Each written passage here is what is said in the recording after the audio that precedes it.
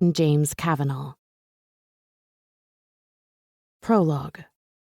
Lyric. I can't stop staring at it, reading the two short words over and over again ad nauseum. They're simple, essentially unimpressive if you think about it. But those two words mean everything. Those two words dive deep into the darkest depths of my soul, the part I've methodically shut off over the years, and awaken the dormant volcano. How can two simple words make this well of emotions erupt so quickly? Come home. I don't recognize the number the text came from. It shows up as unknown, but I don't have to recognize it. I know who it's from. Instinctively, I know. At least my body does, because my heart rate is through the roof. My stomach is clenched tight with violent, poorly concealed, sickly butterflies. My forehead is clammy with a sheen of sweat, and my hands tremble as they clutch my phone. It's early here in California, not even dawn, but I'm awake. I'm always awake, even when I'm not, since my phone has unfortunately become another appendage. It's constantly with me. It's a New York area code. God damn it! I suck in a deep, shuddering breath of air that does absolutely nothing to calm me. Then I respond in the only way I can. Me. Who is this? A message bubble appears instantly, like he was waiting for me. Like there is no way this is a wrong number. Like his fingers couldn't respond fast enough. Unknown. You know who this is. Come home. I don't respond. I can't. I'm frozen. It's been 4 years. 4 fucking years. And this is how he reaches out? This is how he contacts me? I slink back down into my bed, pulling the heavy comforter over my head in a pathetic attempt to protect myself from the onslaught of emotions that consume me. I tuck my phone against my chest, over what's left of my fractured heart. I'm hurting. I'm angry. I'm so screwed up and broken, and yet I'm still breaking. How is that even possible? How can a person continue to break when they're already broken? How can a person I haven't seen in 4 years still affect me like this? I want to throw the traitorous device into the wall and smash it. Toss it out my window as hard as I can and hope it reaches the Pacific at the other end of the beach, where it will be swept away, never to return. But I don't, because curiosity is a nefarious bitch. Because I have to know why the man who was my everything and now my nothing is contacting me after all this time, asking me to come home. Unknown. I'm sitting here in my old room, on my bed, and I can't focus. I can't think about what I need to be thinking about, so I need you to come home. I shake my head as tears line my eyes, stubbornly refusing to fall but obscuring my vision all the same. Nothing he's saying makes sense to me. Nothing. It's completely nonsensical, and yet it's not. I still know him well enough to understand both what he's saying and what he's not. Me. Why? Unknown. Because I need you to. Me. I can't. Too busy with work. That's sort of a lie. I mean, I am headed to New York for the Rainbow Ball in a few days. But he doesn't need to know that. And I do not want to see him. I absolutely, positively do not. Unknown. My dad had a stroke. My eyes cinch shut, and I cover them with one hand. I can't breathe. A gasped sob escapes the back of my throat, burning me with its raw taste. God. Now what the hell am I going to do? I love his father. Jesus Christ. How can I say no to him now? How can I avoid this the way I so desperately need to? Shit. Me. I'm sorry, I didn't know. Is he okay? Unknown. He'll live, but he's not great. He's in the ICU. Worse than he was after the heart attack. I shake my head back and forth. I can't go. I can't go home. I was there 2 months ago to visit my parents and my sister's family. I have to work. So much freaking work that I can barely keep up. I don't want to see him. I won't survive it. I'll see him and I'll feel everything I haven't allowed myself to feel. I'll be sucked back in. Things are different now. They are. My situation has changed completely, but I never had the guts to call him and tell him that. Mostly because I was hurt. Mostly because I felt abandoned and brushed off. Mostly because I was terrified that it wouldn't matter after all this time apart. If I see him now, knowing how much has changed, shit, fuck. I can't. I don't know what to do. I'm drenched in sweat.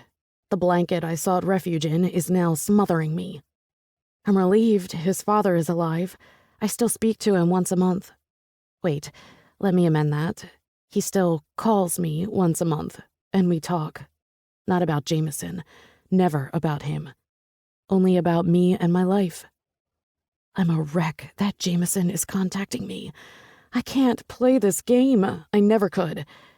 It was all or nothing with him. Unknown. I miss you. I stare at the words, read them over again, then respond too quickly. Liar. Unknown. Never. I miss you so goddamn much. I think I just died.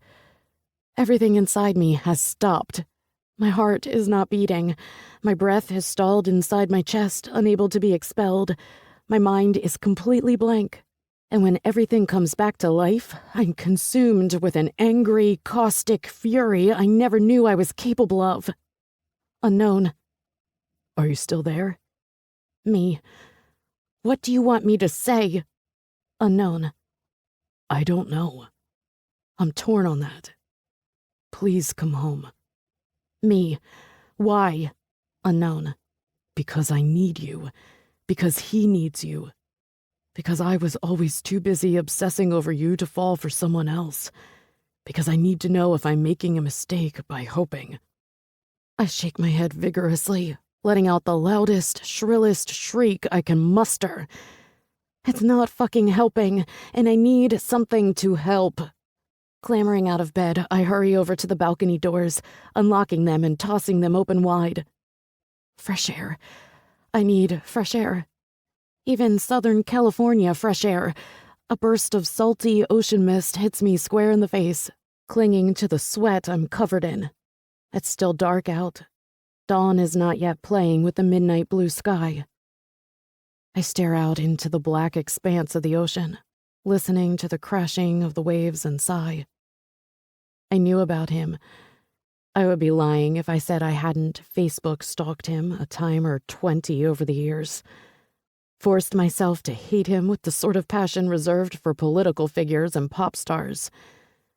But this? Saying he misses me? Me. Seeing me won't change that, but if you're asking, you are. He responds immediately, and I can't help but grin a little at that. You still care about me, Jameson Woods? When I catch the traitorous thought, I shut it down instantly, because if he cared, if his texted words meant anything, then I wouldn't be here, and he wouldn't be there, and this bullshit 4 a.m. text conversation wouldn't be happening. Unknown. I'm not asking. Seeing you might change everything. But more than that, I need you here with me. My father would want to see you. Come home. I hate him, I hate him, I hate him. Me. I can't come home. Stop using your father to manipulate me. Unknown. It's the only play I have. You can come home. I know you can. Are you seeing someone? Before you respond, any answer other than no might kill me right now. I growl, not caring if anyone walking by hears. How can he do this to me? How can he be so goddamn selfish? Doesn't he know what he put me through? That I still haven't found my way back after 4 years? I shouldn't reply. I should just throw my phone away and never look back. Me. No, and you're a bastard. Unknown. Yes, I am. Please. I am officially begging. Really, Lee. I'm not even bullshitting. I am a mess. Please, please, please. Me. ... Unknown. What does that mean? Me. It means I'm thinking. Stop. My eyes lock on nothing, my mind swirling a mile a minute. Lee. He called me Lee. That nickname might actually hurt the most. And now he's asking me to come home. Jameson Woods, the man I thought was my forever, is asking me to come home to see him. And for what? To scratch a long-forgotten itch? To assuage some long-abandoned guilt over what he did? Why would I fall for that? I sigh again because I know why. It's the same reason I never bring men home. It's the same reason I haven't given up this house even though I don't fully live in it anymore, and it's far from convenient. It's the same reason I continued this conversation instead of smashing my phone. Jameson Woods. The indelible ink on my body. The scar on my soul. The fissure in my heart. Unknown. ... I can't help the small laugh that squeaks out as I lean forward and prop my elbows on the edge of the railing. The cool wind whips through my hair, and I hate that I feel this way, that I'm entertaining him the way I am. Me. What does that mean? Unknown. It means I'm getting impatient. Please. I need you to come home. I know I'm a bastard. I know I shouldn't be asking you this, but I am. Unknown. Aren't you at least a little curious? Yes. Me. No. And bastard doesn't cover you. Unknown. Please. It's spinning out of control, and I need to see you. I need to know. Me. You already know. Unknown. About you? Me. Yes, or you wouldn't be texting me at 4 a.m. Unknown. It's 7 here. Does that mean you'll come? Me. ... Unknown. ... Me. Yes. My phone slips from my fingers, clanging to the hard surface of my balcony floor. My phone buzzes again, a little louder now since the sound is reverberating off the ground. I don't pick it up. I don't look down. I don't care if he's thanking me or anything else he comes up with. I don't care. I don't want to know. Because I'm busy getting my head on straight. Locking myself down. I'm worried about his father and I want to see him. Want to make sure he's okay with my own 2 eyes. I'll go home and I'll see him. I'll see him and I'll do the one thing I was never able to do before. I'll say goodbye. My eyes close and I allow myself to slip back. To remember every single moment we had together. To indulge in the sweet torture that, if I let it, will rip me apart piece by piece. Because I know what I'm in for, and I know that once I step foot off that airplane, nothing will ever be right again. Chapter 1. Lyric. 6 years ago. You're new here, the girl on my right says, just as my ass hits the hard plastic of my chair. Her accusation, mixed with the inquisitive expression on her face, makes me wish I had been a bit more discerning in my seating choice.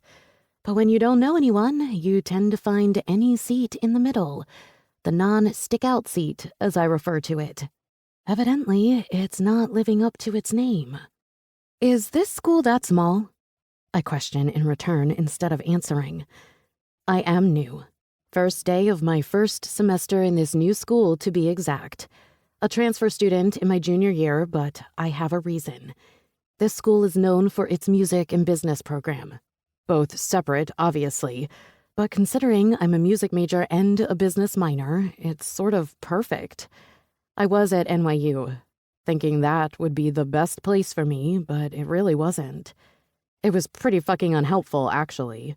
My father warned me about that. I hate it when he's right, but he usually is, so maybe it's time I start listening. My pretty neighbor nods, her rose-tinted lips pinching up into something resembling a scowl, her dark blonde bob moving with her head like they're one unit. She has deep, soulful eyes, porcelain skin, and a hoop through her nose. She pushes up the bridge of her stylishly too big black-framed glasses and smiles. Unfortunately, yes. I'm Cassia, but everyone calls me Cass. Lyric. Oh, she gasps, eyes wide. Pretty name. Unusual. Do you do something with music?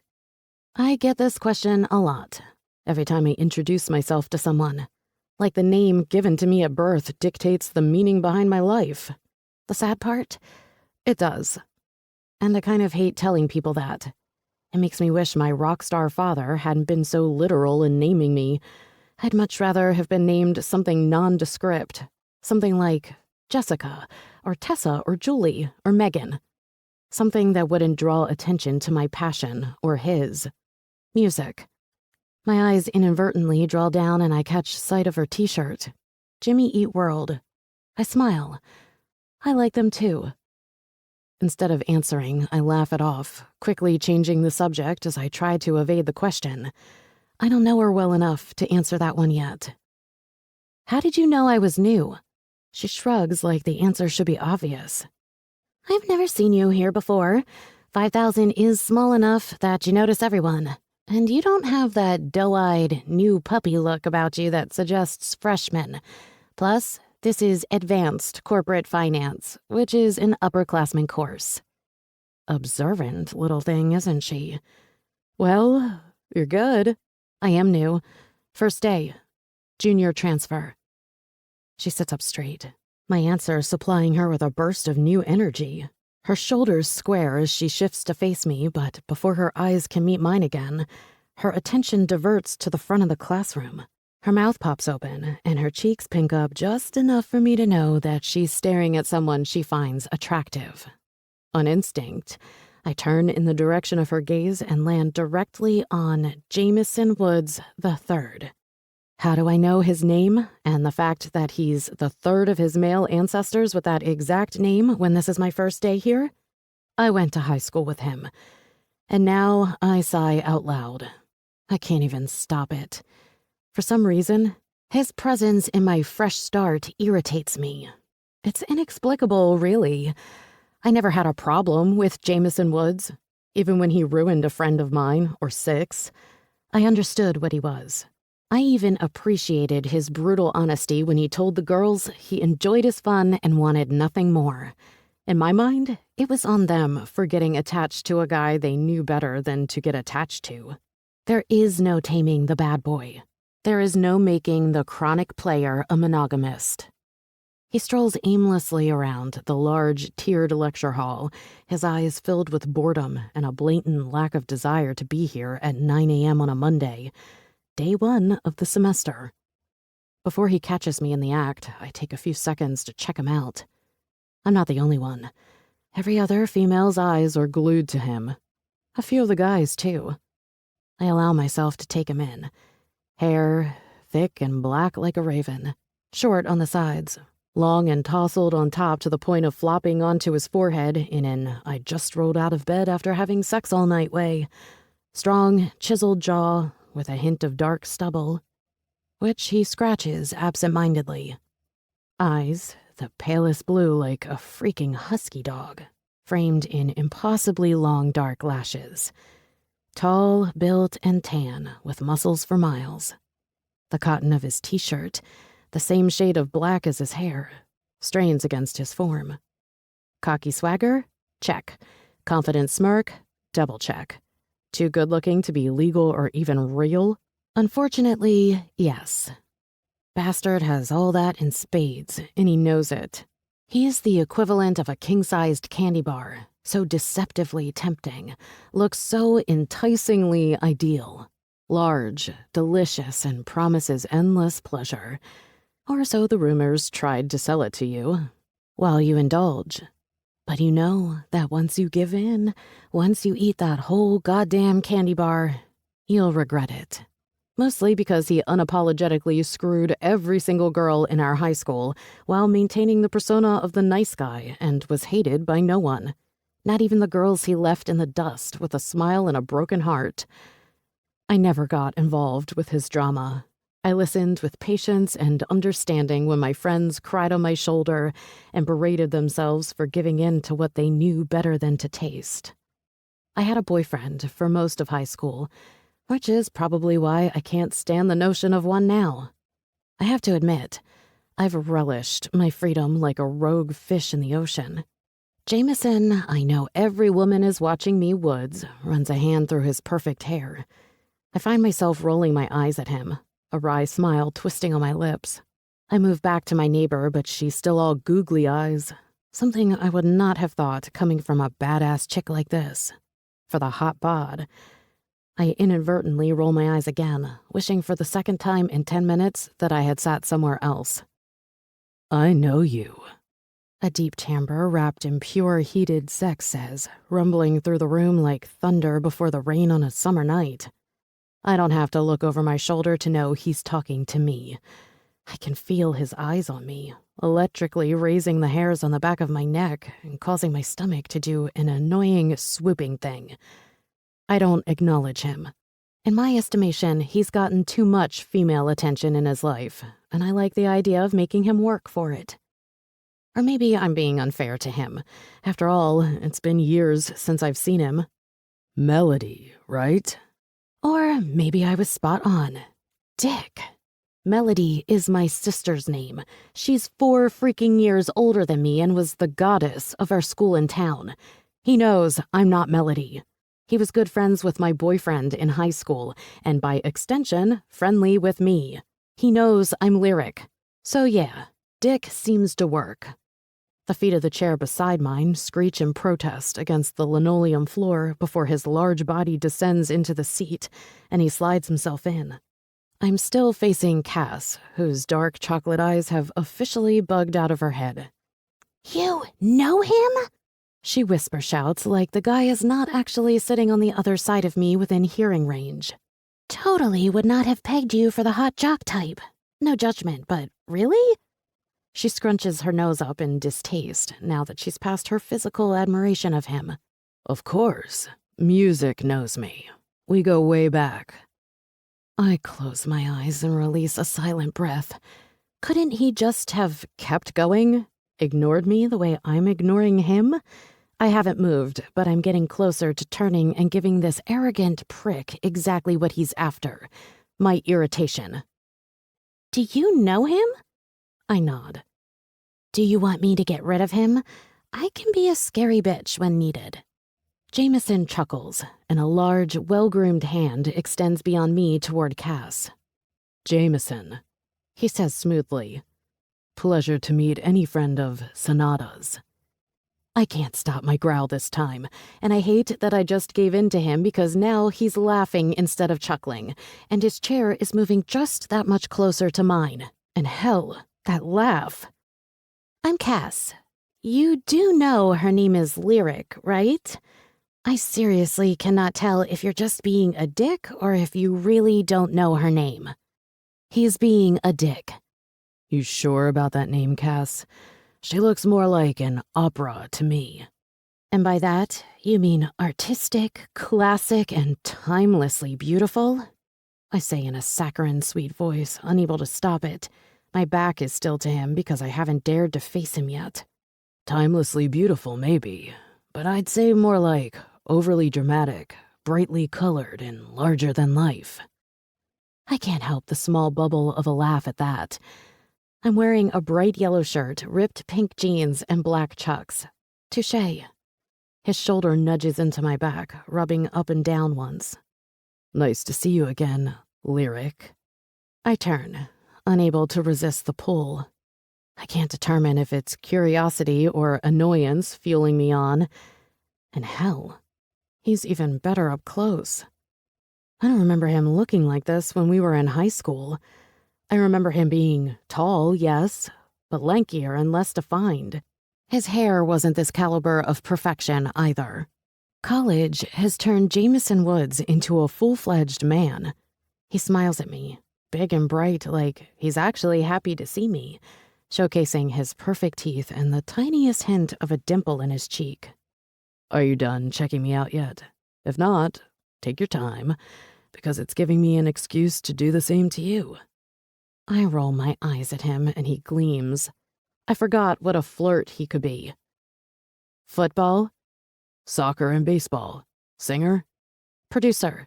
Living on campus or in private housing? Campus in a single. You? Off-campus house with 2 friends. Finance major? Business and finance. Jameson leans in and whispers in my ear, his warm breath brushing across my skin. Charlie mentioned you were transferring here. I turn fully to him, scrunching my eyebrows. I'm still vaguely friendly with my ex, as I am with most people we went to high school with, but not that friendly. I definitely don't recall mentioning I was coming here. He Facebook stalks you, I think. He throws me a wink and then grabs a beat-up notebook from his equally worn black shoulder bag and tosses it on the desktop, followed by a pen that has been chewed on and then some.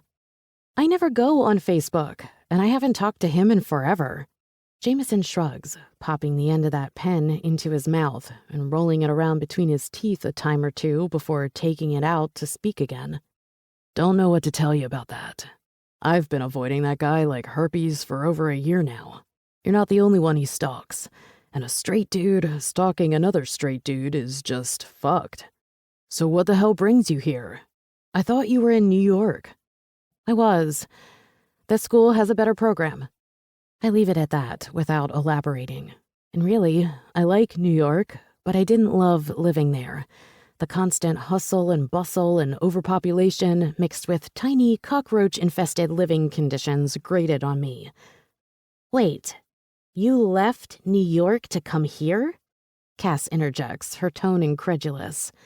I can only offer her a half shrug and a placating grin. I don't have much of an explanation that I'm willing to divulge. My father is a music legend, rock and roll royalty. His band, Burnt Tears, is on the Rolling Stones' top 20 bands of all time list. Every music conservatory I applied to only saw his name. The students and professors at NYU were only interested in him and not me. This school may be small and pretty much in the middle of nowhere, Tennessee, but it has a dedicated music development program that gave 0 fucks about my last name or industry lineage. I knew you were a music person, she continues, satisfied in her previous assumption. I am too, actually, but I'm a pianist. I take it you haven't met Sailor yet, she asks cautiously. I shake my head.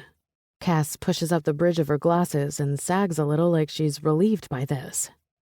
You will, and when you do, you'll know it. That's all I'm saying. Sailor Ramsey? Jameson asks, and Cass nods. Nice girl. I hang out with her sometimes. Of course you do, Cass says, not even bothering to hide her sarcasm. She's bitchy Taylor Swift goes to college. I can't help but laugh at that. As entertaining as this is to watch, you both realize that class started like 2 minutes ago, right? I interrupt, jutting my chin toward the front of the room. Cass and Jameson track my movement toward the professor, who closely resembles a neo-Nazi fascist, complete with sharp features, brown tweed skirt suit that ends mid-calf, and a severe expression. Given the fact that this is an advanced corporate finance course, I give the woman my undivided attention. I punch my password into my laptop and pull up a blank page in my finance folder, ready to take notes.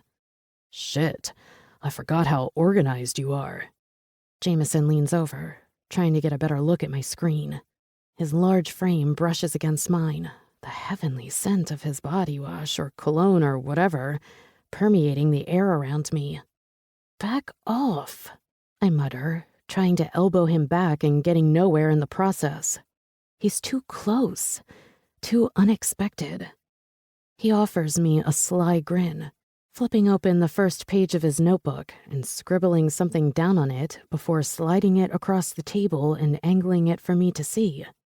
Truth or dare? I read the words and then glance up at him with a raised eyebrow. He returns the gesture, his expression mocking, and I'm helpless to stop my smile. I reach over and point to truth. He nods, like he knew that's where I was going, and then writes, "You're even prettier than you were in high school." I do my best to ignore the flutters and the butterflies and hold in my smile this time. He taps on his first question, truth or dare, again with his chewed pen. I shake my head, knowing how fast this little game can go downhill. He does it again, nudging his elbow into my side. I follow the professor, who is going on about the syllabus and expectations for the semester, using my pen to point to dare. "Study with me." He speaks aloud instead of writing it. That's not what I was expecting after his pretty comment. I'm unable to decipher if study is a euphemism for something else.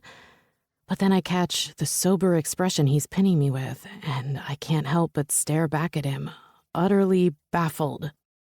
He licks his lips nervously and then leans into me, pressing his chest against my arm and shoulder, and whispers directly into my ear, his breath warm against my sensitive skin. "I need an A in this class, Lee, and I won't be able to do it on my own. You're smart and organized. Will you study with me?" "Lee?" He pulls back, watching me intently. "I'm not fucking you," I warn. He smirks, tilting his head to the side, his black hair falling across his forehead, his wolf-like eyes bouncing around my face feature by feature. "I'm not asking you to. Promise." "Just studying?" "Just studying." "Okay." I relent with an exaggerated sigh, but I have a feeling I'm going to regret this. His eyes continue that inventory of me, and then that smirk turns into an impish grin, his eyes twinkling with mischief. "And I have a feeling I'm going to break my promise." Chapter 2. Jameson. "Dude, are you gonna answer your phone?" Kane asks, standing on the threshold of my bedroom door. I'm lying on my bed with my arms tucked under my head, staring straight up at my ceiling. My stepmother has been calling me all afternoon about Thanksgiving, and I have no desire to join her and my father when they go to her family in Canada. Her family hates me, views me as the bastard stepson, which I guess I sort of am. I already told her last week that I wasn't going, so I have no idea why she continues to blow up my phone. It's my stepmother, so no, I have zero desire to listen to her bullshit, half-hearted guilt trip about going to fucking Canada. Why the hell is she nagging you about that now? It's only September. I shrug with one shoulder since my other arm is behind my head. Damn, I'm sore. Because she wants to buy plane tickets, and evidently me telling her I'm not going is not a good enough answer for her. I thought you told her you were coming home with me. I lower my chin and meet Kane's brown eyes. I did. Why do you think I'm not picking up? I'm tired. I'm sore as balls from practice, and the last thing I want to do right now is talk to the woman my father felt the need to marry. Right. So, should I tell the hottie downstairs that you're in a bitter, crappy mood and that she should come back another time? I furrow my eyebrows, propping myself up onto my elbows so I can see him better. What hottie? I'm not expecting anyone. Kane grins impishly, his eyebrows bouncing up and down suggestively. In that case, I'll run back downstairs and entertain the little honey myself. Stop being a twat and tell me who's here. Go see for yourself, asshole. She said you were supposed to meet her in the library and no-showed. But this girl... Shit, I mutter, flying out of bed and cutting Kane off as I push past him. I cannot believe I forgot about studying with Lyric. She's gonna kick my ass for this. Lee? I call out in a desperate rush of air before I hit the stairs, running down them as fast as my aching leg muscles will take me. I'm sorry, I say as I hit the floor and zip around the corner. Lyric is standing in my living room, wearing light blue jeans, a bright pink blouse, and a pissed-off scowl. Her long, blonde braid hangs over her shoulder, and her fiery hazel eyes narrowed with a look that says, "Don't bullshit a bullshitter." She's way too pretty when she's angry. If I didn't need her help so much, I might push this a bit further just to see where it could go. "You're a dick," she says, pointing a stern finger at me. I nod. I am a dick. But today I was an unintentional dick, so that has to count for something, right? I waited in the freaking library for over an hour, and since you're not dead or have some crazy disease that renders you incapable of moving or answering a call, I'm done with you. I'm sorry. Don't say you're sorry. She snaps, interrupting me. I seriously do not want to hear it. It was not my idea to study with you. It was yours, and then you don't show up? She shakes her head, folding her arms across her chest and pushing up her tits enough to make my eyes drop down to look, before coercing them back up to her face under threat of losing her completely. I don't even know why I agreed to this with you. There is nothing in it for me. You didn't even pick up your phone when I called. Shit. It was Lyric calling and not my stepmother. I walk across the room and grasp her shoulders, her neck craning to meet my eyes. She tries to step back, to force me to release her, but I can't do that. She'll bolt on me. I know she will. I've known this girl since I was 6 and we started kindergarten together.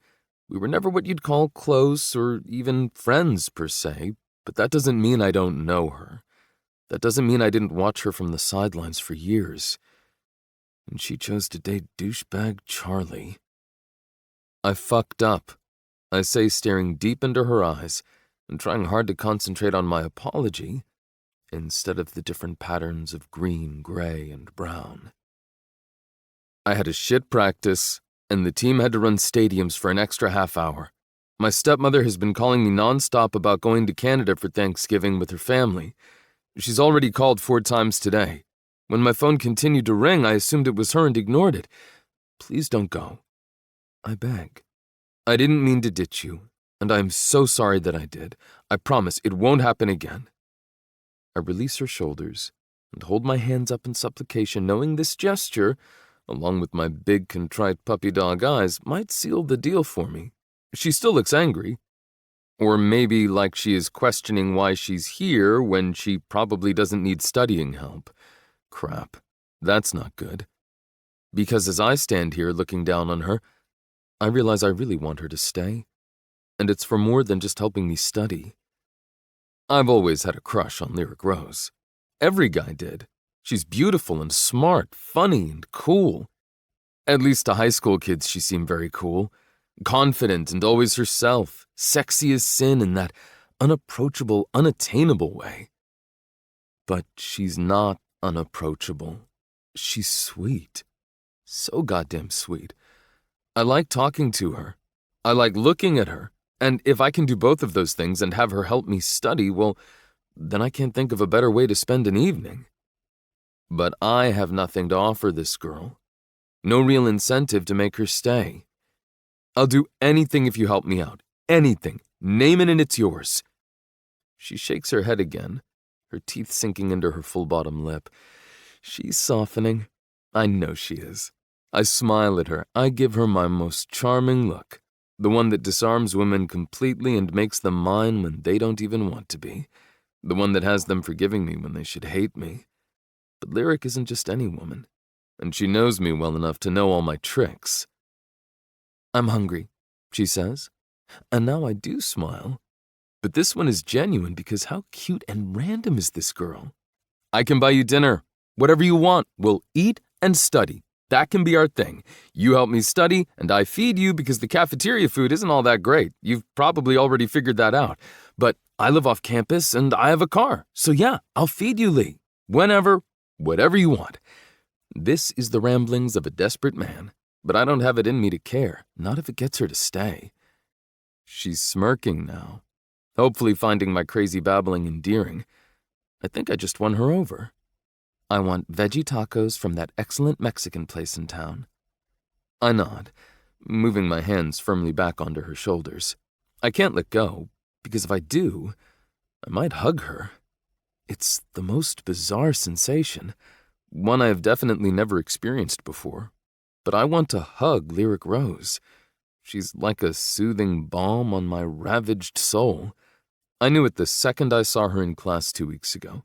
Hell, the first minute I saw her in kindergarten with blonde braided pigtails and a brightly colored dress. There's just something about her. Maybe it's the familiarity of home without the stress and agitation that typically comes when I think about that place. Maybe it's her unassuming beauty and quick tongue. Maybe it's the fact that she's a giant softie even when she's trying to be tough. I don't know. But whatever it is about her, I like having her around me. I can get you veggie tacos. Will it bother you if I eat ones with meat? I vaguely recall her being a vegetarian. She smiles, those teeth still embedded in that supple, full bottom lip that I have a tremendous urge to nip on just to see if it tastes as good as it looks. No, I don't care if you eat meat as long as I don't have to. We'll never have a happily ever after with you being a vegetarian. She laughs and pushes me away. I release her because I'm about 98% sure she's not going to run out the door, and because if I don't let her go and step back, I might do something really foolish, like kiss her. I think I'll survive. Order my food and I'll set up what we need to study before the exam on Monday. You got it, babe. No sour cream and guacamole on the side. And please ask them to cook the onions. Oh, and I don't like that pico sauce thing they put on them, so please have them omit it. Done. My phone is upstairs, but we can study in the dining room, unless you want to do it in my bedroom. Definitely not. She scrunches her nose like the idea of going upstairs with me is gross. I hold my hand up to my chest like she just shot me. You're not wounded. Your ego is far too big for little old me to hurt it. If only she knew. Hey, Jameson? She calls out the moment my foot hits the first step. I lean over the half wall that separates the stairs from the living room. Yeah? Thanks for not commenting on my weird food order. She's serious. And she must be reading the confusion on my face because she continues with, sometimes I can be a bit particular with things. I know. I tell her because I do. Like I said, I know her. She's a perfectionist. She always has to be in control of a situation. She has OCD tendencies that I'd be willing to bet run deeper than she'd like people to know. At least, that's how she was in high school. In the 2 weeks I've had class with her, she hasn't shown me anything different. Doesn't bother me, Lee. I like that about you. I wink at her and run up the stairs, not even giving her a chance to comment or look embarrassed or whatever it is girls do in that situation. I grab my phone off my desk as well as my notebook and pen. Popping my pen into my mouth, I roll it around, grinding my teeth into the worn plastic as I scroll through my missed calls. There is 2 more from Diane, my stepmother, and 3 from Lyric. I feel terrible about that, and I'm surprised she caved on studying with me so quickly. I dial up the Mexican restaurant because I know their number by freaking heart and order our food. Veggie tacos for her and chicken for me. Then I head back down to her. She's already set up at my dining room table the way I expected her to be. Laptop open and ready, notebook set up with pen across the paper at a 45-degree angle. But what I didn't expect was Travers to be standing over her, smiling like the damn Cheshire Cat as his eyes feast on her like she's the dessert after the meal he's been waiting for. Called in the food. I say louder than I need to. Travers doesn't budge away from her, even though I'm positive he just understood my back the fuck off tone. Should be here in less than an hour. Lyric twists around his large body to find me, but she doesn't comment. Do you want a beer or anything to drink? Water. We're studying. I should have known. Are you going to scold me if I have a beer? She shrugs as I approach her other side. It's your house, but if you wait, I'll have a beer with dinner. Deal. Is this your super secret girlfriend none of us know about? Travers asks, his eyes still on Lyric. Study partner, The two of us say in unison. Lyric, this is my roommate, Travers. Trav, this is my childhood friend and study partner, Lyric. She's going to help me get an A in our corporate finance class. You've got your work cut out for you, sweetheart. Dick, I mutter, and he laughs, reaching out and slapping my shoulder like he's swatting away a bug. Childhood friend, huh? Travers asks with more interest than I would like, and Lyric shrugs. I really don't have anything to add to that one. Okay, then. We'll leave it with a vague, uncomfortable silence. I got a jet to meet up with Sam and Tony, but it was a pleasure to meet you, Lyric. I hope I get to see you again real soon.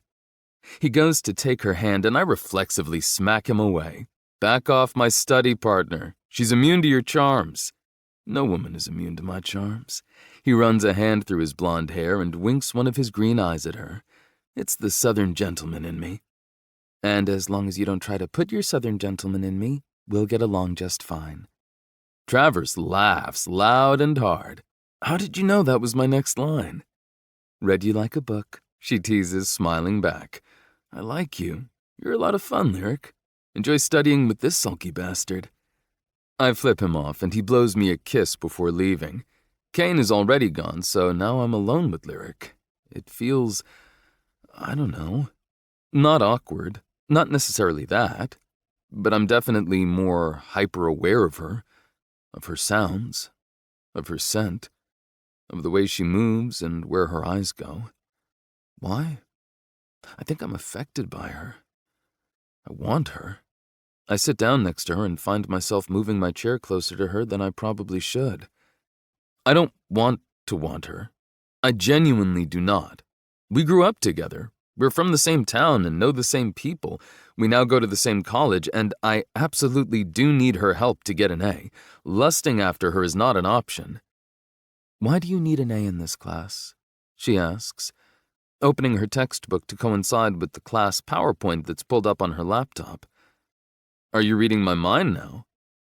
She looks up at me, her hazel eyes swimming in confusion. I was just thinking about how I need an A in this class.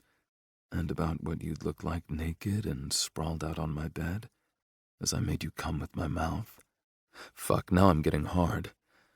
I cannot lust after her. She leans back in her seat. The spine of the chair is tall and stiff without a lot of give to it, so she doesn't have far to go. She's waiting me out, I realize, and typically, I don't talk about my family. I don't talk about my situation with them, but maybe her family life is far crazier than mine. Her father is a rock star, after all. That has to come with its own set of challenges. It certainly got her a lot of attention growing up. So, if anyone can understand me, understand the demands placed on me, it's her. My father requires an A in all of my business and finance classes if I want to work for his company. She stares me down for a long moment, a lifetime of questions scrolling across her face, then asks, "And that's what you want? To work for him?" Not him, necessarily, but his company, yes. I want his company to one day be mine, and the only way that's happening is if I earn it. She smiles softly, liking that answer. Then I think we should get started. There's a lot of material to go over. Can I ask you a question before we get into this? I pop my pen in my mouth, chew on it a couple of times to break the buildup of tension inside of me. Sure. Go for it. Why are you in college? She lets out a small, bemused laugh. Where else should I be? Making music. She frowns, and I wonder if her dismay is directed at me or the fact that she's not making music professionally yet. You could be in Hollywood making albums. Do you like trading on your father's name? I shake my head. I don't mind having to work my way to the top. It means I earned it, that nepotism didn't play a hand in my success. She points at me with an aha expression like I just got her. I don't like trading on my father's name either. That's all anyone cared about in New York. When is the great Gabriel Rose coming to visit the school? She puts air quotes around the words, a sarcastic inflection in her tone. Would he perform there? Would he come and help teach the students? On and fucking on. It was infuriating. And yeah, I do intern for Robert Snow at Spin Records over the summers. Obviously, he knows my father as they have a long history of working together.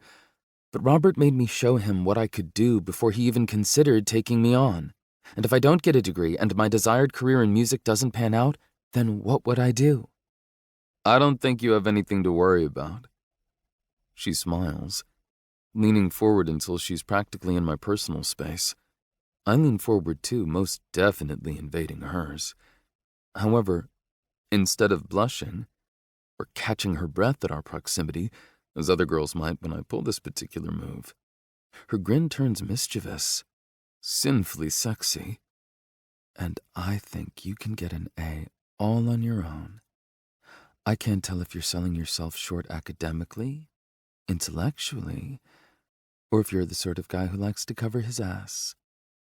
Before I can stop myself, I draw in closer, our faces, noses, and mouths only inches apart. Her eyes widen, but just barely. She's trying so hard not to pull away, to throw the game she started back at me. But I'll never lose this. Not with any woman I find as fuckable as I find her. Our eyes lock for a moment, the corner of my lips perking up as I skirt along the flesh of her cheek until I reach her ear. I blow out a warm breath, her body trembling with the smallest of perceptible shudders. I inhale, savoring the uniqueness of her fragrance. It's not perfume. It's not even body wash or shampoo. It's all lyric. And it's amazing. You'll just have to wait and see. Chapter 3. Lyric.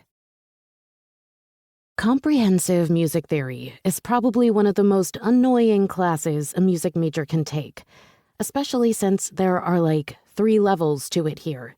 And yet, it's imperative for any artist, mainly because they all have a different style, a different strength and skill set. Learning the foundation of something that can be so instinctive is a good thing. I'm not an artist. Not traditionally, anyway. I don't sing. I mean, I can sing, and I'm not bad at it, but it's not where I excel. I can play several different instruments, but none of them at the professional level. I make music. I write music. I compile, blend, and alter it until I've created music the way it's meant to sound. So, this course is sort of ridiculous for me. I don't need to learn about the elements of the score, clefs, intervals, naming octaves, downbeats, upbeats. The list goes on and on. I don't need that. I know it. It's in my soul. It's been my life's education. And I believe excessive classical training isn't always the best if you do have that innate ability. It can confuse you, make you second-guess things about your talent that you probably shouldn't second-guess. But even so, I take notes and follow along, doing my best to work on the keyboard or whatever instrument our professor has us working with that class. Some students sing. I try to avoid that, mostly because I have a pretty good indication that everyone in this class knows who my father is. I get looks and watch as people quietly whisper in that obvious, I'm talking about you and not doing the best job at hiding it way. I keep to myself here. Cass is in this class with me, and she makes it much easier to tolerate. This class and our advanced corporate finance class are the only 2 we have together, but I'll take it. What are you doing after this? Cass asks as we pack up our stuff. She's eyeing my finance book like it's the incarnation of evil. I don't disagree with her on that sentiment. I hate finance, and I'm glad Jameson makes me study it. I'm supposed to meet up with Jameson in the library to study. Do you want to join? She shakes her head like I just asked her if she wants to drive to Nashville and perform nude at a honky-tonk with drunk, sweaty men surrounding her. No freaking way. What's with the 2 of you always studying together anyway? It's been like 6 weeks now. It's weird, and maybe a bit disconcerting, since I didn't know guys like Jameson utilized places like the library. Or studied, for that matter. I always assumed they got by on their good looks, especially with the female members of the faculty. I throw her a look as I lift my heavy bag onto my shoulder and adjust it until it's as comfortable as it can be. He needs an A. Right. That still doesn't explain why you two study together like 4 days a week. I have no answer for that, especially since we don't always study when we're together. Sometimes we get caught up with other things, but I'm not about to admit that to her right now. He likes you. I snort, rolling my eyes. No, he doesn't. We're friends. We grew up in the same town and we hang out. That's it. His house is nice and off campus, and I like his roommates. They're funny in an annoying, misogynistic, overly flirtatious, big brother sort of way. That doesn't even make sense, and it sounds a bit incestuous. And I don't know about lyric. A male voice interrupts her from behind me, and I see Cass's eyes widen and her lips break out into a smile as I turn around. Matt, one of the kids from our class, is standing at the end of the aisle next to Sailor, the girl Cass warned me about. And after meeting her a time or two in this class, and another one I unfortunately have with her, I understand the warning. Hey, I say with a warm smile for both of them.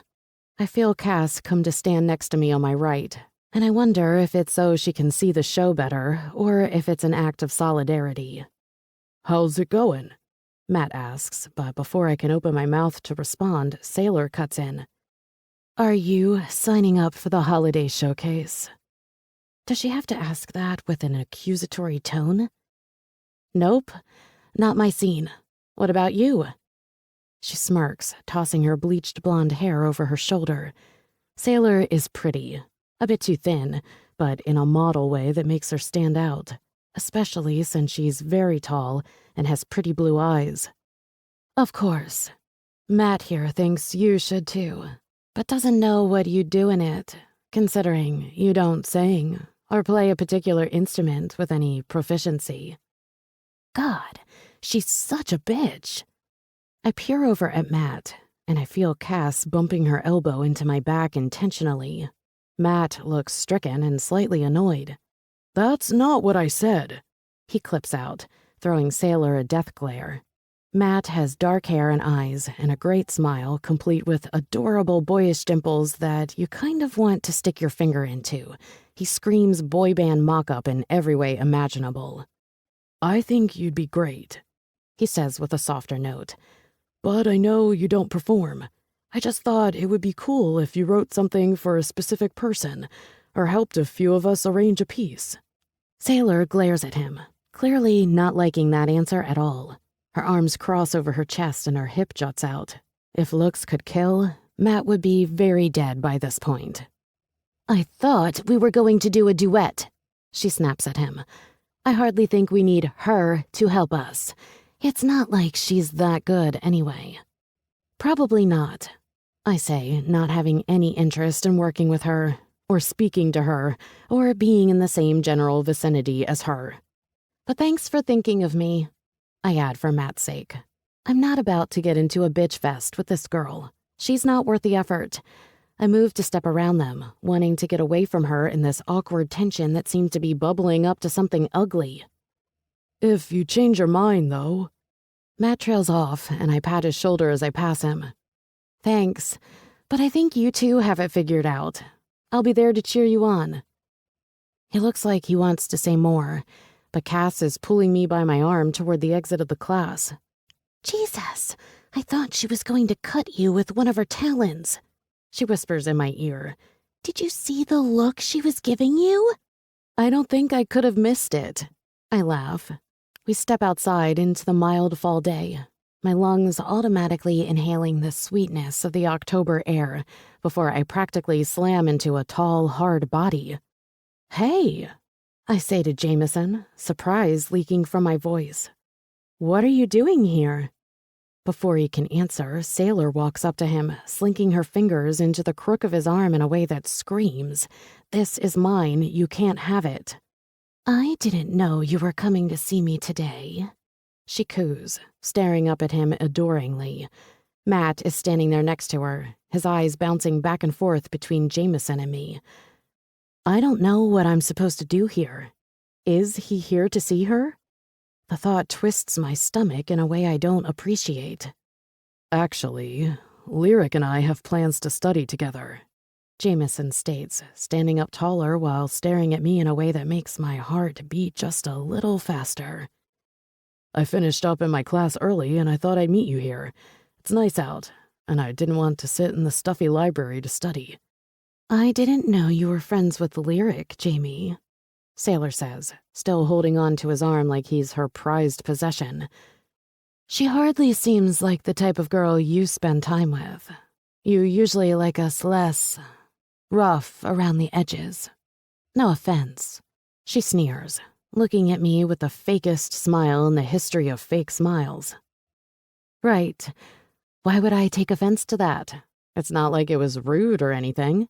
Cass snorts and tries, poorly I might add, to cover it up as a cough. I pat her back, which only makes her choke harder. You see, Sailor, that's where you're wrong. Lyric and I have been close for years. Jameson winks at me, and I can't help but laugh, if for no other reason than the scowl pinching up Sailor's face. Really? Matt questions, his gaze still shifting between Jameson and myself. How's that? We grew up together. Jameson and I say in unison. How annoying is that? I scrunch up my nose and roll my eyes, but Jameson is smiling widely at me. Yep, Lee here is my favorite dirty little secret. Don't you wish? Sailor's nose wrinkles like she's smelling garbage, and Matt appears a little confused. Cass slaps Jameson's arm and my back, trying to cut the tension. Well, this is fun and everything, in a totally non-awkward-ass way, but I need to get going. There's a cup of coffee out there calling my name. I'll catch you later, Lyric. I cock an eyebrow at her, and she throws me a small bow and a shit-eating grin. I'll call you. Oh, you better. Her eyes flicker to each of us, then walks off, throwing a small finger wave over her shoulder. Since you're boringly busy with studying now, maybe we can get together later and actually have some fun, Sailor asks Jameson, who's checking something on his phone. He tucks it into his pocket at her words. It's been a while since we've spent alone time together. She purrs suggestively, her eyes on me as she does. Lame. That's so freaking lame. Grow up, I want to shout at her. Why does this feel like high school? I mean, she's practically feeling Jameson up to prove, what? That she fucks him? Please. Like I didn't already know that. Her hands are running up and down his arms, squeezing his huge man muscles and petting his chest like he's made out of cashmere. Her big eyes lock on his face, and really, Jameson just looks uncomfortable at this point. I'm not sure I have the time right now, Sailor. I have a lot going on with soccer practice and studying. Did you really grow up together? Matt asks me, mercifully diverting my attention away from the two lovebirds while they continue their back and forth. Yep, same town. I've known him since kindergarten. That's cool, I guess. He shifts his weight, looking over at Jameson, who is still engrossed with his hag, and then back to me, indecision on his face. I meant what I said about working with you. I know we could write something amazing together. Maybe we could work on my sound and see what we come up with? Sure, I shrug. You really have a good voice with tremendous range. I think there's a lot you could do. Awesome, he beams. Can I grab your number? We could meet up and talk about it over coffee or something. You ready, Lee? Jameson interjects, his tone sharp, his eyes hard with something unspoken behind them. My head whips in his direction. Sure. Just give me a sec. Lee? It's a nickname, I supply, adjusting my heavy bag and wrapping my arms around my chest. It's a term of endearment. Something just between us, if you know what I mean. Jameson winks at Matt before his playful expression deviates and he stares him down.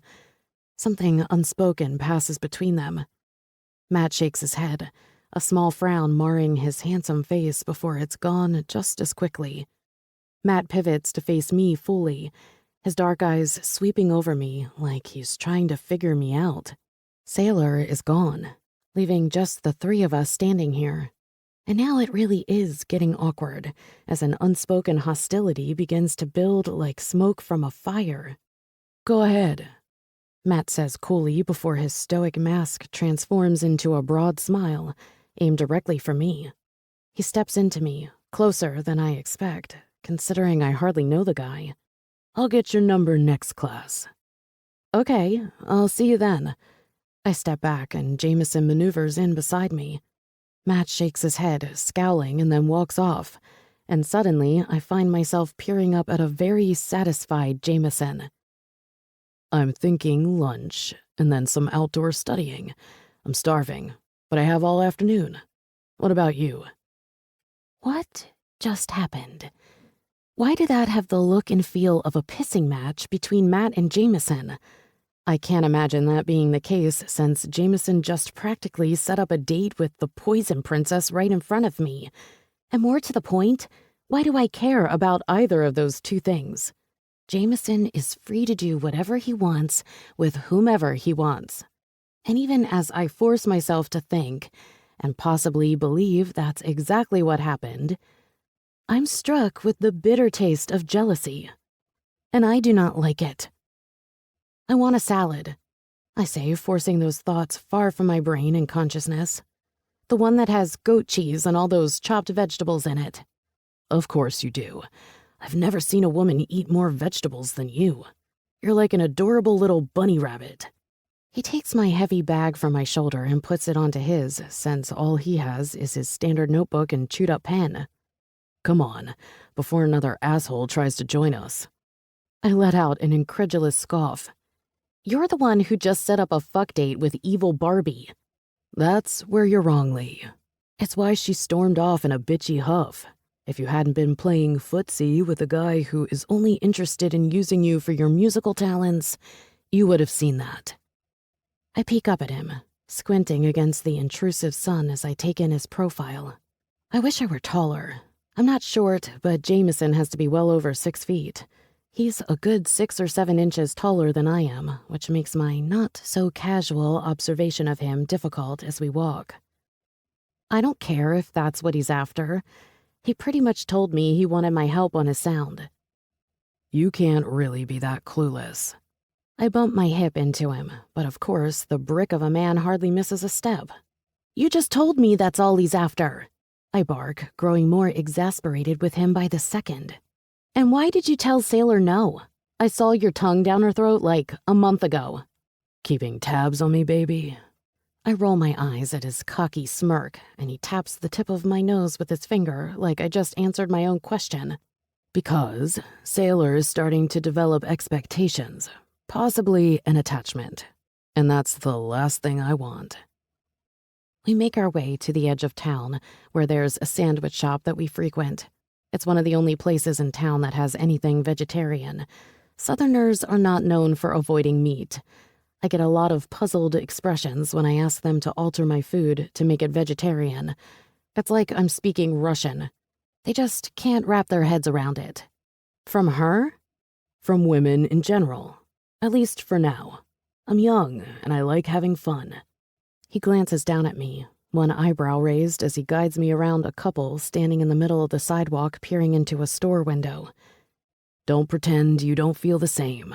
I heard you telling Kane something similar. He opens the restaurant door for me, holding it so that I have to duck under his arm to enter.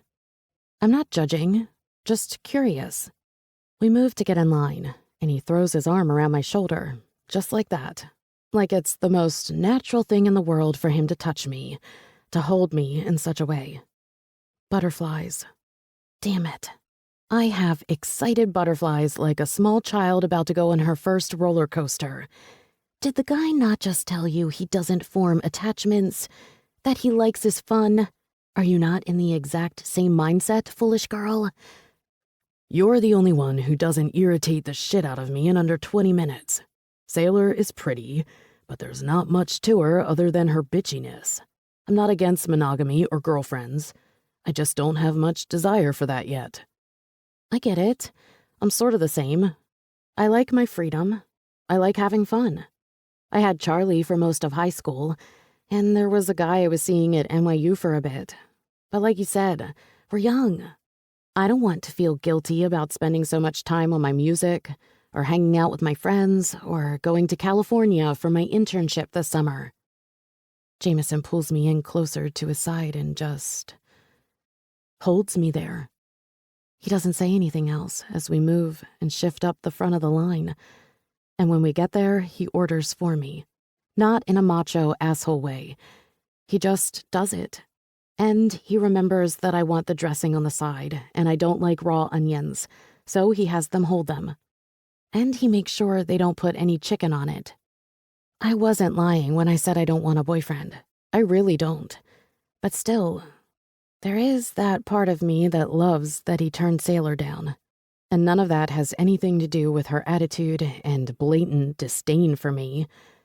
Then there's that whole scene with Matt. The more I think on it, the more I know Jameson was trying to get him to fuck off.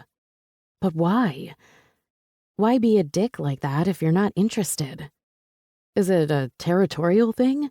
An alpha, I don't want her, but I don't want anyone else to have her either thing? I don't know.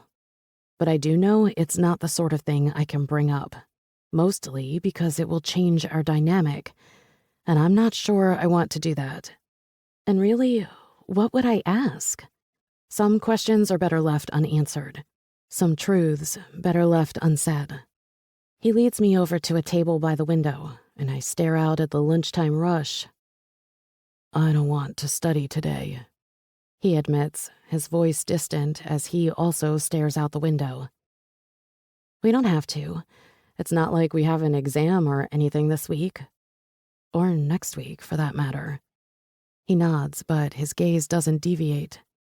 What do you want to do instead? I smile, and with that smile, I realize this could turn bad for me, because I'm smiling that he still wants to hang out even though we're not studying. I'm smiling because I don't annoy him the way other girls do in under 20 minutes. I don't even seem to annoy him after hours together, because he keeps coming back for more and always gets that frowny face when we say goodbye.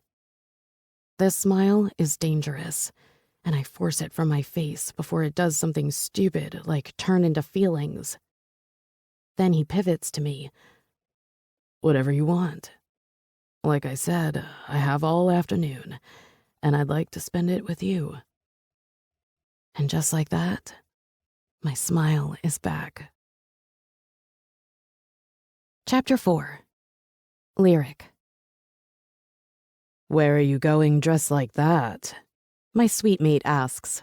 Her obvious disdain for me and my outfit should be off-putting, but it's not. I feel bad for her. She's the type of girl who eats her feelings in the form of her hair and fingernails. She wears all black, sort of depressing if you ask me, has dyed black hair, thick black makeup, and too many piercings for me to count. Honestly, I dig the goth look. I think it's pretty rad. And if I had the ability to pull it off, I might do it a bit more. But this girl is a downer. I mean, there's a reason she's a junior and voluntarily living in campus housing. She's sort of a nasty, bitter bitch. But I think that's all a big cover-up. I think she might just be a sad girl. I'm going out to a bar and then a party with my friend Cass.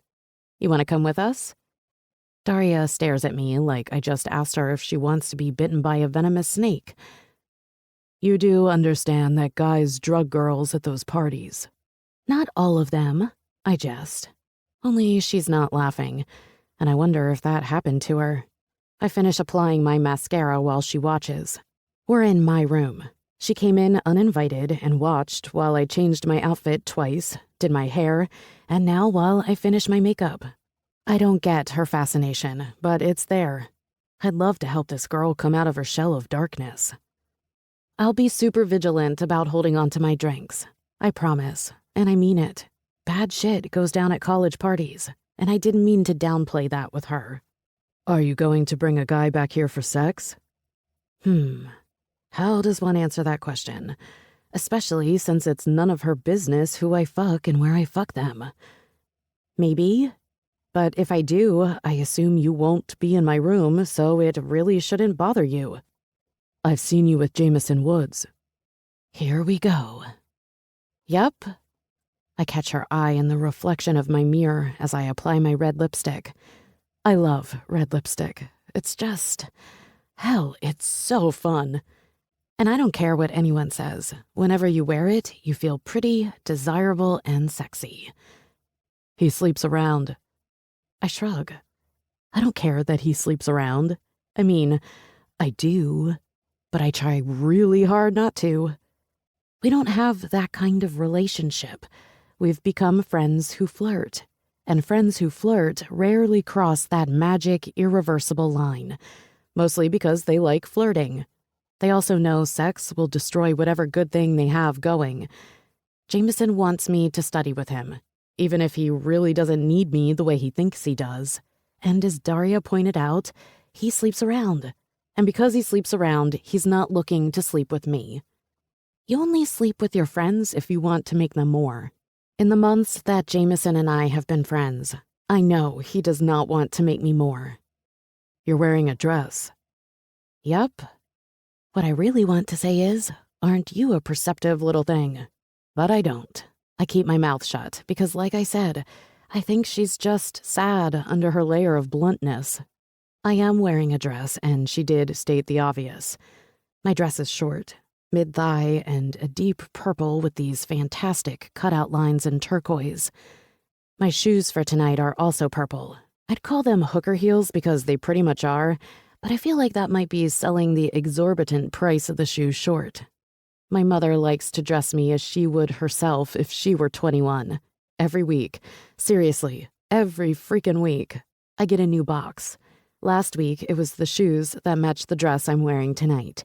The week before, it was a psychotically expensive purse that I'll more than likely never use and will either donate to a charity to auction or give to my sister. When you bend over, I can see your ass. Good to know. I'll try not to bend over too much then. Daria blows out a frustrated puff of air. She's sitting on my bed, and I sort of wish she wasn't.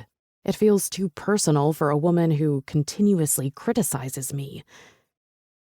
I think you're making a mistake in going. Closing up the tube of lipstick, I tuck it away into my purse and smack my lips together. Why's that? I ask, spinning on my still bare feet to face her. Her eyes are down, staring at my orange comforter. Did something happen to you at a party? I ask gently. No, she says quickly and then goes quiet. I walk over to her, keeping my distance, but letting her know that she can talk to me. You're the one person here who doesn't call me a freak, and I'd like to spend more time with you. Well, shit. I don't think you're a freak at all. Why do people call you that? She shakes her head, her eyes still down. Because of the way I dress and because I'm bisexual. Well, they can eat a dick when it comes to how you dress and who you like. She doesn't say anything or even really react, and I wonder if it's because she said she wants to spend more time with me. Maybe she's waiting on my direct answer to that? I'm cool with hanging out with you, Daria, but you know, I'm not gay, right? She nods. As long as she knows. Do you want to go out for brunch with me tomorrow? When I'm super hungover and need greasy food? Will you bring Cassia? Now I'm starting to get it. You like her? A very reluctant nod. Can I ask her if she's into that? A more reluctant nod. If you change your mind about coming tonight, call or text me. I don't give a fuck what you wear or how you wear it. She smiles, and it's the first time in the history of the world that's happened between us. Not tonight. Maybe another night. Okay. I'll ask Cass if she's into girls. I think she might be, but don't quote me on that yet. Thanks.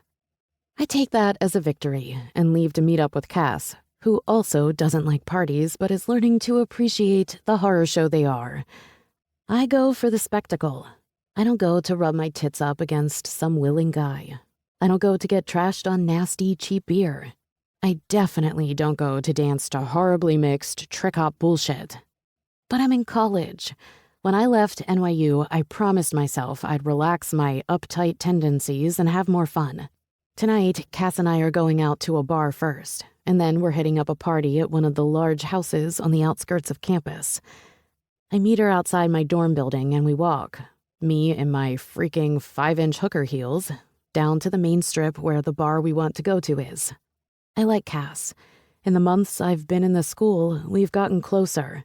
She's a pianist, a talented one, but I'm trying to get her to branch out to bass guitar. She has phenomenal rhythm and a knack for hearing what other musicians are putting out and following along. She'd be killer on the bass. And I happen to know an up-and-coming band that's looking for someone, but I don't know how interested she is in that. But that's what I do. It's what I freaking love. What I get high off of. Music. Making music, to be exact.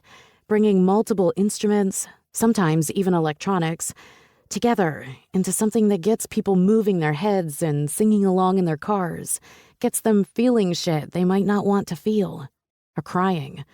God, if I can get someone to cry, I'm the happiest person ever. Before you think I'm a cruel bitch, it only makes me happy because you only cry when you're truly feeling. I can mix together anything and make it sound so goddamn good you didn't even know your soul needed it until I'm literally feeding it to you and you're begging for more. I'm in a good mood. I spoke to Melody tonight, and she's moving in with her boyfriend. She's in love. My father is signed up for a very limited world tour with his band, and now that we're all out of the nest, my mom is talking about going with him for once. I may have grown up with rock and roll glory, but my father, and especially my mother, made sure my sister and I had the most normal upbringing that any wealthy girls could. They put us first, even to the point that my father put his music career on hold. Imagine that. Seriously, try. You're on top of the world, one of the biggest bands since the Beatles, the Rolling Stones, or Journey, and you meet this woman who tells you that she's really not into the scene. Would you give it up? Well, my father did, without blinking an eye. He gave up the touring. He gave up the crazy production schedules and long absences from home. Groupies? Never looked at another woman again after meeting my mother. And once Melody was born, that was it. He became a daddy. My tattooed, long-haired rock star father held our hands as he took us to school and threw us princess birthday parties. Melody isn't into music. She's into dance and her boyfriend. But I think my father likes that I'm into music as much as I am, even if he's proud of us no matter what we do. The bar is loud and overcrowded with college kids, and there's some ridiculous karaoke thing going on in the back. Beer? Cass shouts to me as we make our way into the fray. No, I scream back. Shots. She shakes her head as I nod mine.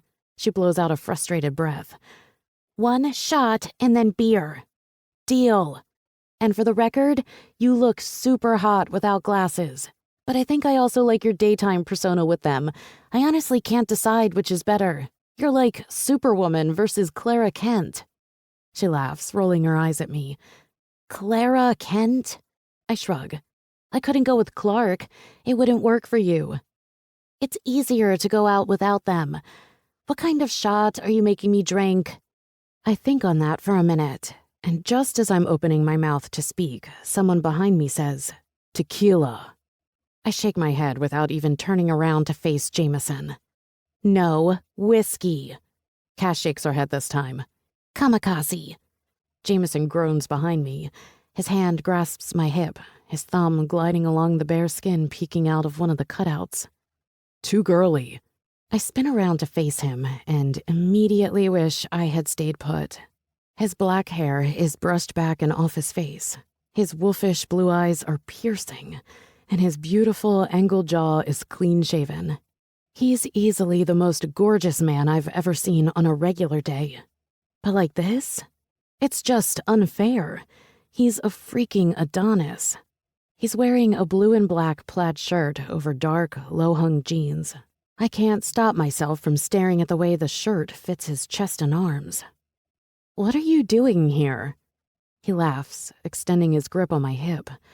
I thought for sure that once I spun around, his hand would drop. No such luck.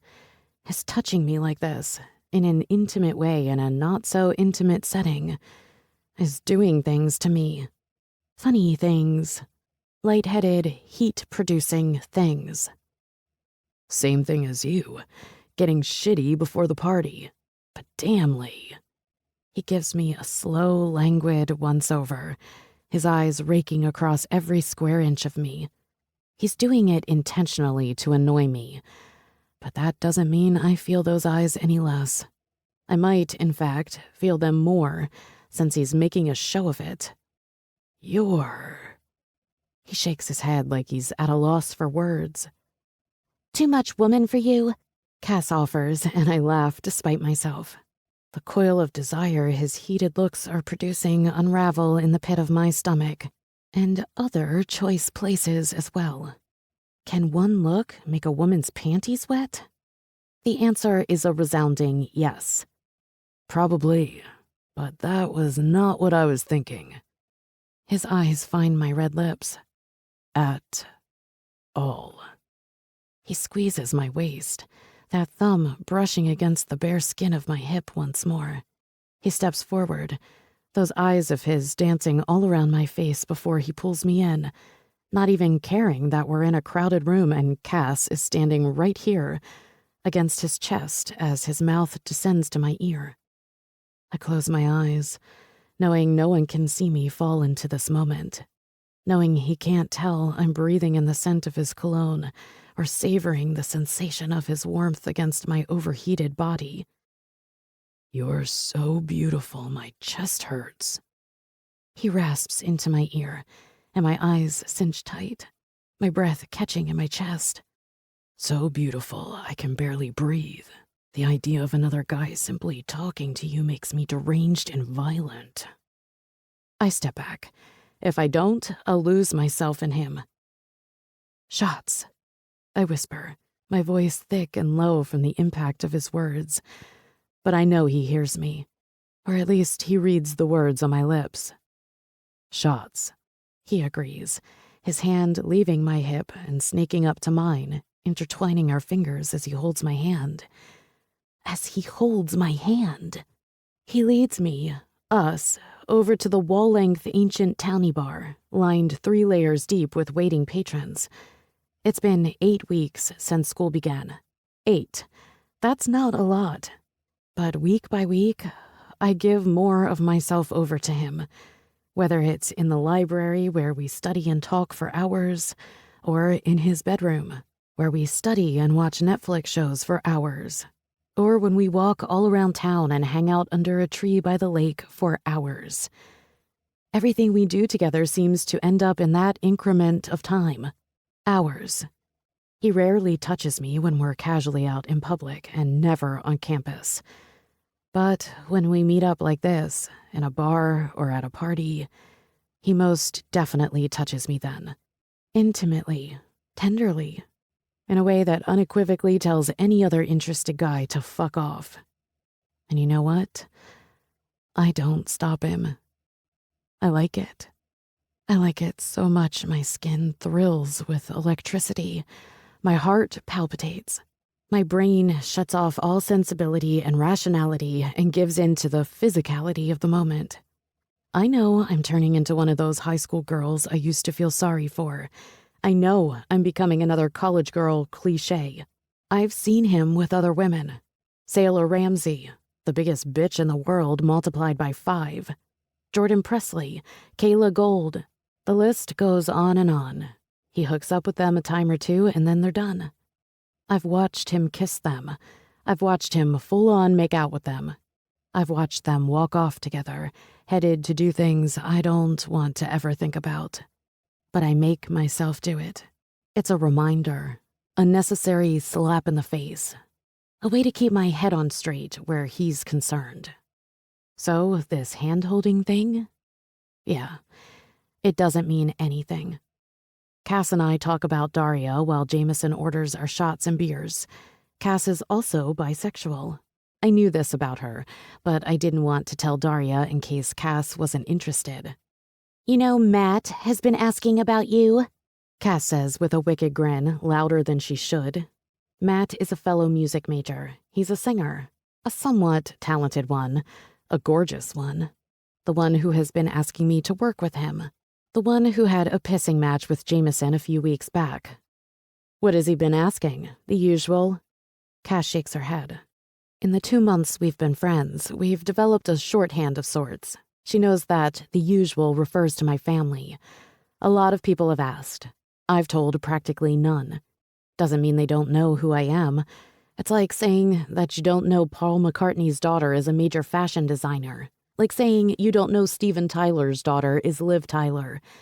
My sister and I try to keep a low profile, but in a school this small, with a bunch of music majors, the secret is bound to get out.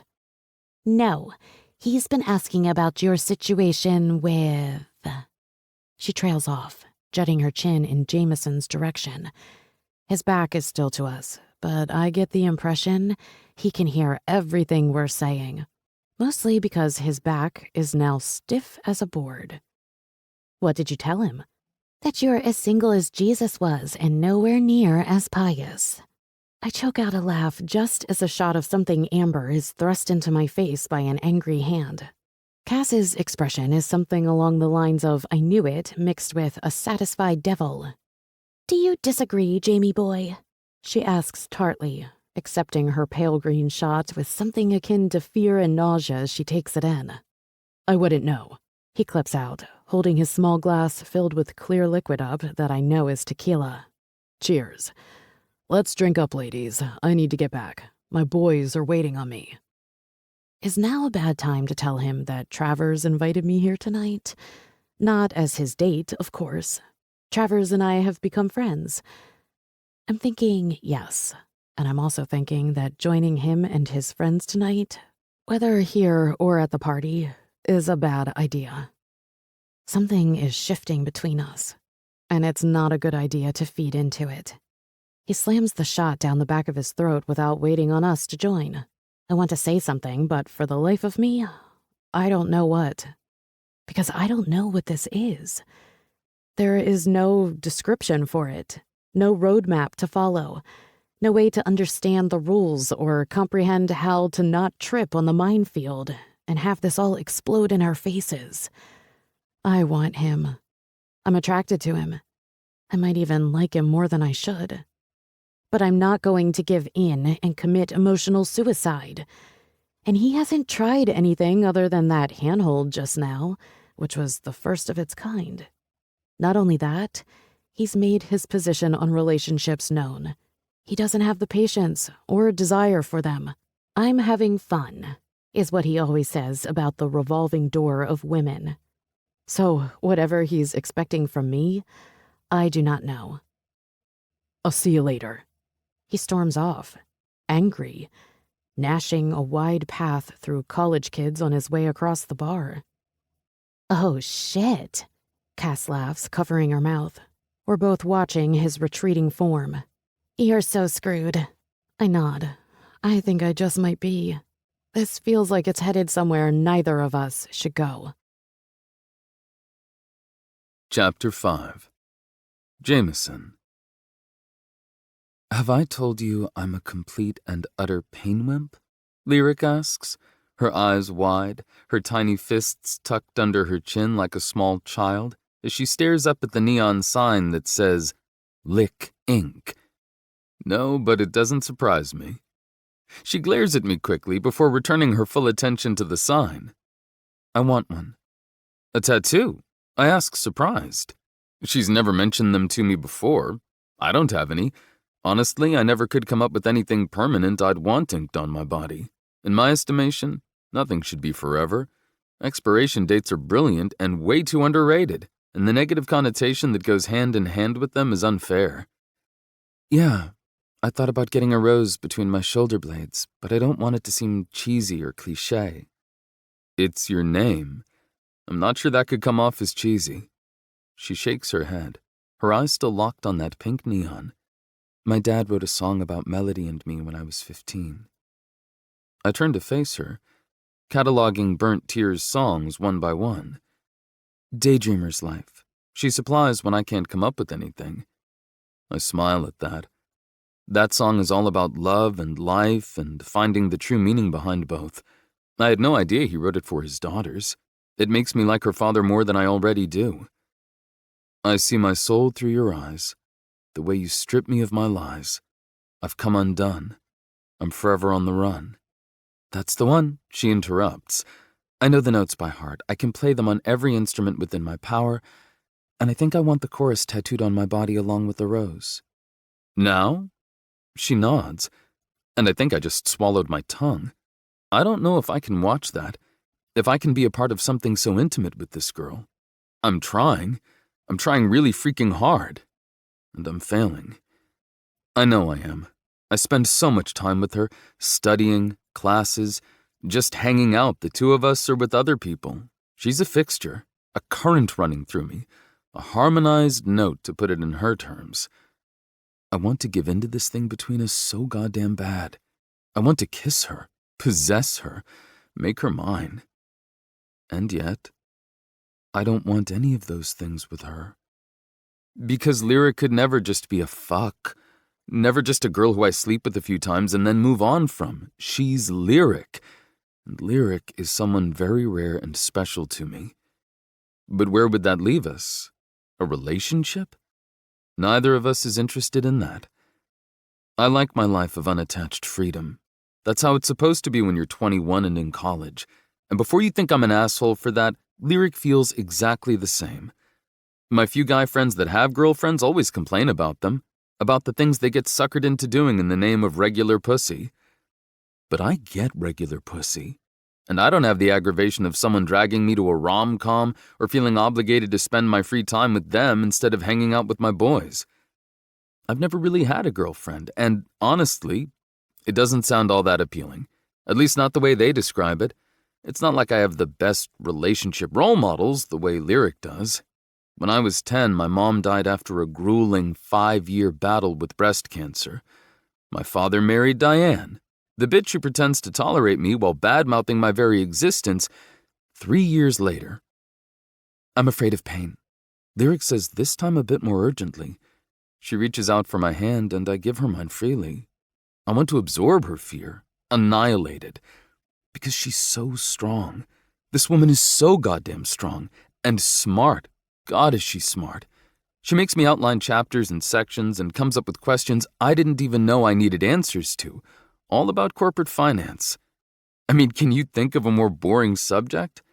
It's the least favorite of my current classes, and yet, it's the one I look forward to the most. It's the one I haven't missed, not even once, not even when I had a cold and felt like crap. You don't have to do it. I'm stalling. I'm trying to find a way out of this, because I know her. She's going to want that ink on an intimate part of her body, which means she's going to have to remove articles of clothing to reveal her chosen canvas. Hell, my cock is hard just thinking about that. Will you come with me?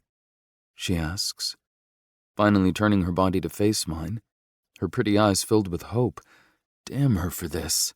Doesn't she know what she's asking? Of course I will. What are friends for? She smiles, and I hate myself just a bit more for that last bit. But I'm not her boyfriend, and I am her friend, even if it tastes all wrong on my tongue, especially given this particular situation. Come on. She squeezes my hand and leads me inside. The door chimes overhead as we enter. The walls are lined with pictures and ideas of tattoos. The ubiquitous buzzing sound associated with the tattoo parlor fills the vanilla-scented air. The furniture is a glossy Art Deco mixed with hipster chic. The woman at the counter is a colorful variety of fun between her tattoos and piercings. It's everything I ever expected it to be and more. May I help you? I want a tattoo done, but it's something very specific. Can you draw it? The acid flashback asks, propping her elbows onto the counter and taking in Lyric with a skeptical eye. Yeah, I think I can, but I need someone who understands music to be able to do this. The woman smiles and nods her head. What sort of music we talking about? Lyric whips out her phone, pulls up the song, and hits play. Another guy who, if possible, has more ink on his body than his female counterpart joins us. You want me to put the lyrics on your body? The guy asks, a bit too gleeful over the prospect if you ask me. No, Lyric says, shaking her head, her expression so very serious. I want the notes. They were written first. He felt those notes before he wrote one word. I also want a rose incorporated in it somehow. The dude's eyes narrow, but he doesn't question her on that. Draw it out, fill out the form, and we'll get started. 30 minutes later, we're in a back room listening to Moses, that's the guy's name, explain the procedure and the aftercare and everything we need to know about getting a tattoo. Then she takes off her shirt. Then she unhooks her bra. Then she covers her full, beautiful, perfect tits with her forearm. Then she blushes when she catches my eye. I can't look away. I've been begging myself to do just that for the last 2 minutes, but I cannot force the action. I have to look. I have to take her in. I have to memorize every curve, every dip, every pink, peaked bud, and every freckle. A lust I have no right to burns inside me. She swallows softly. I swallow loudly. She blows out a heavy breath. I suck one in. Lay on your stomach, he instructs, and I haven't averted my eyes from her once. She follows his direction, and once her chest is pressed into the vintage red plastic, she reaches out a hand for me, her face tensing up at the impending sting of the needle. I take her hand in mine, lowering my body onto a rolling stool and scooting up until I'm practically nose to nose with her. Our breaths become one. Our eyes see only each other's. Our lips are tasting without kissing. You okay? I whisper the moment the buzzing begins and the needle impales her porcelain skin, the moment her body stiffens up and he tells her to relax. Yes, she half pants, half whimpers. It hurts. What can I do? I ask, feeling so helpless, so consumed, so desperate. Her eyes somehow search deeper into mine, and I know exactly what she's thinking. God help me, I know exactly what she wants because it's exactly what I want. I press my forehead to hers and close my eyes. Our noses rub back and forth, back and forth. Our lips brush on the last swipe of our noses and her breath hitches. Relax, the guy demands again, and I can't tell if he's speaking to her or me. I can't relax. Relaxing is giving in. How can I kiss her like this, with another man less than a foot away, while that man has his hands on her body? I open my eyes, and hers are right there, swirls of green and gray and brown. Beautiful. Unique. Lyric is a fingerprint on my soul. I want to break my promise. I mouth, the words inaudible, but they're finally out there and I won't take them back. But we're so close that she misses it and I can't figure out if I'm relieved by this or not. Lyric begins to hum the melody of the song the guy is permanently etching into her back. The notes, the sound, reverberate through me, light me up. Her voice is so achingly sweet. I don't know what's happening between us. She's become my best friend, and I need her. I need that friendship, and I need her in my life. You just want to bag her, I convince myself. Keep your dick in control, I plead. Don't do something you'll regret, I demand. She'll only ever be your friend, I force. After the longest 2 hours of my life, she's done. Blank music notes gently floating with a bright red rose intertwined between her shoulder blades, the thorny vines twisting and twirling outward. It's angry and mean-looking right now, but when her skin calms down, it will be exactly what she dreamt it would be. I turn around this time as she gingerly puts back on her shirt sans bra. I don't think about that, about the fact that her breasts, her nipples are more than likely visible beneath the thin layer of her tangerine blouse. She pays, and we leave the shop, and I take her out for an ice cream because she was brave, and I need something to keep my mouth busy with other than her lips, or her nipples. Do you think that was a mistake? She asks, spooning a bite of hot fudge-covered vanilla into her mouth. I bark out a laugh. You ask that now? She shrugs and then winces at the pull of her smarting skin. No, I don't think it was a mistake. Are you going to tell your dad? She nods, running her spoon through her melting dessert. I'll show him when I go home for Thanksgiving. Will he be pissed? Lyric lets out an indignant snort. It would be hypocritical as hell if he was, considering it's his song and he's already covered in tattoos. What about your mom? Not much she can say. I'm 21. I'm an adult, and I made the choice with my eyes open. I don't regret it. I don't think I ever will. It's not something I have to look at every day and grow tired of. I doubt I'll ever get one. Your song feels different because it's timeless and was written for you by your father. But nothing in my life feels like forever, and the things that could aren't worth making permanent. Wow, she says, the corner of her mouth twitching up, her eyes glowing. That's pretty damn depressing, Jameson. Maybe you should have "Nothing Lasts Forever" inked on your chest. I laugh, reaching across the table and swiping her spoon before I take the dollop of ice cream and shovel it into my mouth. Hey, that's mine. She tries to grab at my spoon, but I'm faster than she is. I cram them both in my mouth, making a show of licking them, moaning as I do. Gross. She scrunches her nose up in disgust. Standing up, she reaches over and yanks one of the white plastic spoons from my mouth before dropping it back into her ice cream, scooping some up and then popping it into her mouth. Not so gross then, baby. You're sucking on my spit. And I'm sure I'll need a series of shots and antibiotics as a result. Such a brat. I thought you were an OCD germaphobe. She shakes her head, proving her point by licking the spoon I just had in my mouth. I like that she's essentially, willingly, eating me. It's like kissing her without the drama and causalities. I'm not a germaphobe. I just like things the way I like them. That does not make me OCD. Fine. A control freak. That I'll give you. But you know, the world would be a better place if it were run by control freak women. I can't argue with that. I always like it when women try to control me, especially when they fail. She rolls her eyes at me, reluctantly smiling around the spoon we just shared. Next week is Thanksgiving. 3 weeks after that, we have finals. I nod, unsure where she's headed with this. We don't have any classes together next semester. Nope, you'll be rid of me and my dependence on your brilliance. That's a shame. I was just starting to really like Travers. Even Kane is growing on me. Brat. When do you leave for Thanksgiving? I ask, changing the subject away from my roommates. Tuesday after class. Why, do you need a lift home? Are you driving? No. Her cheeks color, and I love it when she blushes. She doesn't do it often, but when she does, it's freaking awesome. My dad's coming to pick me up. In a private jet? She nods, her attention suddenly very focused on her ice cream. Damn. That makes me wish I was going home instead of to Kane's for the holiday. We already bought our plane tickets. I thought you worked things out with your stepmom.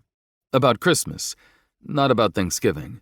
Oh, I didn't know. I would have invited you home with me. Nah, I'm good with going home with Kane. He lives in New York City, but I doubt we'll leave the city. We're only there for 3 days. I'll catch up with everyone from home during Christmas break. Thank you for coming with me. She looks up at me, her eyes bleeding with sincerity. I know sitting there like that for so long wasn't your idea of fun, but it means a lot to me that you were there. I'm not sure I could have done it on my own. I reach across the table and take her hand. Anytime you want to get half naked and have a man ink your body, I'll be there. She laughs, but it's not her real laugh. It's an uncomfortable, possibly embarrassed laugh. In all seriousness, you're my girl, Lee. I can't think of anything I wouldn't do for you. She squeezes my hand, and I squeeze hers back. We fall silent, reveling in this magic flashing between us, completely unsure where it could possibly lead us. Chapter 6. Lyric. Christmas is in 3 days. 3. The semester ended this afternoon after our advanced corporate finance final. I happen to know that both Jameson and I aced it. I'd be willing to bet Cass did as well, since the 3 of us studied our asses off for it. But now the semester is done, and we don't have to be back at school again until January 3rd. Typically, I'd be thrilled, but not this year.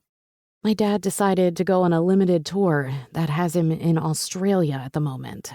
They invited me to go with them, but they're going from Australia to New Zealand to Southeast Asia and back to California, all in the span of 10 days. It's going to be one hotel after another. More days and hours of travel than I care to think about. It's not like we'll be celebrating the holiday as a family, because Melody is with her boyfriend's family, and my dad has a show both Christmas Eve and Christmas Day. So I opted out. But I didn't want to go home either. That just felt too depressing to me. Right now, I'm sort of regretting that decision. The dorm closes tonight, as in no students are allowed to stay on campus over the holiday break. Most of the students are already gone, including the few friends I have, which is why I'm in the process of standing outside the nicest hotel in town. That's not saying a lot. It's really just a glorified motel. I'm not a snob. I swear I'm not.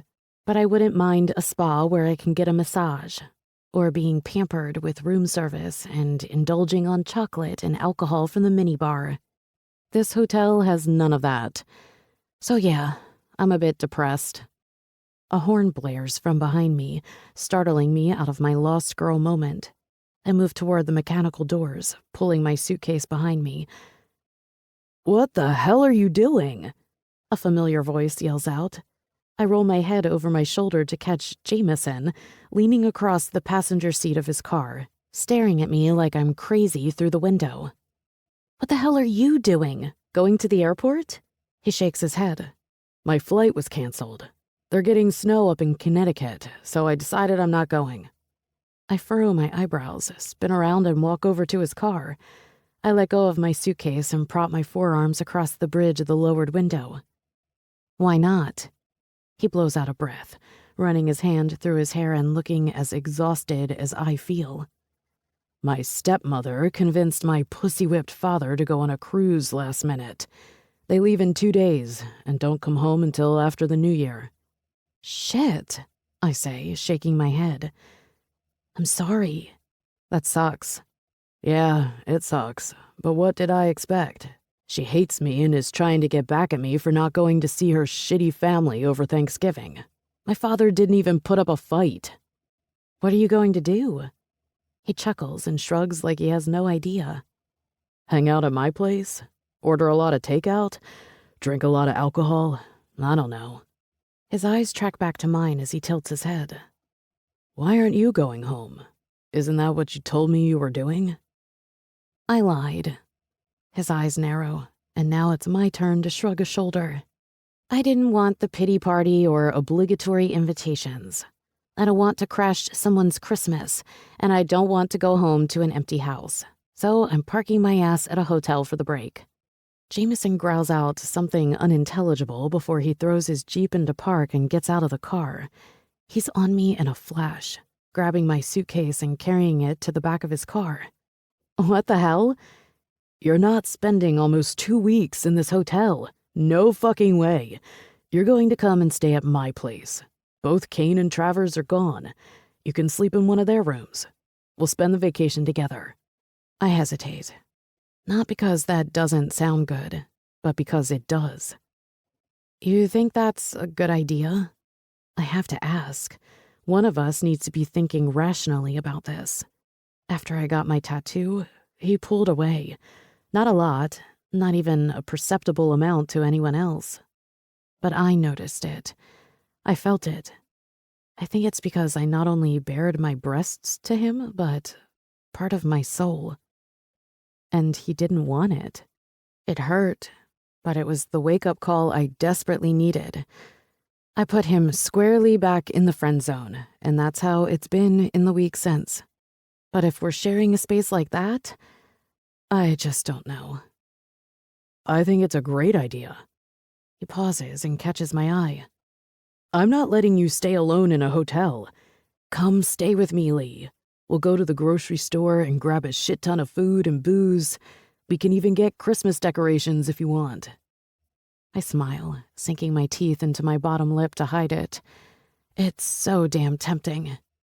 Come on, I know you want to. That grin. Christ almighty, that grin of his. Okay, but I'm buying the food. He sighs and shakes his head. We'll split it. I'm buying an expensive bourbon that you'll share with me. Deal. I get in his car as he puts my suitcase in his trunk.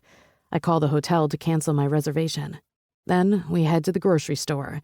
We load up on enough food to feed an army for weeks. We decide to try and cook a Christmas dinner. We even get a tiny plastic tree, lights, and multicolored ornaments. I have a present for you, he says as we make our way to the register. I thought you were going to be home, so I was planning to give it to you there.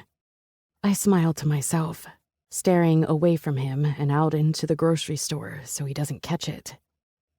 I have something for you, too. I feel a poke in my side, and I turn back to him. He opens his mouth to say something when the woman in front of us catches our attention with the words ice storm. Yes, she asserts, nodding vigorously at the checkout lady. I heard it's supposed to start tomorrow night and last through Christmas. It's why I'm getting all my shopping done now. The weatherman on Channel 8 said 6 inches of snow before it turns to ice. Can you believe it? I glance over at Jameson and he's grinning. Good thing we have food and alcohol, but I think we might need to get some batteries, flashlights, and candles. We will lose power. We do every time it gets like that, especially with ice. This town will shut down the second the flakes start to fall. This is the South, I protest, dumbly not comprehending how snow and ice can find their way here. Yeah, but it's not that South, Lee. It can get as nasty as an unpaid whore in Nashville. The woman in front of us turns, scowling at Jameson. Sorry, he says with a contrite, charming grin. The woman forgives him instantly. I don't think anyone can be mad at the bastard when he smiles like that. Fine, I groan, not pleased at all. I'll run and get what we need. I grab everything I can find, readying for the apocalypse of snow and ice. At home, 6 inches of snow and some ice isn't that big of a deal. I live in New England, after all. But I guess Southerners aren't as well versed in winter weather as we Northerners are. Here, I say, tossing my findings onto the belt and adding it to our booty. We pay for the groceries, load everything up into his car, and then we silently ride to his house. It's eerily quiet when we get inside. His roommates left this morning. Now it's cold, dark, and lifeless. So unlike how it typically is. Both Kane and Travers keep this place buzzing with loud, crude conversations wrapped in women and debauchery. I head directly into the kitchen, which isn't all that big. It's a little more than a galley with a large counter separating it from the dining area. I have no idea where your stuff goes, so I'm just going to put it where I think it should go. Jameson looks at me, the corner of his lips quirking up. I have no doubt you'll have my kitchen whipped into shape in no time. He's right. This place is a disaster. Nothing makes sense. I mean, he has pots mixed in the same cabinet as food. I go through everything, mostly because I need the distraction. I'm in Jameson's apartment, and apparently I'm staying here for more than 10 days. Alone. With him. Part of that is going to be through a storm, which means I'll have trouble leaving and getting some no doubt much-needed space. I put your suitcase up in Travers' room. It's cleaner than Kane's. I also changed the sheets because I can't even think about what was on the ones he had on his bed. I washed my hands 3 times in scalding water after touching them. I laugh and then scrunch my nose as I face him. That's sort of gross. Are his sheets all clean? They're my sheets, actually. I promise you, they're clean. But if you'd rather sleep in my bed, I'll sleep in his. Right, I snort out, like your bed is any less covered in bodily fluids than his is. Jameson glances away, and for the first time in all the years I've known him, I think he's embarrassed. I haven't had a woman in my bed in almost 2 months. My jaw has officially hit the floor. My eyes might be bugging out of my head. I know I'm frozen in the middle of his tiny-ass kitchen. Don't look so shocked. I never liked bringing girls home to my bed. I blink and try to clear my head. I want to ask when the last time he was with a woman was, but honestly, I don't want to know. It's none of my business anyway. It's fine if you changed the sheets. I'll sleep in Trevor's room. What are we making for dinner? Margaritas. He laughs, nudging into me as he takes the bottle of tequila from my hand. I'll make those. What about for food? Don't tell me we're ordering out. I was thinking Israeli couscous with vegetables and pesto. We can add some sort of meat product for you. What the hell is Israeli couscous? I laugh at his expression. You'll like it. Just trust me. I'm going to need a lot of alcohol to get through this week. Then mix it up. I'm waiting. Jameson gets to work on our margaritas that don't work all that well with the dinner I have planned out. But who cares? He hands me one, but before I can take a sip, he holds his glass out to me. I'm glad you're here. I was not looking forward to this break. I'm glad I'm here too. I was not all that into the hotel situation. We clink glasses and each take a sip. I set my glass down and go back to chopping up vegetables. Where are your parents? On tour. They start out in Australia and then work their way back to America before finishing up in Italy sometime around when school lets out. He couldn't say no to this tour. The venues are too big and the payday too great. I look over at him, taking another sip of my delicious drink. But really, I think he missed it. The touring, the crowds, the music. Why didn't you want that? I've heard you sing. You're good. Not that good, I say with a smile, and he shakes his head at my self-deprecation. He moves in next to me, taking over chopping some of the vegetables while I get to work on the couscous. In all seriousness, it was never my thing. I don't like being the center of attention. I don't like the limelight. I like being in the background. I like making the music, not performing it. And you're going to Los Angeles this summer? I glance over at him. There's something in his voice that makes me. Something wistful. Yeah. You'll be in New York, right? He nods and our eyes lock. I don't know how I'm going to get through next semester without you studying with me. I smile, trying for some levity. I don't feel any. I feel heavy, weighed down. I'll still help you outline and study. You know I will, even if I'm not taking the class.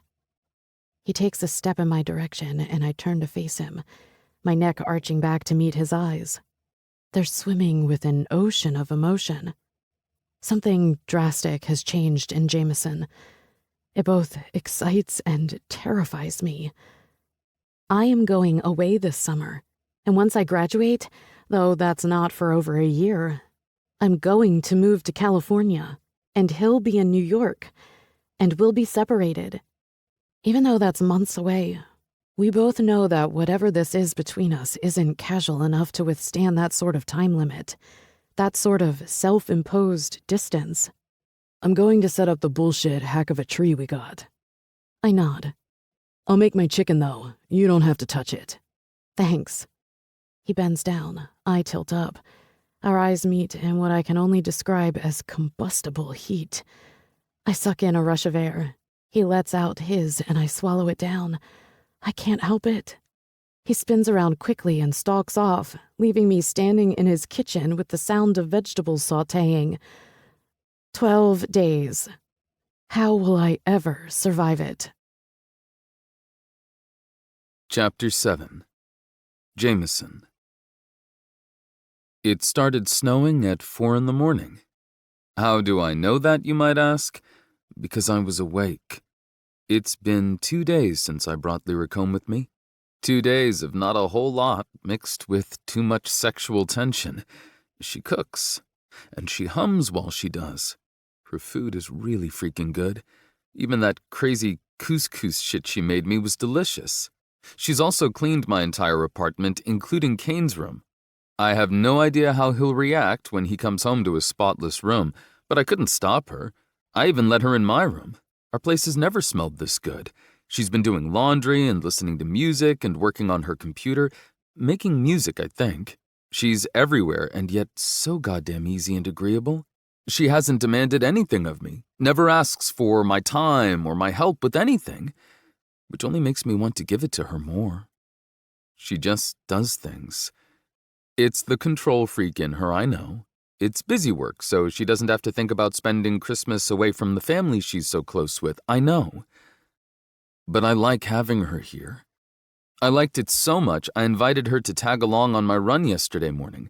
I hate running with people. I like it so much that I suggested lunch and a movie. We'd already spent 24 hours together, pretty much nonstop. Today is Christmas Eve, and as I stare out my bedroom window at the falling snow against the dark gray sky, I have a lot on my mind. My father and the woman he perpetually chooses over me. The Christmases and other holidays I've been left out since my mother died. The woman sleeping in my roommate's bed just down the hall, who seems to be unraveling me seam by seam. My phone rings, vibrating and sounding generally pissed against the wood surface of my nightstand. I pick it up and answer without checking to see who's calling. I know it's not my father. He's somewhere at sea, I think. But still, it would be nice if it were. Hello? Hey, man, how's it going? What the hell are you doing awake at 8 in the morning, Kane? He laughs, loud and excited in my ear. Maybe even a little psychotic. Dude, I haven't fucking slept. That makes two of us. Are you forgetting what today is? I rack my muddled, overworked brain for a moment and then, oh shit. Happy birthday, big guy. Thanks, man, but I wasn't calling for that. Do you remember what we talked about a couple months back? About starting our own financial company and taking on larger corporate interests? Yeah, I laughed the words, and if I recall, the three of us pretty much acknowledged that we'd be doomed from the start. Things have changed as of today, my friend. I wait. I stand here, staring out at the falling snow because the way he says that, it makes me believe him. Something has changed. It's subtle, but there is an assured confidence, a giddy knowledge that wasn't there before. Are you going to make me beg for it? I don't talk about this shit with you guys. I know you come from some money, but Trav does not. He's on a full-boat athletic scholarship and still needs to work, so I don't talk about my family situation. Do you really think we don't know you're loaded? You wear fucking designer beanies. He blows a breath into the phone, the sound crackling against my ear. Then he says, I inherited $60 million today as part of my trust fund from my grandparents. I get another 60 when I turn 25. I manage to make it to the edge of my bed before I collapse, my knees giving out on me, my forehead hitting the palm of my hand. You still with me? Barely. Jesus, I breathe. Yeah, Jesus just about sums it up. But you know what this means? I choke out a laugh. Yeah, you need an excellent financial planner. I have one, man. It's you. You may be young, but you know your shit. I know you play around in the stock market, and I know you've been earning some serious dollars with it. I don't respond to that. When my mother died, she left me some money. Not a lot, but when I turned 18 and started interning regularly for my father's hedge fund, I learned a thing or two. I'm serious about this company shit. I think we can do it. We have the capital to start. Trav wants to go to law school. Cool. He already said he'd be into corporate and tax law. Between you and me, I think we can really get this going. You're serious. 100%, bro. 100%. And if we fail, well, I get another 60 in a few years. I'm not worried about me. My parents are sitting pretty on Forbes already, and I'm their only child. I know you have something potentially going with your dad's company, but I also know you don't want to work for him. I feel like I can't breathe, like the cream walls are closing in on me. It's something I'd love to do, something I've always sort of dreamed about. But the risk? Shit. The risk of failing is so goddamn high. And we're young, so freaking young. Who the hell is going to invest with us? I don't have your kind of money. Nowhere close. And Trav isn't in the same universe. I'll be 50 and you each can be 25. We need a lawyer, even a future one. And you're much better at this stuff than I am. I'm the guy who can sell manure to a cow farmer. I can close any deal, but I can't do any of this without you two. I don't want to do it without the two of you. Okay, I say, even though I don't know if I'm really agreeing to this, if it's something that's even possible. Awesome, he says, and I can hear the elation in his voice, the belief. I'm going to call Trav. Have a good Christmas if I don't catch up with you again before that. You too, Kane, and happy birthday. Right. Later. He disconnects the call, and my phone slips out of my hand, landing on my bed with a gentle thud. A slow, reluctant smile begins to curl up the corners of my mouth. Our own company. Christ, I can hardly imagine it. But the moment I think that, I know it's a lie. I love my father. I love him endlessly, but Kane is right. I don't want to work for him. I don't want to spend the next 30 years slaving away for him until he decides to retire, then hope he hands over the reins to me. There are other guys there already, guys who are older and better positioned for that than I am, guys my father knows and trusts. Probably a hell of a lot more than the son he abandoned on Christmas. Kane lives in New York City. He's already there, and I've been to his family's place. It's huge, massive for not just New York, but for pretty much anywhere. It's a good place to start. I stand up and walk back over to the window, staring out at nothing, thinking, strategizing, coming up with names and logos and business models and... Hey, Lyric's timid voice calls out from the edge of my bedroom. I know that's exactly where she is, even though I haven't turned around. She's too considerate to enter my room before I give her permission. It's really coming down out there. A white Christmas. I nod and smile at that. A white Christmas with her. I spin around and face her. Her gorgeous blonde hair is wet like she just got out of the shower, clinging slightly to the fabric of her lime green blouse. She's wearing bright red leggings and red and white candy cane striped socks. I laugh. I can't help it. You look like an elf. She glances down, a smile playing on her lips and brightening her hazel eyes. They look greener today. Maybe it's the blouse. That's the point. It's Christmas Eve. Wait till you see me tomorrow. I walk across the room and wrap my arms around her, pulling her soundly into my chest. I have no idea where the impulse came from, how my body actually made the 10-foot journey over to her, how she ended up here. But God, I need this. I need this comfort. I can't remember the last time anyone who mattered hugged me. Probably not since my mother. My father was never the most affectionate. It's not really his fault, and I don't blame him. Well, not fully anyway. His wife died, and he was left with a depressed adolescent son he didn't know how to relate to. He was hurting too, and coping has never been his strong suit. So there was never an abundance of hugs in my house. Lyric freezes for a moment, clearly as caught off guard by the physical gesture as I am. But then she does the most amazing thing. She snakes her arms under mine and wraps them around my back, her hands sliding up to reach my shoulder blades, pulling me closer into her small, warm body. I sigh. I can't help it. I don't think anything has ever felt so good in my life. So fucking right. She smells like strawberries and mint from her shampoo, like a cool cocktail on a warm summer night. She doesn't question me. She just sinks into me, letting me melt into her. My forehead drops to her shoulder, my face burying into the crook of her neck. The tips of her fingers reach up, playing with the two long ends of my hair. I kiss her sweet skin. It's impossible not to.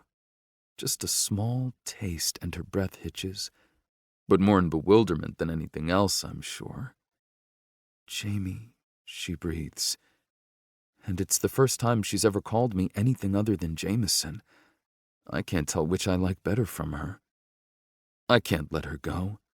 I don't know if my name on her lips is her way of saying let go, or I'm okay, or what the fuck are you doing? I don't have answers for any of that. Because I thought I was okay. I really did. I thought I was more than just getting by. I felt like I was kicking ass. But then the only family I have left me at Christmas. And then she came to stay here. And then Kane called with his crazy plan for our lives. And now I don't know. I just don't know. Are you okay? I nod against her.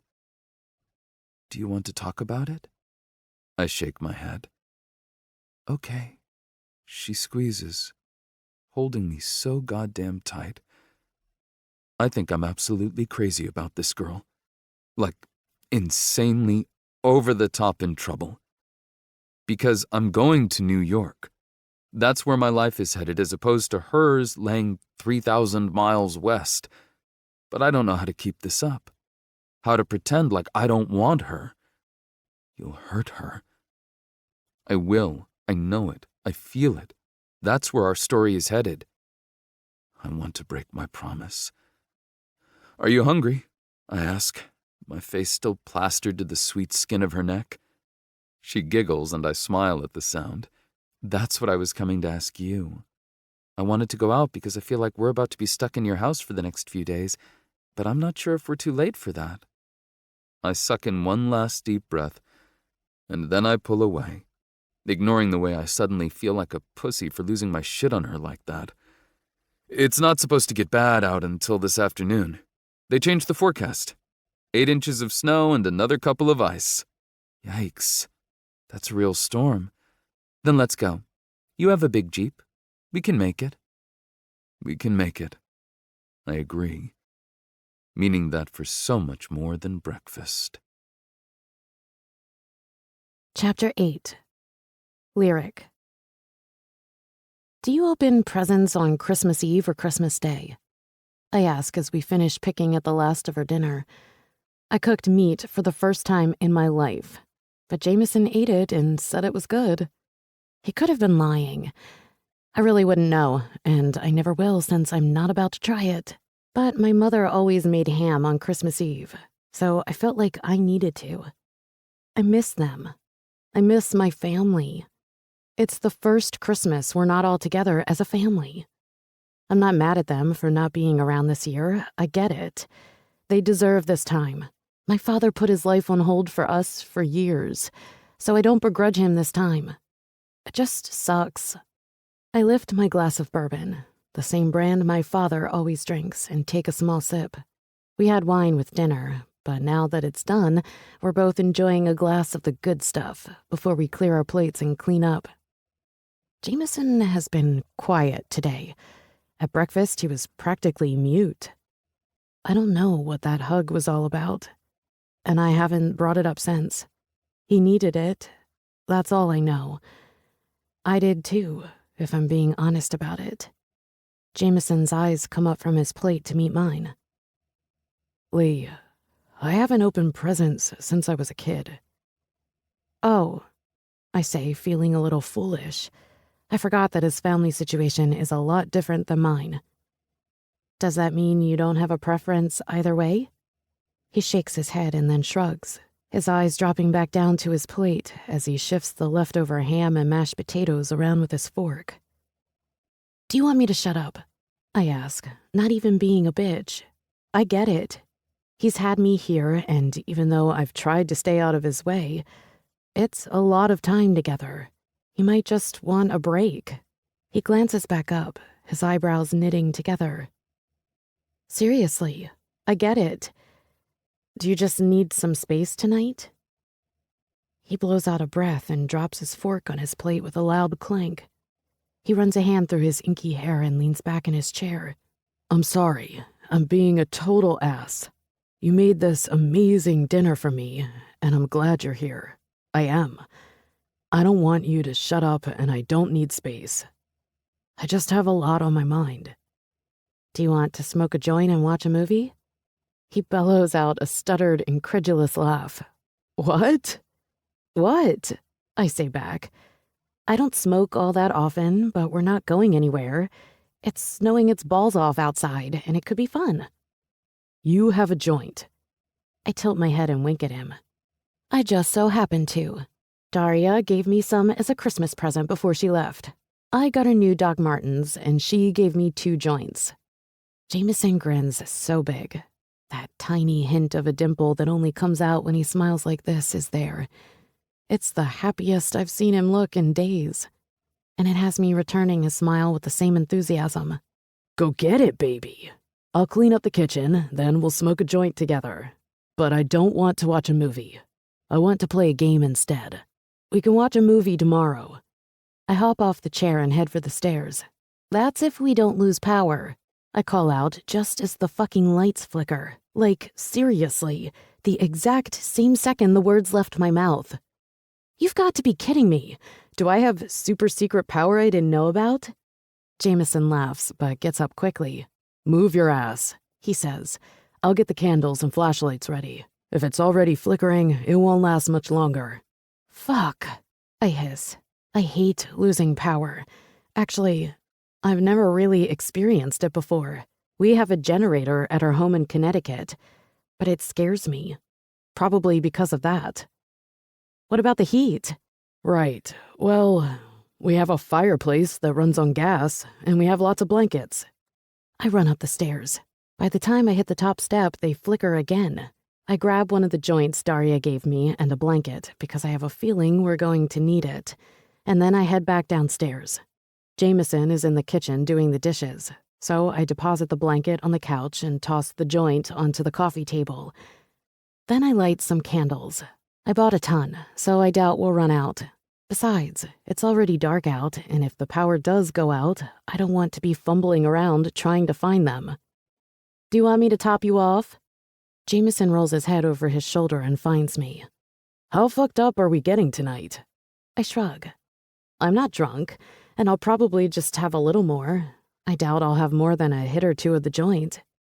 If you're having more, I'm having more. Can't argue with that. I pour us each another 2 fingers, and just as I'm pushing the cork back into the bottle, the lights flicker again, go out for a beat, and then come back on. Get ready for it, Lee. It's coming. It's fine. I'm fine. I'm not fine. I'm nowhere close to fine. You're nervous. Damn perceptive bastard. Yep, I'm nervous. But really, we have food and flashlights and candles and the fireplace and blankets. We'll be fine. You convincing me or yourself there? Dick. I mutter under my breath, and he laughs, turning off the water and wiping his hands with a dish towel. Jameson is a clean boy. Thank God. Kane, on the other hand, not so much. I told him I cleaned his room this afternoon when I called him to wish him a happy birthday. He told me he was pledging his undying love and devotion to me and offered to give me multiple orgasms as a payment. So I don't think he was all that pissed that I did so without asking. I like Jameson's friends. They're good guys, even if they do flirt like tomorrow is the apocalypse and this is their last chance to get a woman in their bed. Taking 2 candles and a flashlight over to the coffee table, I sit down, tucking myself under the comforter I brought down. Jameson turns on the gas fireplace and then comes and sits down right beside me. Merry Christmas, beautiful Lee. I cannot think of a better person to spend it with. I smile, lifting my glass the way he is, and we clink before taking a sip of the smooth, buttery bourbon. I'm glad I'm not at the hotel. This is so much better. May I? He asks, picking up the joint. I wave my hand in the air, indicating that he can go ahead. He puts the tip of it into the flame of a candle, puffing a few times to get it lit. The lights flicker again, and this time, they don't come back on. You okay? He asks, taking a drag and then handing it to me. I'm good, but I'm thinking we'll sleep down here in front of the fire. Probably a good idea. I'll grab more blankets later. Truth or dare? What? I laugh, coughing and choking some on the smoke in my lungs. You heard me. He grins, taking the joint from me and sucking in another hit before passing it back for me to do the same. I breathe in another hit and then wave him off, letting him know I'm done. I like a buzz, but I don't love getting really high. He stubs it out on a plate he brought to the coffee table and then turns to me, facing me fully, his glass still in his hand. Come on. What the hell else do we have to do? He's got a point. Truth. Wimp. Hey, I slap at him. You can't rate my choice. If you had to choose between going naked around campus or having your thoughts appear in a bubble above your head for everyone to read, which would you choose? I laugh, leaning back into the couch. Naked. My thoughts are rarely fit for people to read. Truth or dare? Truth. Wimp. He chuckles, taking a sip of his drink. What's the craziest sexual thing you've ever done? Threesome, he says without hesitation, and my eyes widen. I was hammered, unfortunately, but I was at a party sophomore year where these two senior girls came onto me.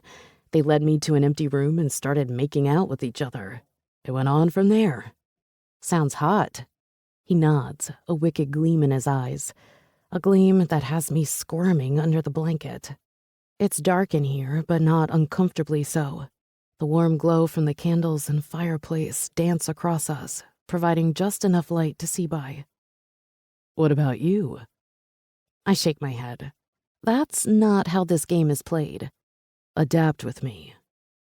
I turn away from his penetrating stare, over to the flames of the fireplace. It's gas, so there isn't that lovely crackle and pop that you get with a real wood fire. This one just has a gentle hiss to it, and the flames are sort of lackluster, but it's better than nothing and provides an easy distraction. You're blushing, Lyric. Even in this dark room, I can see that. I laugh despite myself. It's nothing great. I really don't have anything all that fun to share. Tell me. I sink my teeth into my lip. Why is this so difficult? Right, like I don't know. I used a sex toy with a guy I was seeing back in New York. He's silent, and it takes every ounce of bravery in me to look over at him. What did you do with the sex toy? He asks once my eyes find his. His expression is pure heat.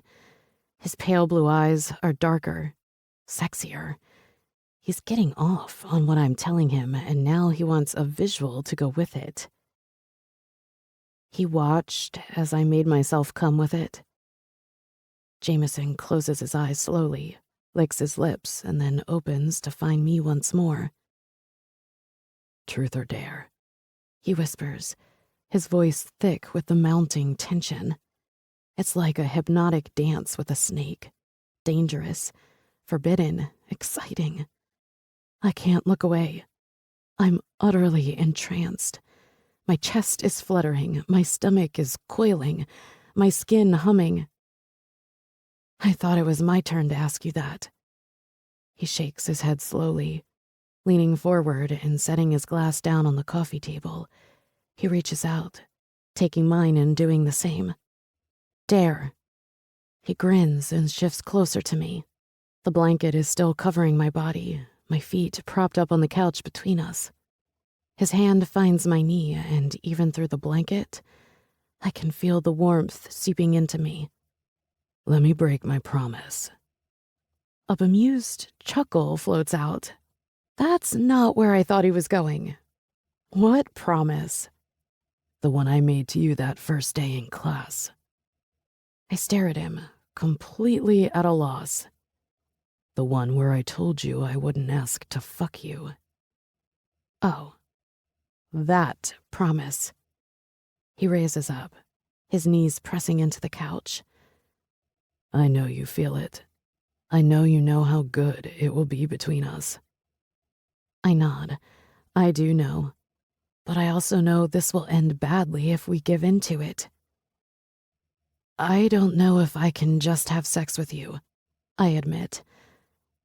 I don't want to just have sex with you. That's not what I meant. He comes closer, spreading my knees under the blanket and crawling up in between them. My heart is galloping out of my chest as he reaches out, touching the pulse at the base of my neck. His eyes on that point of contact. His fingers are warm and his touch feels like lightning. What are you looking for then? I hate that question. It makes me feel like I'm asking for something he's not willing to offer on his own. A relationship? I hesitate on that one, because I know if we start this, there will be no going back. He's right about us. We have something, and it's not the sort of something that diminishes with time. It's the sort of something that grows. I'm going to California in 5 months. I'm going to New York in 5 months. His fingers trail up from that spot on my neck, gliding across my collarbone, up the back of my neck and into my hair. He grips it, holding it firmly in his possession, forcing me to face him head on. My breaths are coming out in short, erratic pants. My mind is swimming and drowning and giddy and terrified all at once. I'm on overload. I dream about you, he says, slingshotting his words into me and forcing me to swallow them down. About kissing you, touching you, fucking you. I haven't been able to look at another girl in weeks, probably longer. I want you so badly, I'm crazy with it. But our lives are headed in different directions. So how's this? We try it, we give it our best shot, but we take it one day at a time. We don't place expectations and we don't talk about the future, and we see where we end up. Yeah, with a broken heart. But if I go into this with my eyes open and the knowledge that it can't go anywhere serious, can I hold myself back from truly falling for him? I don't know. I don't. If I said yes, I'd be lying. But screw it. I want him too damn badly not to try and find out. And if I do get hurt, well, I can't say I didn't know it was coming beforehand. Are we exclusive? The thought of another man touching you makes me homicidal, so I'm going with yes. One day at a time? It's the only way.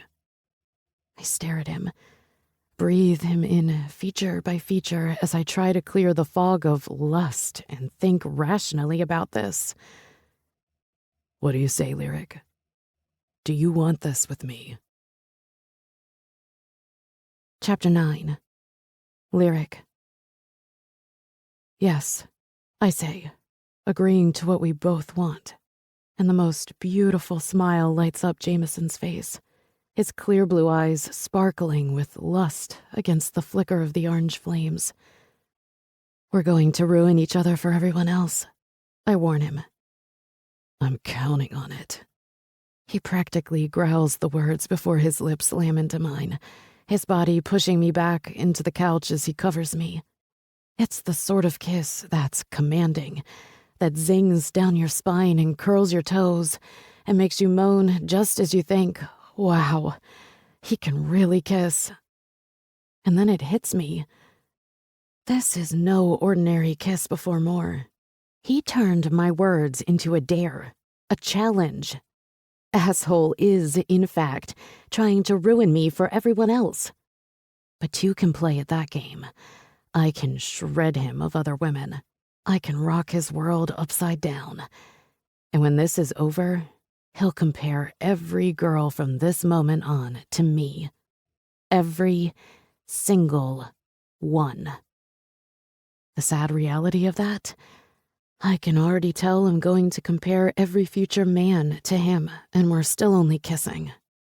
I could stop this, but I'm already too addicted to his kisses. In fact, if he stops kissing me, I might die. He groans into my mouth. That hand in my hair begins pulling just a bit more as he adjusts me to get the position the way he wants. I hum, raking my fingers up his back. This has to go, he says, leaning back. He yanks the blanket off me, tossing it to the floor before he's back on me. His length stretches over me as he holds most of his weight up with his elbows that are sinking into the couch on either side of my head. Mine, he whispers against my mouth, his hand cupping my jaw. He draws back, his eyes catching mine.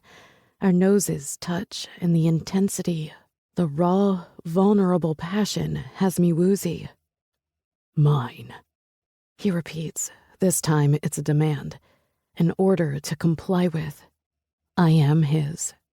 I think I've been his since that first moment in class when I saw him walking up the steps before he even noticed me, when I disregarded him as an arrogant jerk who ate through women like a premenstrual teenager eats through calories. I'm not wrong in that description of him. He does do that. And now I'm his next victim. I know what day by day is code for. Not serious. But it's better that way. I have no room for serious, and neither does he. Instead of giving voice to the millions of tiny bombs exploding within my head about just how stupid this is, I say, mine, yours, yours. The fire in the hearth has nothing on his eyes. He reaches behind his back and tugs his shirt over his head. He grins when he catches me taking in the musculature of his arms and chest. I don't have access to the full picture at this angle, but damn, this man. Adonis really doesn't come close. Leaning back, he sits me up and then takes my blouse off, unbuttoning each button with care. He takes his time, starting from the bottom and working his way up. But once he reaches the fabric covering my breasts, he cups me, squeezing me hard. Do you like this shirt? Pardon? I don't think I can make sense of anything other than his hands on me. Do you like this shirt? Oh, well, yeah. He tears at the remaining closure, snapping the buttons left and right. I'll buy you a new one, he says with a wicked grin. He tosses the shredded material to the floor and then takes me in, staring at my bra-covered tits like he's 14 and has never seen breasts before, like I'm art and poetry, like I'm the lyrics to a song he never knew he needed to hear. Breathe. I shake my head. I can't, I say, only now realizing that I'm a pant away from hyperventilating. Do you not want to do this? I want to do this more than I've ever wanted to do anything. No truer words have ever been spoken. His mouth finds mine in a fevered kiss, his hands back on my breasts that now only have lace separating us. His thumbs glide across my nipples that are desperately straining against the fabric. Diving his head down, his mouth takes over, nipping, biting, and sucking at me through the lace. His hands slide across my ribs until they reach the clasp in the back, removing it with ease. My bra flies somewhere and then he devours me, taking my breasts into his mouth and hands, like he needs to acquaint himself with every single inch of flesh, testing every kiss, pinch, lick, and bite for my body's reaction.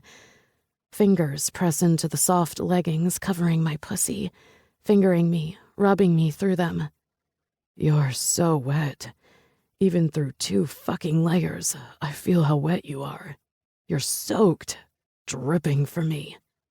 Yes, I pant out as his mouth continues to torture on my needy nipples. Take off your leggings and touch yourself, Lyric. Christ almighty. I don't think I've ever been this turned on. I didn't even know it was possible to feel like this. This combustible, explosive. My leggings find themselves somewhere. I don't care enough to look.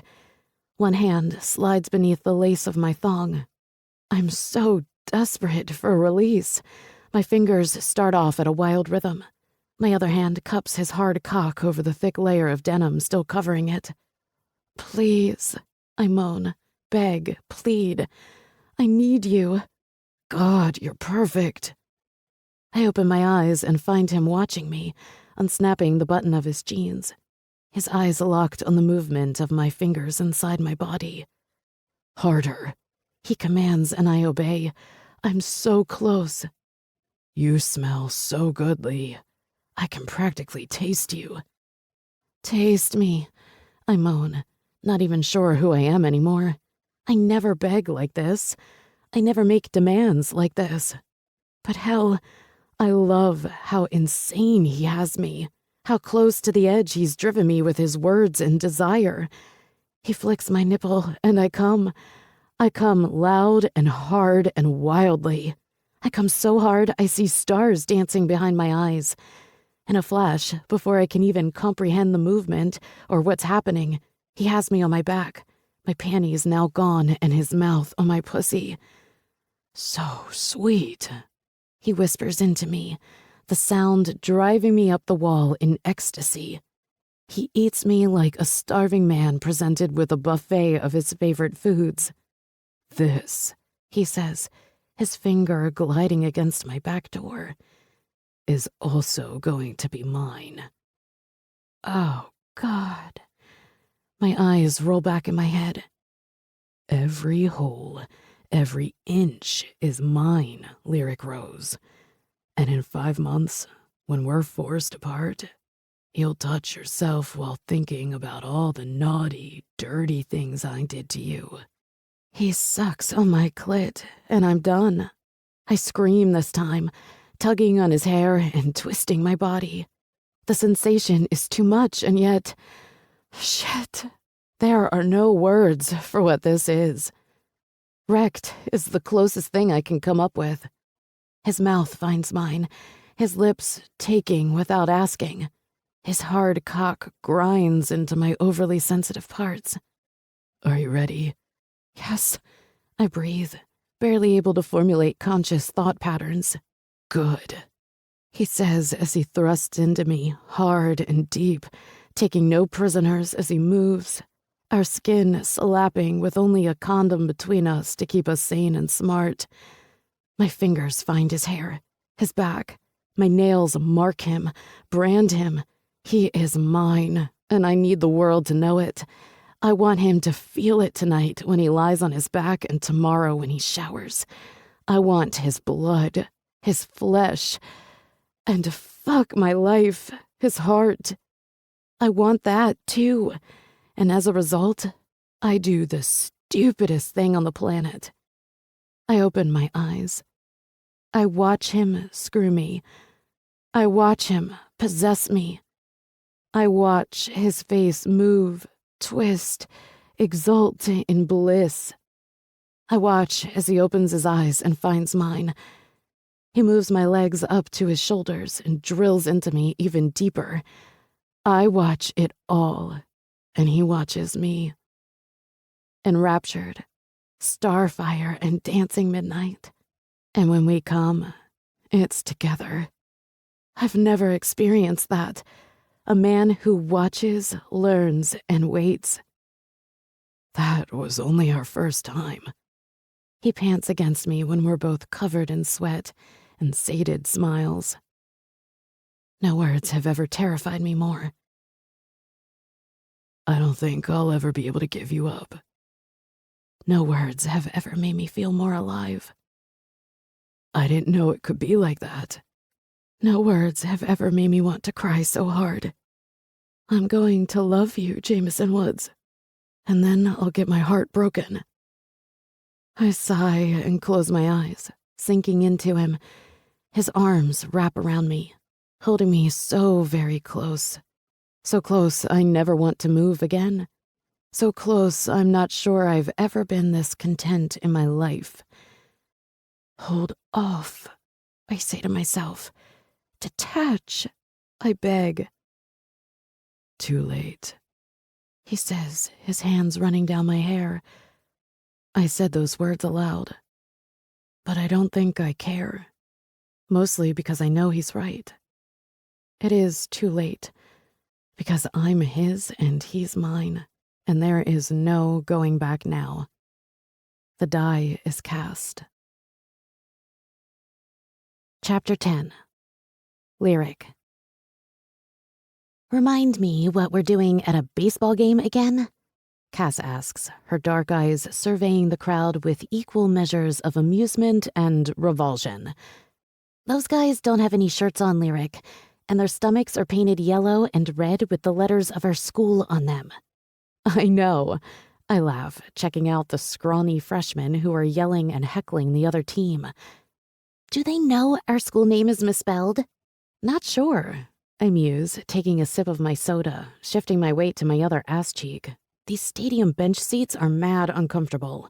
That's probably why most people are standing. But they're entertaining nonetheless. Who knew people got this crazy over a baseball game? What time do your parents come in? They land at the airfield in an hour. Does anyone else know? Other than Jameson, I mean. I shake my head. I haven't told anyone. Not even Daria. And I swore Jameson to secrecy, so he hasn't mentioned it to Travers or Kane. My parents are literally stopping here for a few hours on their way to Las Vegas. It still makes me smile. My rock star father is nominated for Song of the Year at the Academy of Country Music Awards. He wrote a song for Jeremy Strait, and it's been playing nonstop on the radio, at least here in Tennessee. I can't wait to see them, to take them all around campus.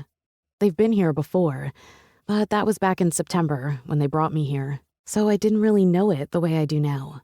And if I thought it was pretty here in the fall, it's downright gorgeous in the spring.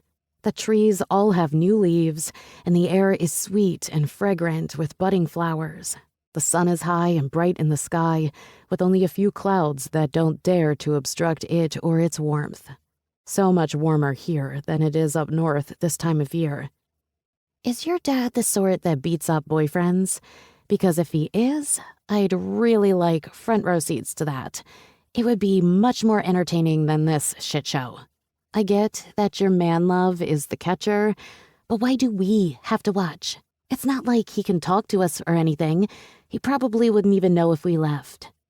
My dad is definitely not the sort to beat up boyfriends. It's bad PR. I wink at her. He'll just interrogate him some. But I doubt it will be all that much. He's known Jameson as long as I have. And you're here to suffer through with me because you're a good friend. And you owe me for that nonsense with Sailor last week. She huffs out a breath, pushing the bridge of her sunglasses up her nose. Fine, but why do you have to be here? He asked me to. I shrug, taking another sip of my soda. And watching your boyfriend play baseball is what good girlfriends do. The pitcher strikes the batter out and the inning ends. Jameson stands up, removing his face guard and wiping away a trail of sweat from his forehead with the sleeve of his uniform. He looks fucking hot. It's not even the uniform, though admittedly, that's not bad. It's the sexy sweat and the flushed cheeks and the disheveled hair. He looks like he just had sex. So maybe that's what this giddy feeling at the sight of him is. He searches the crowd, spotting me, and gives one of his big smiles before throwing me a wave. I wave back, smiling equally big. You'd think it'd been days since we'd seen each other based on the amount of butterflies I have right now. But it's only been a few hours. God, you two are so nauseating. We sorta are. I can't even deny it. Did I tell you he's insisting on buying all of us dinner tonight? Cass looks over at me, her eyebrows at her hairline. He's in love with you. I shake my head, trying to ignore the way those words make me feel, my gaze focused on the field. Yes, he is. This is so much more serious than you play at. It's not serious. I protest, maybe a bit stronger than I should, given the audience. But it's the freaking truth. Well, at least it's the truth we keep feeding ourselves. Or at least I do with myself. I swallow that pill daily. It's become my morning vitamin, especially when we leave each other's bed. Especially when I find myself thinking about him constantly and looking forward to the hours we spend together like they're my elixir to a happy life. It's been months since Christmas, and as anticipated, I've fallen so hard for him. So hard. So impossibly hard that there is no stopping this for me. Even though we're barreling at an alarmingly fast rate toward the end of the semester and an entire summer apart, I try not to let my mind wander to such caustic territory. But it's impossible. I'm a planner. I like to have every situation figured out to the best of my ability. But there is no figuring this out. Because we're on a day-by-day plan. Stupid fucking day-by-day plan. I knew that would come back to bite me in the ass, and it most certainly has. I have to play it cool and casual when I'm anything but. The stupid, insecure girl in me is afraid to bring it up. And I hate that almost as much as I hate obsessing over it because I am not a stupid, insecure girl. I'm not. But Jameson has inadvertently altered my neurochemistry, and day by day, I really hate those words, I come up with more excuses to keep my mouth shut. I have no idea if Jameson even gives our situation any thought, because we don't talk about it. We don't say, I love you, or I'm crazy about you, or anything remotely similar.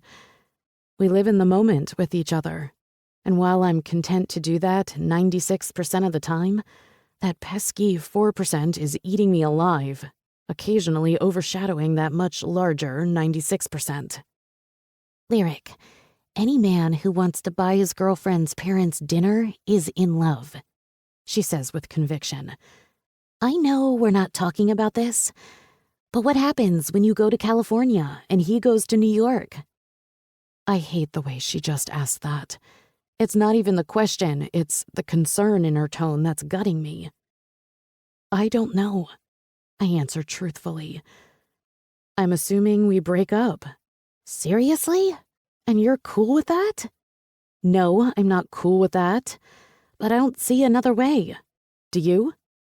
I stare her down, knowing she doesn't have any answers, same as me. Yeah, I do actually. She grins, nudging her body into me and jutting her chin towards the field. Reflexively, I turn to look and find Jameson next up to bat.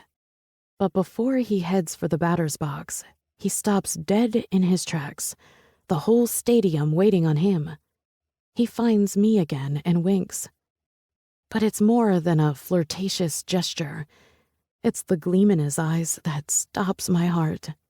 It's the way he continues to watch me for another couple of seconds before he heads over and gets ready for his turn at the plate that has my whole body humming with an infusion of dopamine. You stay together and ride out the distance. I've been at this school for 3 years, Lyric, and Jameson Woods has been here with me the entire time. Like I said to you on the first day, it's a small school.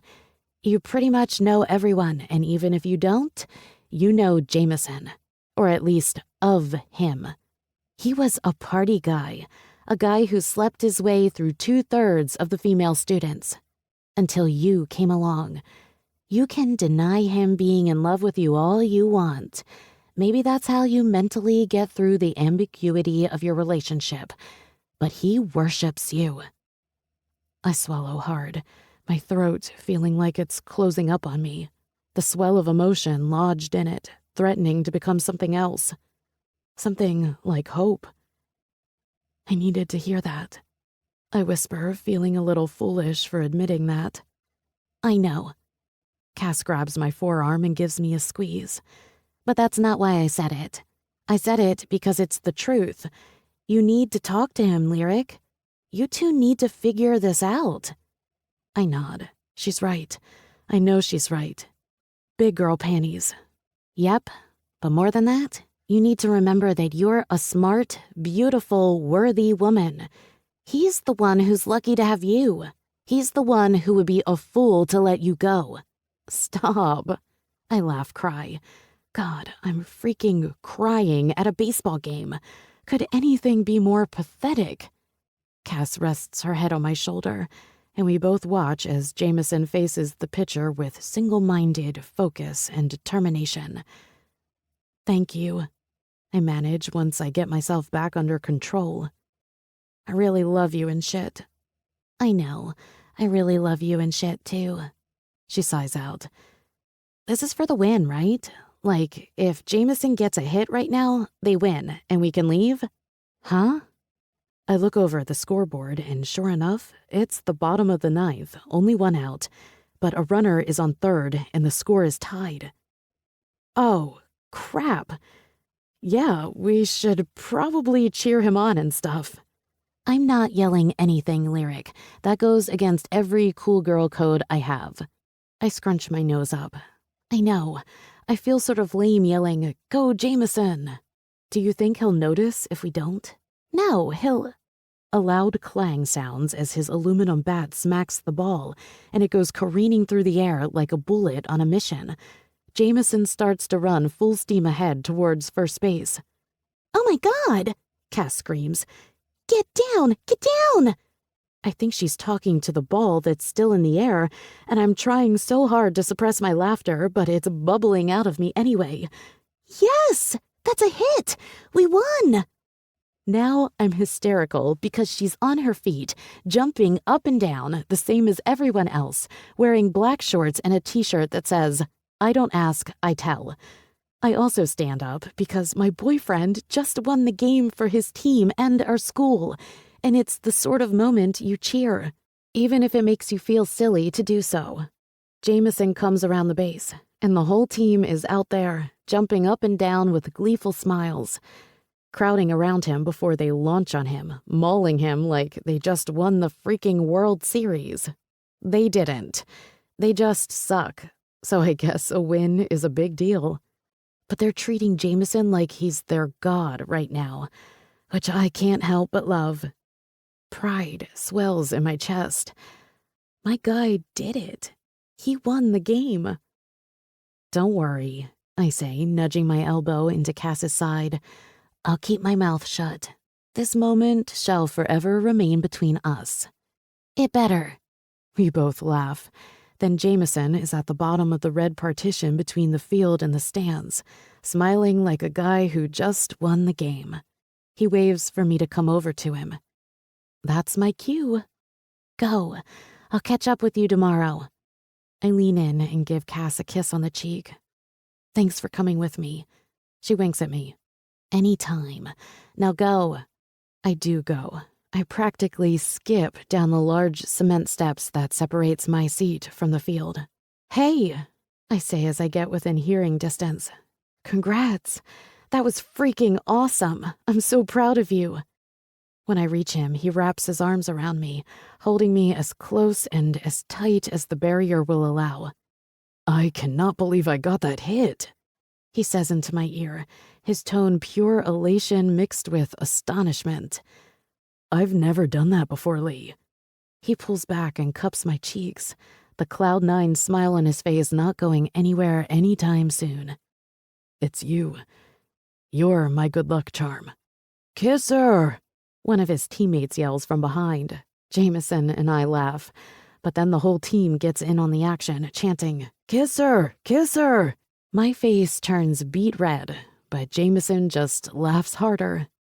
Gotta give the crowd what they want, he says before he crashes his lips into mine, lifting me off my feet and pulling me over the barrier until I'm on the field in his arms with his mouth pressed to mine in front of hundreds, maybe thousands of fans. We're awarded whistles, cheers, and catcalls, causing us both to laugh into each other. But I'm not embarrassed enough to stop kissing him. I love that he's happy. I love that he has this moment to shine. It's contagious, infectious, so goddamn perfect I never want it to end for him. His tongue sweeps into my mouth for a quick taste, my feet dangling off the ground as he pulls back and drops his forehead to mine, breathless and still grinning from ear to ear. Now, this was officially the best game of my life. Just game? I ask incredulously. Not moment? He shakes his head no.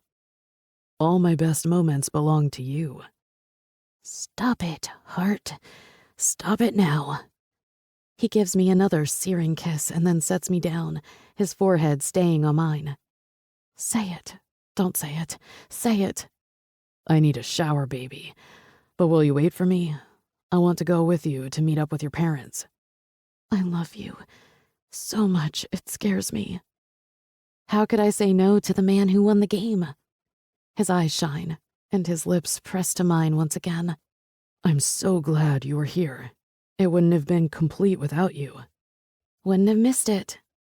He's sincere and I'm playful, and this moment is so bittersweet, so perfectly painful, so divinely dangerous. Okay, I won't be long. He kisses me again, rubs his nose against mine, and then releases me. By this time, most of the crowd has filtered out, and the team has gone into the clubhouse or the locker room or whatever the hell they call that place. I watch Jameson go. Just before he reaches the steps that will lead him down into the dugout, he turns back to me and just looks at me. But this look is so completely different from any other. This look is everything. This look says he loves me, even if he hasn't said the words yet, even if he doesn't even realize that's what this is. It's love. I know it, and I hold on to it. I store it away because, in the very near future, there may come a time when I need to pull it out and cradle it next to my heart. I shove it into the forefront of my consciousness to tell myself, see, it was real.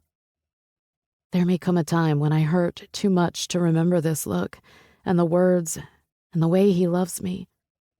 He ducks down and heads inside, and for a few extra moments, I just stand here, holding on to that. You love me, Jameson Woods. Let's hope we can both remember it when our distance becomes so much more than we bargained for. Chapter 11. Jameson. I don't know what to do. I mumble aloud, my voice small and thick, iridescent and lifeless. Marry her, Kane suggests dryly, his eyes on his computer as he types away. We've got this going. Our company. He tucked his $60 million and my $1 million into it, and Travis promised his firstborn child as well as a kidney, and we're going. Moving. We have shit already spinning, and we're still so young it frightens me. I haven't told my father. I don't plan on it yet. Kane suggested continuing my internship that starts in a few weeks, learn as much as I can, and then next year we're going to go in full steam. Shut up, I say, mindlessly staring at a Braves game on television. Our baseball season wrapped up yesterday with a stunning loss. It really wasn't that stunning. We pretty much suck, but it's still fun. I like playing baseball much more than soccer, but I'm much better at soccer than I am at baseball. Go figure. I'm stalling. Even in my own goddamn mind, I'm stalling. I give zero fucks about sports in this minute. We're supposed to leave for a party in a bit. Lyric will be there with her friends. We've been together since Christmas, and we've done what we said we would. We take it day by day. We haven't discussed the future, but that doesn't mean I haven't been thinking about it relentlessly. She's going to California. I'm going to New York. Neither of us will have any time, and cross-country travel isn't all that convenient for a weekend visit here or there. And really, it wouldn't be enough for me. I feel Travers' eyes on the side of my face, but I can't face him. I should never have given in. But hell, how could I not? I'm so wild about Lyric. She's so ingrained in my blood, my brain, and my goddamn essence that I don't even smell like myself anymore. I smell like me mixed with her, no matter how many times I shower. I can't stop fucking her. I can't stop touching her. I can't stop spending every moment I possibly can with her. I just can't stop. I can't get enough because there is no enough. We spent our entire Christmas break in bed, only coming up for air and food. I was an animal, insatiable. I fucked my dick raw, and all I could think about was the next time I could be with her. And since then, either she's here or I'm at her place. Every night. I have lunch with her most days. I walk her to class and she meets me after mine. I've never had this with anyone before. Never. I was convinced it would feel like an obligation, that spending all this time with her would be a drag. But it's not. Because when she leaves my bed in the morning, it feels empty and cold. And when I leave hers, I'm dragging ass all the way to the gym or class or wherever I'm headed. I spend all this time with her because I want to. Because I don't know how not to. Does she have to be so perfectly flawed? So absolutely right for me? Couldn't she just be a regular girl? Break up with her, Kane says, flipping the tables. Never gonna happen. How do you think this summer will go? You're talking 4 months apart. Travers points out oh so unhelpfully. My fingertips dig into the denim of my jeans. I have no answer for that. Mostly because I can't think about being away from her for that long. I'm screwed. He's in love, dude, Kane declares. It's too late for any of that crap. Again, I stay silent. I can't be in love with her. It's not even possible. We have a day-by-day plan. We haven't said anything anywhere close to that to each other. Yeah, we have a lot of sex and we spend a lot of time together, but we don't talk or act like we're serious. Besides, love is for the blind and daft. I am neither. That doesn't mean I won't try to find a way to get to California a few times at least. Kane passes Trav a joint, the cloying scent hitting my nose. Trav offers it to me after he takes a hit, but I shake my head no. You knew this was all coming. I don't get why you're all messed up about it.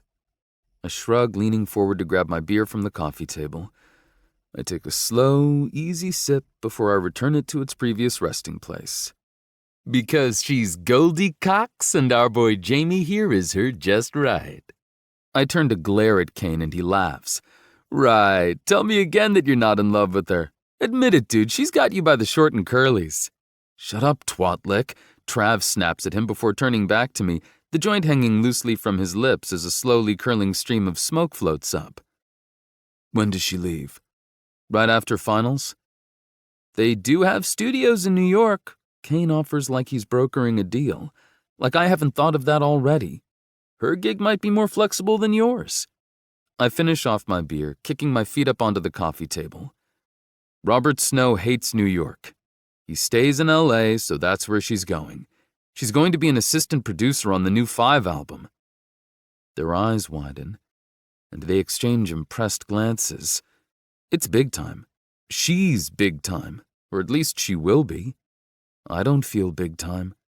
I feel like a college kid playing at being a startup. Only instead of doing something cool and techy, we're playing with other people's money. Would you trust the 3 of us with your cash? No, you wouldn't. So yeah, I can't imagine this ending the way we want it to. She'll be miles ahead of me, and I'll be so far behind she won't be able to see me, not even if she squints. She has access to a private jet, right? I shake my head. Nope. Her father has it with him in Europe where blind tears are touring. Then you'll see her in September. Yep, September. Awesome. I get to my feet and Trav snuffs out the joint as Kane closes up the laptop. Time to go. The party is for the baseball players. Our team captain, a senior by the name of Jonas Oswilder, lives in a big off-campus house with a few of the other senior baseball players. It's why he's standing on his kitchen table, which looks like it's about to snap under his weight, with a red plastic cup in his hand, yelling out some bullshit about our team while everyone cheers and shouts. That's what drunk athletes do. But I can't relax. I can't get into the spirit and the mood of the party. I don't care about being here. I need to talk to Lyric and see where her head is at. We've been avoiding it, but with only a couple more weeks before we go our separate ways, it's time. The clock strikes midnight, and as I turn, for what feels like the millionth time, to the front door, she walks in. Finally. She's smiling, taking in the organized chaos and drunken bedlam with a sense of humor. Daria, her roommate, is clinging tightly to Cass's arm. I'm not quite sure what the 2 of them are, but I know it's something. Lyric is wearing a dress that makes my cock instantly thicken in my jeans. Short, hot pink, low cut. Her blonde hair is down, sweeping along the crest of her shoulders now that she cut it off last month. Her lips match her dress and her eyes are bright and clear. She might just be my fantasy come to life, my wet dream personified, my midnight magic. She looks around the open room teeming with people, and I watch her, waiting for the moment when she finds me. But somehow she doesn't. She just walks further into the party, going in the opposite direction from me. I don't call out to her. I have a better idea for my girl. And yeah, I just called her my girl. Because at this point, I might as well swing from the noose like I mean it. I'm done with the game I created. With the one that neither of us are particularly good at playing. I sneak back, away from the roaring scene in the kitchen, over to the bedrooms. I know which one is empty because no one dares to enter Oswilder's room. But he's so damn drunk and busy, I doubt he'll ever find out. I open the door and sure enough, it's dark and quiet. Ignoring the scent of sweat smothered in cologne, I wait. The door partially ajar so I can see. It doesn't take long. I hear her talking to Daria about something while Cass laughs. I'd know that crazy laugh probably anywhere. She passes by, her blonde hair swinging. I reach out, wrapping my arm around her waist and tugging her into me, pulling her into the dark room. I wink at her friends, their expressions shifting from startled to scared to amused. Lyric yelps, but I quickly stifle her cries of protest with a searing kiss. It doesn't even take her a full second to catch up before her hands are all over me, running through my hair, pulling up my t-shirt so she can slink her hands along my abs. I flex under her touch, pressing into her before I drop to my knees. You wearing this dress to taunt me? She nods, her head back against the wall, chin raised, mouth open on a silent moan. God, she's so sexy. I raise up the short hem of her skirt inch by inch, enjoying the hell out of the smooth skin of her thighs as I go. Jesus, matching panties, Lee. You are trying to taunt me. I bury my face in the thin hot pink satin covering her pussy. She lets out a long moan, unable to stop it escaping her lips. Lyric gets loud if I don't shush her, but right now, I don't care if the whole damn party knows how good I'm about to make her feel. Inhaling deeply, I nip at her over the fabric. She's soaked. It only takes her seconds to be ready for me. This is mine. I breathe into her and she whimpers, her thighs already starting to tremble, and I haven't even gotten started with her. No one else's. Tell me, Lee. Tell me you're mine. Tell me you want this to continue. Her chin drops to her chest, and she meets my eyes, my face still right where we both want it. But I think I've successfully managed to distract her. I don't want this to end when the semester does. Her eyes sparkle against the light that seeps in through the seam of the door. But I don't care. I know it's going to be shit. I know I won't see you and barely talk to you. I know all of this, but I don't want you to be with anyone else. You're willing to make that same promise? 4 months apart with no other women? I nod, running my nose up and down her panties. This is epically stupid. We're going to end up fighting. We're going to end up getting jealous and wanting things neither of us can deliver. I stand up, because this is the sort of conversation that has to happen face to face. I cup her cheeks and hold her gaze. I open my mouth, but I can't make the words come out. I can't say them. I'm paralyzed, because in this moment, looking into her eyes, I realize just how far my lies have extended. I do love this woman, like no one has ever loved anyone before, but I can't tell her. I can't tell her how badly I need her. I don't even know why. The harder I try to force words out, the more impossible it becomes.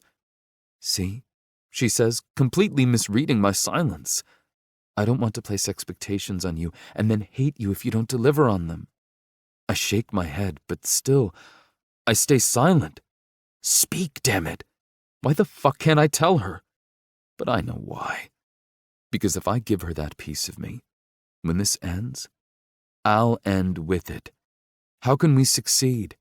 We're only talking about 4 months, but it feels like an eternity, and that's just this summer. What about next summer after we graduate, when she permanently moves to Los Angeles and I permanently move to New York City? What then?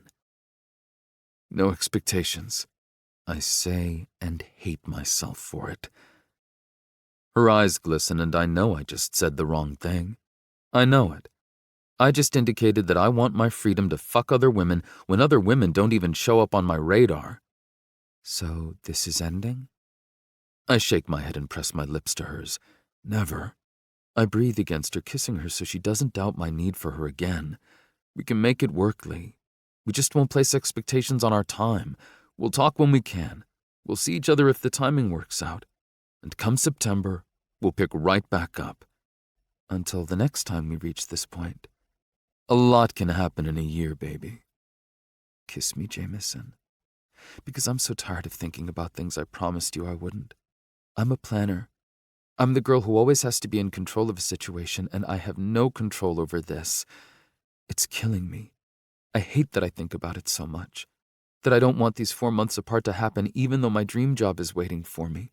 But all the jobs I'm interested in are in California, and I quiet her with a kiss. I kiss her so she knows I understand. That I'm not asking her to choose between her dream and me, just like she's not asking me to pick her over my dream. We're so young, just at the beginning of our lives. If we deviate from our dreams now, we don't know if we'll find our way back. The world is too crazy. But I meant it. A lot can happen in a year. So, tonight, I'll comfort her with my body, with my reticent heart. I kiss her mouth and infuse her soul with mine.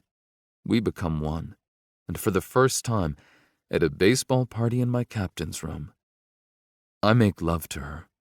I tell her with my body what my mouth can't. I make promises I wonder if I'll be able to keep. I guess that's why I hate time so much. The bitch is unyielding. Can't rewind her. Can't speed her up or slow her down when you really want to. She's an impenetrable force out to get you. Lyric clutches at me, holding on tight after we finish, both of us breathing hard. We may have figured out a plan for the summer, but everything between us still feels unsettled, shaky, like even though we're both giving everything over to the other person, we're still holding everything back. 4 months, Lee. It's nothing. Just a blip. Her eyes find mine, and she smiles softly, her hand running across my cheek and through my hair. I love it when she does that, and I automatically close my eyes before reopening them. We'll be back in no time. I nod. But inside, I wonder what we'll look like when we are. Chapter 12. Lyric. Between May 12th and September 5th, there are 114 days. Out of those 114 days, I saw Jameson a total of 4. 4 days out of 114. We didn't talk much either. I mean, we did talk, but not nearly as much as I would have liked. Not every day, or even every other day. Sometimes we'd go 3 or even 4 days without speaking. This summer was rough. As predicted, we fought a lot. I tried not to get angry. I tried not to place demands on him or his time like we'd discussed before we went our separate ways. But God, it was so freaking tough. Because when you're crazy about someone, all you want is to have them in your sphere, physically with you. And when that can't happen, you settle for things like FaceTime and phone calls, even texts, though those fall last on my list. Jameson didn't like the guys in one of the bands I worked with. He didn't like the long hours and me living in my father's Malibu house by myself. He really doesn't like my relationship with Robert Snow. In reverse, I hated his long hours. It drove me nuts when he went to clubs with Kane and Travers. I'd cringe every time I heard women in the background of his office because I knew they saw exactly what I see when they looked at him. We made plans to see each other more time than just those 4 days, of course. He canceled on me twice. I canceled on him once. Those 4 days we spent together was over the 4th of July. I understood he was busy. He was working long hours at his father's company and trying to get their startup going with any spare time he had left. So yeah, he didn't have a lot of time. The time difference didn't help because he'd want to call at 6 a.m. New York time when he'd first wake up, 3 a.m. California time. By the time I woke up at 7, he was already well into his workday. Nighttime wasn't much better for us. I tried not to think about what he was doing and who he was doing it with. I trusted him. I knew he cared deeply for me, even if he never told me directly, and I held on to that during some particularly dark moments. But in all honesty, I was too busy to think much about our relationship status. I was doing 12, sometimes 14-hour days, working on 2 different albums. Both were so very different. One was for an up-and-coming alternative band called Wild Minds, whose songs were written like a beautiful poetry, yet they liked to pair to a slightly heavier rock, sort of like a cross between Imagine Dragons and Kings of Leon. The other was a female soloist who has more of a hip-hop sound. We were able to incorporate a few tracks with some really kick-ass trick-hop beats, so they will light up clubs when this album goes live. Her soft voice, mixed in with the heavy techno beats, really made you feel the soul behind it. In truth, I didn't want to leave Los Angeles for Tennessee. I love it there. I love what I was doing there. I love producing music and working with artists, and I have no desire to go back to school other than to be with Jameson. In fact, Robert suggested that I stay, that I don't need an education, that I already have the tools I need to succeed in this world, in this industry, and that I'm wasting my time studying. Part of me, a very dark part, agrees with him. I don't really need the degree. It's not like I'm getting much out of my music courses anyway. But Jameson is here, and if I didn't come back, well, then I'm essentially giving up on us. Not that we won't have to make that call next summer, but I can't stomach that now. Not when so many things can change between now and then. Now, I'm back on campus, headed to my dorm. I'm still on campus, mostly because it's really convenient. I'm sharing a suite with Daria again. Cass said she'd rather die than live in a dorm with a shared bathroom. I sort of get her point on that, but we only share it with 4 other girls. It's not that terrible. The late summer air is sweet and warm, the sun just starting to set, lighting up the sky with gorgeous shades of pink, purple, orange, and gold. Jameson sent me a text this morning, informing me that his flight didn't land until 10, and it's an hour drive to campus. Disappointed? You bet. It's just another thing to add on the pile of bullshit that makes me wonder if I'm the only one invested in us. I mean, what the fuck? He couldn't get an earlier flight to be with me for a few hours before our classes started tomorrow? I sigh, staring up at the pretty, puffy, multicolored clouds, trying not to obsess about the guy. "Hey, Lyric," a voice calls out to my right, and I spin, startled as I come face to face with Matt. "Nice running into you. How was your summer?" He stands over me, a little closer than I'd expect him to, tall, with a broad smile that brings those boyish dimples out in full force. It was good, busy. How about you? If possible, that smile grows. "Awesome, actually. I was in New York, working on an off-Broadway show."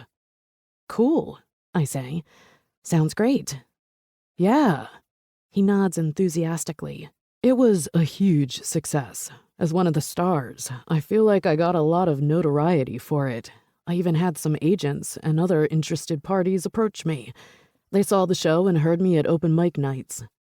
"Nice. Sounds like things are starting to come together for you." He steps closer, and I have to resist the urge to step back. After Jameson and I got together, Matt sort of backed off. Sort of. He continued to push me about working with him on his sound. I know what this is. I'm not stupid or naive. I know what he's after. "I'd like you to work with me on that. I know with our talents combined, we can make something amazing." Right. How do you tell someone you have very little interest in working with them or having them trade on your name? Not sure I'm the best person to help you with that, Matt. I know there are a lot of other more talented producers out there that I bet your interested parties would rather have you work with. He grins like he's reading me, but I don't think he really is. In fact, that smarmy grin makes it feel like he's about to try and drop a bomb on my head. "Is this about Jameson? About him not liking the thought of you working with me? Because I heard the 2 of you weren't seeing each other anymore." I hate it when I know things before they happen. It never turns out in my favor. And does Matt really think that pointing out my troubled relationship is the way to enlist my help? "I'm not sure who told you that." "Sailor did." He quickly interrupts, my stomach dropping at her name. "Didn't you know she was in New York with Jameson?" Does he have to look so satisfied? I didn't know Sailor was in New York this summer. It's not a name Jameson and I use all that often. She told me that he told her the two of you were over. I'm not sure what happened between them, but nothing fucking happened between them. Jameson's loud, angry voice rings through the twilight of the evening. I feel his hand slide around my waist. I feel the warmth of his body infuse my ravaged, insecure soul as he settles himself against me, practically nose to nose with Matt, who has yet to step back. Clearly, Sailor was talking out of her bony ass because Lyric and I are still very much together. And that's not about to change, Matt. So how about you take your untalented, opportunistic self and fuck off? He shifts, gazing down at me with something close to adoration in his pale blue eyes. Lee and I have a lot of catching up to do. Matt steps back, but he laughs harshly as he does it. I wouldn't trust him if I were you, Lyric. Sailor told me all about the time she had his cock in her mouth over the summer and the late-night sex at the club. Asshole. Why? Just why does he have to do that? Why do people feel the need to be so inherently mean to others? I seriously do not get it. Jameson removes his hand from my waist, balling up his fists until his knuckles turn white, stepping in Matt's direction. You have 2 seconds. I'm bigger and taller, and though fighting isn't typically my style, I won't hesitate to knock your lanky ass to the ground and spit on you while you bleed. Oh, shit. 1. Matt stares him down, trying to hold on to his precious pride, but deep down, he has to know he's outmatched. Jameson easily has 3 inches and 15 pounds of muscle on him. He starts walking backward, all the while maintaining eye contact with Jameson. Once he's a good 10 feet away, and just before he turns to walk off, he refocuses on me and smiles. I'll see you around, Lyric. Remember what I said. With that, he's gone, walking briskly away while trying to preserve an air of nonchalance. Jameson turns on me, and in a heartbeat, I'm in his arms. Not just being held, but lifted up until my feet dangle inches from the ground. He's a liar, he says in no uncertain terms. His words are clear and direct, sincerity and desperation bleeding from his eyes as he begs me to hear him, believe him. I swear to God, Lee. I swear on everything there is that he's lying. Sailor had Kane's dick in her mouth all summer. I blink at him, shaking my head slightly. He lifts me higher, forcing my legs to wrap around his waist and my arms to encircle his neck until we're eye to eye and inches apart. Sailor was in New York this summer. I didn't mention it to you because I didn't want you to worry about her. I know how you feel about each other. She tried with me, okay? She did. I probably should have told you, but you were in California, and we were barely talking as it was. I didn't want to fight over nothing. I brushed her off immediately, and she didn't try again. I didn't want her, Lee. I only want you. She latched on to Kane because, as you know, he has money. Thankfully, his mother installed a gold digger alarm in him at birth, so he didn't do much with her other than let her suck him off as often as she was willing. He didn't even fuck her. Okay, I say, believing him, but still not all that happy that this conversation had to happen in the aftermath, or at all, or that he filled me in on the details about her with Kane. That feels like a bit of a TMI, but I won't mention that. But really, Jameson knows I'm friendly enough with Kane and Travers that these would be verifiable facts, and I don't think he'd ever ask his friends to lie to me for him. Is that okay, as in you believe me? He asks warily, his eyes bouncing back and forth between mine. I nod. Yes, I believe you. I know you wouldn't cheat. Thank Christ. He blows out a huge breath of relief. Because I've missed you so goddamn much. His lips find mine, reclaiming what is only his. Come home with me. I know we need to talk. I know things have been not right. But I've missed you, and I want to pick up where we left off last spring. I pull back and meet his eyes. I love you, I think. This is not the first time I've thought those words, or even mouthed them silently while he was inside my body. But I haven't dared to speak them aloud. And it's not even because he hasn't said them first. It's because I know that once I give in to them, allow them to take over and become part of our fabric, our relationship will change. There will be no more holding back. I want that with him. I want him forever, I think. I can't imagine not wanting, loving him. But this summer might have scarred me. It might have been my worst fears realized. Part of me is screaming to get out now, to leave this school and this life and go back to California, to save myself from the inevitable heartache. But I can't make myself do it. It felt like a part of me was missing all summer, and instinctively I knew that part was Jameson. How do you walk away from the man who makes you feel like you weren't really living before he barreled his way into your life? Like all you were doing was going through the motions, oblivious to how good it could really be. I feel complete in myself.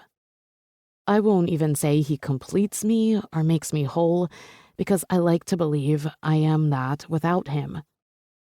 But he escalates me to an entirely different plane of existence. Now that I've had a taste, I don't want any other flavor. I want to go home with him. I want to say yes to everything he's offering me. But instead I ask, should we stop this now? He sets me down on my feet, taking my hand in his and placing it over his chest. Do you feel this? He asks, pressing my fragile hand onto the strong muscles of his chest, his heart thrumming beneath me. Do you feel the way my heart is beating right now? I nod, staring at my hand covering his heart, my throat thick with emotion to the point I have to clear it away. This rhythm is the fear of losing you. Jesus, I can't breathe. This rhythm is something I've only ever felt with you. I'm crazy about you, Lyric. Tears build up behind my eyes, but I can't let them fall. Not until he says it. I won't cry over him until that point, and I fucking know, he's not going to say it. Because he sees that line too. Even though he's showing me, expressing it, he's not saying those 3 words that are not nearly as simple as some might have you believe. His hand comes over my chest, pressing into my heart, his other hand grasping the bottom of my chin and forcing my face up to his, forcing my eyes to meet his. I don't think I can stop now. I know what you're saying. I get it. I feel that too. The impossibility of us. But I know there's a reason you're my first real girlfriend. I know there's a reason I don't want to let you go. He pauses, takes a deep breath. Day by day? He asks, watching me intently, measuring my response. What if I can't do day by day? He smirks like he knew that's what I was going to say. Then we have a lot of months to figure out a plan. Chaos dances in my chest, seeping through my blood, igniting a slow burning heat. It's in this moment I realize that Jameson Woods will be the end of me. I just can't figure out if that end will be in the form of salvation or ruination. Chapter 13. Jameson. My phone sounds off like a foghorn, startling me out of my heavy slumber. I groan, rolling over to slap at it, only to realize it's not my alarm. Lyric moans next to me, murmuring something I can't hear but can guess at into her pillow. I answer the phone with a swipe of my finger, opening one eye to check the caller. It's just numbers, and though I know it's familiar, I can't place it in my hazy state. Hello? I answer, my voice sounding and tasting like sand and ass, not the good kind at that. Jamie? I sit up straight, rubbing furiously at my eyes before I pull my phone away from my ear to check the time. 3:42. What the hell? Diane? I don't know what to do. My stepmother cries, her voice panic mixed with an earthquake. What's wrong? What happened? I feel Lyric sitting up next to me, her hand on my shoulder, but I can't turn to acknowledge her or answer her silent question. He's not waking up. I heard a crash in the bathroom. When I got up to see what the noise was from, I found your father on the floor with blood coming out of the side of his head. Jesus. Fuck. Did you call 911? She puffs out a torrent of air into the phone.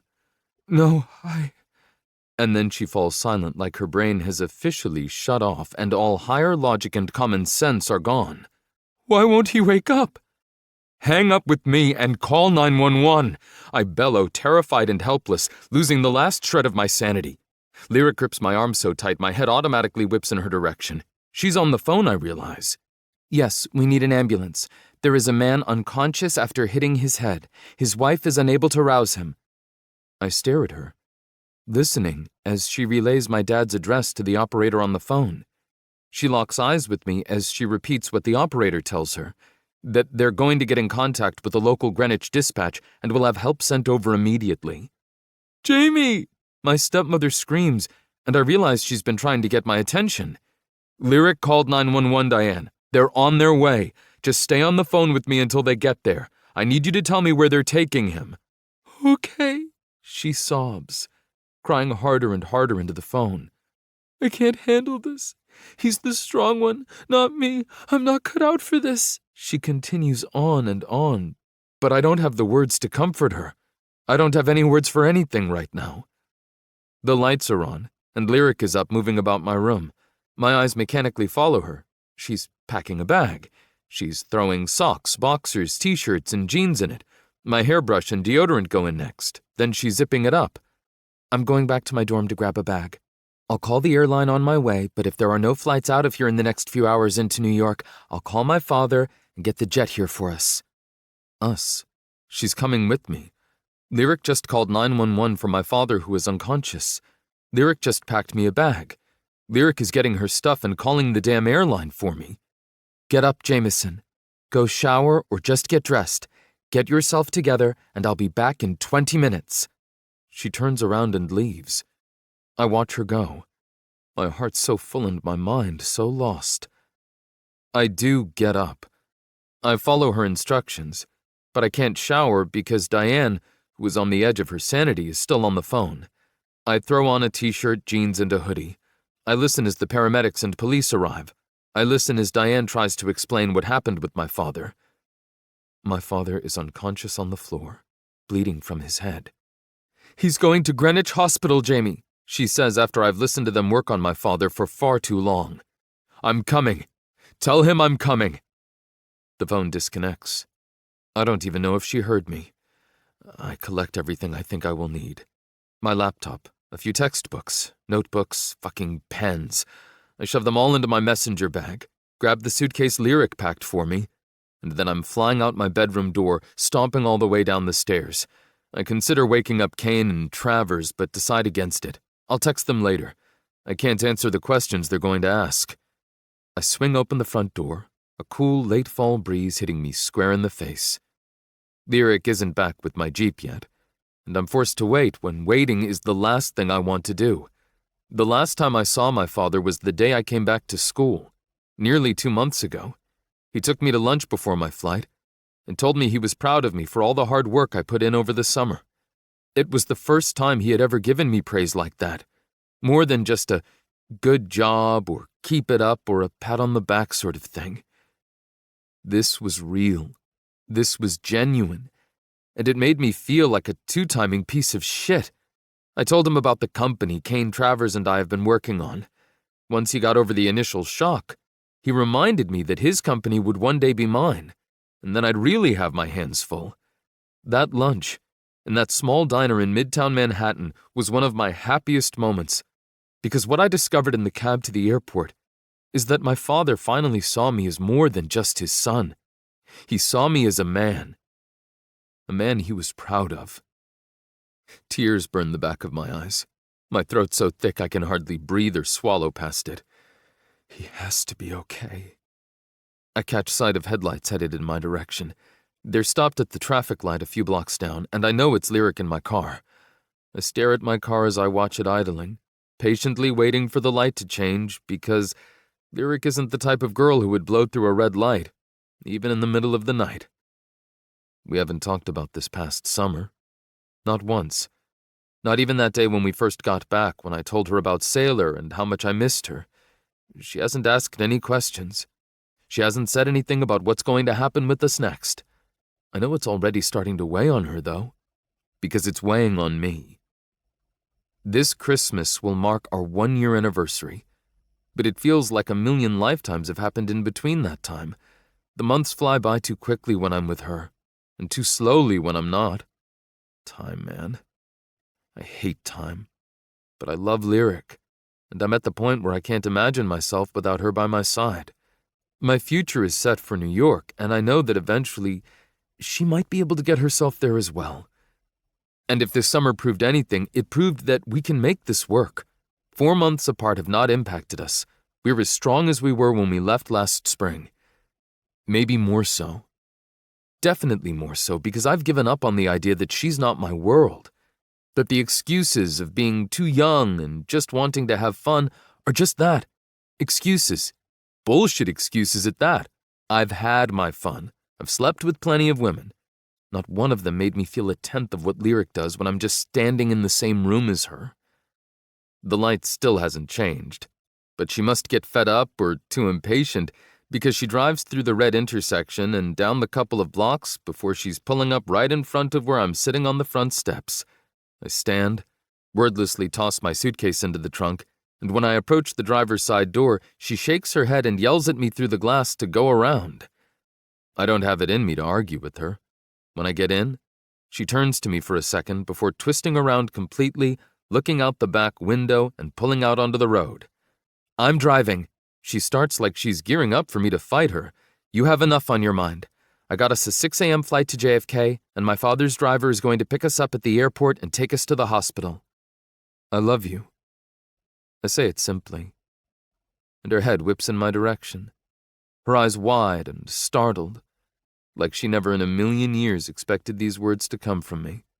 That sort of makes me feel like an asshole, because she deserved these words from me so many months ago. I know this is the worst moment for this. I know I'm not doing it in some big, romantic way that shows you just how much, but I can't hold it in anymore. I love you, Lyric Rose. You're the best thing to ever happen to me. And as long as I live with a world and lifetime of experiences ahead of me, that will never change. She's smiling softly, looking out the windshield as she focuses on the road. She's not a crier. She's not one of those girls who gets overly emotional and breaks down. Instead, she pulls the car over to the side of the empty road, throws it in park before she turns to me. I love you too. I've loved you for a very long time. So long, in fact, I'm starting to get to the point where I don't remember ever not loving you. Jameson Woods, you might be stuck with me. I take her face in my hands and kiss her. My tongue sweeps into her mouth and I taste her. I worship her, devour her. If we weren't in such a rush, and if the world wasn't coming down around me, I would show her that her threat of being stuck with her is a promise I intend to keep. Thank you for taking care of everything this morning. Thank you for taking care of me when I need you the most. She smiles against me, kissing my lips again. She doesn't say anything back. She didn't do all of that for me to thank her. She did all of that because that's the sort of person she is. I kiss her eyes, her nose, her cheeks, her forehead, and finally, her lips. We part reluctantly as she throws the car back into gear, racing off into the darkness. Did you book a return flight? No, she says with a small shake of her head. I didn't know how I could with so much uncertainty around your father, John, my father's driver, is also his bodyguard and pilot. When I called him, he told me he'd fly us back whenever we're ready. The plane isn't scheduled for anything for a couple of weeks. I've never been on a private plane. Lyric grins, her face illuminated in a blue glow that makes her look like some sort of beautiful sci-fi fairy. It's pretty rad. At least my father's plane is. I actually like it better than the one Robert has. It's big, with a seating area, a dining room, office, and a bedroom in the back. Not bad being a rock star, I muse. While Lyric doesn't like to talk too much about her father's success, she does with me. She's told me about his career, about the album he's working on, and how he's letting her produce a few of the songs. I think that might be her dream come true. She grew up in a world that most don't know and only have the luxury of dreaming about. But it's her life, and you'd never know it if you met her. She does not scream rock star's daughter, though that tattoo she got last year on her back is pretty badass. I wrote a song, she says after a few minutes of silence, her words coming out as a whispered confession. A song? I parrot. I knew she played around with other people's stuff, but I had no idea she wrote. Yeah, she hums, cutting to me quickly and then back to the dark highway. What kind of song? I push when she doesn't say anything else. It's sort of Sonic Youth meets the Lumineers, if you can possibly wrap your head around that sort of sound. I don't really have words for it, just the notes. I smile, reaching out and taking her hand. God, this girl. My chest clenches so tight I have the strongest urge to reach up and rub the spot. Just when I think I've seen all she can do, I mentally shake my head. There is no limit with Lyric, nothing she's not capable of. Will you hum it for me? She laughs, the sound buoyant, and the heavy weight I've had in the pit of my stomach since I got that call feels just a bit lighter. No, definitely not. But when we get on the plane, I'll play it for you. It's on my computer. I'm so glad you're coming with me. Something isn't right. It's more than him falling and hitting his head. Lyric's eyebrows hit her hairline. How do you know? Because I heard the paramedics while they were working with him. He's the only family I have left. No grandparents. My father was an only child like me. My mom never had a father that she knew, and both her mom and sister also died of breast cancer. Seriously? She gasps, covering her mouth with one hand, her eyes filling with pain. I had no idea. They must have had that genetic link. I nod. Yeah. She died before there was regular testing for it, but I know that must have been it. In any event, my dad is it. Diane is not my family. Lyric squeezes my hand. Family is not always what you're born into. You have me. You have Kane and Travers. You're not alone in this world, Jameson. I know you feel like that sometimes. I see that darkness in you, but you're not. Not even close. I'm not going to spew bullshit platitudes or words of comfort about a situation I have no knowledge of. Your father is going to be okay, but if for some awful reason he's not, well, then we'll get through it. Together. I've known you practically my whole life, Lee. Since we were 6, I shake my head. I always saw you. Always watched you and secretly pined after you. Every fucking guy in school did. But I didn't know you. Not really. I lean over the center console and bury my face in her neck. I'm so glad you transferred schools. Her fingers glide up, slicing through my hair and holding me against her. Me too. I have waited a lifetime, spent my time so foolishly. But now that I've found you, together we'll make history, she quotes. Foreigner was never my favorite band, but those lines always stuck with me.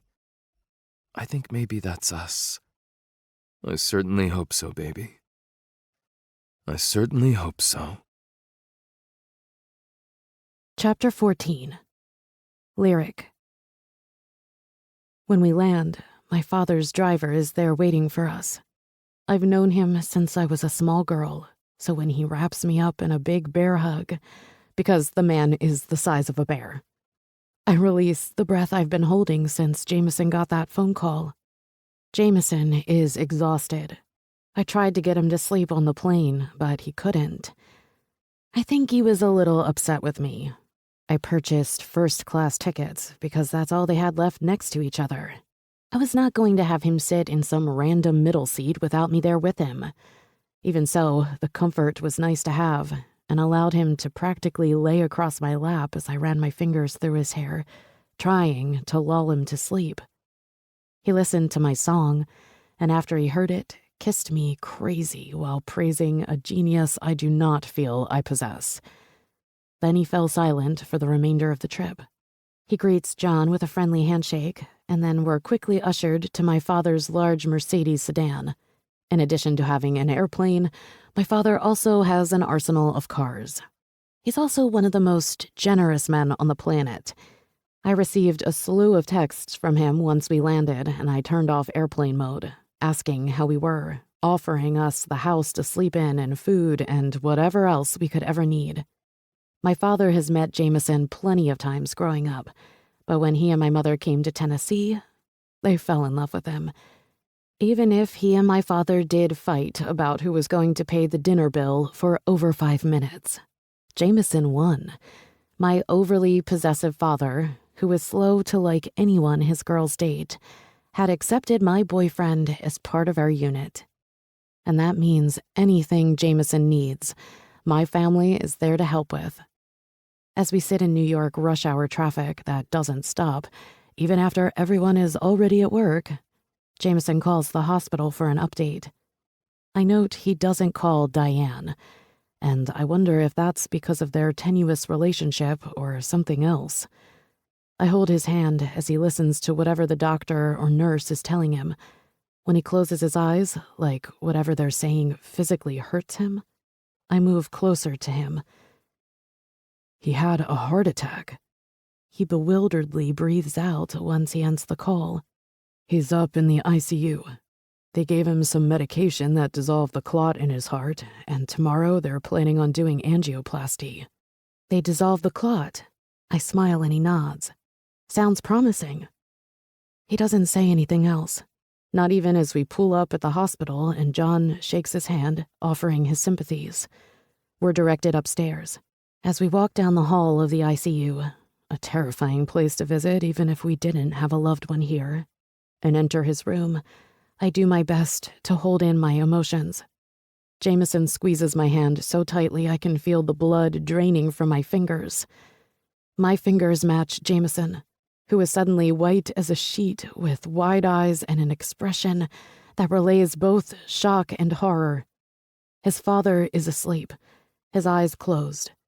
But for such a strong man, he looks small and meek. His black hair, the same shade as Jameson's, is disheveled.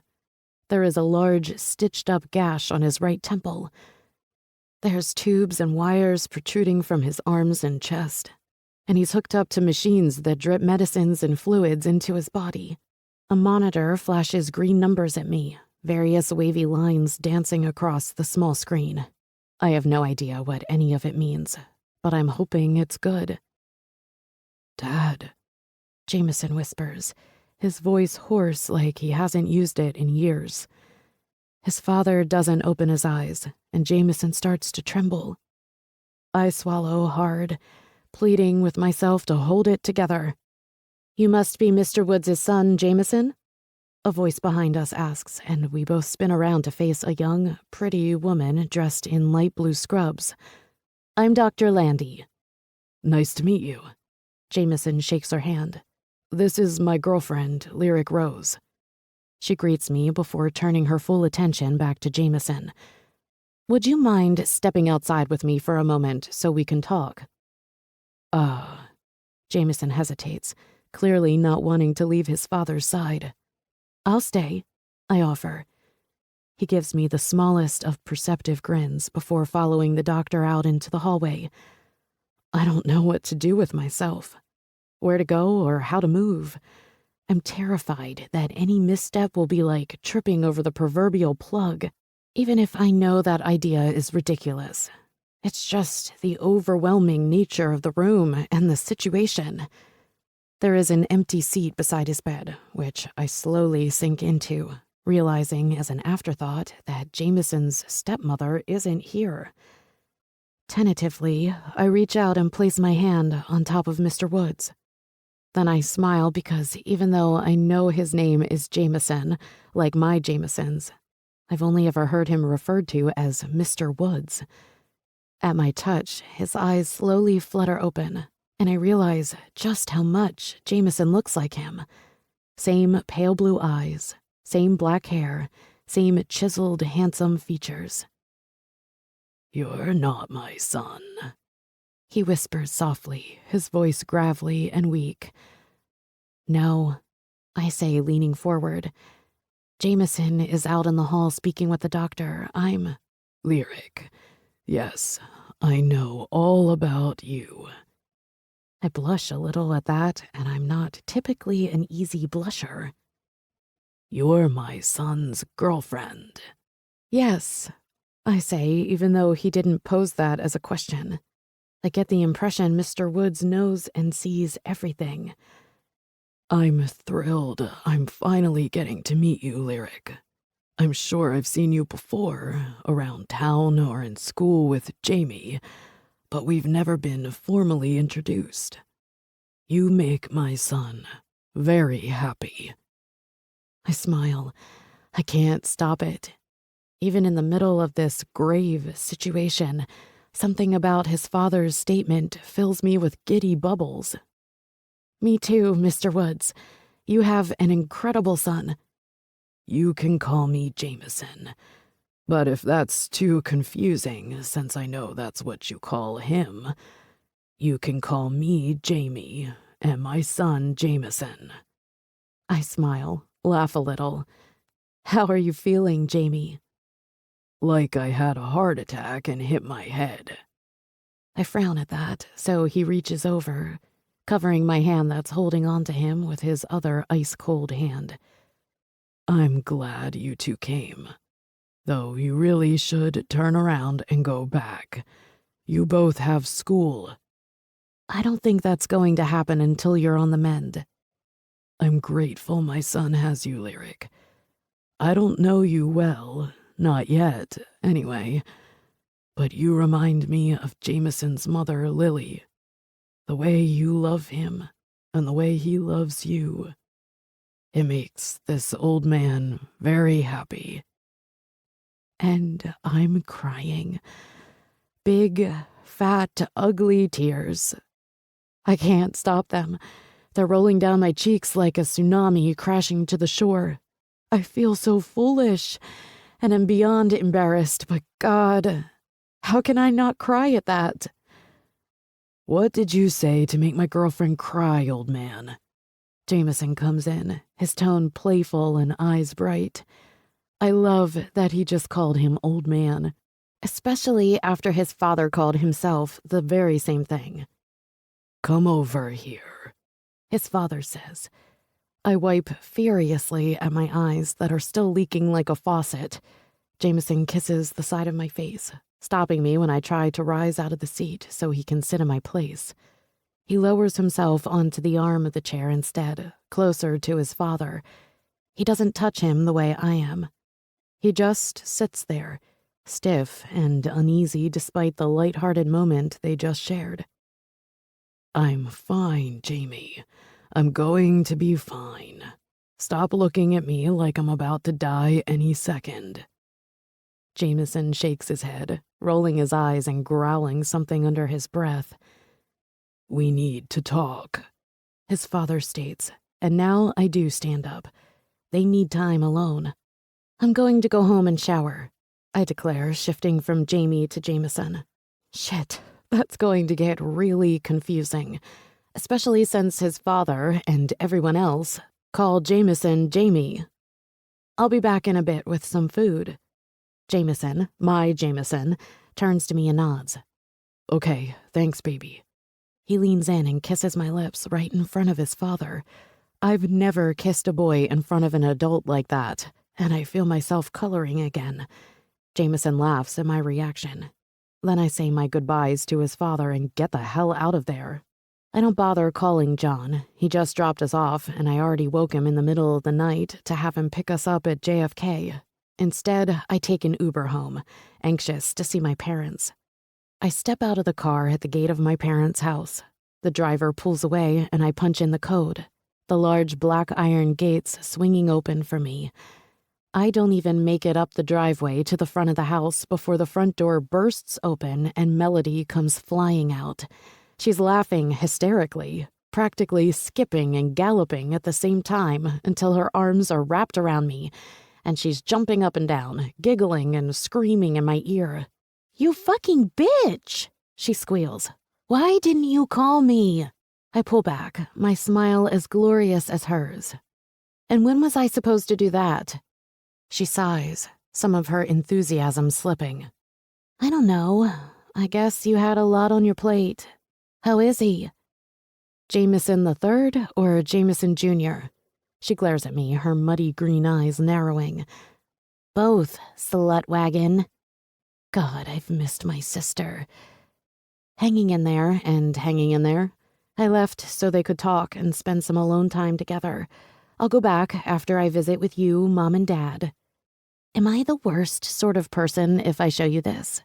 she asks, extending her elegant, manicured hand out to me so I can see the massive emerald-cut diamond that looks like it could sink a battleship prominently displayed on her fourth finger. "Oh my God!" I scream, wrapping my arms around her again as we do that jumping up and down, giggling thing that only really close sisters or friends can do. "You cunt! When did you get engaged?" "This morning, actually. Can you believe it?" She pulls back, wiping at her happy tears. I have some of my own going on, too. It was the craziest thing. I woke up to this elaborate breakfast Jose made me. I mean, everything, right down to the damn scones, was homemade. Just as I took a bite, he got down on one knee. "You choked, didn't you?" She bursts out laughing, throwing her head back and everything. "Yes, I did. I totally freaking did. But luckily, I got control quickly because that is not a story to tell the grandkids." I said yes, obviously. She wiggles her fingers, and the massive diamond glints at me again. "I'm so happy for you. When's the wedding? And what hideous dress are you going to force me into as maid of honor?" I point at her, making sure she gets the threat behind my words. Any other title will not do. "You can pick it out. I won't even argue with you when you choose some nutty color like powder blue or bright yellow, and I'm thinking sometime next summer." She cocks an eyebrow at me, and I know that look. "Like I'd miss your wedding. I'll take whatever time off you need me to. Can I bring Jameson?" I ask, and then pause, realizing I'm assuming a lot about our relationship. I know we said "I love you" this morning. I know we've become serious, and despite our day-by-day rule, we both want it to work out. Regardless, that voice in the back of my head continues to ask, how can it? I've even talked to Robert about New York, but he won't hear of it. The office there is small, and there are no studios. At least not ones meant for full record production. California is his home base. I've been looking for other studios, making calls and sending emails, but so far, nothing else has come up. "Of course you can, but..." I shake my head, shutting down the question instantly. I don't want to go there. I'm getting tired of obsessing over the perpetual ticking clock on my relationship with him. "Come inside. Mom, Dad, and Jose are waiting on us. They let me have my moment, but I know they're dying to share it with you too." Melody and I walk arm in arm into my parents' house. Melody can't stop talking. Her mouth moves a mile a minute. I've never seen her this happy, and in turn, that has me over the moon. I hug Jose, my sister's new fiancé, instantly. He is a tall, slender guy with dark brown hair, dark brown eyes, and gorgeous, tanned skin. Jose's father is originally from Cuba. He came over here for baseball and never went back after meeting his wife and having children. "Lyric, my love," my father says with a huge smile. We've missed you so much." He wraps me up in his tattooed arms, kissing the crown of my head. His blonde hair is shorter than it was the last time I saw him, and I think I like it better like this. It fits him. My mother comes on the other side of us, holding me just as fiercely. "How's your boy?" she asks in my ear. "We're so worried about him. About both of them," she adds. They release me, taking my hand and leading me back into the sunroom. I love this house.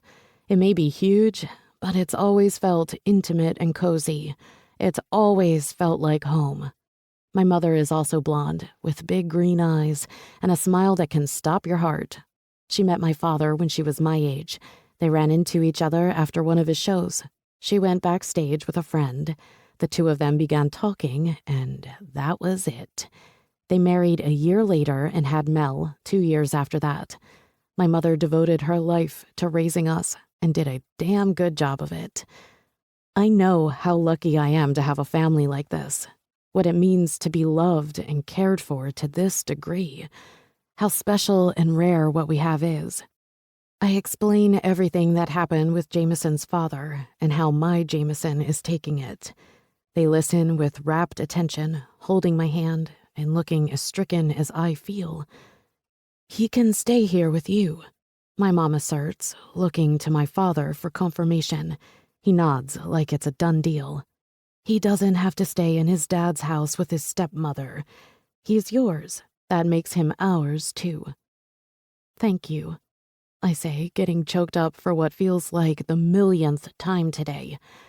We talk for a few more minutes, mostly about Melody and Jose's wedding plans. Then I excuse myself to shower so I can get back to Jameson. I have a feeling it's going to be a long couple of days. Chapter 15. Jameson. I'm glad you came, but now you can go. My father says to me the moment Lyric leaves the room. I rub my forehead with my hand, trying to remain calm when his words just piss me off so much.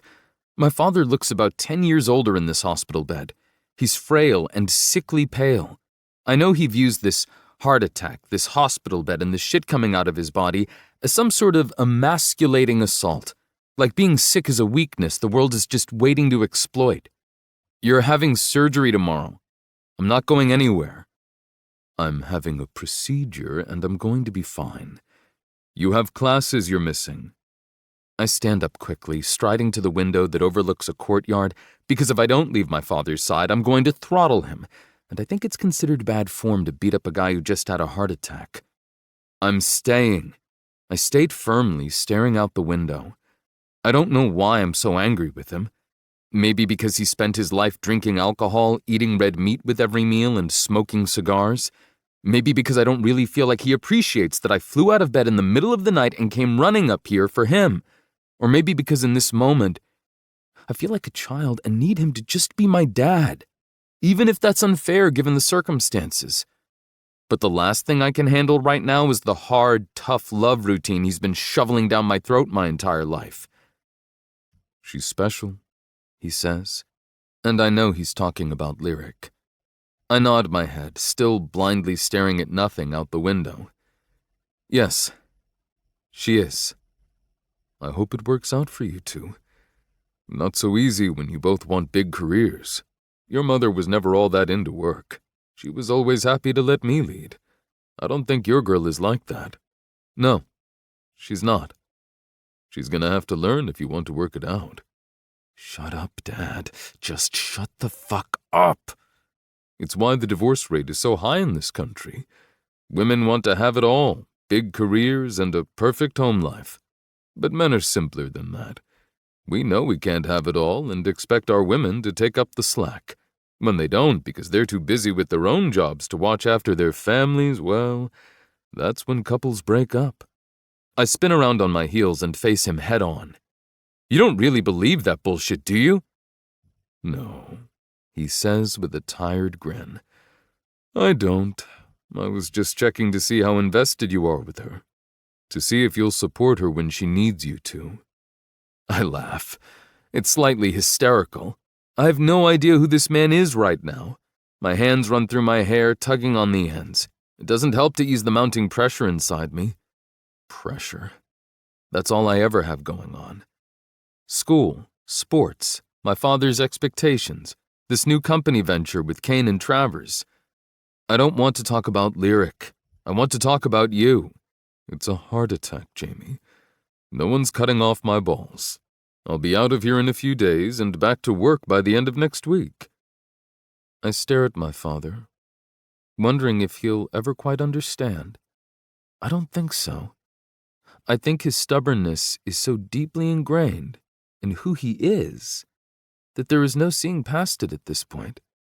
So why am I trying to fight him? Why do I feel like I can win when I've already lost? And because he's like this, I can't show him any weakness. I can't tell him that he's all I've got, even though Lyric pointed out that he's not. It's different, though, and I know she understands that. I can't tell my father I'm scared for him, that if he doesn't change his lifestyle, there will be a next time, and that the next time might not end so well. I don't feel comfortable expressing emotion to my father, which hurts nearly as much as this situation does. But there are some conversations people can't have with each other. Some words can never be spoken. Sometimes, you end up swallowing your tongue and part of your soul instead of your pride.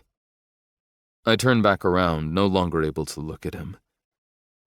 You win, Dad, I say. You always do. I think a part of me just died. But ironically, it's not any part I want to possess anymore.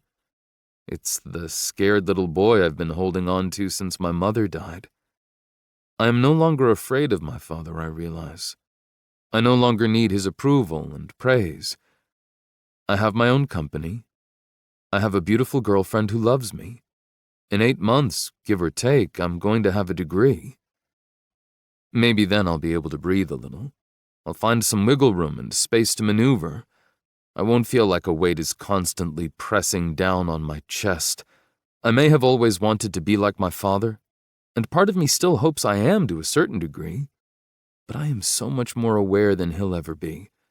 Accepting that we all have weaknesses makes us stronger, and admitting that simple fact to myself makes me stronger than him, because he's never been able to face his own shortcomings. Good. Now go find that girl of yours.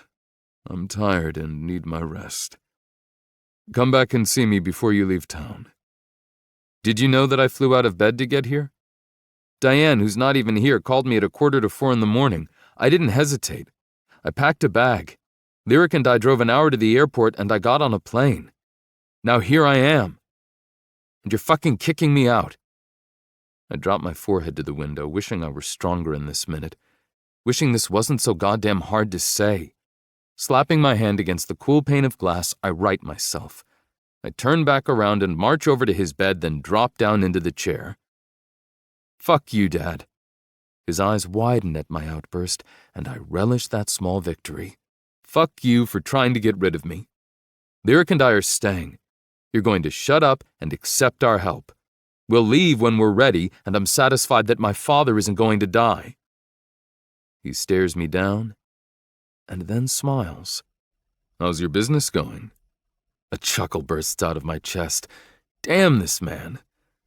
I slink back into the uncomfortable chair, run a frustrated hand through my hair and scrub it up and down my face. And then I blow out a breath and tell him everything that's going on with my business. We talk. Well, I mostly talk and he listens. Just when he starts to doze off, Diane waltzes in like she hasn't been gone all day. Like her husband didn't just have a heart attack and is in the ICU. Bitch looks like she just came from the salon. I get up and leave his room, offering her no more than a nod, feeling more satisfied than I have in a long while, at least where my father is concerned. Lyric is standing in the hallway, leaning against the wall with her foot propped up and her eyes on her phone, a soft smile pulling up the corner of her lips. How long have you been standing there? Her head pops up and she shrugs when she finds me. I didn't want to interrupt. How do you feel about going into the city for some dim sum? Are you willing to go vegetarian? Shit, How on earth could I have forgotten that she's a goddamn vegetarian? Can I order shrimp fried rice? She nods, pushing off the wall and walking slowly toward me. I know a really good place, she says, dragging her hands up my chest and around my neck, kissing my jaw. Then let's go. I'm starving. How is he? The same. He's always going to be the same, and I think it's time to accept that. She nods, kisses my cheek, runs her nose along the nape of my neck, drives me wild in the middle of the freaking ICU. My sister got engaged. Yeah? I ask with a smile, and she nods again, her smile double what mine is. Yeah, my parents are taking her and Jose out for a celebratory dinner. They invited us along, but I said we'd probably do our own thing. She winks at me, her smile turning into something else completely. You look like you've got ideas floating around in that pretty head of yours. I have to warn you, she says, reaching up on her tiptoes to whisper in my ear. They're all dirty. Come with me, then. I take her hands from around my neck and intertwine our fingers. I lead her out of the hospital, telling the nurses to call me. We Uber back to my father's house, and I go into his garage to find my old car. He bought me my Jeep when I left for college, saying I needed a car there, but he didn't want me driving back and forth from Tennessee to Connecticut. I didn't argue. It was a new Jeep, after all. But my old car is, in fact, old. It's a 1969 Ford Mustang. It was my grandfather's car. It's so goddamn cool. I took it when it was offered to me and slowly restored it over the years. It's black with smooth black leather seats that are piped in white. There isn't any air conditioning, but it's late November in Connecticut, so we definitely don't need it, and the heat works just fine. You're not driving, this is the city, she says, taking in the car, running her hands along the dash and seats. Fuck dim sum. I'm going to eat you for a snack, and then I'll take you out somewhere for dinner. She looks over at me as I start the engine with a loud, powerful roar, thrilled that it actually started. Our seats vibrate with the horsepower, a surge of life spidering its way through my veins. You, sure? I laugh, taking her hand. I'm sure, baby. Life is goddamn short. My father and I talked about a lot of things. Tomorrow, we'll wake up early and be at the hospital all day. But tonight is for us. Lyric smiles at that, settling in for whatever I have in store for her. She doesn't ask where I'm taking her. I doubt she cares. She just wants to be with me, and I want to be with her. Nothing else matters. I drive us down to a secluded area by the ocean. This part of the beach belongs to the yacht club, but my father is a member. You don't actually need a yacht to be a member, which is good for him since he doesn't have one. But I know for a fact no one will bother us over here. It's rarely patrolled, especially this late in the season. I shift my car into park, turn off the headlights, find a station on the ancient radio, and then tug Lyric into my lap. She smiles, her eyes locking on mine as she dips down and kisses me. My tongue invades her mouth, my hands cupping and squeezing her ass. Her arms wrap around my neck, toying with the ends of my hair as she deepens the kiss. She moans, rocking into my painfully hard cock that's already straining against the denim of my jeans, and I squeeze her harder, letting her know I have so many plans for us, for tonight, for her body. Get in the back seat and take off your pants and shirt, I command, but leave your bra and panties on. She scurries over the bench seat so quickly that if I weren't so fucking turned on, I'd laugh. I watch her through the rearview mirror, our eyes locked in the glass as she pulls her blouse slowly over her head. I lick my lips as her hands glide down the smooth, taut expanse of her stomach until they dip out of range from my eyes. With my heart racing in my chest, I reach behind my head and tug my own shirt over my head before I remove my jeans, pulling out a couple of condoms from my pocket as I do. I stroke my cock through my boxer briefs, already so ready for her I can hardly stand it. I'm going to make Lyric come. I'm going to make her come so hard and so loud the windows will rattle. A freaking Blind Tears song comes on the radio and we both laugh. But it's a good song, so I don't change it, even if it's her father's voice coming through my speakers. If he only knew all the dirty things I'm about to do to you, I say, and I hear her suck in a deep breath. I climb over the partition, the same as she did, and then we're both scrunched in the small back seat. This is not the best place for this, but I'm not going to touch her once we reach her father's house. I respect him and her too much for that. She's wearing a lavender thong and matching bra, and her blonde hair is sprawled out across my seats. She's stunning, so crazy beautiful that my chest flutters. I love you, I say to her, watching her eyes as I slowly peel her panties down her thighs. I love you so fucking much. She closes her eyes, before they reopen to half-mast, as my fingers glide along her slick-hot pussy. She moans when I slip one finger, followed by another inside her tight heat. She's so wet, so fucking warm. She squirms, grinding against me when I add a third finger and my thumb finds her clit. I rub her G-spot from the inside, watching as my fingers fuck her over and over. The wet sounds are nothing short of erotic, and God, no one has ever turned me on more than Lyric Rose. My face drops, albeit at an awkward angle given the restraints of the car, and I kiss her pussy. I kiss her again and again, loving the way she moans. It's not her typical moan. It's slow and long and low. You want more, Lyric? Yes, she breathes. Please. I love it when she begs. It doesn't happen often, only when she's wound up beyond needy. Spread your legs wider for me, baby. Let me see all of you. She moans even louder, her head falling back against the window as she complies. I remove my fingers from her pussy, and she growls in protest, which makes me chuckle. My lips take over, sucking her clit into my mouth and flicking it with my tongue, my wet finger gliding along her opening until I reach the tight butt of her ass. "Oh," she cries, arching further into my face. "Jameson," she breathes.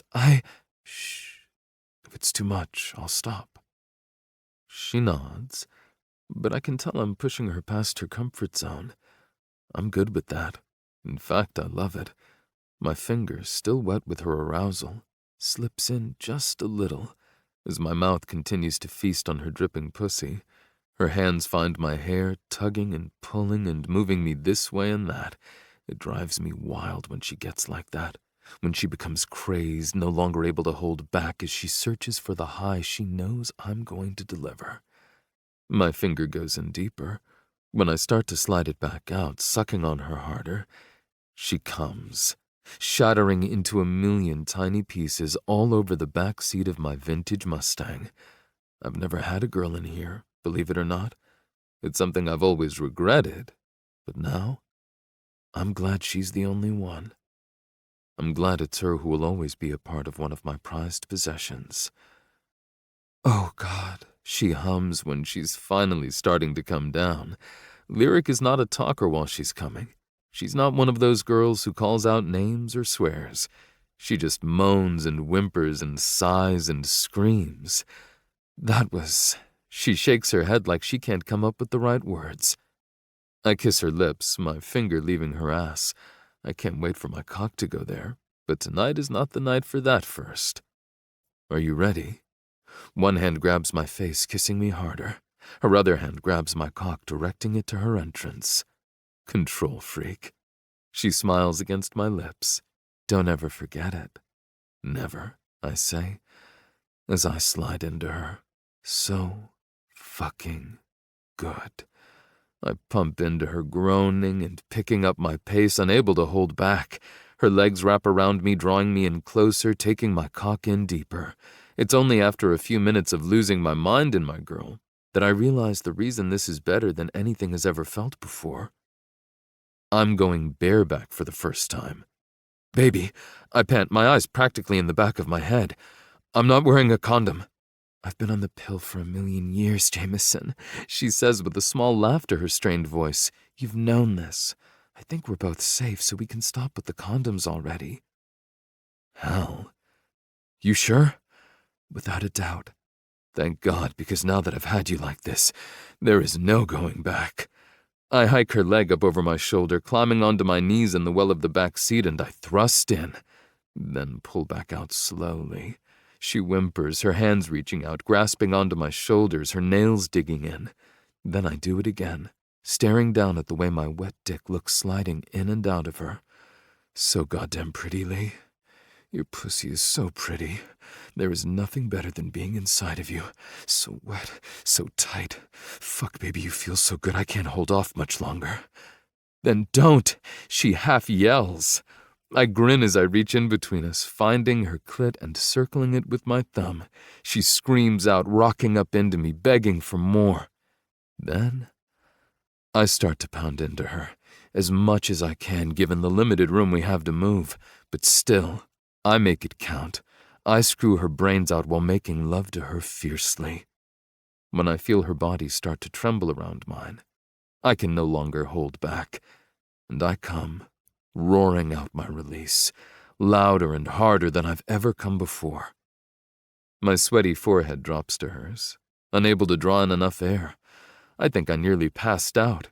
There are giggles, and I realize I just said that out loud. When we're old, promise me we'll slink off and have sex in this car, she jests, her words light and full of air, but they sink into me like lead. I promise, I say, hoping to hell I can keep that promise. I don't have the best track record with those where she's concerned. Chapter 16. Lyric. Do you hear what I'm telling you, Lyric? Robert Snow is a little hyper this morning, and considering it's 8:30 in the morning Tennessee time and only 6:30 in California, I'd say he really needs to slow down on the coffee, because he sounds like he's about to run all the way here and shake me. I hear you, Robert. I'm smiling. Even though Robert is very hyper, he has an excellent reason to be. I just don't know what to say. You're going to say yes. There is no other option. Cyber's Law asked for you specifically. They heard the albums you did last summer and fucking called me up. I'm walking across campus towards one of the few classes I have this semester. Turns out I overdid it at NYU. I only need 9 credits to graduate. Somehow I talked my advisor and one of my music teachers into giving me credit for working with Robert and my father on an album. Seriously, can you freaking believe that shit? We have 1 more month left in school. 1. Then we graduate. And now Robert is trying to mess with that piece of paper because Cyber's Law, a British alternative rock band that has taken the charts and the world by storm, has asked me to produce their next album. They finished a world tour in December, took a few months off, and are now ready to get going on album number 3. They had a difference of opinion with their last producer and are looking for someone young and talented who will collaborate instead of dictate. Apparently, that's me. But there's always a kicker, and that kicker is that they want to start immediately. As in next week. Honestly, I think I could make it work with my teachers. I'm pulling an A in the 2 other classes I'm forced to take. I have a feeling I could just show up for the final and do fine. That's not really what has me dragging my heels, and we all know it. I need to talk to Jameson, I say with a cringe because I know what's about to come next. What the fuck do you mean you need to talk to Jameson? Yeah, those 2 don't like each other all that much. He's your boyfriend, not your keeper. This is the chance of a lifetime. This is the ability to write your own goddamn ticket. What sort of piece of shit fuckstick would ever tell you no? This will make you a full-time producer. That means at the minimum you'll be worth 7 figures a year, with no other offers. But you know there will be other offers. Lyric, you know I love you. You're like family to me. I like you more than I like my own children. So please say yes. Take this contract. Make this album. This is your dream, honey. I lower myself onto a bench just outside the business building where my class is. Believe it or not, Jameson and I actually have a class together this semester. He hasn't shown up for it yet, and right now, I'm overwhelmingly grateful. He had an early baseball practice and seems to be running late. Good. I need to figure this out. They won't do it in New York? I ask, chewing on my nails that I've never chewed on before. That's how messed up I am with all of this. How conflicted and torn and excited and sick I am right now. No, he says slowly, quietly, which is so unlike him. I asked. I know where your heart lies, and because it's for you, I truly did ask. But they rented a house in LA, and it's where they want to do the album. I nod. I already figured that. Very few artists record entire albums in New York unless they're from the area or have places to live there. Studio apartments are nice, but not what these guys are used to. And albums take months to finish. I don't care who you are. No one likes living out of a hotel or an apartment that isn't theirs for that long. Okay, I'll let you know by the end of the day. Lyric. He sighs into the phone, but it's a resigned sigh. It's the sort that says he's not happy, but he understands. If he loves you, he'd want this for you. And I don't know, maybe we can figure something out with New York in the next year or so. I like you here. The artists like you here. But I want you happy. And I want you to stay with my label, so we'll work on it. I smile. I smile so goddamn big. Because, yeah, a year feels like a long time, but this also looks like light at the end of the tunnel. Even if I don't really love living in New York. Been there, tried that, but with Jameson, it would be different. Thank you, Robert. I love you. And don't badmouth your kids. They're just misunderstood. He laughs, and I can picture him shaking his head with his hand on his lean hips. Robert looks so much like Michael Douglas in Wall Street, it's startling. Even his damn suits do. All that's missing from his side is that awesome, massive 80s cell phone. Spoiled is more accurate, but that's my fault. So we'll leave it at misunderstood. I'm sure their shrinks would love that. He laughs again and then says, You better call me before 5 California time. I have a dinner. Promise. And Robert? Yeah? Thanks for everything. You got it, kid. Later. He disconnects the call, and I set my phone down on my lap, staring straight at the building I'm supposed to be in. Robert wasn't lying when he said this was my dream. This is that moment. The one I feel not many people get or realize when it happens. The one where you want to scream and run up to a stranger and beg them to pinch you because it all feels like it's too good to possibly be real. But Jameson is my dream too, and I'm not ready to put distance between us, even though I know it's coming. Things changed after his father's heart attack. Between them, between us, we ended up spending the entire week up in Connecticut. His father had his procedure, and things went really well.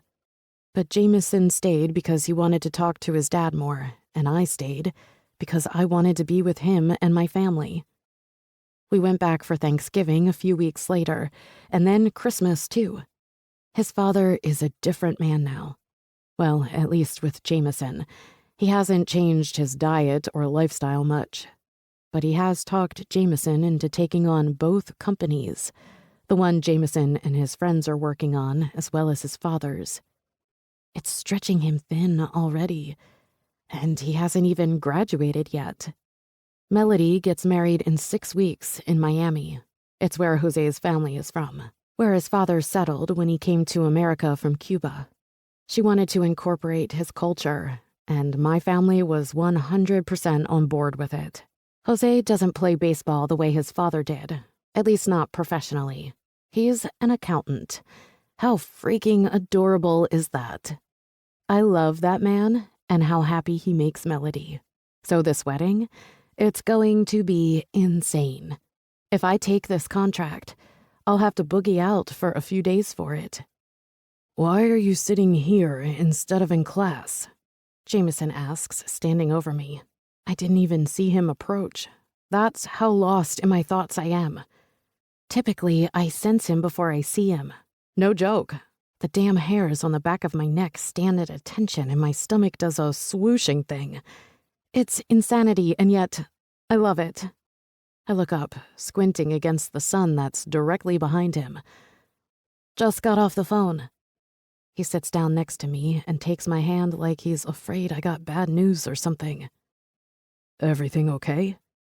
I turn to look at him, stare into his beautiful blue eyes, absorb him feature by feature. He makes my chest hurt in the best possible way.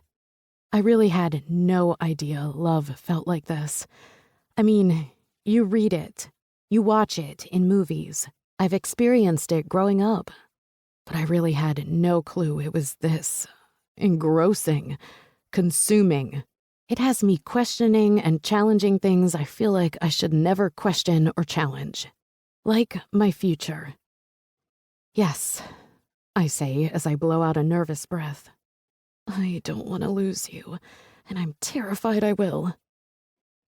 Cyber's Law asked me to produce their next album. Jameson's eyes bug out of his head.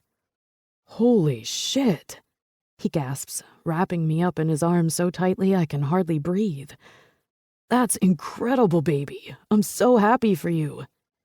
They want me to start next week. In California. He pulls back instantly, his eyes bouncing back and forth between mine as he tries to read. I don't even know what. Next week? I nod. What about school?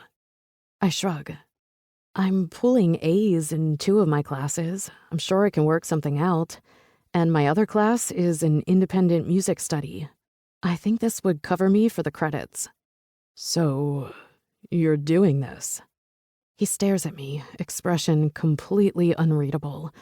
I wish he would give me some indication of how he felt about this, or what he's thinking. I told Robert I had to talk to you first. Jameson stands so abruptly, I start with the action.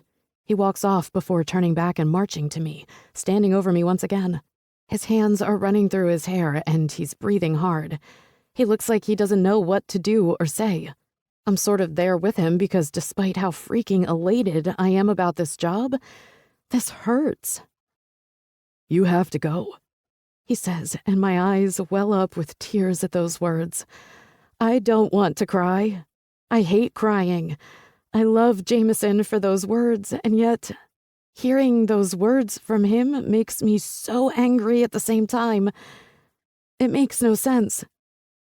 This is too big to turn down. My face drops to my hands. My shoulders begin to shake as I swallow and sniff and try to hold all the emotions inside me. Jameson falls to the ground in front of me, his knees in the grass, his hands on my thighs, his breath fanning across my hands. Look at me, Lyric. I can't. I need a second, so I shake my head. He laughs, pulling my hands away from my face and forcing my chin to meet his eyes. Are you upset because of me? I nod. I can't speak yet, or I know I'll lose my last shred of composure. When we started this, I knew things weren't going to be pretty with us. But the moment I told you I loved you, I knew there would come a time that I would be loving you from afar.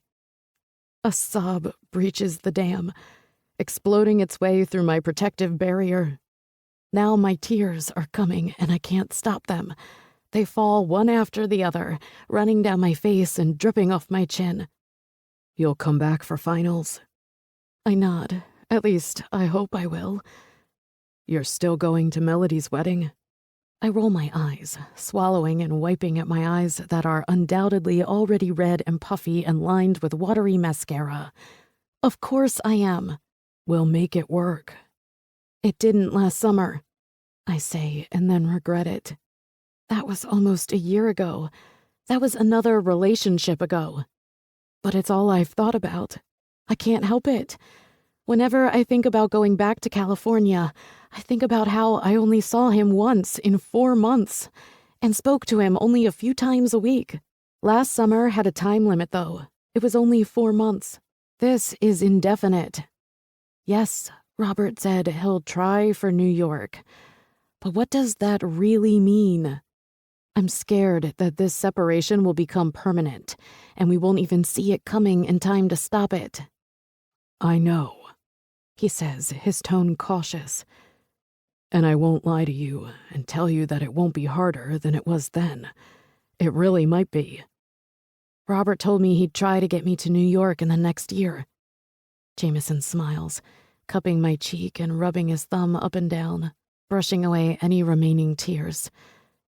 We can make it until then, right? I can't tell who he's trying to convince more, himself or me. You're sure about this? Jameson leans in, kisses me softly before dropping his forehead to mine. Yes. This is not something I can tell you not to do, Lee. It's not my place. But even if I was a dick and put my foot down, you'd never forgive me. I want you happy, baby. I want you to make this album because I know you will rock it. I'm so proud of you, Lyric. We knew this was coming. It's just sooner than expected. I nod. I have no idea why I'm nodding when it feels like my life is simultaneously falling apart and coming together. I don't want to lose you. I'm so terrified I will. I kiss Jameson like I've never kissed him before, right here on the bench in front of the business building in the middle of our campus. I kiss him with everything I've got, because somewhere in the back of my head, in a dark, hidden part that I continue to ignore, this feels like an ending instead of a beginning. This feels like goodbye. We love each other, and we can make it through. We love each other, and we can hold on. I'll get to New York. I'll find a way to be with him. 1 year. We can make it 1 year. Chapter 17. Lyric. My eyes are closed, head bowed down, chest pressed against the edge of the mixer. My fingers aren't moving yet. I want them to play through this song without any adjustments from me. Once I hear the song, the one they insisted on adding to the album that's about 70% produced, I'll have a better idea what we need to do with it. It's rough, Lyric. That's what Harry, the lead vocalist, said when he introduced it. We don't have time for rough. We've been working on this album for nearly 5 months. 5. Typically, it doesn't take that long. Typically, I get a band to finish recording in closer to 2 or 3. And then it takes me another month or so to finish it up and get it out. But these guys like to change shit. A lot. They've already scrapped 2 songs. 2 songs that were fully recorded, and replaced them with 2 others that needed a ton of work. Now, this new song.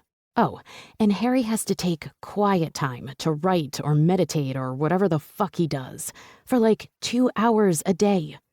I'm starting to understand why they had creative differences with their last producer.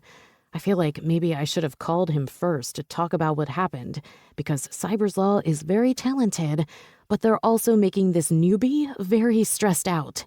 Especially when Robert continues to remind me about the December 1st release date he has in mind. It's freaking September. It's so ambitious I can't even think about it without wanting to vomit. But they caught me on a good day. On a day where I'm probably willing to say yes to anything. That's how happy and excited I am. Jameson is scheduled to land at 10:30 p.m. LA time. I cannot freaking wait. It's been so long since I've seen him. So goddamn long. And really, these last 5 months have been awful. So much worse than last summer. My hours are a million times worse, and I didn't even know that was possible. Because while Harry takes his mental kip, as he calls it, I've been working with an old childhood friend of mine, Naomi Kent, as she and Florian Hart from Claw by Night work on a duet together. It's been amazing reconnecting with her after so long. So there's that. That's my baggage, and it's extensive. I won't even lie and say it's not. Jameson's baggage is not that different from mine. He works psychotic hours. His business with Kane and Travers is going well. They're getting some clients and starting to have a decent revenue stream coming in. But he's also become a player in his dad's financial company. I think his father is grooming him to take over. At least, that's the impression Jameson has, even if his father hasn't said as much. So that means he's working 2 full-time jobs. And much like last year, I try not to get angry when we don't talk or he cancels trips on me. I try not to let it eat at me, fester like a wound. But it does. It's always there in the back of my mind. The I knew it and the I deserve betters, and my personal favorite, can't he just try a little harder? I hold it all back like a fire that can't spread unless I open the door and allow it to breathe. When we do talk, I don't want to spend it fighting, so I swallow a lot down. A lot. Because I really don't feel like he tries all that hard. Like he expects me to be the one to give in and go to him, or be the one to always call and text first. I've gone to New York 3 times, and in the months we've been apart, that's the exact amount of times I've seen him. 3. He's missed so much with me. Like my sister's wedding. The bastard missed her wedding. He waited until the last minute to get a flight down to Miami because of work, and then there was a big rainstorm that came through the Northeast, and his flight was canceled. And the other 5 times he canceled on me because he had too much work to do. But none of that matters right now. He's coming tonight, and he promised me he would, and I can't wait to see him. I feel like a part of me isn't connected to my body when we're not together. I need him. I miss him. It's really that simple. The door to the main part of the studio opens and shuts behind me. I don't pay any attention to whomever felt the need to interrupt this moment. Callum strums the last of the notes, ending on a C chord that makes him feel like he's a god for getting it right. "Well?" Harry calls out, a bit impatient that I don't immediately praise their latest and possibly greatest. "It's good," I say, taking off my cans and talking into the microphone. "It's rough, as you said, but I think we can do a lot with it. The lead guitar should be acoustic, not electric. Backup can be electric, but only to complement the sound of the acoustic. I think the drums during the chorus are too heavy on the hi-hat cymbal. It's distracting. I'm feeling more of a low, steady beat that harmonizes with the vocals instead of alternating with them. The bass should be on point with that." Harry's nodding. The other guys nod along with him as they talk to each other. But I can't hear them because I took my headphones off. I really should have put them back on, but I'm mentally checked out at this point. I put one of the headphones up to my right ear and listen as Harry says, "Right, we'll play around with it then." Awesome. Just what I need to hear so far behind deadline. "Hey," a voice whispers from behind me. I spin around in my chair to find Ethan, a talented production assistant, and the man who has become one of my closest friends. "How's it going?" I sit up, rolling my head back over my shoulder to peer into the sound booth and ensure the mic is off from my side. "It's going," I state, turning back to face him. "It's a goddamn mess. This new song is going to take a lifetime to get together." "Well, my dear," he says, placing his hand on my shoulder in a way that would be patronizing coming from anyone else. "If anyone can figure it out, it's you. Are you up for sushi, cocktails, and manhunting with Cassia and me tonight?" He holds his hand up as I open my mouth to protest. I know. No manhunting for you." Cassia moved here shortly after graduation. She's in law school at UCLA. When I introduced her to Ethan, the 2 of them became instant best friends, which makes the 3 of us best friends. I love having Cass here. It's helped a lot, and Ethan is a very welcome addition to our little duo. "Bad day?" I ask. "Sometimes I look forward to the bad days so I can have a drink, and I refuse to think too deeply on what that means." I laugh, shaking my head. Fucking Ethan. Can't, I say as a big grin erupts across my face. Jameson is coming tonight. Pfft. Ethan scoffs with a dramatic roll of his eyes, crossing his arms over his muscular chest. I swear, the guy lives in the gym when he's not here. I'll believe that when I see it. But if by some miracle the man Candy does come, I expect cocktails with him tomorrow night. I need to meet him. We can try, I say with a wicked gleam in my eyes and an impish grin to match. Oh, please. No one can screw for that many hours straight without a break. You can take an hour. An hour, I promise, and he laughs. A banging on the glass of the sound booth pulls me back. Your British invasion is waiting on you. Better get back to work before this shit takes another 2 months. I'm in Studio 8 if you need me. Bye, babe, I say, and he throws me a finger wave. Then he's gone with a swoosh of the door behind him. I spin around, put my cans back on, and listen as they play it for me again, adjusting to some of the changes I've recommended. I haven't even gotten to them laying down their parts separately. That takes these guys forever. I sigh, rubbing my bleary eyes. I haven't slept in forever, and with Jameson coming, it's not going to get much better. That has me smiling, though. It has me getting through the rest of the afternoon and the headache these guys give me. At 6:30, we call it a day. We made some progress, but I think all of us are tapped out creatively at this point. Jameson's flight was scheduled to take off at 6:36 New York time. And as I walk into the Malibu house that my father pretty much gave to me since he hates LA, my heart rate spikes when my phone rings with his number. Hello? I answer tentatively, unsure of what this call could be, since he's supposed to be flying over the heartland right now. It's me, he says cautiously, like he knows this call will launch me over the edge. I close my eyes for a second before reopening them, throwing my keys in the general direction of the entry table, followed by my purse. Then I'm storming past the great room, through the long hallway to the kitchen. I wrench open my fridge, pull out a bottle of water, open the cap, and chug the whole thing down. Bastard hasn't said anything after that pathetic 2-word sentence. Coward. Let me guess, you're not coming. It's just not a good weekend. I throw the empty plastic bottle across the room, hating how it bounces off the wall without a loud bang or crack in the wall. I tried, okay? Before you go off on me, I tried. Bullshit! Spews from my mouth before I can stop it. I don't think I've ever been this angry and hurt. I'm definitely hurt. And God, so fucking let down.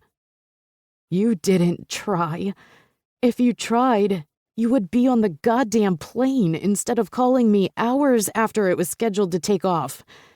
Did you even buy a ticket, Jameson? He's quiet. His silence has me pacing a circle around the island of my kitchen, running my hand along the smooth marble as I go, wondering what it would feel like to put my fist through it. Would it hurt more than this hurts? Somehow I doubt it. I don't know what to say to you, Lee. I'm juggling 2 full-time jobs. This weekend is a big deal for our startup. I need to go to the Hamptons and meet with a potential client that could put us in the black instead of the red. And Kane and Travers can't handle that without you? No, they can't. He snaps, and I have no idea why he's angry. Or maybe he's just defensive. Either way, I don't care.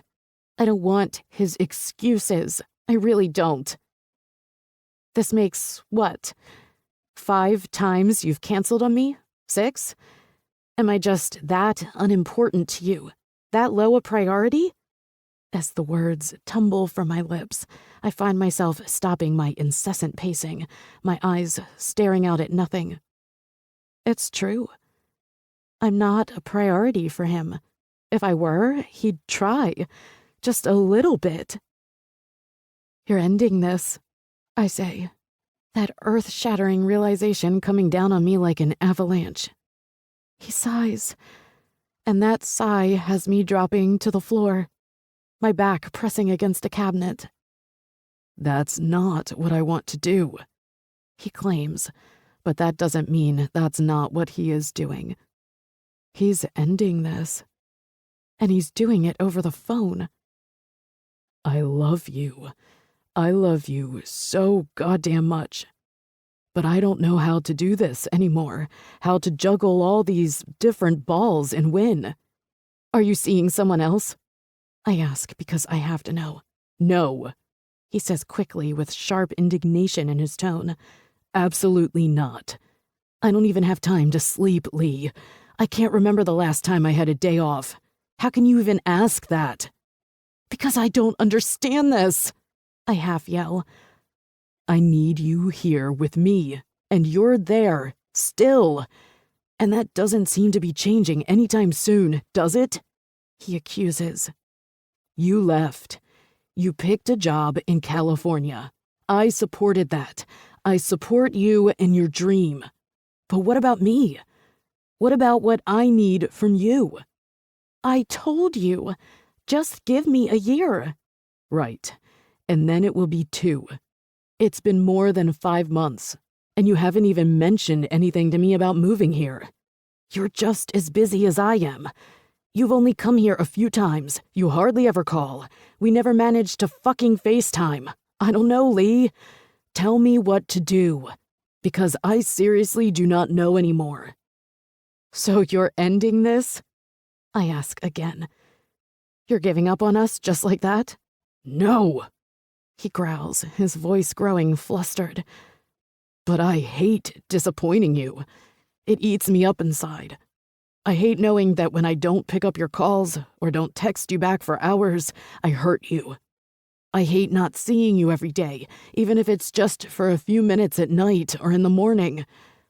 I hate canceling on you time and time again because there isn't enough time to fly across the country and back and still get my shit done.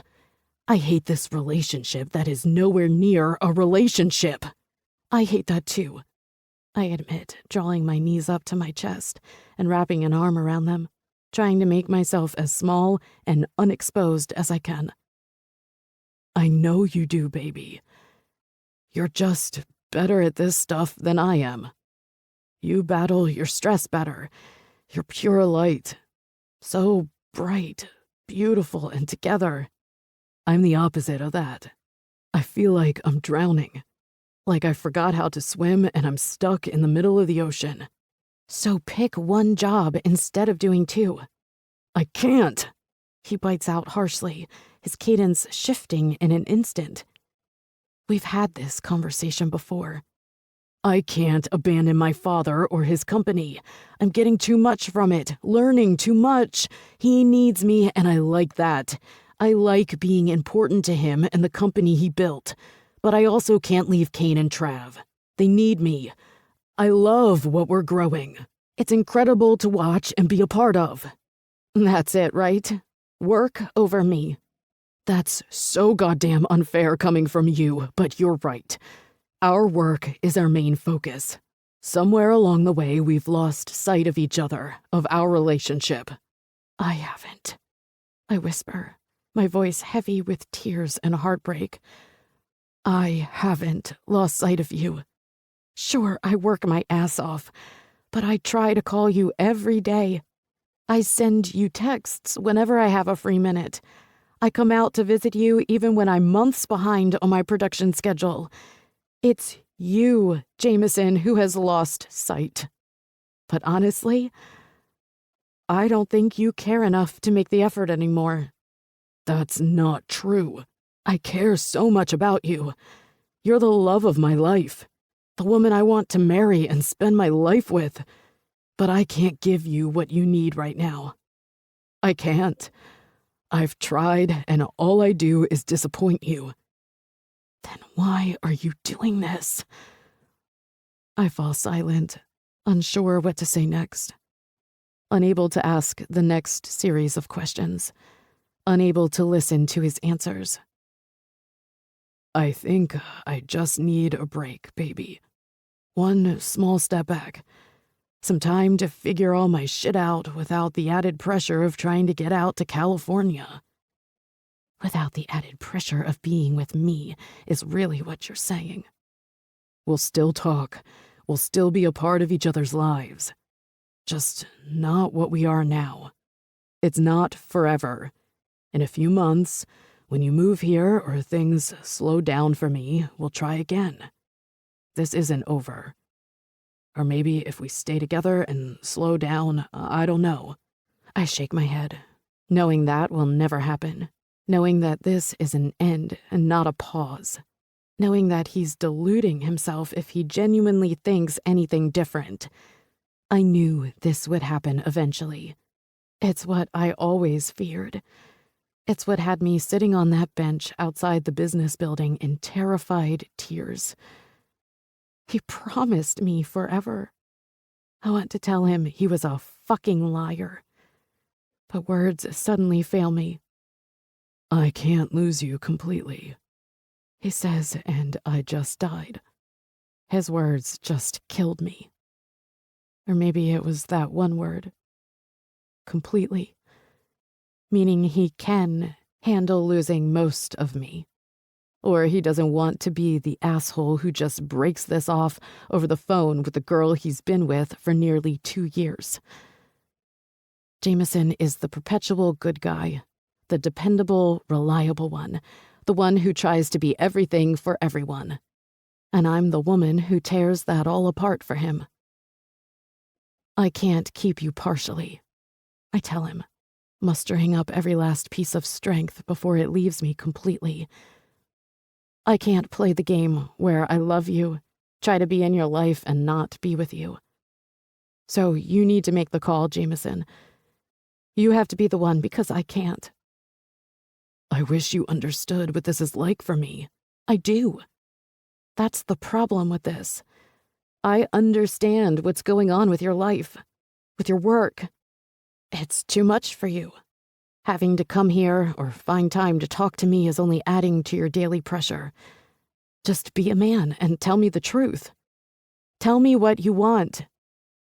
I don't give up when things get tough, I think, but I don't say. I'm not about to beg him to be with me when he doesn't want to, when he so clearly wants to end it. It's just a break, Lee. It's not forever. I end the call. I can't hear anymore. I can't hear him say anything else. Like goodbye. I'll die for sure if I hear that. He doesn't even call back. Not after 5 minutes or 10. I haven't moved. I've been sitting here on my kitchen floor staring at my phone, begging for his name to light it up. I unlock my phone, scroll through until I find the number, and then hit it. It rings a total of twice before he picks up. I need you to come over. Bring Cass. Ethan clears his throat and then says, We're on our way. Ethan is reliable. Cass, too. They're here with me when I need them. All Jameson had to do was come. Even for 24 hours. I get the situation is not ideal, and this outcome was probably inevitable, but still, I can't take it. Thank you. I disconnect the call, drop my phone to the floor, and fall apart completely. Fuck you, life. Fuck you, distance and time. Fuck you, love. I hate you. I hate every single piece of you. I regret giving you power over me. I shake my head at that. It's easy to regret something wonderful when it hurts like this. When the pain and longing feel like they're splitting you in two, severing your heart from the rest of your body before smashing it to pieces with a wrecking ball. It's easy to look back and hate the perfection you had, to loathe its former existence because the now might just be the worst thing you've ever felt. Do I regret these last 5 months of trying to make it work? No, because hope was seeing me through. But now hope is gone. Chapter 18. Jameson. My head presses into the exposed brick wall of my apartment. The abrasive, unrelenting, jagged edges digging into me do nothing to assuage my tormented thoughts. I hate everything. Seriously. That's not even an exaggeration. I finished the contract, Travers says from where he sits at my kitchen table, typing away on his computer. I sent it to our lawyer to look over, but I think it's good. Awesome, I deadpan. I don't see why you're not more excited about this, Kane says, tossing a racquetball off my wall before he catches it, only to repeat the motion. Thwap, catch, thwap, catch. This is the moment, dude. The one we've been after. The one where we officially acknowledge that we kick ass. I don't respond. I should be happy. I should be over the goddamn moon. My father made me a senior partner in his firm today. He also said he's planning on retiring in another 6 months, and he'd like to start merging his company with mine as part of the transition.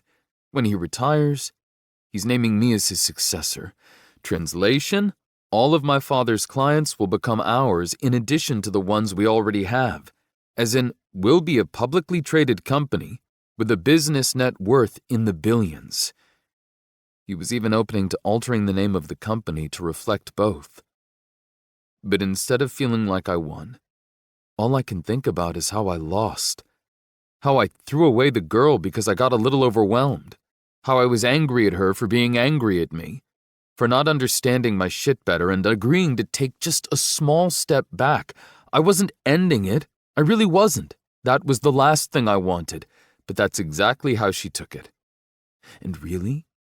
I can't blame her. I know it's how it sounded, but I couldn't think of anything else to do. All I was doing was hurting her, and that was like a perpetual knife to the gut. I thought if we went back to a place without expectations and demands on our time, like we had before, maybe we'd get through it. Maybe it wouldn't be so goddamn hard. Day by day, that's all I wanted. Isn't that what I said to her? I honestly couldn't remember when I hung up. I was too damn indignant, too stubbornly prideful, too fucking stupid. Just fly out to California already, Kane says, his tone indifferent and careless, like the words he's saying don't have consequences that reach deeper than he knows. Get on your hands and knees and crawl back to her. Tell her you were an idiot for breaking up with her, beg her for forgiveness, and move on with your goddamn life. Seriously, you've been a moping wreck of a man for the last 6 months. It's getting hard to watch. Back off, Trav demands, not pulling his eyes away from the screen. No, Kane replies, catching the ball and holding on to it as he glares daggers into Travers, in a way that makes me think they've had this conversation a time or two before. Someone needs to finally say it. Yeah, but you don't need to be a clamgina when you do. Clamgina? Yep, Trav says, twisting in his chair to face Kane with a big grin. He's trying to make me smile. He's trying to cheer me up. Little does he know there is no light in my dark tunnel. If this is what depression or self-loathing, or a combination of both, feels like, then they can also go fuck themselves. That's pretty freaking nasty, bro, Kane says before he tosses the ball back against my wall. Thwap, catch, thwap, catch. Travers shrugs his shoulders. I can't help it if that's exactly what you're being. Then he spins to me. But the man does have a point. In all honesty, I'm shocked you've lasted this long. She doesn't want me anymore. He rolls his eyes at me. Right, because she's suddenly fallen out of love with you. She changed her number. I look down at my hands, unable to watch as they exchange glances. Lyric did change her number. I texted her a few months after that horrible night, but she never texted back. And when I called, I got that automated recording thing that notifies dickheads like myself that the girl they're obsessed with changed her goddamn number, that the person you're trying to reach no longer wants anything to do with you. So you're just going to be a pussy and eat that? She was pissed at you. Rightfully so, I might add. I don't even bother to glare. He's right. Go to California. It's Friday and you don't have to work tomorrow. For once. Just go. It's not like that thought hasn't lived in my brain every day for the last 6 months. And really, at this point, what do I have to lose? All right, fuck it. I'm going. Book me a flight while I pack a bag, I yelled at Travers, who's still on the computer. On it, boss. And for the record, you owe us. I flip them off and run into my bedroom to pack a bag. It's not late yet. I might be able to catch a 10 p.m. flight. I fly out the door not even 10 minutes later. I'm impatient and restless the entire ride to the airport, which is only amplified when I get to the airport and have to wait through security, especially since my flight time is close. But I make it just as they're calling final boarding. I take my aisle seat, relieved that it's not a middle, and settle in for the long flight. I try Lyric again. I get the same recording informing me that the previous owner of this number has changed it. I sigh, leaning back into my small and comfortable seat. God damn it, Lee. At least I know where you live. That I know hasn't changed. She'd never leave her father's Malibu house. She loves it there. I haven't been there since that first summer we were apart. Every single time I was supposed to fly out to see her, I canceled. I put work, everything before her. She stuck by me, continued to love and support me. And what did I do to repay her for that unconditional love? I fucking told her I needed a break. A sick knot of regret twists in my stomach. What a bastard I was. How arrogant to think she'd just keep taking the shit I was shoveling at her, that she'd always be there for me when I wasn't there for her. I don't blame her for changing her number. I don't blame her for cutting me out of her life. And honestly, if she doesn't want to see me after all this time, 6 goddamn months, I won't blame her for that either. How could I have been so callous with someone so precious? I realize in this moment, I might have genuinely blown it. It wasn't something I allowed myself to think before. I always believed we'd find our way back to each other. But now, sitting here on this plane with my heart in my hands, I wonder if I'm too late. I somehow managed to fall asleep after I plugged in my earbuds and listened to the new Cyber's Law album she produced. It stayed at number 1 for 6 weeks and has been in the top 10 for 12. I was so unbelievably proud when it came out at number 1, and when I called her to congratulate her, to tell her that I think she's the most incredible woman in the world, well, that's when I found out that she had changed her number. I land around 1 a.m, California time, which means it feels like it's 4 for me. I rent a car and drive to her house, which takes me almost another hour.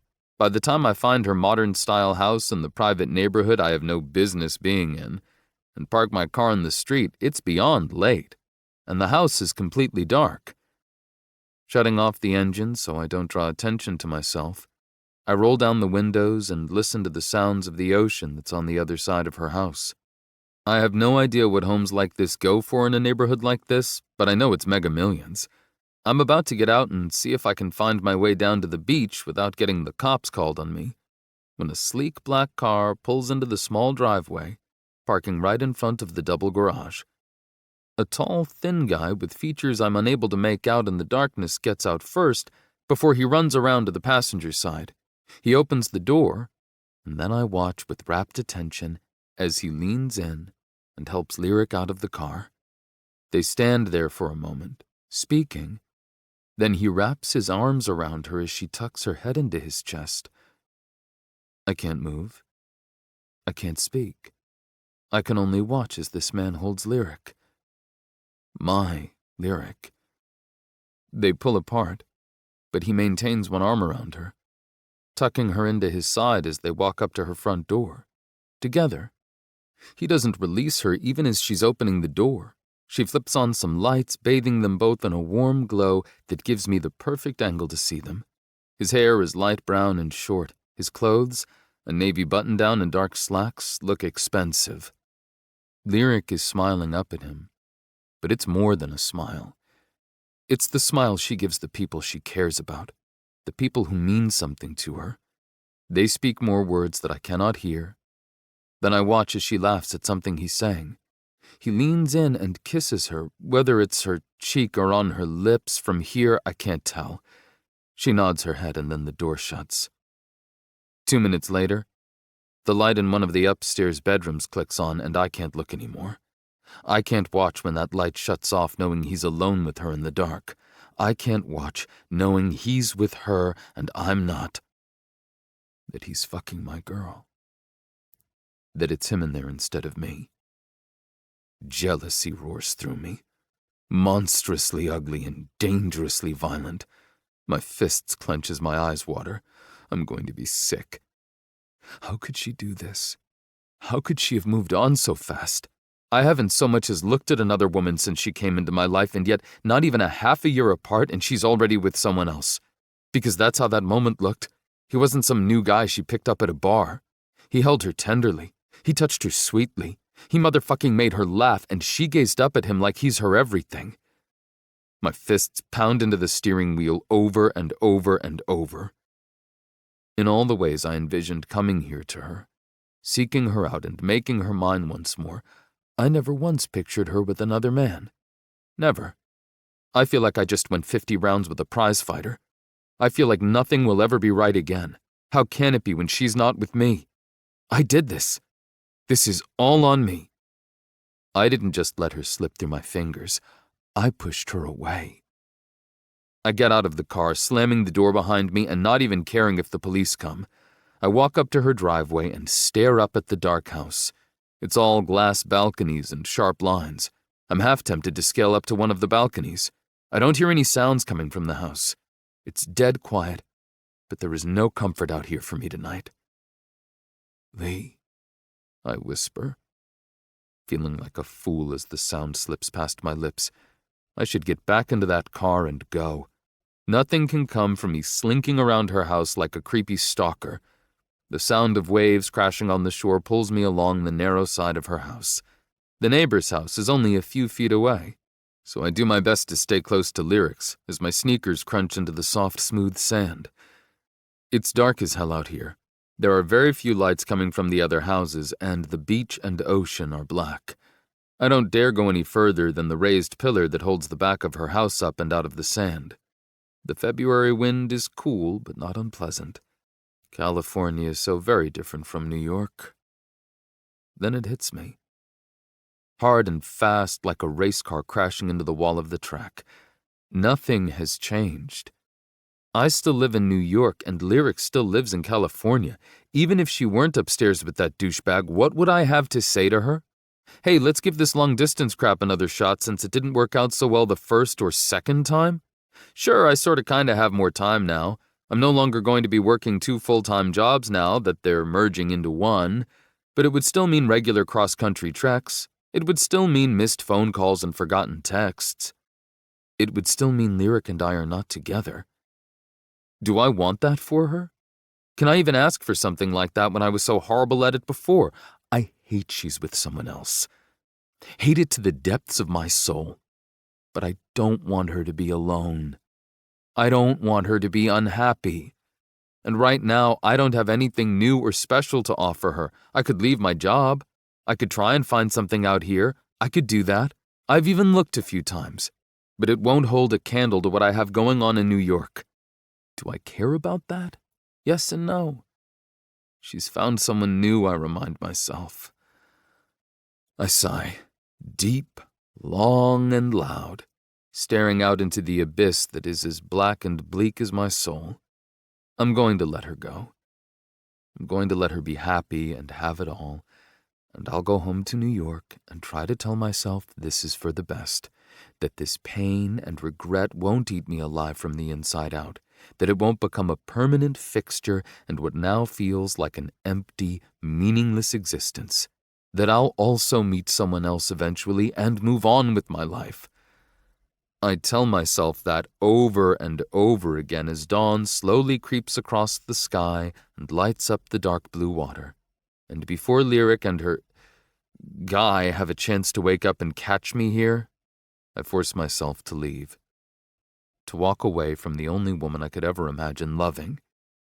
I drive to the airport on autopilot, my mind lost, and my chest empty. And when I'm seated on the plane and the engine begins to hum and the doors are closing, locking me in tight, I tell myself this is not the last time I'm going to see Lyric Rose, that this is not the way we end, that at some point I'll have one more chance with her. One more chance. That's all I need. Chapter 19. Lyric. Present day. For the record, I think this is a mistake, Cass tells me as I walk through JFK's baggage area. You're a lawyer, Cass. You think everything is a mistake. Not true. I fully supported you taking over after Robert died. My eyes reflexively scroll through the crowds searching for John, my father's driver. I need to do this. I agree, but did it have to happen on his terms? Why couldn't he come to you? I sigh, inwardly shaking my head. Because his father had a stroke, and I was coming here anyway. I just made my flight 2 days earlier, that's all. It's not your place to run to his bedside or comfort his son. I roll my eyes, knowing even in my own head I'm using sarcasm and annoyance as a diversionary tactic. Thanks, bitch. Not sure how I missed that one. Thank God I have you to keep me in check. A loud burst of air puffs into the phone before Cass continues. I don't want him to plow another hole through you. It took over a year before you even considered talking to another guy. Nearly 2 before you slept with one. None of them makes it longer than a month. 2 tops. Jameson is your dark spot, the one you've compared everyone to. And when they automatically fail to live up to your memory of the bastard, you give up. I realize I've stopped walking, stopped searching for John. I'm just standing here, frozen in time and space. I can't move on until I do this, Cass. I whisper after a quiet moment.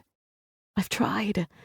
I really, genuinely have, but I never got any closure. I need to finish what's always felt unfinished. I know. She says the words slowly, softly. Just do it quickly and then leave. Come back to California. I miss you. Ben and Josh miss you. Ben keeps asking when you're going to come over and play with him.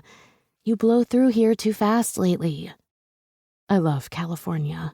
I love my life there in the Malibu house. I love Cass's husband, Josh, and their son, Ben.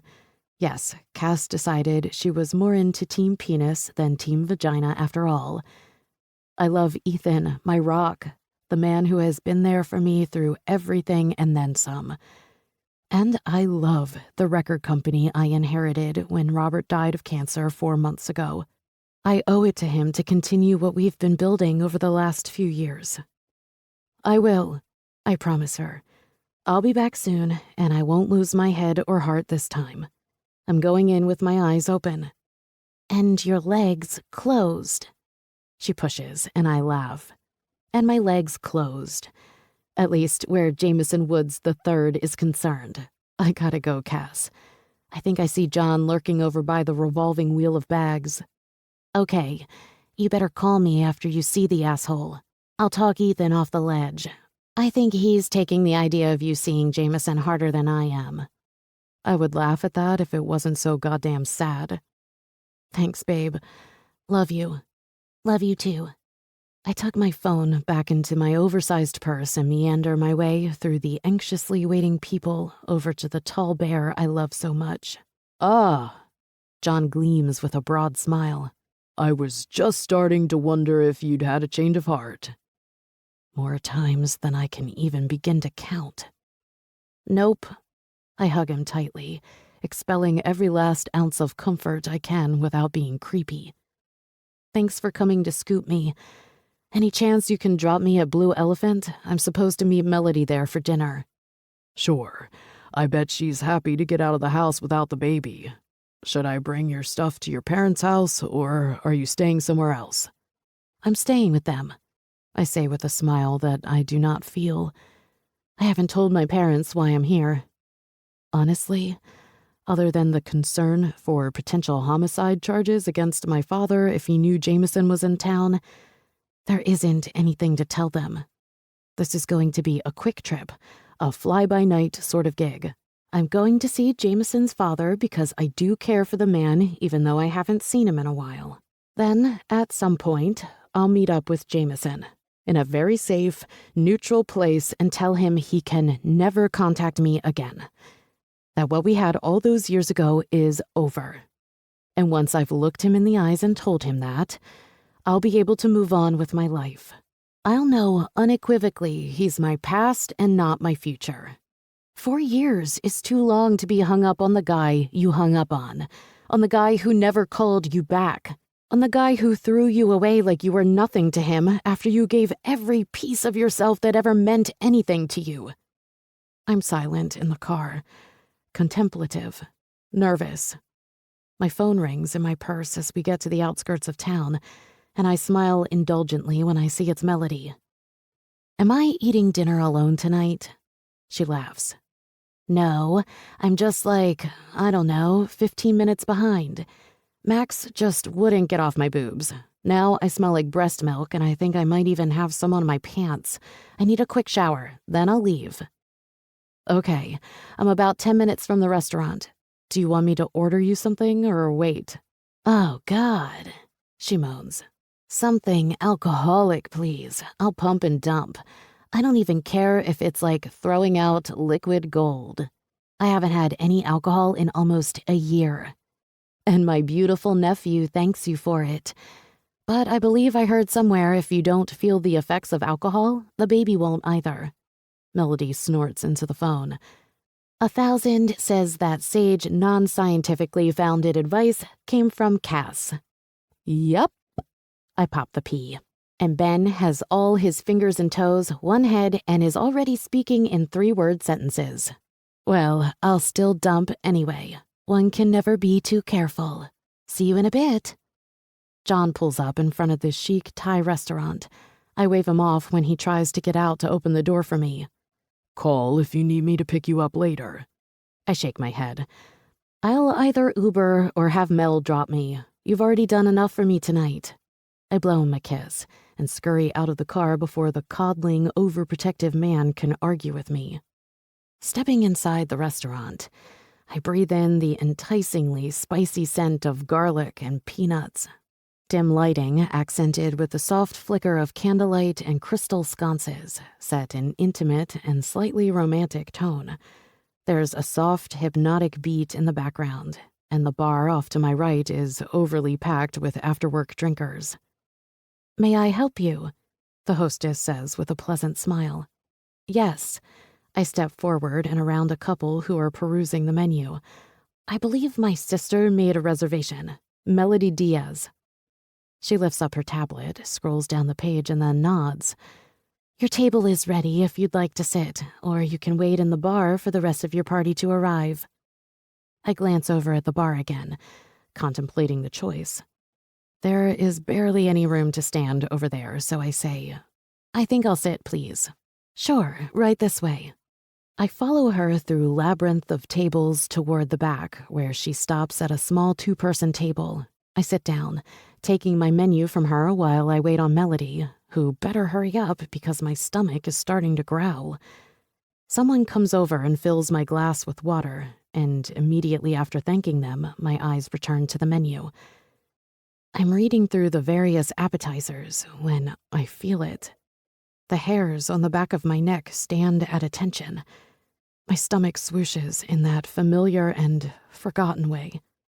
Electricity hums in my blood. Setting the menu down, flat against my unnecessary plate setting, my eyes slowly, reluctantly rise. Black shoes, black slacks, white button-down that's barely able to hide the muscular definition beneath.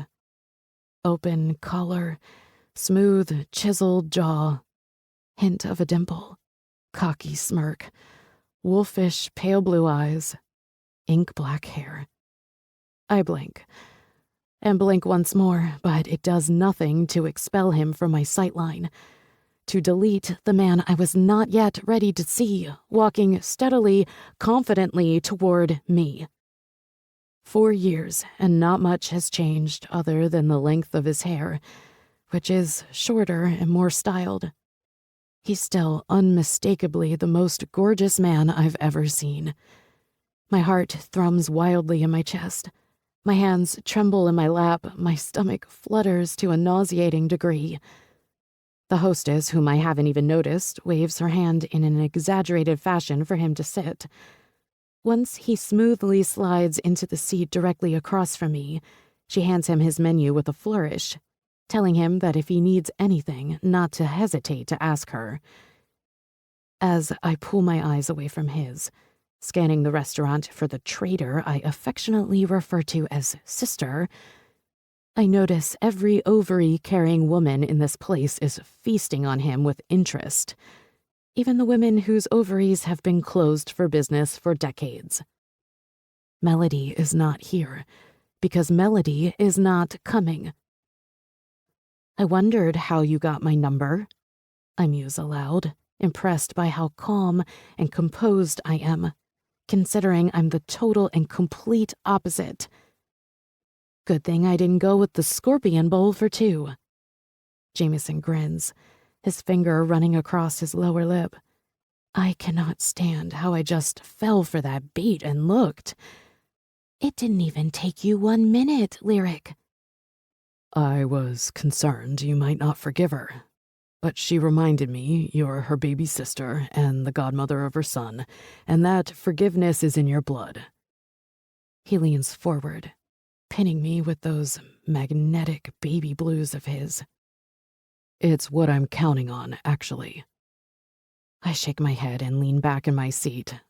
No. Just no. Like, no motherfucking way, no. Can I get you anything to drink? The waiter, who picked either the best time or the worst time to approach us, asks. The lady will have the scorpion bowl for two, and I'll have a vodka gimlet. The waiter doesn't even flinch. He nods his head and tells us he'll be right back with our drinks and to go over the specials. What the hell are you doing? I ask because I have to. I'm ambushed and I don't like the feeling that comes with it. I'm having dinner with you, Lee. Don't! I snap so quickly I surprise even myself. Evidently, I'm not going to be playing it cool tonight. Do not call me Lee. He's utterly unaffected and undeterred. I'm having dinner with you, Lyric. I told you over the phone I wanted to talk to you, and this is the perfect place to do that. I want to cry. The urge comes over me, burning like acid in my eyes, and I hate it. I thought I was so much stronger. I swallow. Hard. Ignore the way he watches my throat move as I do and say whatever it is you want to say and then go. Our goddamn intrusive waiter returns with our drinks. Mine has 2 straws, more sliced fruit than is socially appropriate for garnish, and is in the most ridiculous Moana-esque South Pacific ceramic bowl. And before you judge, Ben, one of my godchildren, loves that freaking movie. The waiter starts to go over the specials with an enthusiasm typically reserved for clowns at small children's birthday parties. I have no patience for this right now. Like, none. Jameson interrupts our waiter's rant and orders for both of us. The most infuriating part of that, he ordered exactly what I would have ordered for myself. And if I had to pick one dish he would order for himself, naturally, it's the one he went with. I hate he just did that.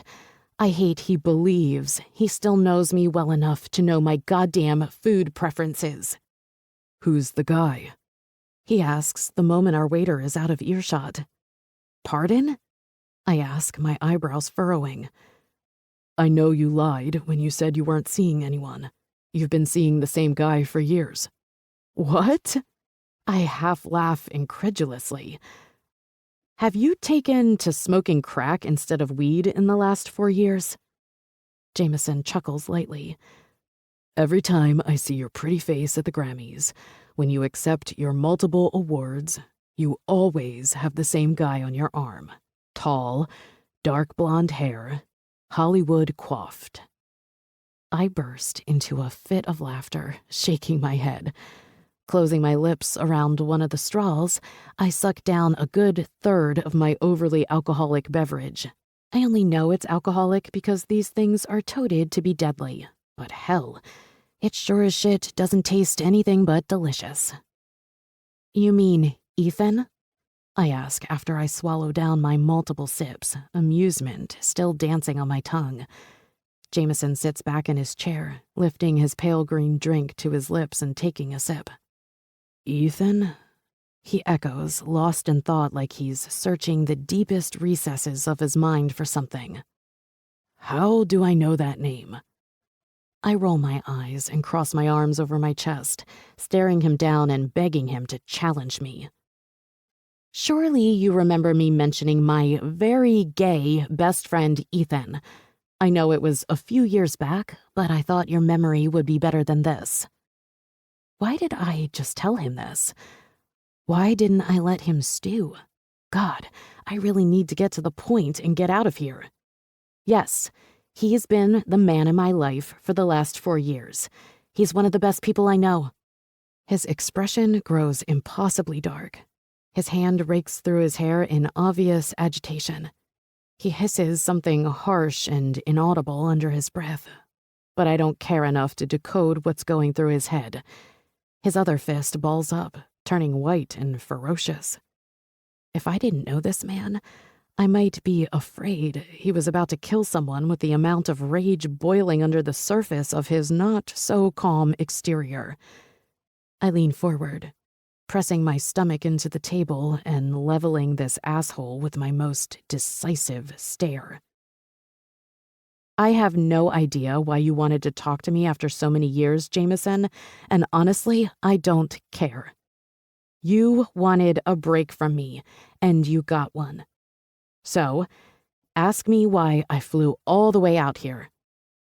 His eyes return to mine, only this time, in them, I see a world of differences. I see that this is not the same sexy, confident man who walked into the restaurant, hell-bent on screwing up my world once again.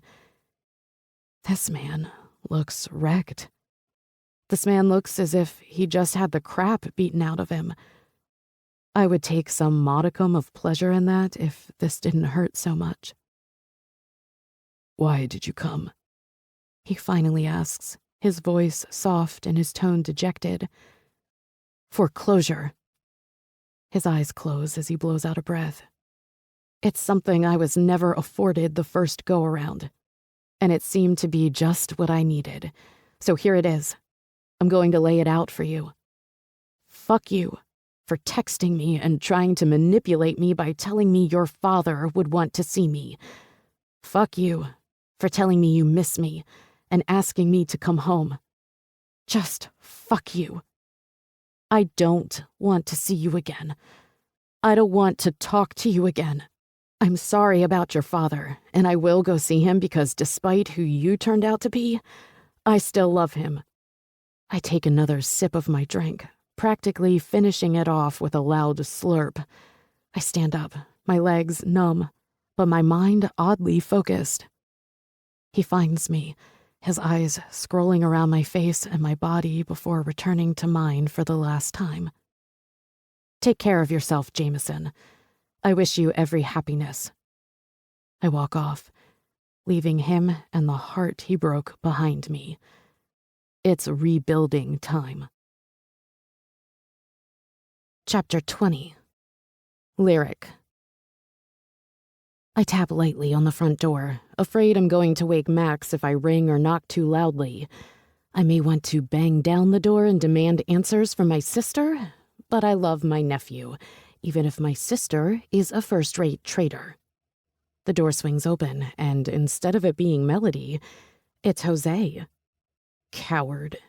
I mutter under my breath. He laughs, stepping back and holding the door open for me to pass. My father bought them a house as a wedding present.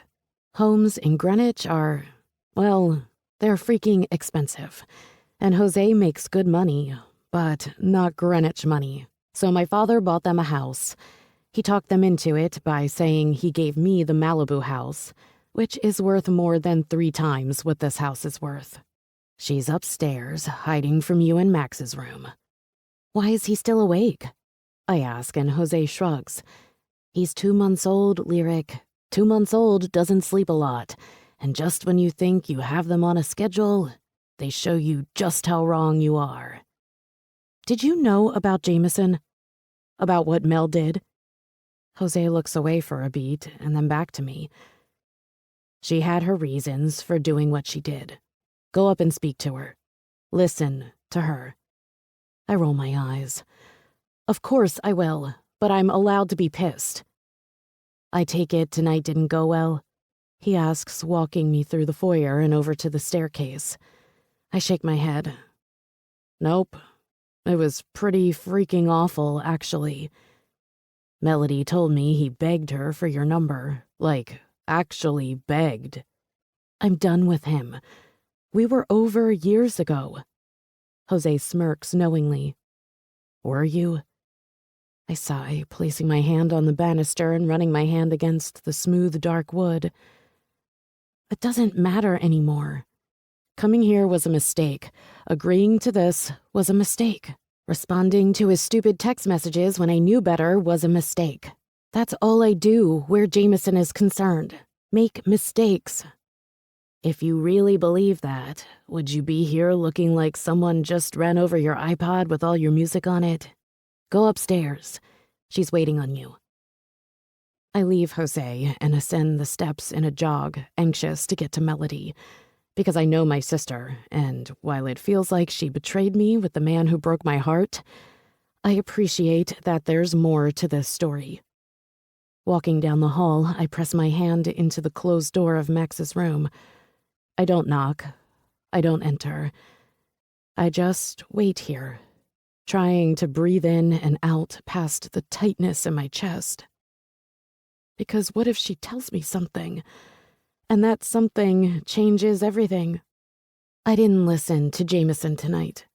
I didn't let him talk because I really don't want to hear whatever excuse he has. I don't want to hear him tell me he's sorry or that it was a big misunderstanding that's led to 4 years of just getting by. I don't want him to tell me he wants to try again and I seriously can't decide if this is worse or not, say that he's after closure too. I don't ever want to hear that from him the way I forced him to hear me say it tonight. I don't even care if that makes me a hypocrite. Bitterness is a bitch. But I decided a long time ago, after months of tears and second-guessing myself, wondering what I could have done differently, that I was done with him. That breakup was on him, not on me. I hated him for making me feel like I'm less deserving than I am. That if I had done things differently, he wouldn't have ended it. I promised myself that even if he came back crawling, I wouldn't give in. I wouldn't cave. That day on the phone, when he told me he wanted to take a step back, that was the day my heart turned to glass. Firm and unmoving, cold and lifeless, but so easily shattered. And even when glued back together, there is always a crack, a fissure, a weak spot. Jameson shattered my heart, and it took me months, if not years, to glue it back together.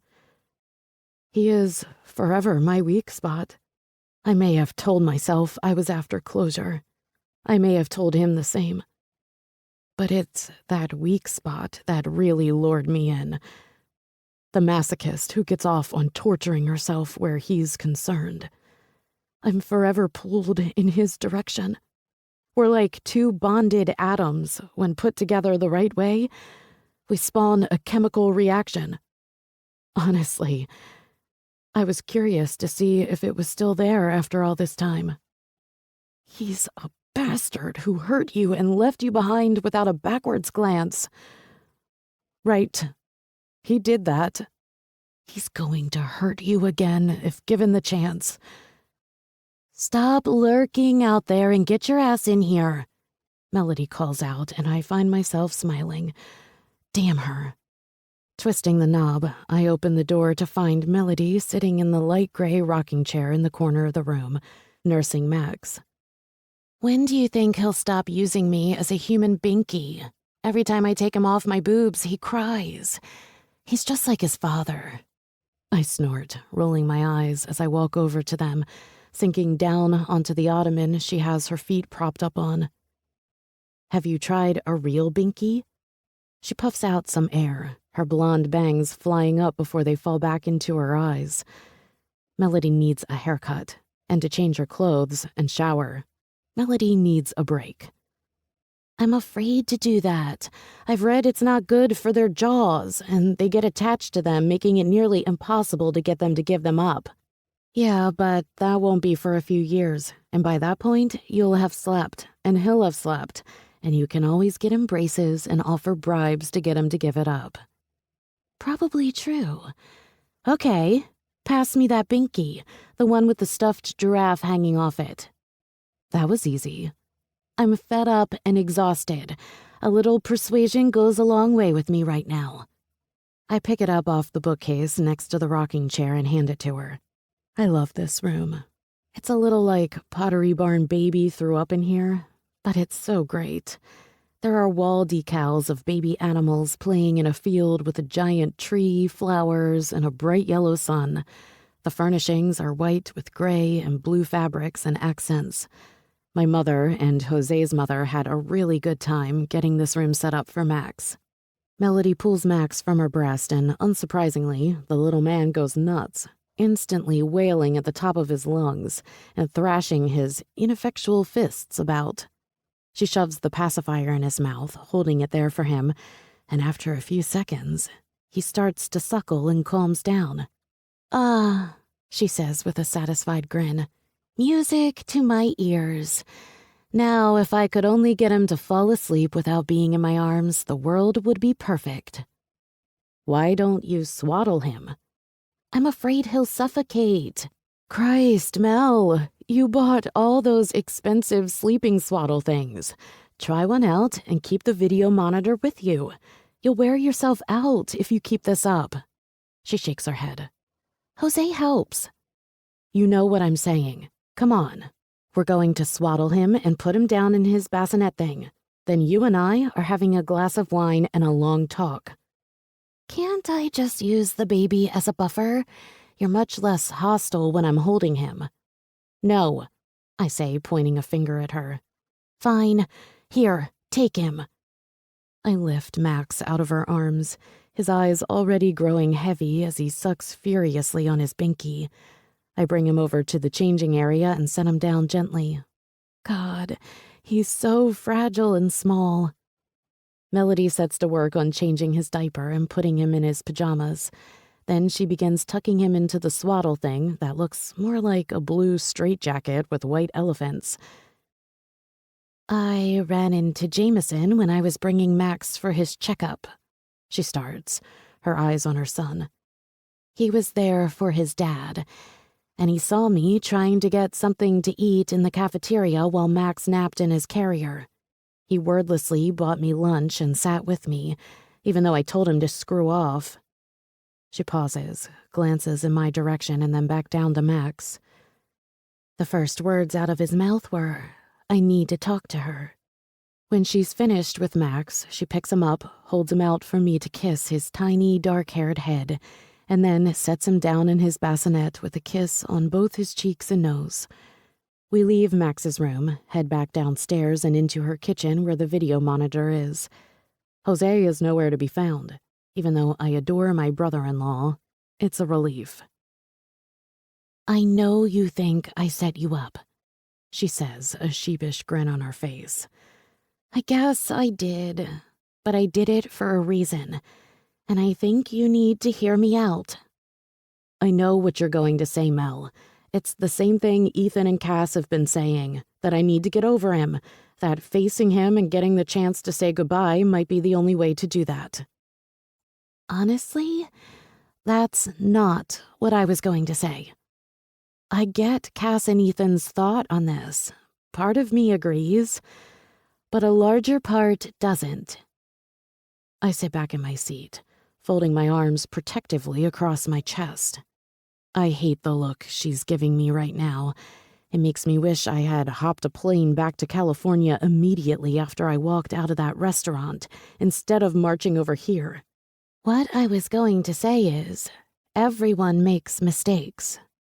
I open my mouth to jump all over that, but she holds her hand up, stopping me. Max makes a few fussy noises from his room, and she turns her complete attention to the monitor, making sure her son is okay. He is, and he quiets down after a beat, so she shifts back to me and says, I know what he did was fucked up. I know he stopped trying and generally gave up on you. I know he ended things in the most bullshit asshole of ways. I know this, and I do not excuse that. Then what, Mel? I really don't get it. Her eyes fix back on the monitor and she says, Jose cheated on me. My eyes bug out of my head as my jaw hits the floor. It was before we were married or even engaged. We had been dating for about a year, and he went to Vegas for a friend's bachelor party. Long story short, he cheated one very drunk night. Holy shit! I breathe, my hand covering my mouth in shock. I had no idea. No one does. I didn't want you to hate him, so I never said anything. He regretted it, obviously. Hell, he was more of a mess than I was. It took a lot for me to forgive him, for us to work past it. And I'm not comparing the two, Lyric. I'm not. She twists to me, staring me square in the eyes. Her expression so severe I find it nearly impossible to make eye contact. I'm desperate to look away. Anywhere but at her. But Jameson did make a mistake. A mistake he acknowledged to me over and over again. A mistake he regrets and wishes he could take back. A mistake he hates himself for. Melody reaches out, taking my hand away from my body and holding it between us as she squeezes it tight. I'm not saying what he did was okay or right or just. I'm not even saying you should forgive him and take him back. I'm just saying you should hear what he has to say. That's all I was trying to do tonight. Did Jose come back to you and apologize? She nods. Did he beg for forgiveness? Another nod. Did he do everything he could to get you to forgive him? A sigh this time and then a nod. Jameson never did any of that. Melody releases my hand as I stand up. She looks wrecked. I turn to walk away and she stops me. You still love him, though. I pause, my hands going to my hips, my chin hitting my chest. Yes, but I don't want to. It's time I get on with my life. He certainly has. You don't know that. He wouldn't have called you if that were true. I shake my head and walk toward the front door, so very done with this conversation with Jameson. Let Jose drive you home. That's not. Yes, it is, he says, suddenly appearing out of nowhere like a damn ghost. Come on, get some sleep, Mel. You're exhausted. I just checked on Max. He's fast asleep and I'll be on baby duty tonight. I knew there was a reason I married you. Melody mumbles through a yawn, her exhaustion catching up to her. Jose and I reach his car, and we're silent until he says, She told you about what I did in Vegas? Yes, I admit quietly, slightly embarrassed, both for him and for me. It's okay, you know. I told her she could. I was an idiot. I got blackout drunk and woke up naked next to some girl I couldn't remember. It was easily the worst moment of my life. He glances in my direction briefly, gauging my reaction before he turns back to the road. I didn't tell her right away. I was afraid she'd leave me. I tried convincing myself what she didn't know wouldn't hurt her. It took me over a month until the guilt finally ate me alive and I fessed up. Jose, I start because I know what he's doing. I worship your sister. He cuts me off, not letting me speak. I've loved her from the first second I saw her. She is my goddamn universe, and I still did something I thought I would never do. Sometimes people fuck up. He goes on, catching my eye briefly. Sometimes people fuck up so bad they don't know how to fix it. They make excuses and rationalize things they know better than to rationalize. Sometimes we find ourselves in the deep end of a nightmare with no idea how to swim out of it and end up sinking in deeper, drowning in our choices. I don't know if that's what happened with Jameson. I didn't talk to him, but Melody did. He told her something to convince your overprotective, adoring big sister to give him your number. To set up that dinner. That's all I'm saying. I can't respond to any of that. My head feels like it's on a tilt-a-whirl, or that teacups ride at Disney World. Basically, I feel like my brain is being scrambled and I need to throw up. Jose pulls past the gates to my parents' house and I get out, thanking him for the ride and not mentioning the intense conversation we just had. My parents aren't home tonight. They drive home from Vermont tomorrow, and I've never been so grateful to have their mansion to myself. Drowning in our choices, Jose said. Why do I have a feeling I'm about to know just what that feels like? Chapter 21. Jameson. I sat there in the restaurant much longer than I should have, just staring off. I heard her words. I listened to every single one with the focus of a general going into battle. Closure. That's why she came. She came for closure, and wow, that's like... shit.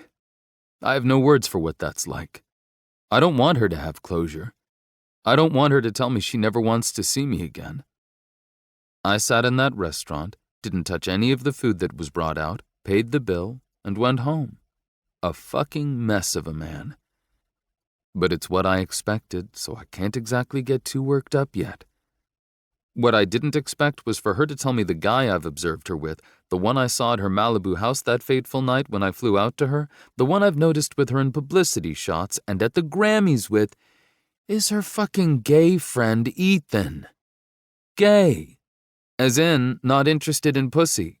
As in, not interested in lyrics pussy. Jesus Christ. I can't even wrap my head around how stupid I am. How so much of my life since then has been dictated by that night, by that guy, by the notion Lyric was happy even if I wasn't. That thought got me through. It's what stopped me from going completely insane whenever I saw those pictures, whenever I saw him holding her hand at the Grammys as they smiled at each other. Ethan. How could I not have known? 4 years. For 4 years, I believed she was with him. I kept searching for a wedding notice, for something that would force me to once and for all let go of the Lyric Rose torch that continued to burn bright in my chest. I never figured out how to extinguish it. There was no magic switch that would erase her, that would help me get over her. My love for her has not diminished. Maybe because she's right. We never had closure. We were always unfinished, and that's exactly the way I liked us. Unfinished. I never moved on. Could barely tolerate other women, and believe me, Kane and Travers tried their best to find me someone new. But no, for 4 years, I have done nothing but work and pine away over one woman. She's single. All this fucking time. She's been single. It makes me want to simultaneously fist pump into the air and slam that fist into a brick wall. Melody told me she was single when I ran into her at the hospital, but I didn't fully believe her. Those pictures of her with Ethan were everywhere anytime I looked Lyric up, which was embarrassingly often. I cornered Melody in the hospital cafeteria, averting my eyes while she nursed her tiny baby after I bought her lunch, all the while badgering and begging her relentlessly about Lyric. In truth, Melody didn't give me much to work with. All she said was that Lyric is single and that if I go after her and hurt her again, she'd have their father use every connection he has and have me eliminated. Doesn't worry me, I told her. I have no intention of ever hurting Lyric again. All that hurt she threw at me last night is old hurt. It's festered hurt. It's why she says she needs closure. Because she hasn't been happy. All this time she's missed me as much as I missed her. So yeah, I promised Melody I wouldn't give Lyric any new hurt, and I meant that. I no longer make promises I don't know I can keep, and I know I can keep this one. 4 years in between then and now, and look at us. It would be comical if it weren't so goddamn tragic. And ironic. Yeah, it's that too. But I have plans for Lyric. She just doesn't know it yet. Sighing out, I clear my throat. So now what? I ask the neurologist as I sit back into one of the uncomfortable chairs in the waiting room. It's annoyingly reminiscent of the last time we did this, only this time, the right side of his body is weak, and the right side of his face droops a little, and he doesn't have as many words directed my way, and whatever he does say is slightly garbled. I hate seeing my father like this. It's so much worse than when he had the heart attack. Now he just looks beaten by life, by his poor health. He goes to rehab, Diane says, even though I wasn't asking her. She's been standing by the window and staring down at her nails, or out at the crap scenery every time she's here, which isn't often and isn't for very long. The waiting room, evidently, isn't any different than my father's room. I don't say anything about it. I accepted the last time my father had a major health incident that some people are not strong enough to handle things like this. That's Diane. She loves my father, and that's all I care about. Right now, Mr. Woods is stable and doing very well with the treatment plan we've set up for him. We should be able to discharge him in 2 days to the rehab you chose. It's a great facility, and he'll have the very best care. With enough diligence and proper lifestyle changes, we're very hopeful about his recovery. I love that. Doctor language. What that actually means is we have no fucking clue if he'll be a limping, drooling, slurring mess for the rest of his life. And I get it. There are no guarantees with this. My father never changed the things he was supposed to change after his heart attack. He figured having a stent placed in his artery was enough. And since no one appreciates it when someone says, "I told you so," I've kept my mouth shut about that. I had that talk with him multiple times, and it didn't do dick. Okay, sounds good, I guess. Because really, what am I supposed to say? I seriously have no idea. If something like this is going to happen every 5 years, I need to develop a better way to cope. If you have any further questions, I'm on call tonight, and my colleague Dr. Guhan will be here tomorrow. I stand up, and the doctor follows suit before we shake hands. Thank you, I say to him. He throws Diane a cursory glance, though she doesn't turn or say anything. Then he's gone. I'm heading back in, I tell her. I'm going to go, but I'll be back tomorrow. Sure. I walk toward the door without so much as a backwards glance. I'd love to say that over the years our relationship has improved. It hasn't. The only thing about me she likes is the fact that I'm very good at what I do, which is exactly what my father used to do before he retired and left everything to me, which means our stock is doing well, and she will never have any financial worries for as long as she lives. I hate hospitals. I hate the smell of chemical disinfectants and sick people. I hate the way everything looks sterile and yet contaminated at the same time. I hate the way everything takes hours instead of minutes to get done. Walking down the center of the hall because I can't stand the idea of touching even the walls. Around the corner, smile at the nurses behind their station, and then find my father's room, all the way down at the end of the opposite hall. But before I can even reach the door, my chest clenches, and a smile inadvertently curls up the corner of my lips. Lee. She came, and I bet the adorable girl thinks she's getting away with something right now because I wasn't there when she arrived. I do my best to listen in to catch some of their conversation before I make myself known, but it's tough to do. Lyric isn't speaking all that loud, and my father's speech is difficult to understand. Plus, he practically whispers now because he's so weak. It's going very well. Better than Robert or I ever envisioned, she says, and even though I have no idea what she's referring to, I can't help but hurt for her. She lost Robert. I knew that. I tried to reach out, but finding her number was like trying to get in touch with the Pope directly. She doesn't have any personal social media accounts. Her number is unlisted, and her cell phone number was an enigma. I tried to steal my father's phone once to get it, only to discover the bastard had it memorized because she wasn't listed anywhere in his contacts. When you call her at work, you have to go through 20 different people, and then her assistant chronically tells you she'll leave a message for Lyric. I even said I was family once and that it was an emergency. She hung up on me. It's why when I saw Melody, I went a little nuts. It was like the perfect storm, though. I had hit the peak of my desperation, and then there she was. No, she laughs, and I didn't hear anything my father said to elicit that laugh. I love that they talk like this, that they have a relationship, that my father still calls her and that they keep up, even if I hate it, even if it makes me angry that my father keeps her a secret from me. She made me promise never to tell you anything about her or her life, and I honor my promise, he'd said when I asked him for some morsel of information on Lyric. Bastard. I'm his freaking son. I have the rainbow ball. After that, we'll see. Rainbow ball? I've heard of that. It's in New York, and it raises money for various cancer research charities. It's exclusive. A-list only. Another laugh. I'd love for you to be my date, but I think that will have to wait until next year. My grin turns into a full smile. This girl. Wow. She's just everything. Everything I threw away. Stupid life. If only one of us could get through unscathed, without wanting to go back and fix everything we've done wrong. Checking my smile at the door, I knock twice, just to give her the proper warning she deserves, the one I didn't afford her last night, and then I enter. Lyric glances up with an apprehensive start.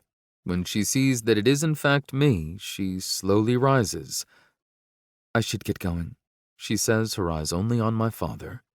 Stay, he whispers slowly, trying to reach out a hand to her and then one to me. But he's not our olive branch.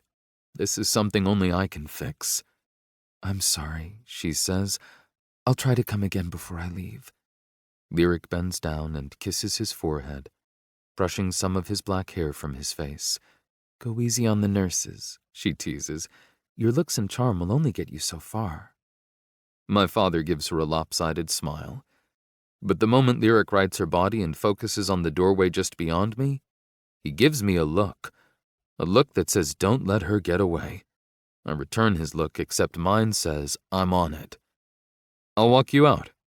She shakes her head and adds, I can manage. She won't even meet my eyes.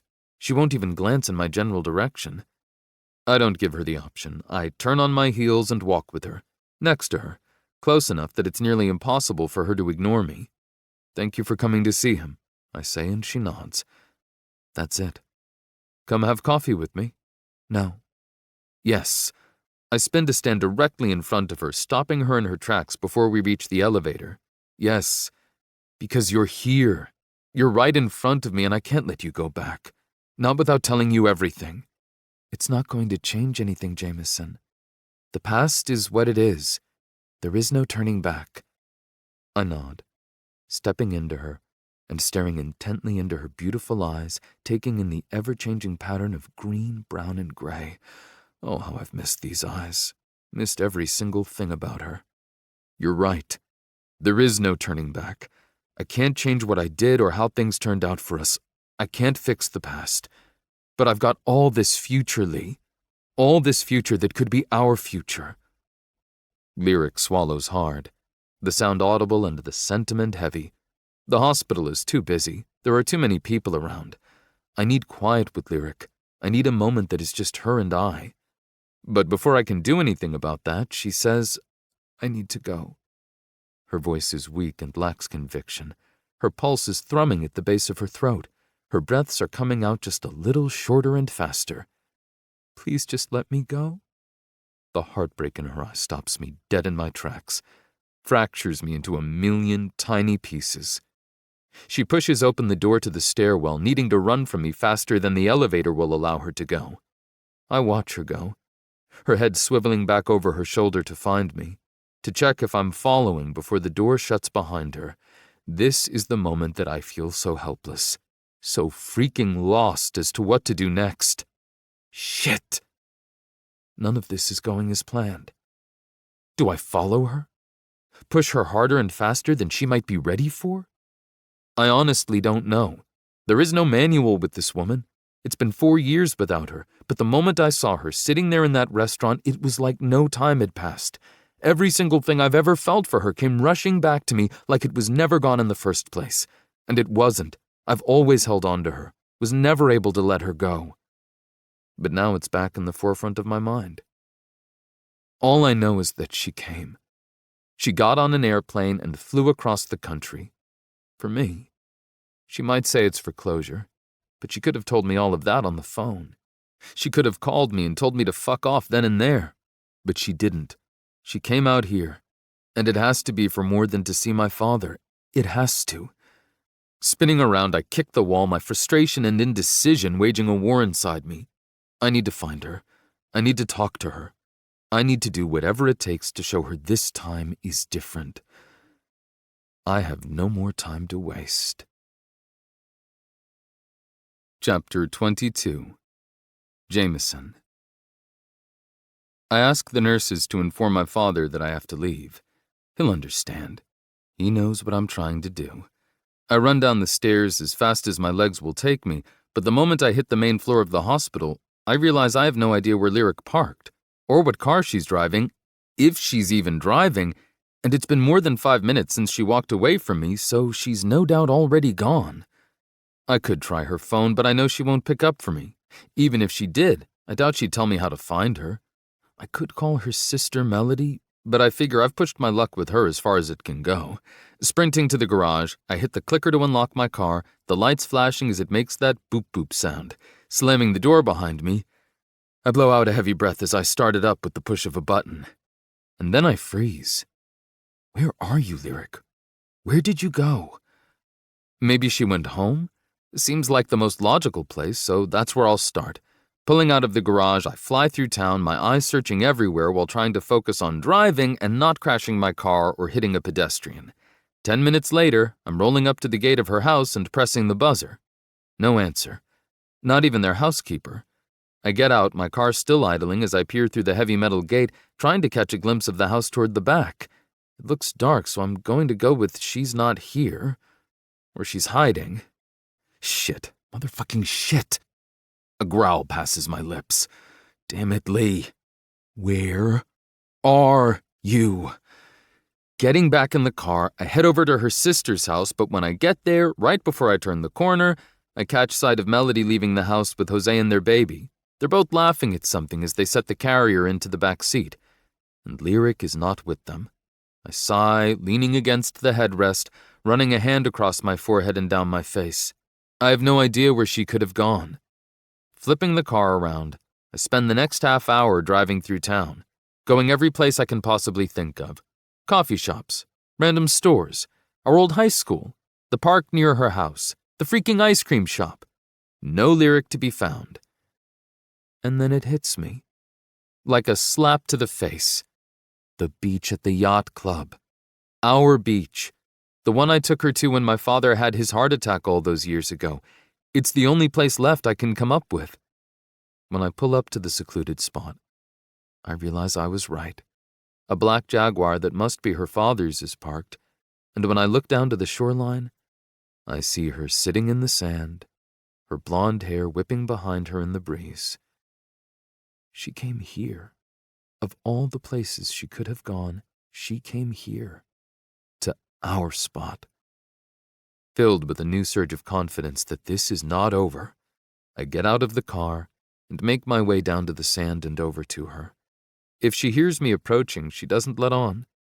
Even when I sink down next to her, she never moves her eyes from the chopping blue-gray water slapping against the rocky shore. The salty brine of the air is tinted with the sour note of seaweed that you only seem to get in New England. Not as nice or as warm as California, I imagine. It's May, but that doesn't mean it's all that warm down here on the water.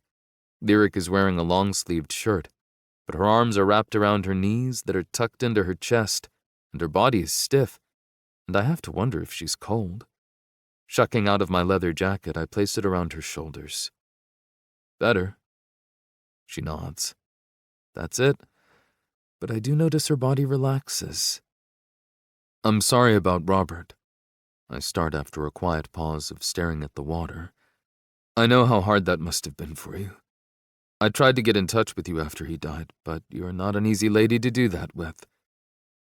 Not when I don't want to be found, no. Touché, but wow, that stings. Thank you, though, for saying that, I mean. It was a very hard time. You're running it now, right? Turn Records? Yes, she replies, but doesn't comment further on that. I know you're still furious with me, and you have every right to be, but I'm glad you came. Not only to see my father, but because I asked you to. I told you why I came. And yet, you're here at our beach. I needed to think, and the ocean always helps me do that. But there are plenty of other beaches she could have gone to for that. Public beaches. As it is, we're technically trespassing on private property. Luckily, my father is still a member of the yacht club, so if anyone challenges us, I have a small card I can play. I hate that I thought you were with Ethan all this time. You have no idea the mindfuck that is. She snorts, the corner of lips pulling up into a small, reluctant grin. And I'm sure you've been a monk these past 4 years, chaste and virtuous. I nudge her with my shoulder. Unable to fight my grin, I look away for a beat before turning back to her. She's looking at me, and it's the first time she's really done that since last night at dinner when she told me she never wanted to see me again. But this look is entirely different than the one she gave me last night, or even an hour ago at the hospital. Most definitely. It's a relief we've been saving ourselves for each other all these years. Really helps with the whole jealousy thing I've been rocking all this time. She laughs, and the sound makes my heart clench, my stomach dip, and my cock thicken. All at once, from just that one small giggle. She thinks I'm kidding. But I'm not. I might as well be a monk for all the action I've seen in the last 4 years. 3 girls. 3 completely drunken, trashed out of my mind, one-night stands that I hardly remember. 3 encounters where I spent the entire time wishing they were her. They weren't lyric. No one is. I want to ask her if she's missed me like I've missed her. If she's thought about me the way I've thought about her. If she still loves me the way I love her. But I don't. I may not be a lawyer, but I know better than to ask a question I don't want the answer to. Instead, I move closer to her, my body gently brushing hers. She breathes in, breathes out, looks away, but doesn't move. The atmosphere shifts. The earth beneath our feet slips away. I'm touching her, not skin to skin, but it's enough to feel her heat, to catch the scent of her perfume as the breeze carries it in my direction, for the mounting tension swirling around us to become electrified. I reach over and cup her jaw, her eyes skating everywhere else they can reach, everywhere other than on me. But the moment I turn her face to mine, caressing her smooth, warm skin, her gaze finds mine and she holds on. Do you feel it? I ask, my thumb skating up and down against her cheek. This electricity between us that makes everything in our bodies feel awake and alive. This current tethering us together. It's pulsing between us. It's always there, like an excited heartbeat, constant, steady. I've never felt this with anyone else, and I know you haven't either. We let time make us its fools. We let confusion and misunderstanding lead. We let stubborn pride direct us, and now we're here 4 years later. She shakes her head violently, trying to get my hand to fall. It does. I let my hand drop and lean back. Her eyes narrow, harden. Anger seethes from her pores, coloring the air with a red haze. We didn't do all of those things, she bites out. You did. But really, it doesn't matter. None of this matters. Sometimes things don't work out, Sometimes two people aren't meant to be together and life reminds them of that. You can't tell me you regret the last 4 years. I shake my head because how does she not get it? I can't tell if this is just her defense mechanism or if she really believes the shit she's spewing. I'm inclined to go with the former, because there was no one before her and there hasn't been anyone after. There never could be again. Not like her. Not anywhere close to what we had together. Screw this. Getting up onto my knees in the sand, I shift so that I'm facing her full on, hovering over her and crowding that personal space she seems so determined to maintain. I lean in, placing my hands on either side of her body, bracketing her in so she has no choice but to see me, to hear me. Move back, she hisses, but she doesn't do much to try and get away. Doesn't push me off or get up and move. Ah, Lyric, it's been 4 years, but your body hasn't forgotten me. I ignore her half-hearted plea. I have things to say and she needs to hear them. I don't regret these last 4 years. Professionally, I've gotten everything I've ever wanted out of them. I got my father's company and merged it with the one Kane Travers and I created. We've made Fortune's list of most profitable companies. We're kicking ass and taking names. But none of it is complete, baby. She blinks slowly. Her face only inches from mine as I tower over her, holding her captive without touching her. And all that fight she had in her moments ago is gone. It's just her, and it's just me, and we're right back where we started all those years ago. I've had everything I could have wanted. Except you, Lee. I didn't have you. I regret the last 4 years without you. Her face drops, her chin hitting her chest, unable to take the way those words feel. It hurts. And it feels good. And it hurts. It's all those things for me. Everything with this woman hurts and yet feels so amazing that I'm willing to endure just about anything if it gets me this with her. Lyric Rose. I fucked up. The magnitude of speaking the words out loud to her slams into me like an earthquake, shaking my very foundation. A piece of my soul slowly begins to release, like air leaking from a balloon.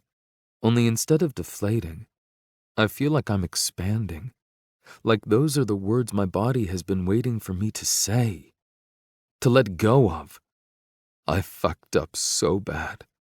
The wind howls past us, interrupting me, the temperature dipping further as the sky becomes cloud-covered and angry. Let's get out of here. Please come with me so I can try and explain. Tell me now, she demands. Tell me now because I don't want to walk anywhere. I don't want to sit in a restaurant or a quaint little coffee shop or in your fucking car. I need you to tell me, and I need you to tell me now. But I need you to back off. I can't think with you like this. Give me space and give me your words and then be done with me. A humorless laugh passes my lips. I'll never be done with you. She's staring me down, waiting for my move. Space. She wants space.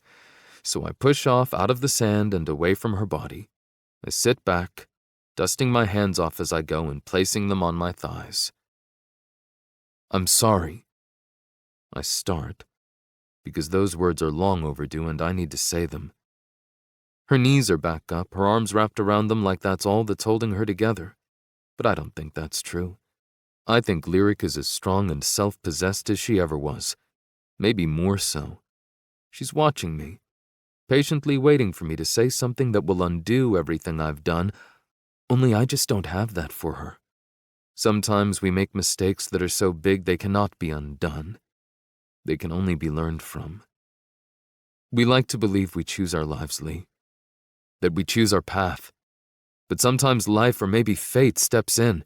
It takes all our best laid plans and flips them upside down and then runs away like a small child, leaving us to try and navigate through the mess they left us with. I had plans for you, Lyric Rose. I had so many plans for us. And then life stepped in and things got so fucking complicated. I was trying to make everyone happy, but I was failing, especially with you. I point at her as I attempt to tell her everything I've had in my head for the last 4 years. I knew you were unhappy. I knew I was the cause of it. I was continually letting you down. Believe me when I tell you there are few things in this world that are worse than knowing you're letting the woman you love down. But I didn't know how to change that, how to fix it. There just weren't enough hours in the day. I genuinely believed if we just took a step back, if you didn't have the expectations of a girlfriend, that I wouldn't hurt you so much, that I could buy more time to get control of things. Well, you succeeded. You ended it with me, she says, a bitter note to her tone. I shake my head, clawing my fingers into the sand. I didn't want to end it. That was not my intention. That was not my thought process. All I knew was that I couldn't breathe. I was being pulled in so many different directions, and I was ill-equipped. I was outmanned and outgunned, and I failed. When you hung up on me, after misconstruing everything I was trying to say, trying to ask for, I was so angry. I felt like you didn't get me, like you didn't even try to understand what I was going through. I didn't call you back because I was a petulant asshole, and I let months go by hating myself and being angry at you. What I was really angry at was myself, and being so much more miserable with my life than I was before I even asked for that step back. By the time I called you, your number was different. You changed your number on me, which felt like you were dismissing me completely, and so my cycle of anger and self-loathing began again. Lyric's cheeks color and she looks down. I was angry too, she says, but her tone is guilty, contrite. You didn't call me back, and I was heartbroken. I felt like I was always waiting for your call that never came, for you to come to your senses, and when you never did, she trails off, blowing out a breath. I changed my number because I was sick of obsessing over you not calling.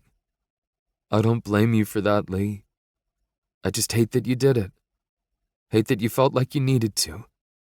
I inch forward, pulling her chin up until she's staring right at me. It was my mistakes that got us there, not yours. I lean in and press my lips to her forehead, allowing myself to breathe her in for the first time in 4 years. It's everything, and yet not nearly enough. Things got worse instead of better, at least for me. Professionally, everything was going great. Then, a couple months after that, Kane and Travers gave me the push I needed, and I hopped a flight. And what I witnessed was you and a man, who I now know was Ethan, driving you home, holding and kissing you before he stayed the night in your house. It killed me, Lee. Seeing you smiling and laughing and kissing another man was one of the worst moments of my life. I left because I didn't know what else to do. I told myself you were happy, and ultimately that's all I wanted for you. Jesus, she says, her eyes turning glassy from the tears she refuses to let fall. I can't believe. Then she laughs, loud and mirthlessly, rancorous and so achingly sad that another piece of me breaks.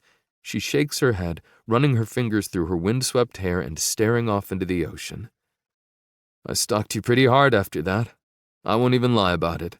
Every public picture of you, every award show you attended, the guy was there with you, referred to as either your date or friend, so I stayed away, bided my time, until my father had a stroke and I ran into Melody.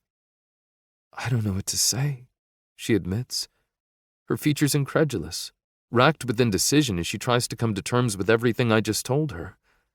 I don't know what to think or do or feel. I've told you everything I've got. I made mistakes, Lyric. So many mistakes. I screwed up epically. A tear falls from her left eye, followed by her right. But those are the only two, and she does nothing to wipe them away as they glide down her face, leaving a wet trail behind. I'm hoping you will forgive me. I'm praying you will give me another chance. Chapter 23. Lyric. I left Jameson sitting there on the beach. I just got up and walked away. He was stunned, I think. Truthfully, so was I. I said something like, "It's not always that simple." And then I left. I ran through the sand, ignoring the way the granules felt in my shoes, and up the wood plank bridge. By the time I reached my car, I was panting and sweating and, yes, crying, but just a little. Not even a lot. And maybe that's what surprised me most. 4 years.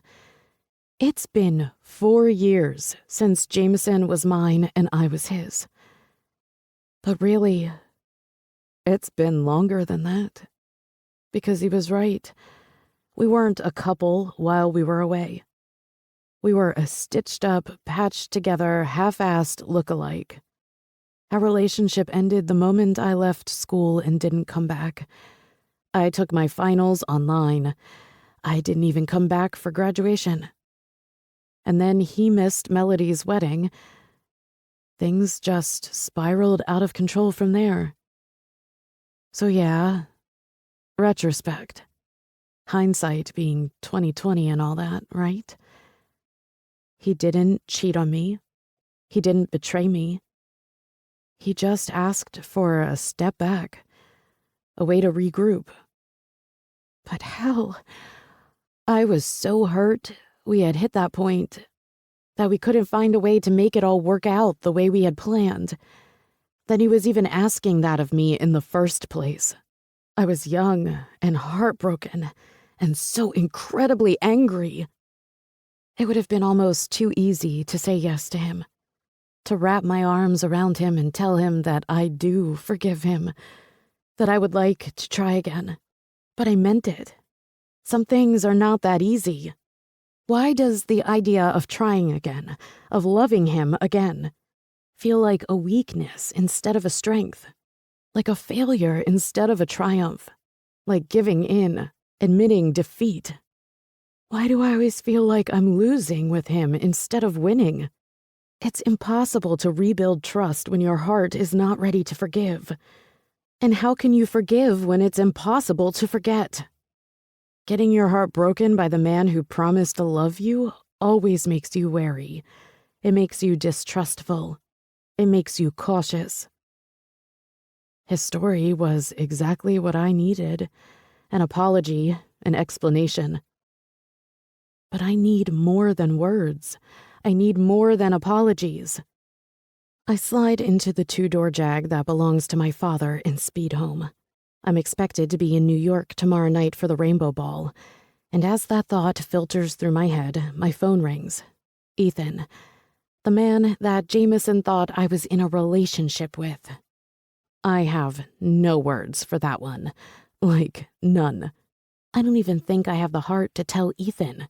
Hey, I say, answering the phone and trying to navigate my way around town.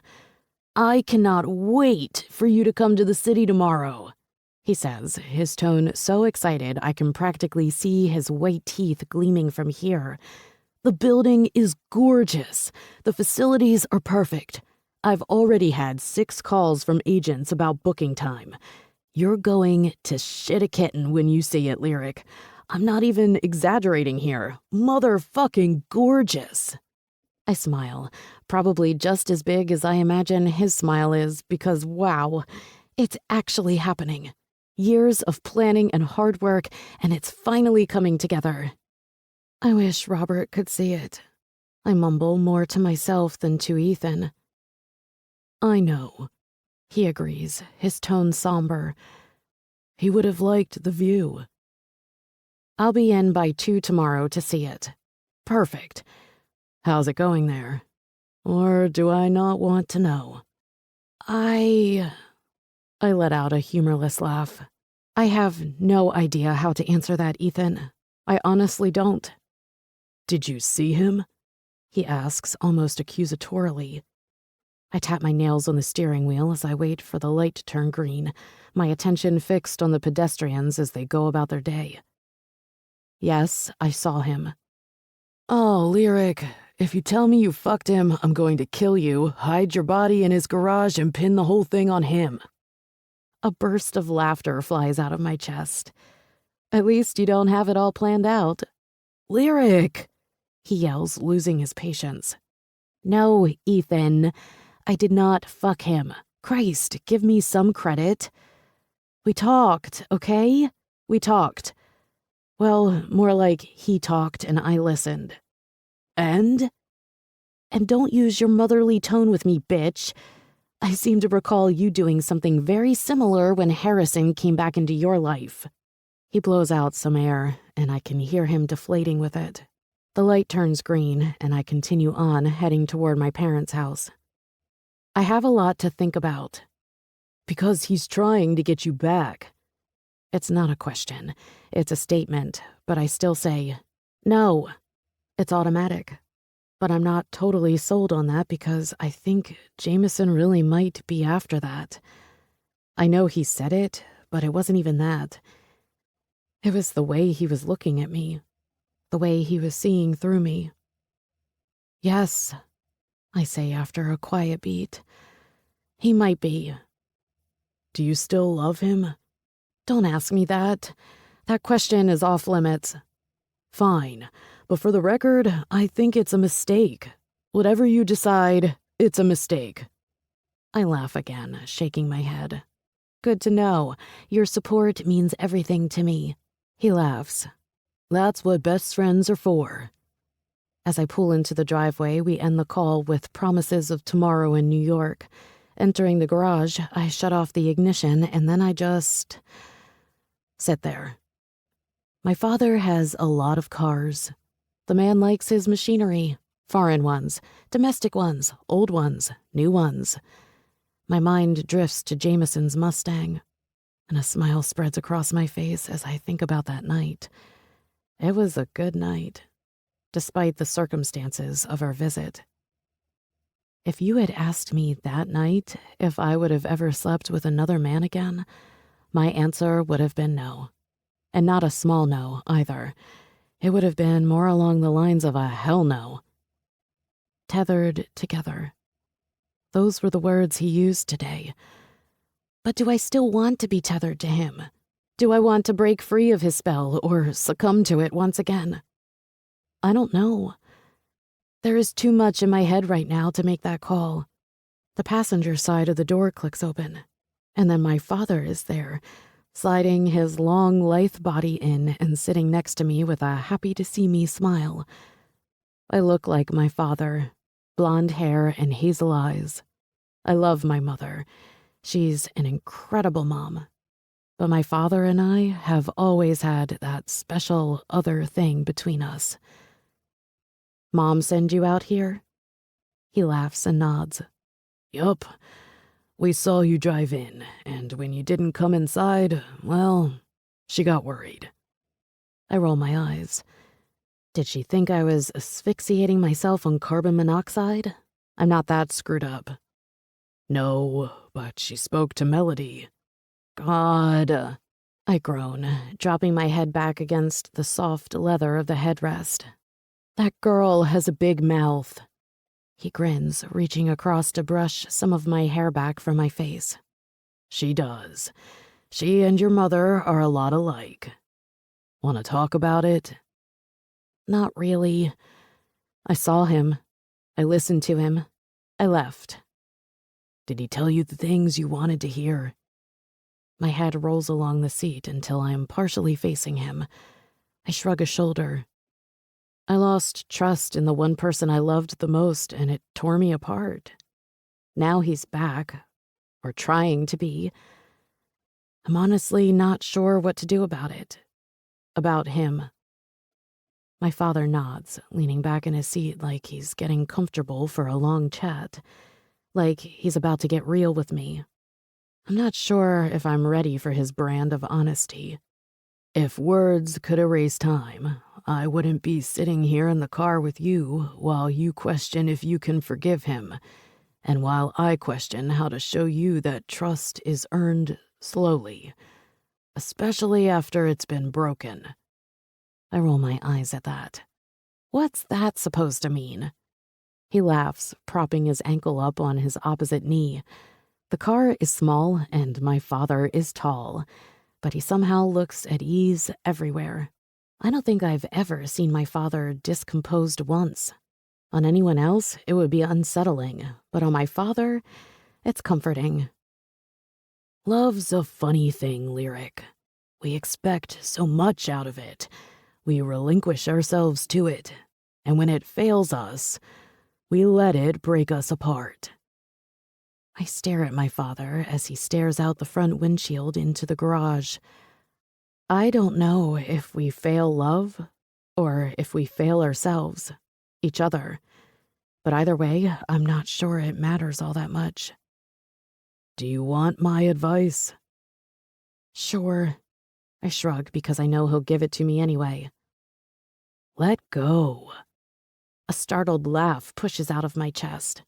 No, he says, peeking over at me with that warm smile he only gives me.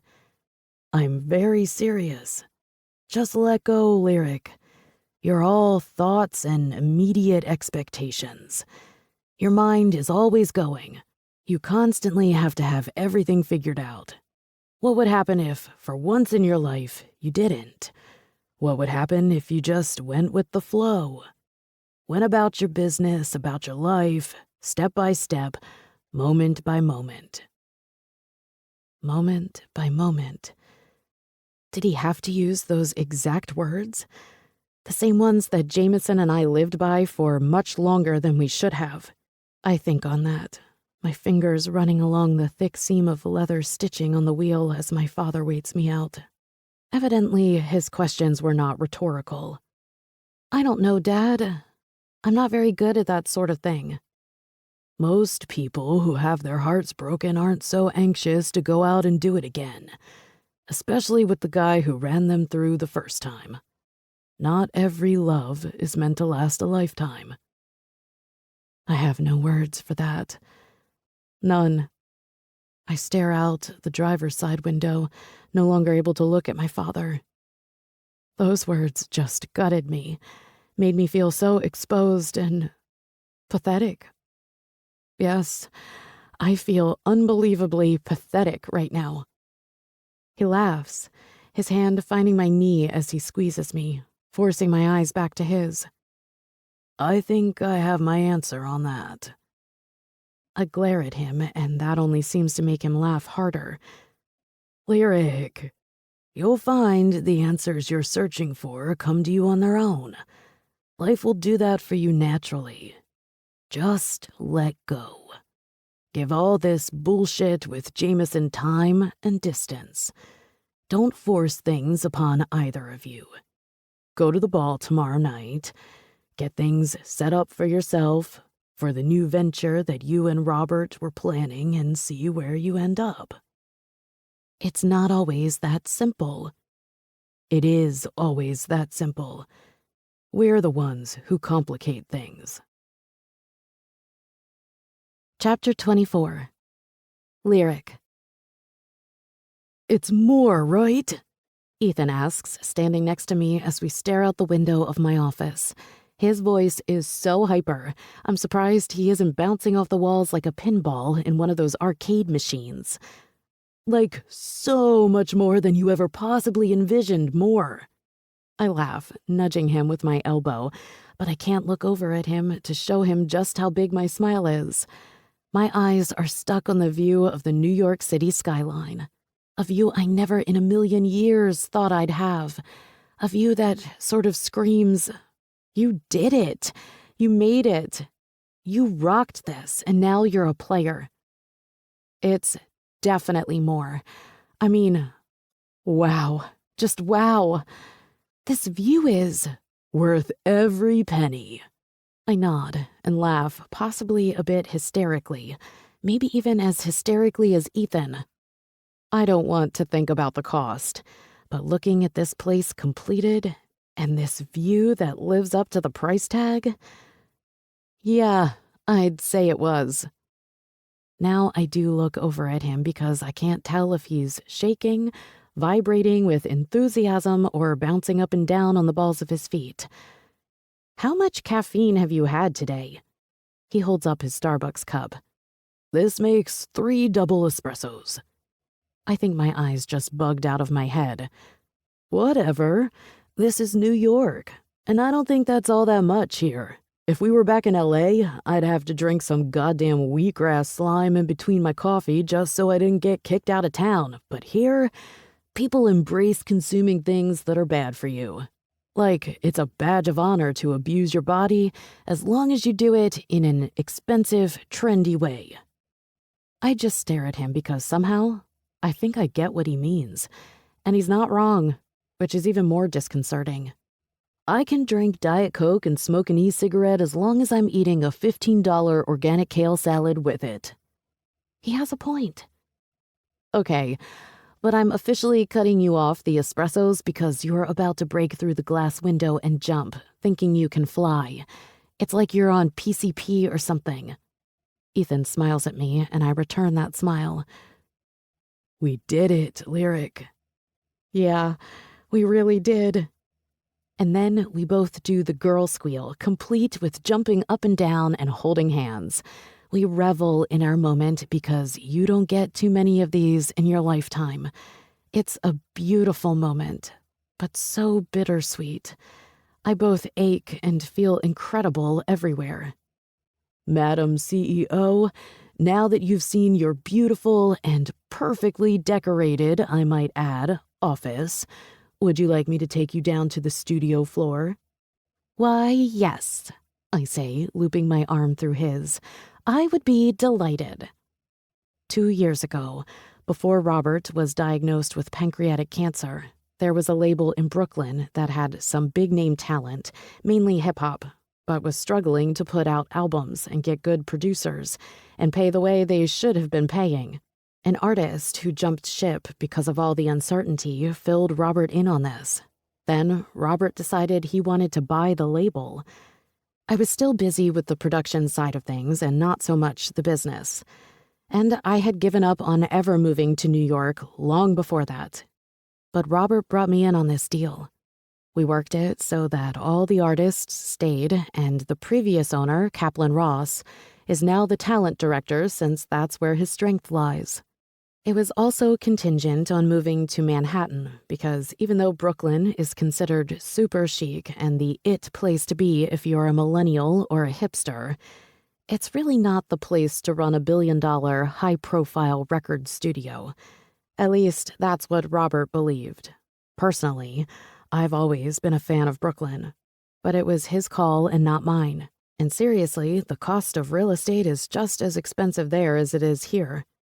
Robert was diagnosed with cancer 3 months after the deal went through, and then he died a little more than a year later.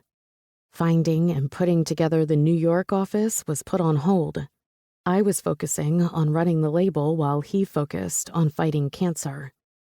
I think part of him had always wanted his children to be more involved in his business, but they were more content with spending their father's money while ignoring his business. They're nice people. I really like Tamara, a part-time yoga instructor living in a beachfront condo in Venice Beach. His son Milo, I don't think does much of anything other than go out to clubs and occasionally gets arrested for fighting with the paparazzi. 2 months before he died, Robert stepped down and I was named CEO. I knew it was coming. He told me that's how he wanted it. We discussed it.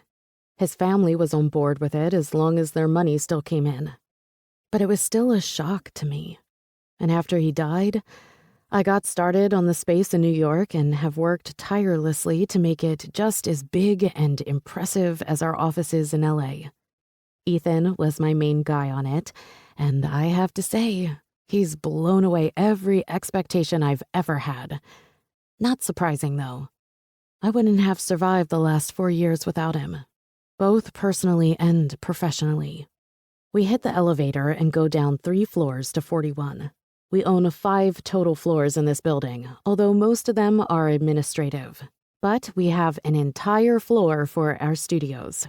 10 studios in total, some large enough to accommodate an entire band, including drums and other instruments, some smaller for just putting down vocals. We step off the elevator to the smell of new carpet, sawdust, and heaven. He opens the door to one of the first studios that happens to be one of the larger ones. There are 2 couches, 2 large reclining chairs that appear incredibly comfortable, and a huge soundboard, or mixing deck as it's often called, complete with dual screens and a laptop. Some producers want to do everything digitally, be entirely computer-based. Some are old school and like the feeling of the board. Some, like me, use both. Wow.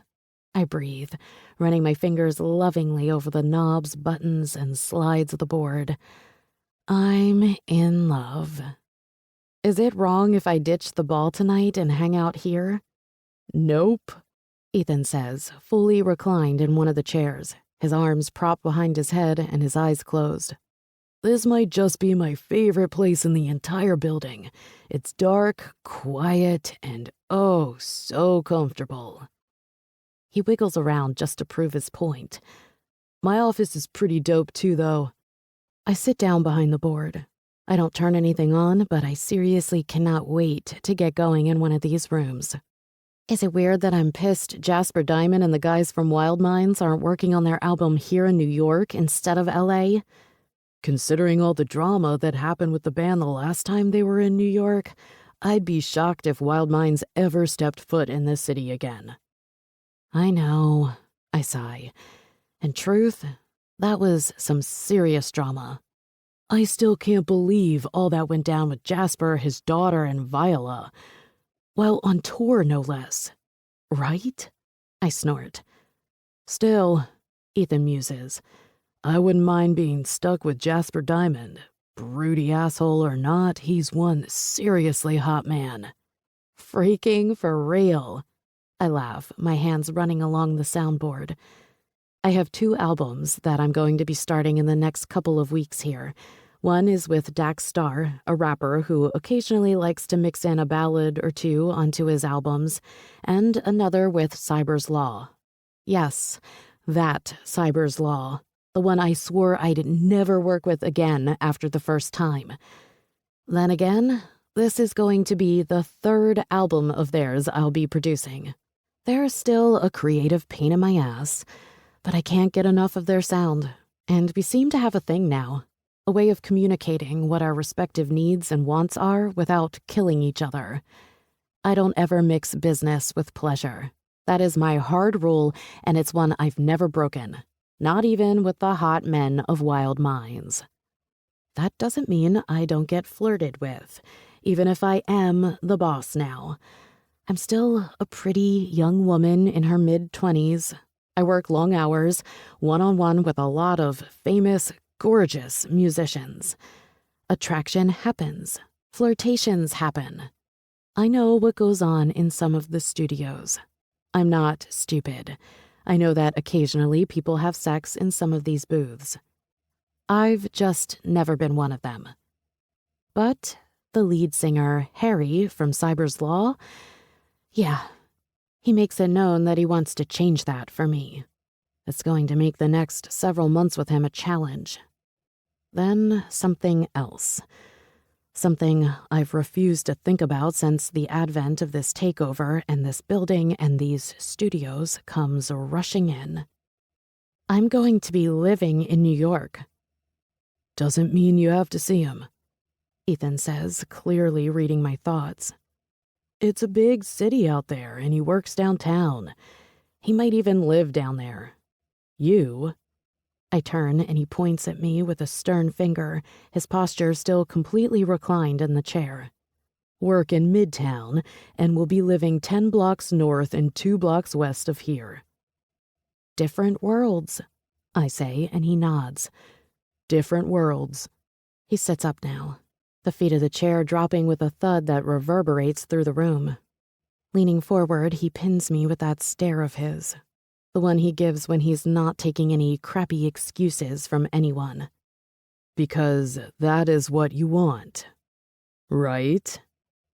Right, I confirm, but I can't meet his eyes. My fingers are still playing with one of the channels on the mixer. I think love should be one of the 7 deadly sins, not lust. Lust can be the best thing in the world when done right. It's love that gets everyone in trouble. I wouldn't change love. I'd just make it easier to get over when it's done and have it hurt less. It's not fair when the heartache lasts longer than the love that gave it to you. Just because he shows up now, after all this time, doesn't mean you need to give in to that. Just because you haven't found someone better to replace him yet, doesn't mean that person doesn't exist. You've come so far, Lyric. You're such a strong, successful woman. And you don't need a man for that. Men are a luxury, not a requirement. They're like an added bonus. Friends and family keep you from being lonely. A good vibrator keeps you from being unsatisfied. And work keeps you fulfilled. I spin in my chair to face him. Sometimes it would be easier if the people we love didn't know us so well, couldn't read us like the open book we try so hard not to be. I agree with all that. I genuinely do. I never felt I needed Jameson, or any man for that matter, to make me a whole person. I am that on my own. It would be poetic to say I've made something out of my heartbreak, that I turned it into art or used it to reach a higher plane of existence, or that I've been gifted with an overabundance of bullshit prose that inspires people. But that would be a lie. I lean forward, dropping my elbows to my thighs and leveling my friend so that he can understand this, even if I'm not sure I fully do. At the end of the day, I'm still me, the girl who fell for the guy she knew better than to love and lost. And I still wear my heartache on my sleeve because I don't know how to keep it in without it taking more of me than it already has. Then let it out, and eventually it won't own you. Honestly, I think you've been holding on to it and him, afraid to let go and fully move on. I can't deny that, so I don't even bother. Instead, I stand up, and Ethan does too. I need to get ready for the ball tonight.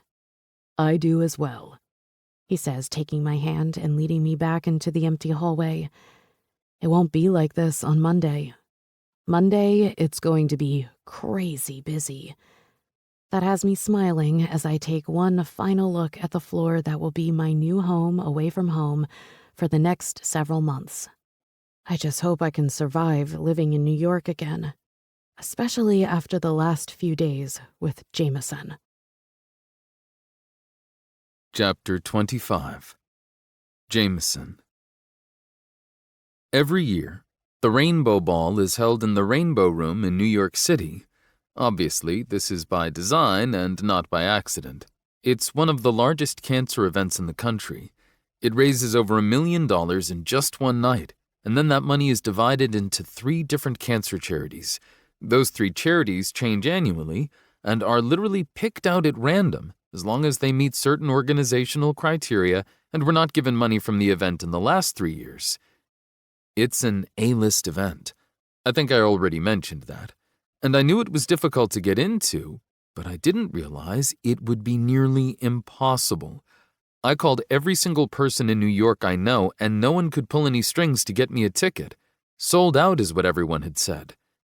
Then I called Kane, and Kane spoke to his wife, Greta. I probably should have gone to her first, but I didn't really want to involve my best friend or his wife on my voyage to win my ex back, mostly because I didn't want to hear the bullshit from Kane. But desperate times, right? Kane, with his built-in gold digger alarm, met Greta, the daughter of a third-generation shipping mogul. Born and raised in New York, she's the epitome of a socialite. She knows everyone who is anyone in this city. She's also the biggest ball buster in the world. She'd have to be to live with Kane. I expect you to come over every night for nanny duty, starting immediately after the baby is born, she orders, rubbing her large round belly in a way that appears both adoring and speaks to her level of discomfort. I'm going to need a lot of sleep because I haven't gotten any in this last trimester. I swear, this baby does crazy gymnastics all night, which probably means you'll be up all night with her. You'll be required to feed the baby from a bottle, obviously, she says with an eye roll, as well as diaper her and generally keep her quiet while Kane and I get our much-needed rest. It would be amusing if she didn't look so damn serious. Why don't you just hire a nanny? I believe we just did, she says to me with a smug grin. She turns to Kane for confirmation, and because the bastard loves his wife more than he loves me, he says, "You'll have your own room directly next to the nursery, but if by some miracle of nature this thing with Lyric works out, you're not allowed to bring her with you. When you're here to work, you're here to work. She can come visit when you're off duty." All I can do is stare at them blankly and pray to God they're joking. Greta hands me the invitation she acquired from her mother, who decided not to attend this year, and I leave. As fast as I can, as a matter of fact. Kane did wish me luck, though he followed that up with, "You're going to need it to win her back." Yeah. Tell me something I don't know. The glamorous and elegantly appointed room with the floor-to-ceiling windows overlooking the Empire State Building and the city in all its glory beyond is teeming with women in colorful gowns and men in tuxedos. I know most everyone in here simply by sight. Actors, singers, socialites, models, directors, producers. They're mingling, drinking expensive alcohol from expensive glasses as they bid on the items that are part of the silent auction. Things like Hawaiian vacations, a guitar signed by Gabriel Rose, Lyric's father, hotel stays at the Four Seasons, spa getaways at Canyon Ranch, bottles of wine, trips on private jets, and week vacations on private yachts. A week at a Malibu beach house that just so happens to look identical to Lyric's. The list goes on and on. And as I peruse over everything and everyone, I cannot find my girl anywhere. But I spot her name on the sheet of paper next to the Canyon Ranch getaway, and then again on one of the bottles of wine, and then again on the Hawaiian vacation. They're starting bids, I realize, but they're not lowball offers either. She's trying to raise money for her cause, and I love that she's doing it in this passive-aggressive, fuck-you-rich-ass people way. I put down a fortune for the Malibu beach house that I know is hers, and move on. Heading toward the bar on the opposite side of the room, I freeze when I spot a flash of sparkling color and flesh. Lyric. My breath catches in my chest, unable to be expelled. My heart rate jacks up, and my cock becomes unbearably hard as I take her in from head to toe. Her dress is entirely made up of multicolored sequins or beads that sparkle, glowing rainbow fire whenever they catch just the smallest hint of light from one of the crystal chandeliers or candles. The bodice is skin-tight, hugging every single gorgeous curve on her body. It has long sleeves and is floor-length with a slit that climbs completely up the side of her right thigh, all the way to her hip bone. And if that wasn't enticing enough, the entire back of her dress is open down to the cleft above her ass. Her long blonde hair is pinned up and off to the side, revealing the tattoo she has on her back in between her shoulder blades, the tattoo I watched inked on her body. That was the moment I fell in love with her, even if I refused to admit it at the time. Lyric turns around, a glass of champagne in her hand. She's talking to that guy, Ethan. The bane of my fucking existence, Ethan. Lyric's lips are red and her eyes are shimmery, and I don't think I've ever seen her look more beautiful in my life. Or maybe it's a tie between this and when I held her sleeping in my arms in my bed that very first night over Christmas. My focus is singular. Get Lyric back. It's become my mantra, the steady beat of my heart, the pulsation of blood in my veins. That is until Harry Evans, lead singer of Cyber's Law, approaches her. That is until he takes her hand and leads her out to the middle of the dance floor. That is until he draws her into his arms, brings my girl into his chest, and begins to dance with her like he's staking his claim. "You look like you could use this," a voice says off to my right. My head whips over to find Ethan standing beside me, holding out a glass of something that looks and smells like scotch. I wordlessly take the glass and down the entire thing in one large gulp. "That help?" "Not even a little." "Good," he says, and I can't stop my sardonic laugh as I redirect my attention to Lyric. Does she have to smile like that? Ethan shifts so he's facing me, his hand outstretched in my direction. "Ethan Simons, but I think you already knew that." I nod, being magnanimous and shaking the prick's hand. "You're the man in my girl's life."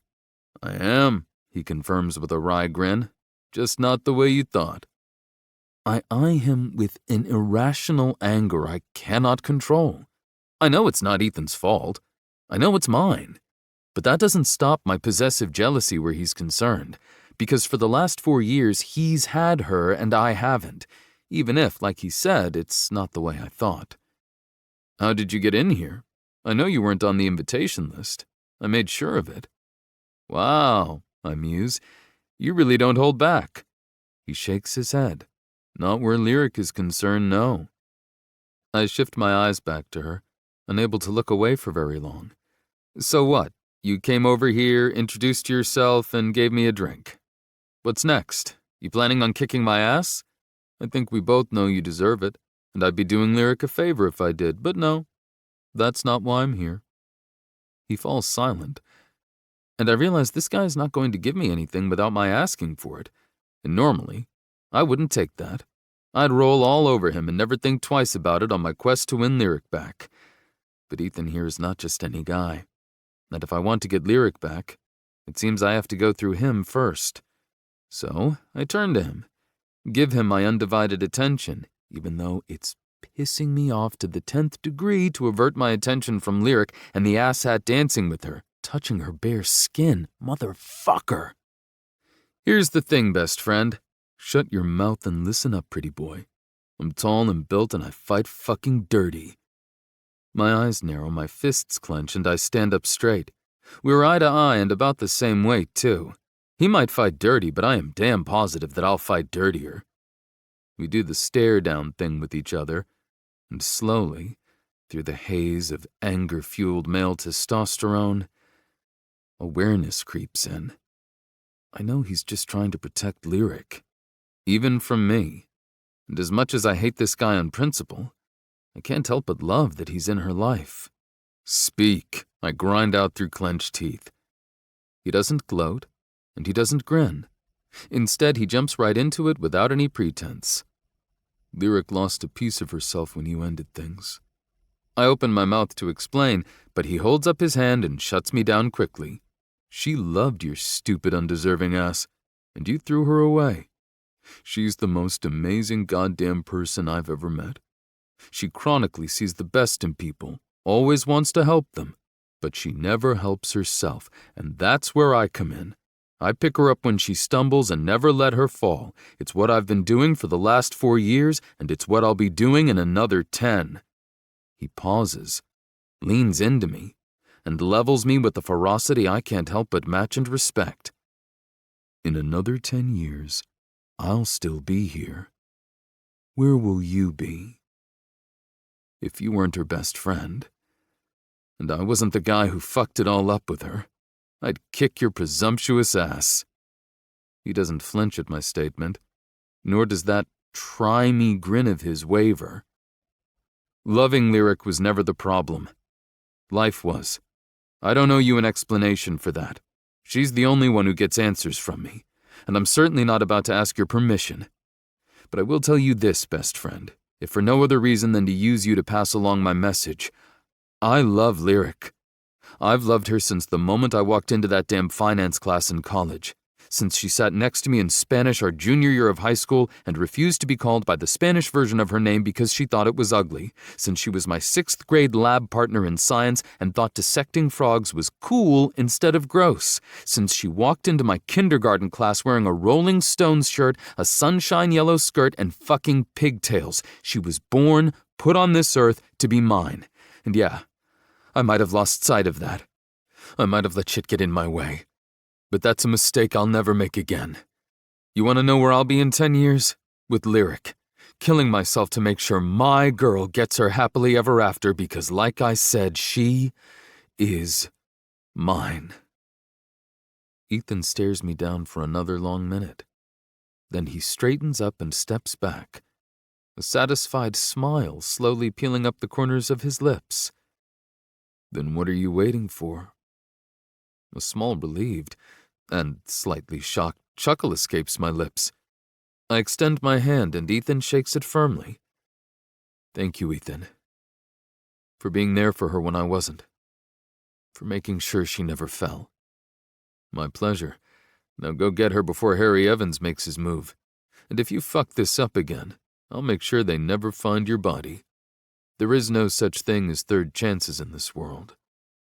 I give him a nod and turn around to go get my girl.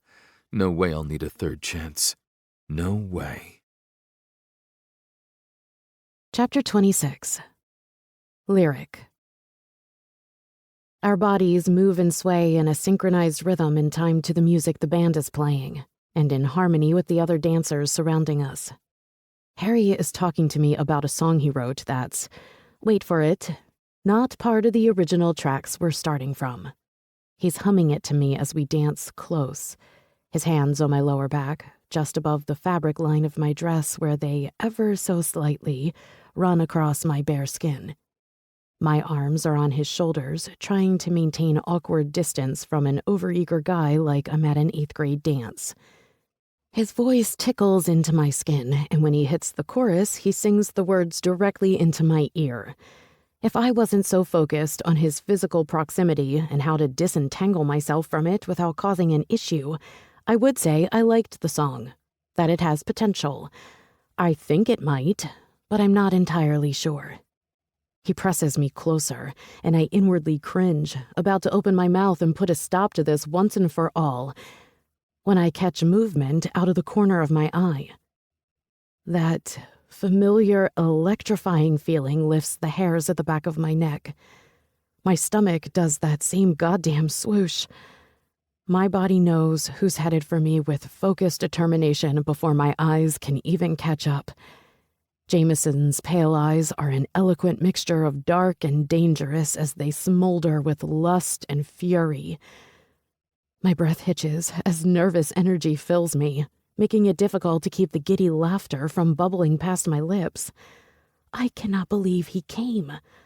I have no idea how he got a ticket, but evidently, the man is resourceful when determined. Drunken butterflies take flight in my stomach, bouncing around and making me sick with their uncoordinated flutters. Jameson smirks, stalking toward me like an animal about to pounce on his prey. Harry says something to me, but I can't tell what it is past the blood rushing through my ears. My body hums with nervous anticipation. I know Jameson is here for me. I know he must have gone to great lengths to get a ticket. I know I should still run in the opposite direction, but when he looks at me like this, I can't help but draw closer instead of farther away. I used to love the way Jameson would see me, the way he was able to look past what everyone else saw on the outside and find me hidden beneath. He made reality better than any dream, and he did all that simply by smiling into my eyes or watching me from across the room. That's what he's doing to me now, reminding me that he knows me, that he owns me, that this is so much more than simple attraction or a need to reconquer what was lost.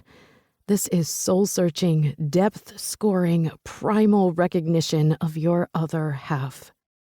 My knees weaken, and my resolve turns to mush. May I cut in? It's a demand, not a question, and Harry stops his half-baked dancing and turns to face him, ensuring he doesn't release my body from his grasp even the slightest amount.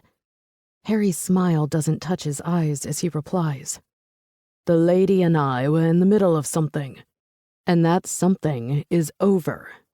Harry shakes his head, more into the fight than I would have imagined. "Sorry there, mate. Not gonna happen." He shifts his position, allowing his posture to dictate the message that he's not afraid to fight for what he wants.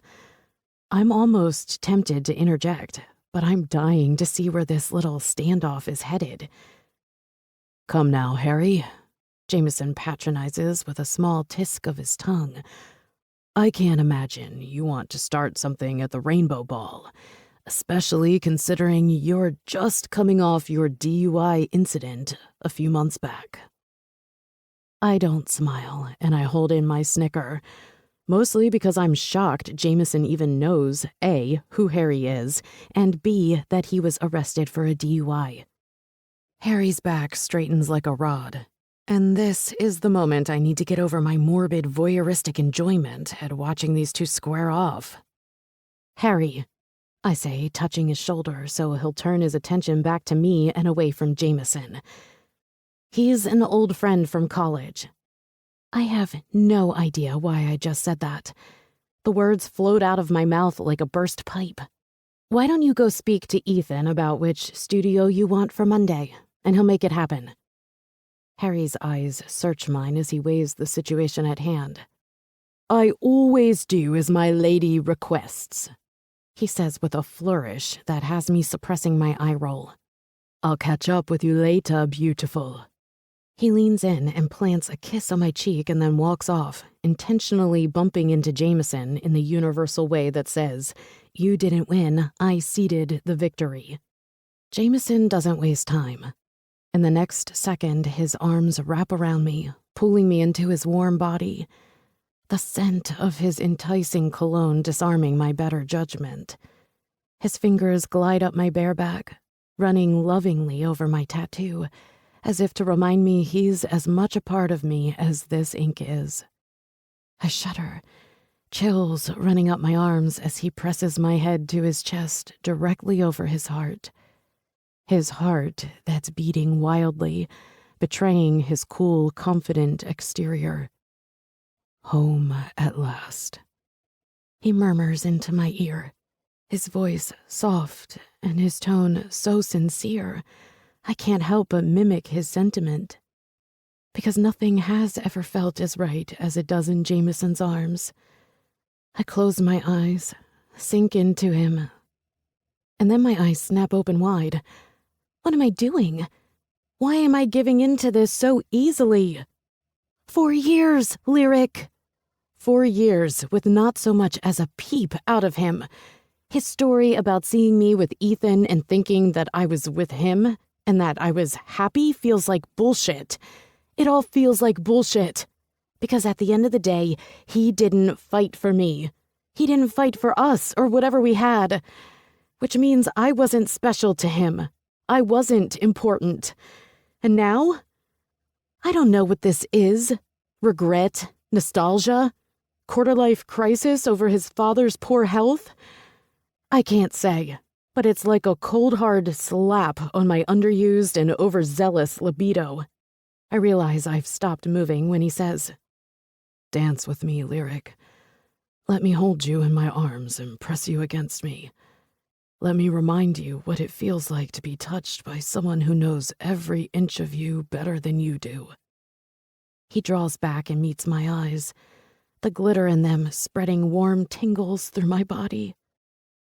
"Come on, baby. Let's make the world around us disappear the way only we know how." And what happens when it comes back into focus, Jameson? What then? He silently stares at me, almost like he doesn't quite know how to answer. And wow, that's just... shit. I don't even have words.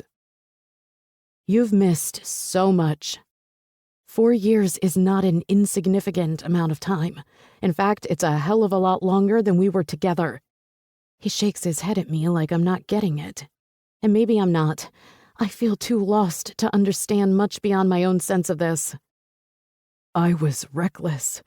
Reckless with your time, with your heart, with your love. I was recklessly. And I don't know how to express my regret in terms you could understand. It goes beyond words or even emotions. It's inside of me. It's a part of me. I was reckless. And I let the love of my life get away. That's the thing, I say, staring straight into his eyes. I never went anywhere. I was still there, the whole fucking time. I hadn't moved. Not houses, not jobs.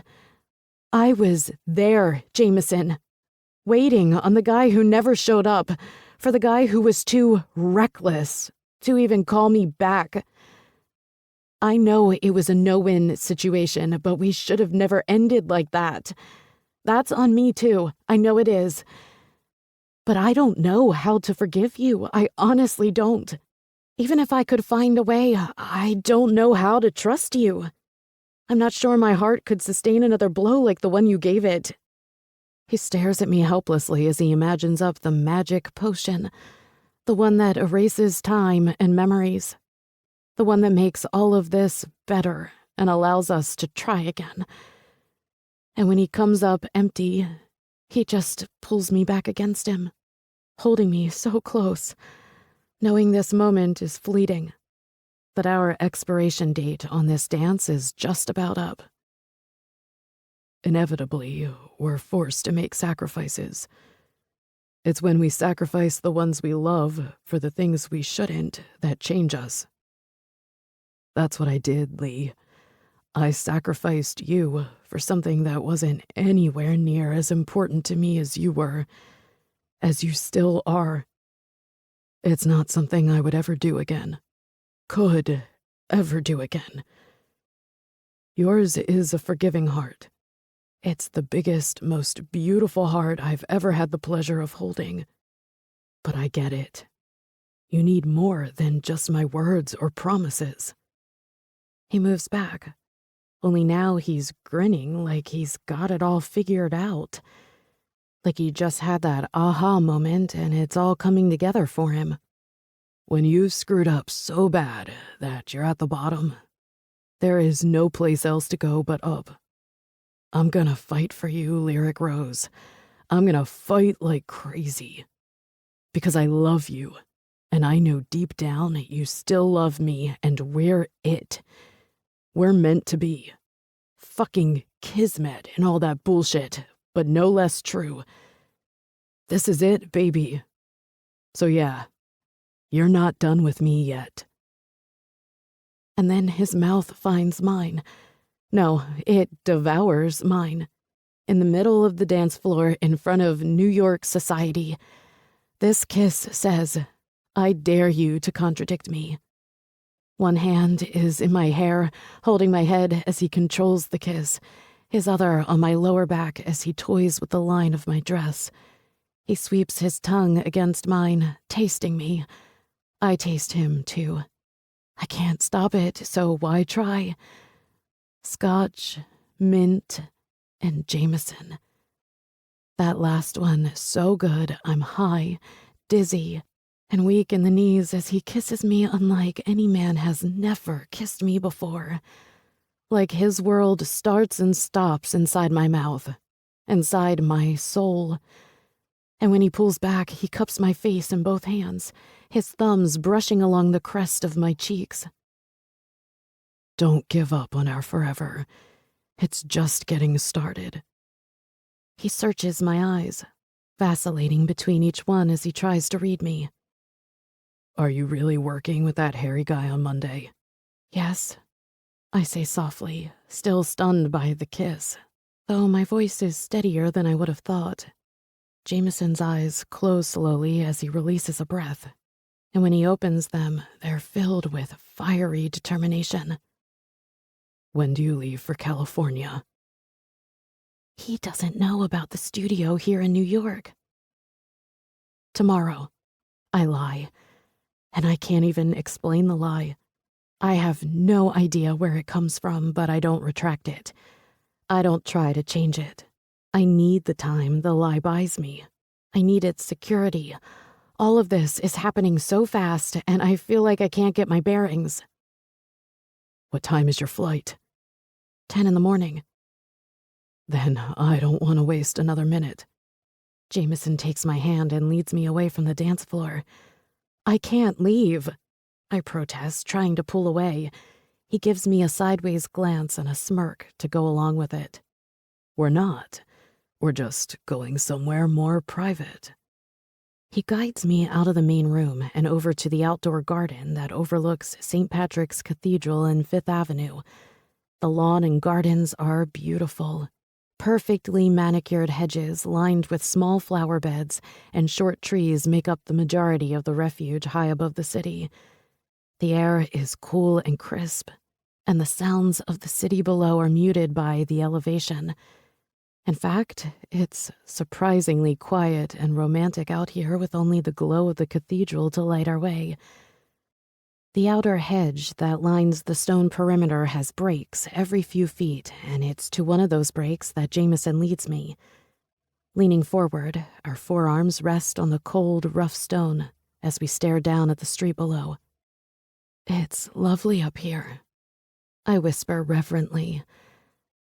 In all the years I've been coming to the ball, I've never been out here.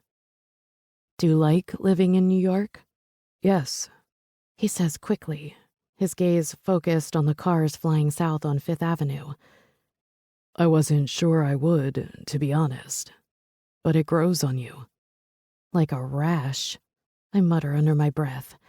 I don't hate New York, but I'm mad at it, if that makes any sense. I realize I'm going to become a temporary resident over the next few months, but that doesn't mean I'm fully resigned to it. I think I have more of a love-hate relationship with it, actually. If New York is a rash, LA is a disease. I nod my head. I do not disagree with that. I love my house in Malibu, but there is a lot about the city I could do without. The smog, the traffic, the congestion, the fakeness of the people. It eats at you. But I imagine that's like anything else after a while. You just acclimate. I'm proud of you, Lyric. My head swivels in his direction, my eyes wide and mouth slightly agape. Don't look at me like that. I am. You're one of the leaders in your field. You run your own record label and have the respect of people more than twice your age. Look who's talking. I laugh, nudging him with my shoulder. He smiles. He likes that I just initiated physical contact while I sort of wish I hadn't. Mostly because I liked it too. I lose sight of my anger when I'm with him for any length of time. I fall into old, familiar patterns quickly. It's impossible not to. I still like talking to him. I still want to know about him. I still care about him. And worst of all, I can't do anything to stop it. I'm torn in two. Half of me wants to throw myself into his arms and never look back. Half of me wants to slap him and run in the other direction. I love him and I hate him. I care about him and I want to kill him. But I guess that's just love, right? It's not known for being the most rational. Love. You make smart women so very stupid. I guess, he says modestly, inching a little closer to me. A cool breeze brushes across my face, momentarily stealing my breath. Or maybe it's the man next to me doing that. We've been busy, he says, but I don't miss the somber note in his tone. Do you still like making music? I grin, just thinking about the question, about the meaning behind it. Music is the passion of my life. A crooked smile graces the lines of his perfect lips as he stares at me. I'm not looking at him. My gaze is locked on the cathedral across the way, but I see him all the same. I always see him. Not the love of your life. Ah, so that's the smile. I shrug, unwilling to explain further. He knows. I know he knows. And he knows that I know he knows. And so goes the game. What is it you love so much about music, Lyric? I think in all our time, I've never asked you that directly, and it's something I've always wanted to know. Lyric. He called me Lyric, which indicates this is a serious question that demands a serious answer. I like his question. Or maybe I like the way it makes me feel. Music is universal. It defies borders, language, race, ethnicity, age, and gender. Everyone out there has a song they can connect with, even if they don't like music. I put air quotes around the word. People all over the world with virtually nothing in common may like the same song. It unifies in a way nothing else can. I also love the power it can wield, the way it can both heal and tear down, the way it can make you smile, cry, sing, and dance, or all at once sometimes.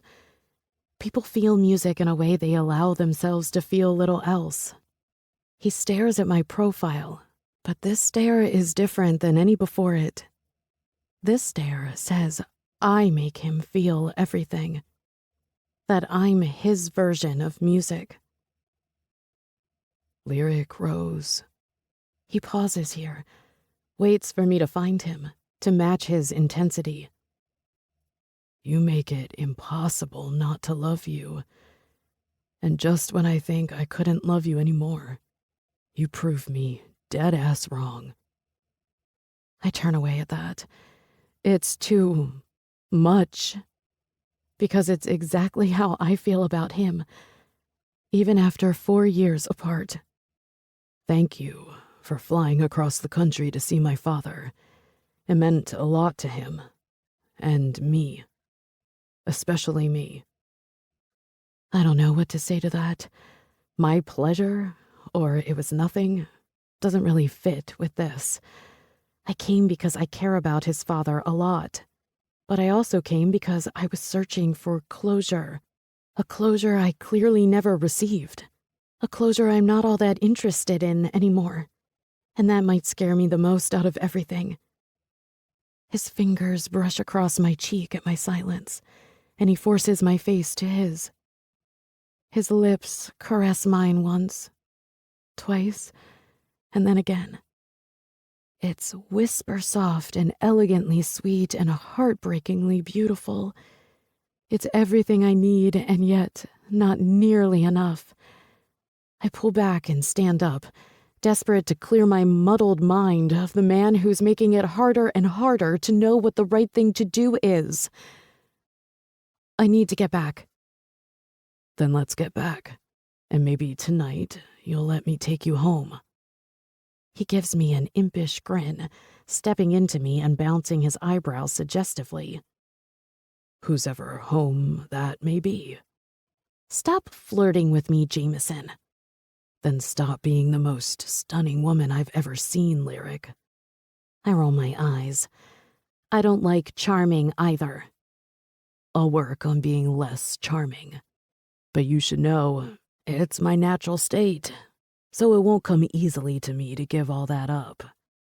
His arm snakes around my waist, pulling me firmly against his chest.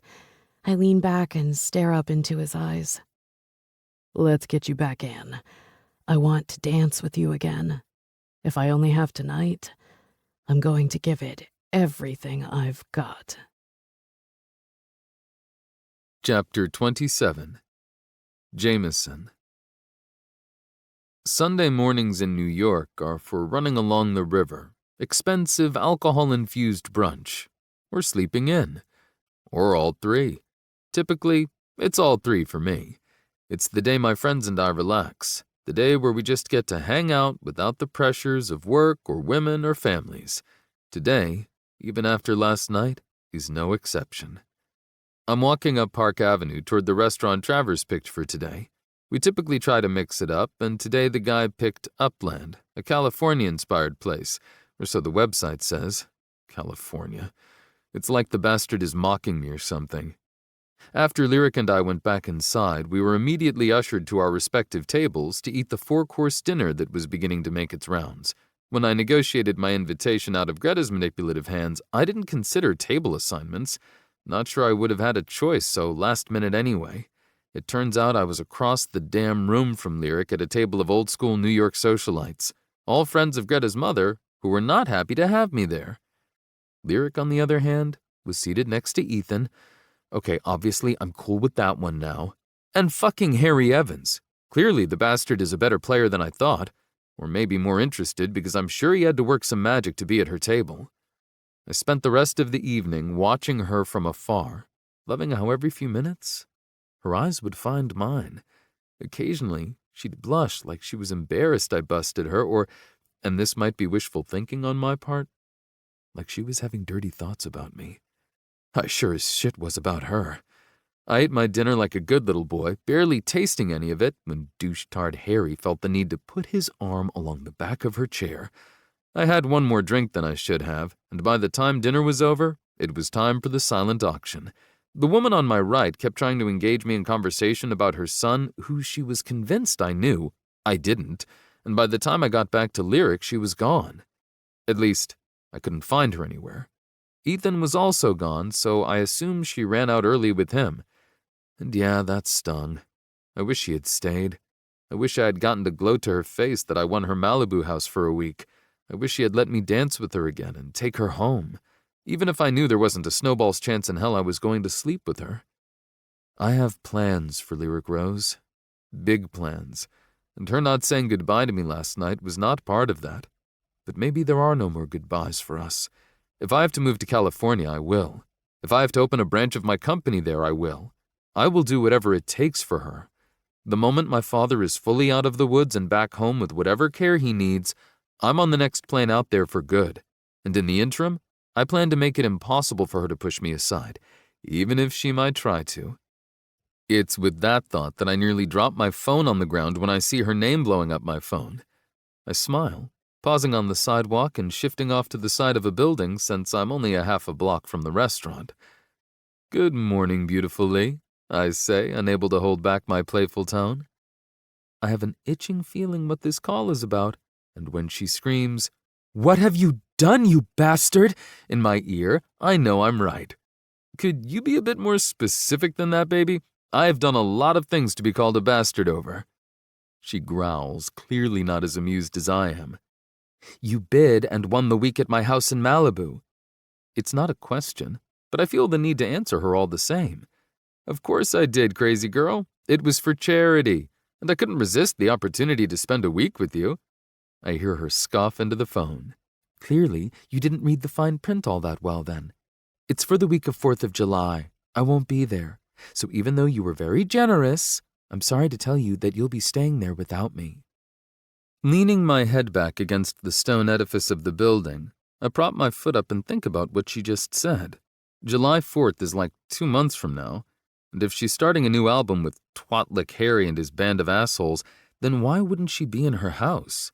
And now that I think on it, isn't she supposed to be on an airplane back to California at this very moment? I check my watch and sure enough, it's just about noon. She told me her flight left at 10 a.m., and now that I listen closely, I can hear the sounds of the city, my city, in the background through the phone, which means she lied when she said she was leaving town this morning. And if she was lying about that, and is not planning on being home the week of July 4th, which I believe since it was part of the auction, then maybe she's not recording that album in California after all?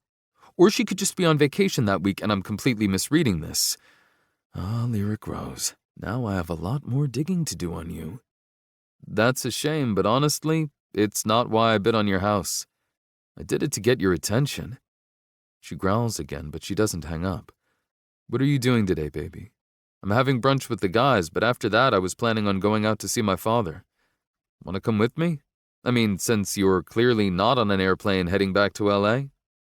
She hisses out a slew of curses under her breath, and now my smile is so big my goddamn cheeks hurt with it. I have to go. And then she hangs up on me. In this moment, I am seriously regretting I did not get that guy Ethan's number. I need more information, and I need it now, so I do what everyone does when they're trying to stalk someone. I Google her, but instead of just her name, I Google the name of her label, and sure as death and taxes, Google comes through for me. It makes me question how I missed this. Actually, I'm insanely pissed at myself for this one because not only did her label take over another New York-based label a few years ago, she just finished a Midtown office and recording studio, which means my girl is staying in the city. My city, as in here with me. Tucking my phone back into my pocket, I start walking toward the restaurant.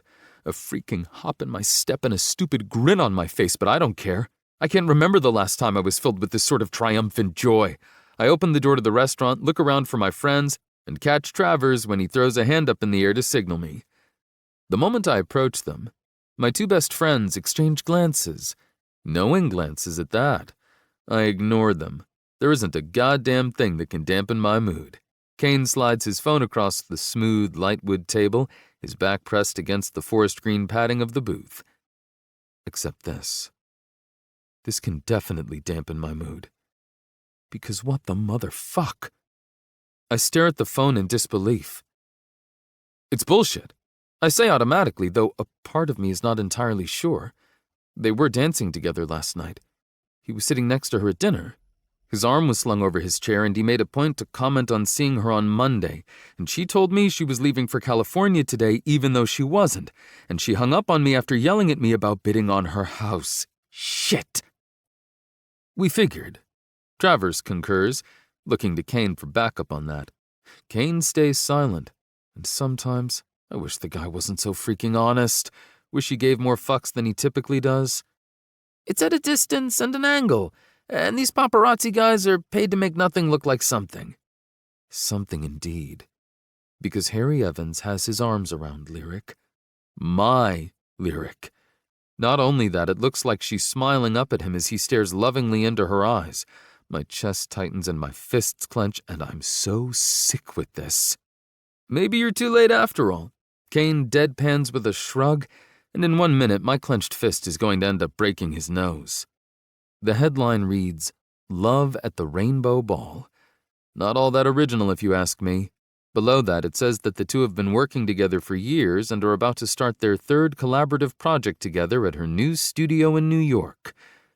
Damn, everyone knows this shit but me. Doesn't matter.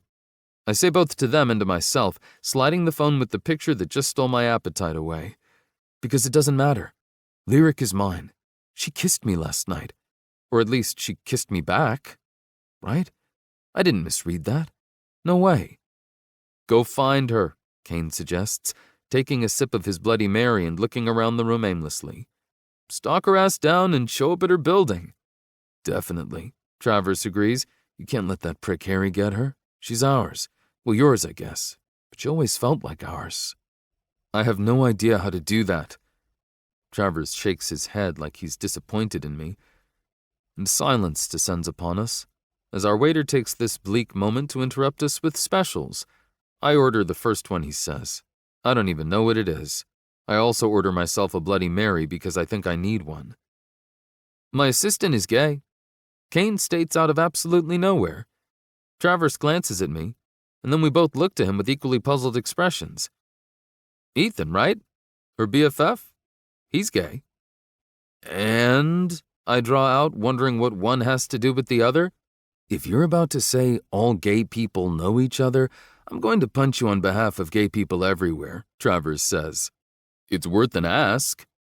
I don't know how to argue with that, even if it's somehow offensive and makes little sense. He shoots his PA a text anyway, because that's Kane for you. Do you guys know what hypnobirthing is? Travers and I just stare at him. Kane takes a large pull of his Bloody Mary. When he sets it down, he leans forward, pressing his chest against the table and leveling us both with the most serious expression I've ever seen on him. Greta says she doesn't want an epidural. She wants to do this childbirthing thing au natural. She thinks if we take a hypnobirthing class, she won't feel the pain of pushing a watermelon out of her lemon because that's how it looked in the YouTube videos. Those mothers were barely making a noise and looked all placid and shit. It's a freaking racket. Okay, I say slowly, because I have no idea how to react to that.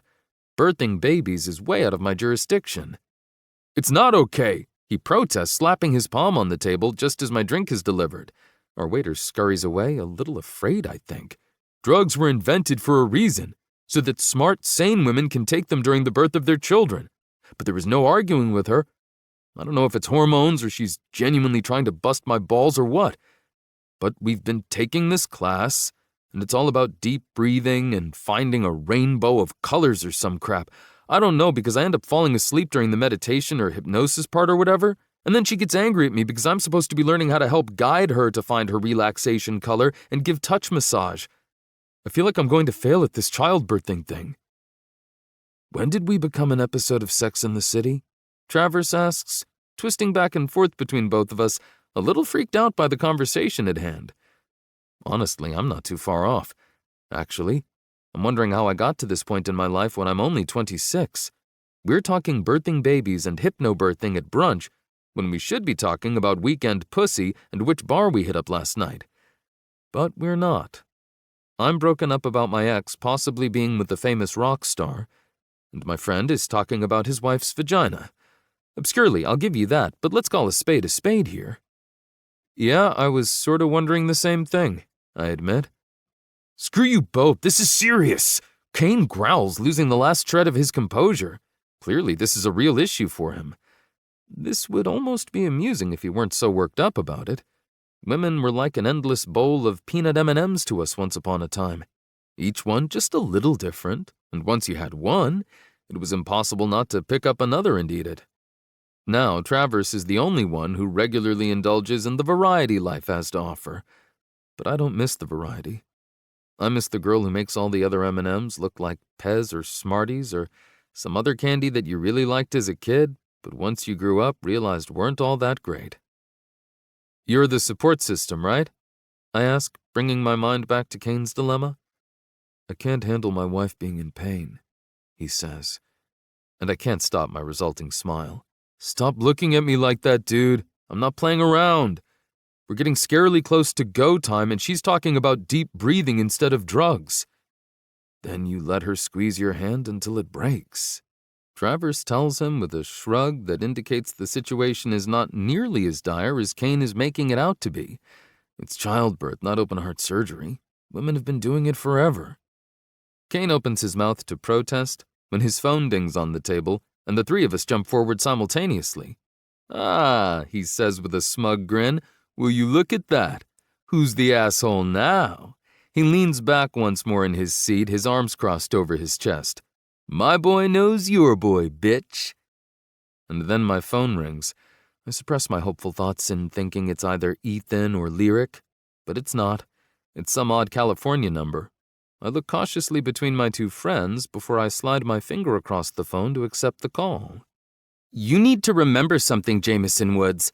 The very familiar female voice barks into the phone before I can even say hello.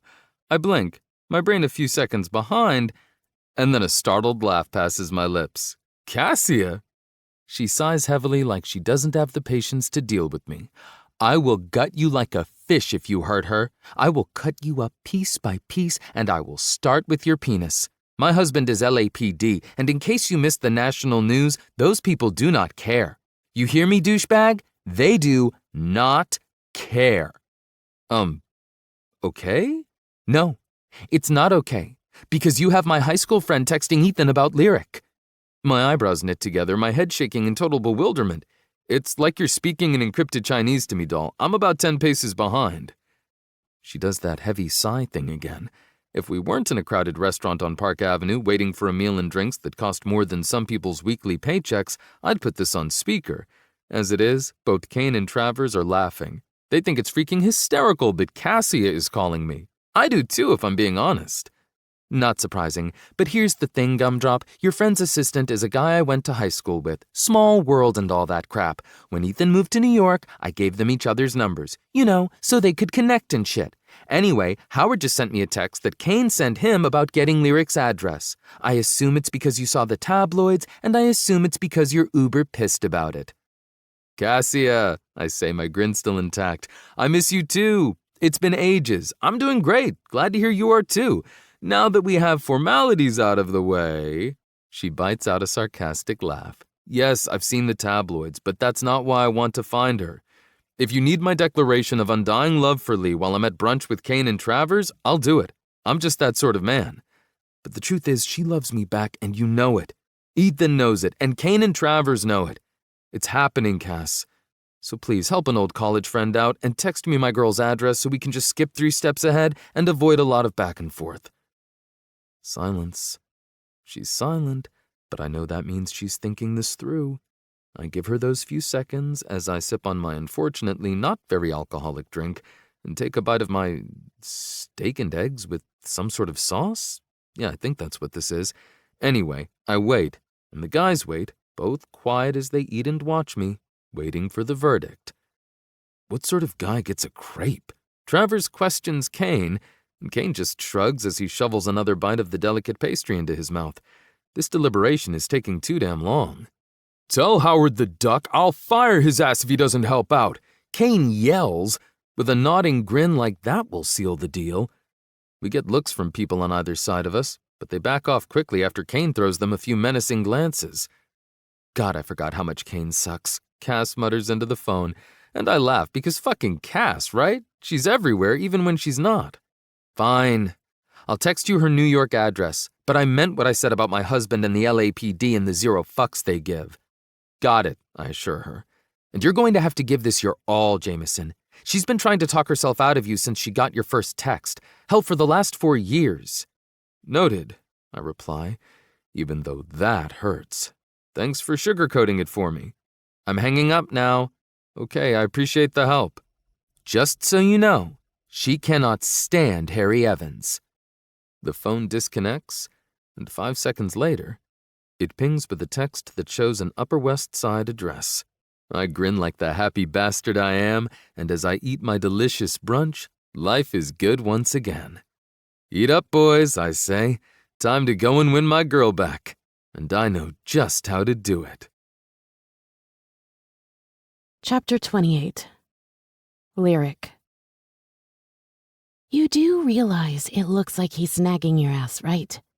Melody asks as I stare out the window of my apartment, half afraid to go out since that stupid tabloid posted that stupid picture of Harry and me at the Rainbow Ball, where I was thanking him for his generous bid on my father's autographed guitar. And your dress is super sexy, so that only adds to this whole thing.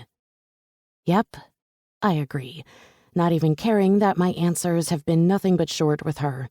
She's undeterred and seems to be eating up the gossip with a spoon. I can practically hear her clicking on websites through the phone. I bet his PR people are loving this, she muses with a small laugh.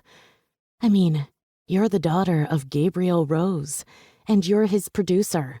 It's all so publicly perfect for him. CEO and producer with an impeccably clean history. Harry was getting a lot of backlash after that DUI. He lost a few endorsements because of it. I'd be willing to bet this is all just one big setup. I nod. I'd thought of that. Harry plays like he's interested, but I have to wonder if it's genuine or not. He's certainly turned up the charm since the arrest. Do I make a comment? I ask, chewing on the corner of my lip. Deny it? Why would you? There is no benefit to you or him. If the world thinks this is happening between the two of you, it will only drive up sales. She has a point. But I can't help think about Jameson and what he must think of this. Or the fact that he now knows I'm living here in the city for an indeterminate amount of time. The dumbass bid on my house, thinking I'd be in it when he came to collect on his prize. I secretly love that. And I secretly hope he's insanely jealous of these pictures. And not even in a malicious way. I want his interest. I want his obsession. I want him to come crawling on his hands and knees. I want him to give me a real reason to say yes, other than because he asked and said it would never happen again. What do I tell my publicist? Tell her whatever you want, but I'd make her keep her mouth shut about it. Everything we do and say matters. It's indelible. There is no eraser, no delete button, especially with social media. You can go the whole "you're just good friends" route. People won't believe it, but at least you're saying it. Yeah, I think I have to. I can't just let it ride silently. I sigh, twisting my bottom lip between my thumb and pointer finger. Tomorrow is going to be hell. You know that, right? The studio is going to be swarmed with the ROTC. No such thing as bad publicity. And why aren't you a publicist again? Because Max sucks the lifeblood from my body.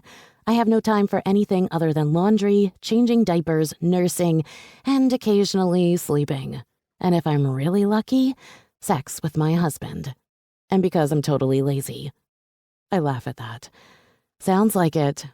Clearly, taking care of an infant is for the inherently lazy. My phone makes that beeping noise and indicates another call coming in, and as I pull it away from my ear to check who it is, I groan. I gotta go, Mel, my doorman. Kiss the little bloodsucker for me. Love you. Love you too. I hit the button to switch over to the other call. Hello? Sorry to bother you, Miss Rose, the doorman says, a nervous edge to his voice. I had to step out to help a resident get a taxi. When I returned to my post, there was a package waiting for you. You didn't see who delivered it? No, ma'am, I'm sorry. Would you like me to bring it up? Sure. I shrugged myself. Be right up. I set my phone down on the coffee table and head over to my front door, not so patiently waiting for my mystery package. I have no idea what it could be.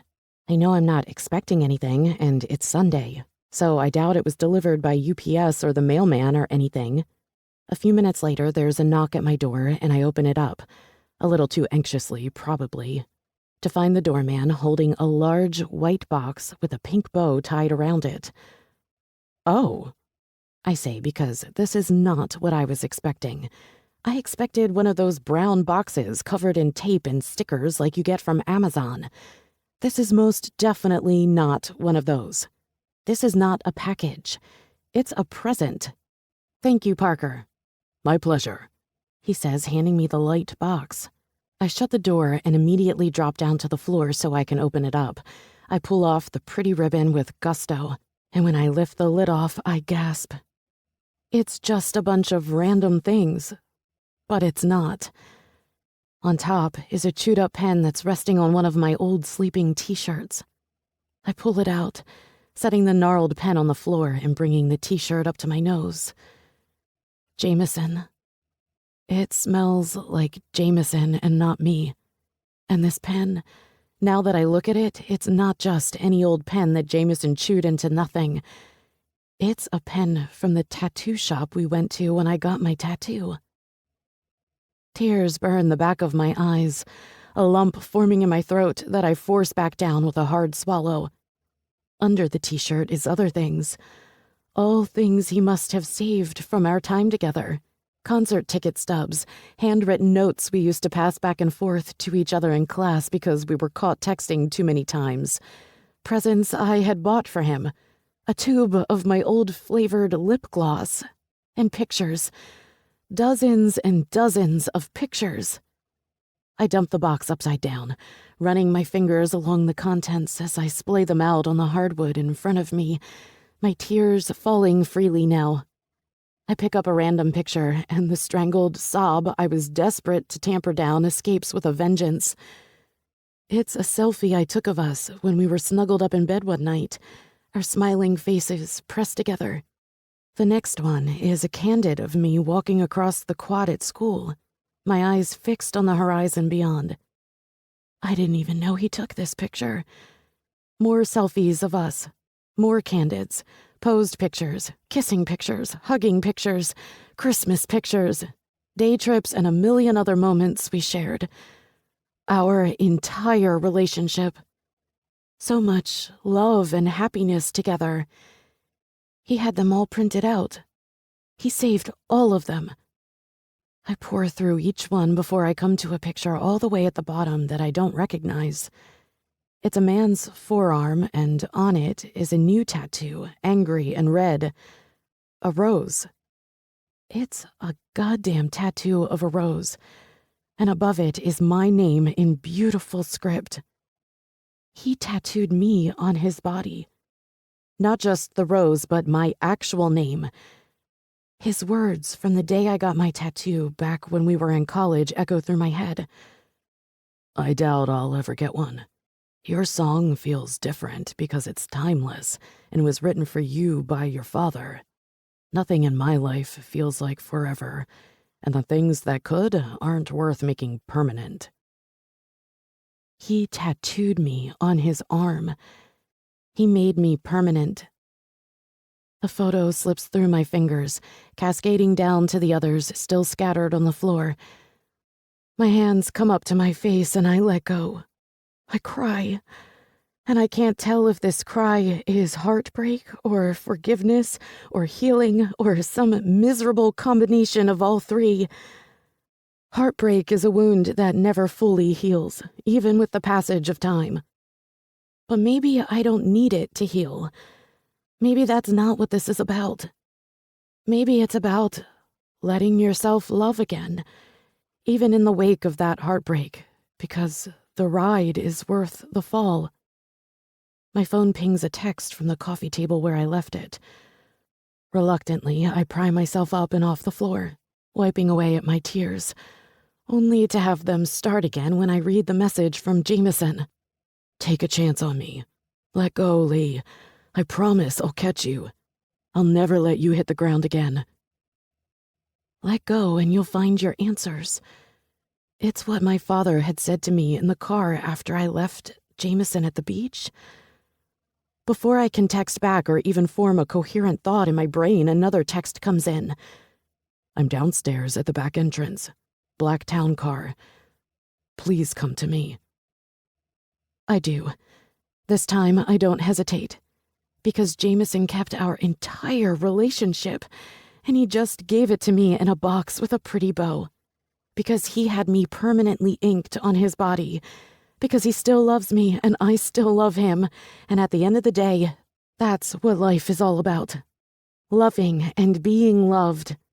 It's too short for anything else. I grab my purse, stuff my keys and phone into it, check the mirror quickly to make sure I don't have mascara all over my face, and then I'm out the door, vibrating impatiently in the elevator as it descends. The doors open, and instead of looking left toward Central Park West, I head right, the direction that will lead me out to 74th Street. I try not to run. I really do, but it feels nearly impossible. The moment I hit the street, looking left, then right, I spot the car. It's double parked because this is New York and street parking is impossible.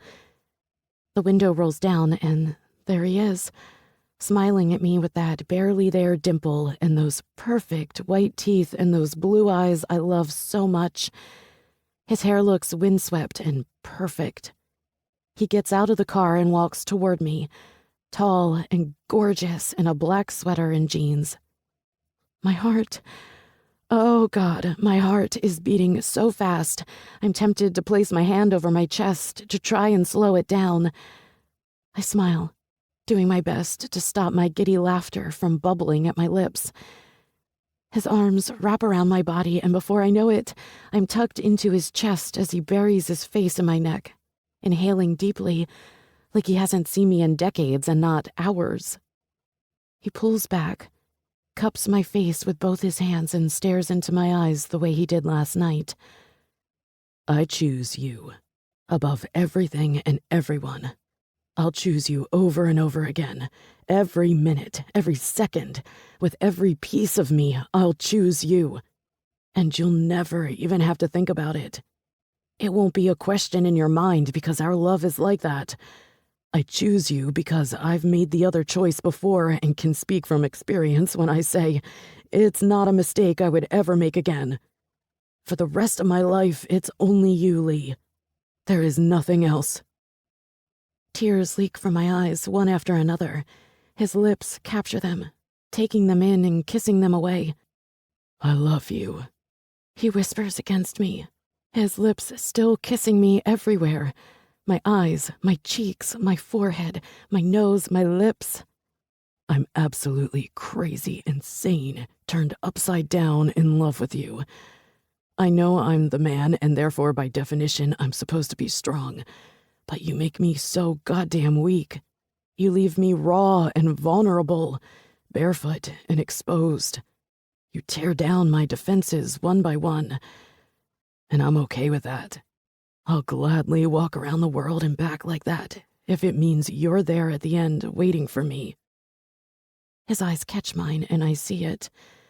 I see that raw vulnerability, that question, that love. I see it all over him. I feel it flowing from him.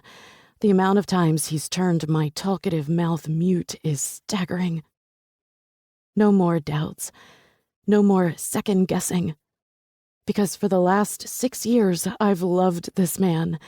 Even when he broke my heart, even when he hurt me.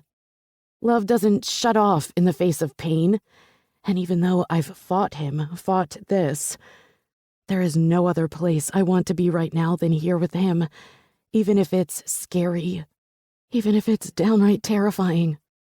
I don't know if this is forgiveness or acceptance, but I'm not sure it matters anymore. All of my arguments that felt so important, so vital, are now rendered insignificant. Like a switch has been turned on.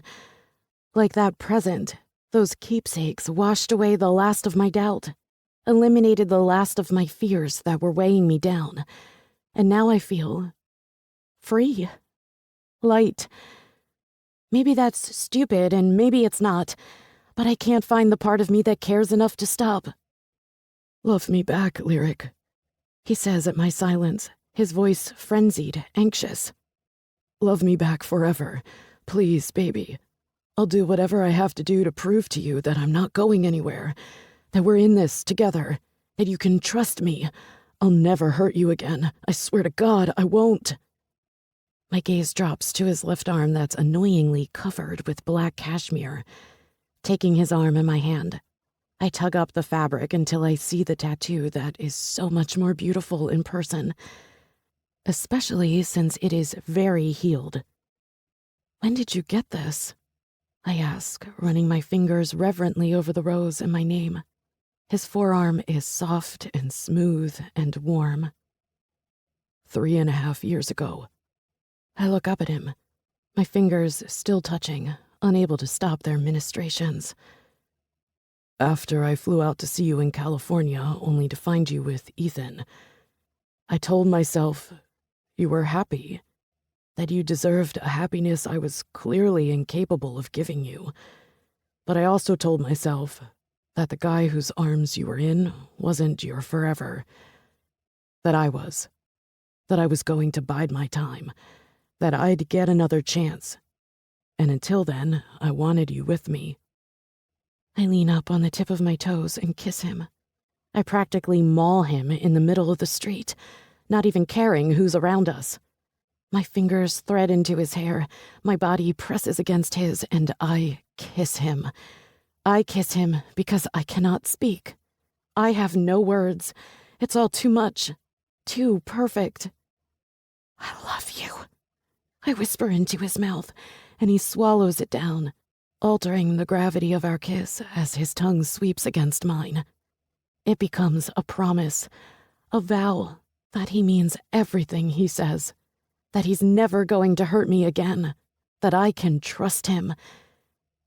Maybe it's that Jameson and I were never complicated. We were easy, effortless. It was everything else that got in our way. "Come with me?" he asks, pulling his lips from mine, pressing our foreheads together. "Where are we going?" "To see my dad." He laughs. "I have to. He's being moved into rehab today, but I don't want to spend the day without you. I want to spend every day with you, and I really can't wait anymore." I peer beyond him at the waiting town car. "Is there a partition in that thing?" He nods, his eyes glowing with fire. "Can we put it up?" Jameson growls, his mouth finding my neck, nipping and kissing and licking. "You want to get it on in the back of a town car? Have we become that cliché?" There is nothing cliché about it. But I don't think I can wait all day to kiss you more. And it's a long drive to Connecticut in Sunday traffic. He nods against me. "It can be. Let's go." I giggle at his eagerness, letting him take my hand and lead me to the car. The driver is there, opening the door for us, and I slip inside the warm cab, a swarm of butterflies taking flight inside my chest. My stomach does crazy somersaults. Jameson slides in beside me, raising that partition and drawing me onto his lap until I'm straddling him, looking into his darkening blue eyes that are filled with so much love my breath hitches. His hand runs through my hair, brushing it back and off my shoulders. The car begins to move as we silently stare into each other. I never thought I'd get here again. Never thought I could. "You're so beautiful," he says softly. "And now that I know you're mine again, I'm never letting you go." I not only want to believe him, I need to.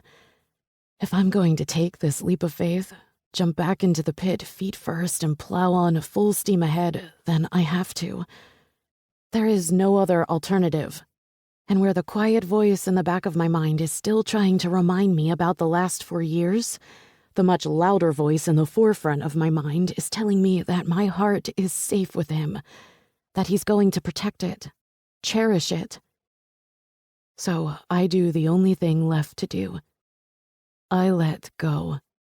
I fall blindly, kissing him with vigor, reacquainting myself with his touch, his taste, his smell, with the sensations of his body against mine. His hand slides up the back of my blouse, pulling it up and over my head. "So beautiful," he says again, his eyes feasting on my breasts before he buries his face in my cleavage, both hands coming up to cup and squeeze me through my bra. "This isn't how I pictured our first time back together. I never planned on making love to you in the back of a car on the way to see my father. I hoped I'd spend the day in tortured agony, and then after I took you to a romantic dinner, I'd beg you to come back to my place." Tortured agony, huh? He draws back with a grin. "Yep, the best sort." "What if I don't want to wait?" I ask, tilting my head to the side, rolling my hips into his hard cock that's straining against the rigid fabric of his jeans. He groans, his head dropping back against the seat. "Then I guess I have no choice but to give you exactly what you want." "Good, because all I want is you." A smile lights up his face. "All I want is you too. Always." Our lips meet, and our clothes find their way to the floor of the car when he slides inside of me. Our bodies become one, and our souls reunite in the back of a car driving from New York to Connecticut. I know beyond a shadow of a doubt that nothing has ever felt so right. Chapter 29. Jameson. We get halfway to Connecticut, only to have Diane call me and tell us not to come. Evidently, the rehab my father has only been in for less than a day worked him to the point of exhaustion. "He's sleeping and I don't foresee him waking any time soon," she said. "Come tomorrow. He should be awake by then." I wanted to roll my eyes at that. God, this woman has no give in her when it comes to me. But all I said was, "Okay, if he wakes up, tell him Lyric and I will be there tomorrow." Lyric's eyes widened when I said that, and I realized what I intimated. I know she has a full day of recording tomorrow with the douche-tard Harry. But then she calmed down and said, "I'll be there." That's why I love this woman. And I do love her. Don't for a second believe that I take her giving herself back over to me for granted. Because I don't. I know what it means to have her trust replaced back in my hands. I covet it, damn it. And really, it's so much more than I ever expected. Lucky Bastard 101, don't fuck up. And this time, I don't need her to tutor me to get an A. We make it back into the city and drive by her apartment under the pretenses of having her shower and change for the romantic dinner I'm so desperate to take her to. But when we drive along Central Park West, the sidewalk in front of her building is lined with the press. "What the hell?" she whispers, clearly as bewildered as I am. I slide my phone out of my pocket and punch in her name. Sure as shit, Harry Evans's press agent referred to him and Lyric as special friends. Awesome. Looking over my shoulder, she spots the newest headline and does that heavy sigh thing she does when shit gets to be just a bit too much for her. I don't know, baby, but really, it's not something we have to handle tonight. Come home with me. We'll order takeout, something yummy and meat-free, and we'll sit in front of my fireplace and drink delicious wine, and I'll go down on you for hours. She laughs at that last part, but I'm not joking. That actually sounds like the definition of my perfect night. I want veggie tacos with cooked onions, the guacamole on the side, and no sour cream. I know. She grins at me, and I feel that grin everywhere. I know you do. You know me. I nod. I know you. And then I kiss her because I can. I can kiss her whenever I want, and that might be the best thing of all. I have to come back here tomorrow morning to get ready for work. I can have... My phone blares out an annoyingly loud and persistent ring. Kane. Hello? I answer. She's in labor. He bursts out, his tone slightly hysterical. Greta's water broke and she's already in full-blown labor and it's too soon, dude. She's only 36 weeks. I'm freaking the motherfuck out and she's all zen and shit and I can't do this. I cannot have a baby tonight. What if something is wrong with it? What if it's sick and that's why it's coming out early? Lyric grabs the phone from me, bringing it to her ear as she points to the driver with a look that indicates I should tell him to head directly to the hospital. Hey, asshole, she says into the phone, and I can't stop my small laugh. We're on our way. And don't worry, 36 weeks isn't all that early. My sister Melody had her son at 35, and he's the healthiest, sweetest boy in the world. I'm scared, I hear him admit, and I think he's only saying that because it's Lyric talking to him and not me. I know, she says with the most empathetic, nurturing tone ever. But we're on our way. You're not alone, Kane, I swear. Whatever happens with you and Greta and this baby, you're not alone. He blows out a breath like he's relieved and believes everything Lyric is telling him. I can hear it from here even though she has the phone and I don't. For the record, I've always loved you with him. I'm really glad you finally realized you two belong together, even if he was a total twat for letting you go. Lyric grins, laughs a little, her eyes flashing up to mine. Me too, she says, and I lean in and kiss her because I absolutely have to. The call disconnects, and the driver takes us to the hospital. We hop out of the car, and I tip the man like I'm God and money is eternal and no object. He deserves it, and I don't care because Greta is in early labor, Kane is freaking out, and Lyric is with me. This suddenly becomes one of those life moments, the ones that you hopefully look back on with smiles over drinks. Travers comes bursting through the doors of the ED almost immediately after Lyric and I get there. He enfolds Lyric in a hug that seems to last forever. Those two always had an easy friendship, and I know he's missed her. I accept it, even if I want to beat my friend's ass for so much as touching her. They hug, but it's more than that. They hold each other, and I let them because I know what this moment means to each of them. We go upstairs to the labor and delivery floor. Jesus, I'm scared out of my goddamn mind. What if this baby is not okay like Kane said? What if something goes wrong? Lyric takes my hand like she's reading my secret thoughts, and I glance over at her, suddenly choked up with emotion. I feel like a pussy for being this easily overcome, but I don't care enough to stop it or hold it at bay. This will be us one day, I say out of nowhere. I'm going to marry you and get you so very pregnant, and then we'll make phone calls to all the people we love in a panic. But really, I cannot wait to see your big, beautiful belly with my child in it. She blinks at me, her hazel eyes swirling more green than brown or gray. They do that when she's crying or they grow glassy, which is exactly what they're doing this very minute. Not yet, she tells me, and I agree. I need to get through Kane having a baby first, which brings me back to this waiting room, and the fact that our friends are somewhere else delivering a slightly premature baby. Not yet, I echo. But now it's all I can think about. I cannot begin to fathom how drop-dead gorgeous Lyric will look with my baby growing in her body. I smile because it's going to happen. I'm going to marry Lyric one day, and she's going to carry my children. I'm going to buy her a house, and we're going to live somewhere awesome, and shit is going to be fucking perfect. Because that's how you always envision life. Perfect. Travers is pacing, Lyric is wandering around the on-floor baby gift shop, and I can't move. I'm just sitting here, my ass glued to this seat. An hour, a motherfucking hour later, a woman with black hair and aqua eyes walks out. She's wearing scrubs and an exhausted but satisfied smile. Are you part of the Vandalay party? She asks, and all of us freeze, turning our rapt attention to her. My name is Gia Bianchi. I'm a midwife here at the hospital. Greta and Kane Vandalay wanted me to inform you that they delivered a healthy baby girl. They're all doing very well, and Dad will be out to update you more in a few minutes. I blink, and then I blow out a breath I didn't realize I was holding.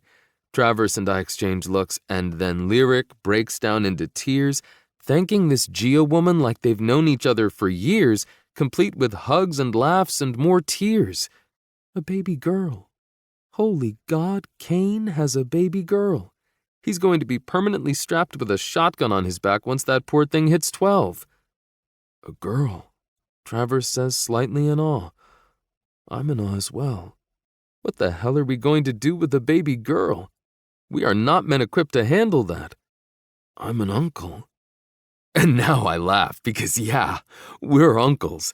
And this is one of those incredible moments that I spoke of earlier. And yeah, we're going to share this over drinks one day when we're all old as hell, life is good, and our kids are running around a backyard together. 20 minutes later, a glowing and bewildered-looking Kane comes out to greet us. He brings us back after hugging Lyric a bit longer than I would like and whispering shit into her ear, which cannot be good. But man, this baby, she's small and so goddamn beautiful. Like holy shit beautiful. She has this soft knit pink hat on her bald head. Her eyes are this dark gray blue, and her skin is red and sort of irritated, but she's perfect. Absolutely perfect. Lyric and Greta hit it off instantly, talking about things that only women know, and I hold my new niece by friendship in my arms. She weighs nothing but smells incredible, and when she peers up at me with those big eyes, I realize I'm done. I want one, I say aloud, though I'm really only talking to Lyric, even if we just got back together tonight. No, she says again, and I relent because it's only been a few hours. What's her name? Elena. Welcome to the world, Elena. Lyric joins me on the couch and quickly steals the little bundle from me, holding her close in a way I wouldn't understand. We don't linger. Greta, Kane, and Elena need time to themselves. On our way out, I ask Lyric once again, spend the night with me? Yes, she says with a caveat. I have to be at work by 8 tomorrow, which means I need to go home first to change. That's fine. I'm planning on heading to see my dad early. I have some meetings in the afternoon. She opens her mouth to say something else when we're bombarded by bright, flashing lights. Cameras and press are everywhere, and for a moment I think there must be a celebrity behind us, or that they have the wrong people. But then I hear them yell Lyric's name. They're asking her about Harry, about me, about a million different things, all in rapid succession. How did they know I was here? She asked, drawing into my side nervously.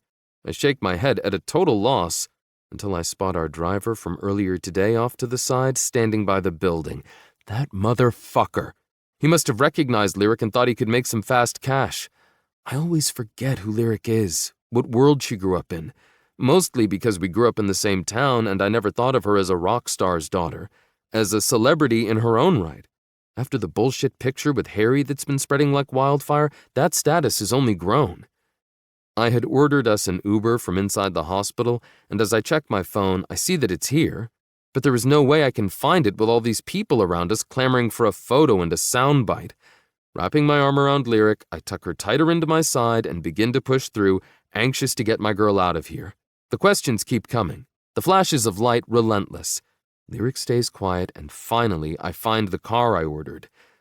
After slipping inside, with some difficulty because these assholes are no joke, I tell the driver to go and we speed off into the city.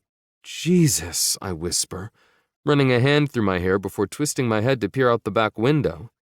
It was one picture, she says softly, shaking her head like none of this makes sense.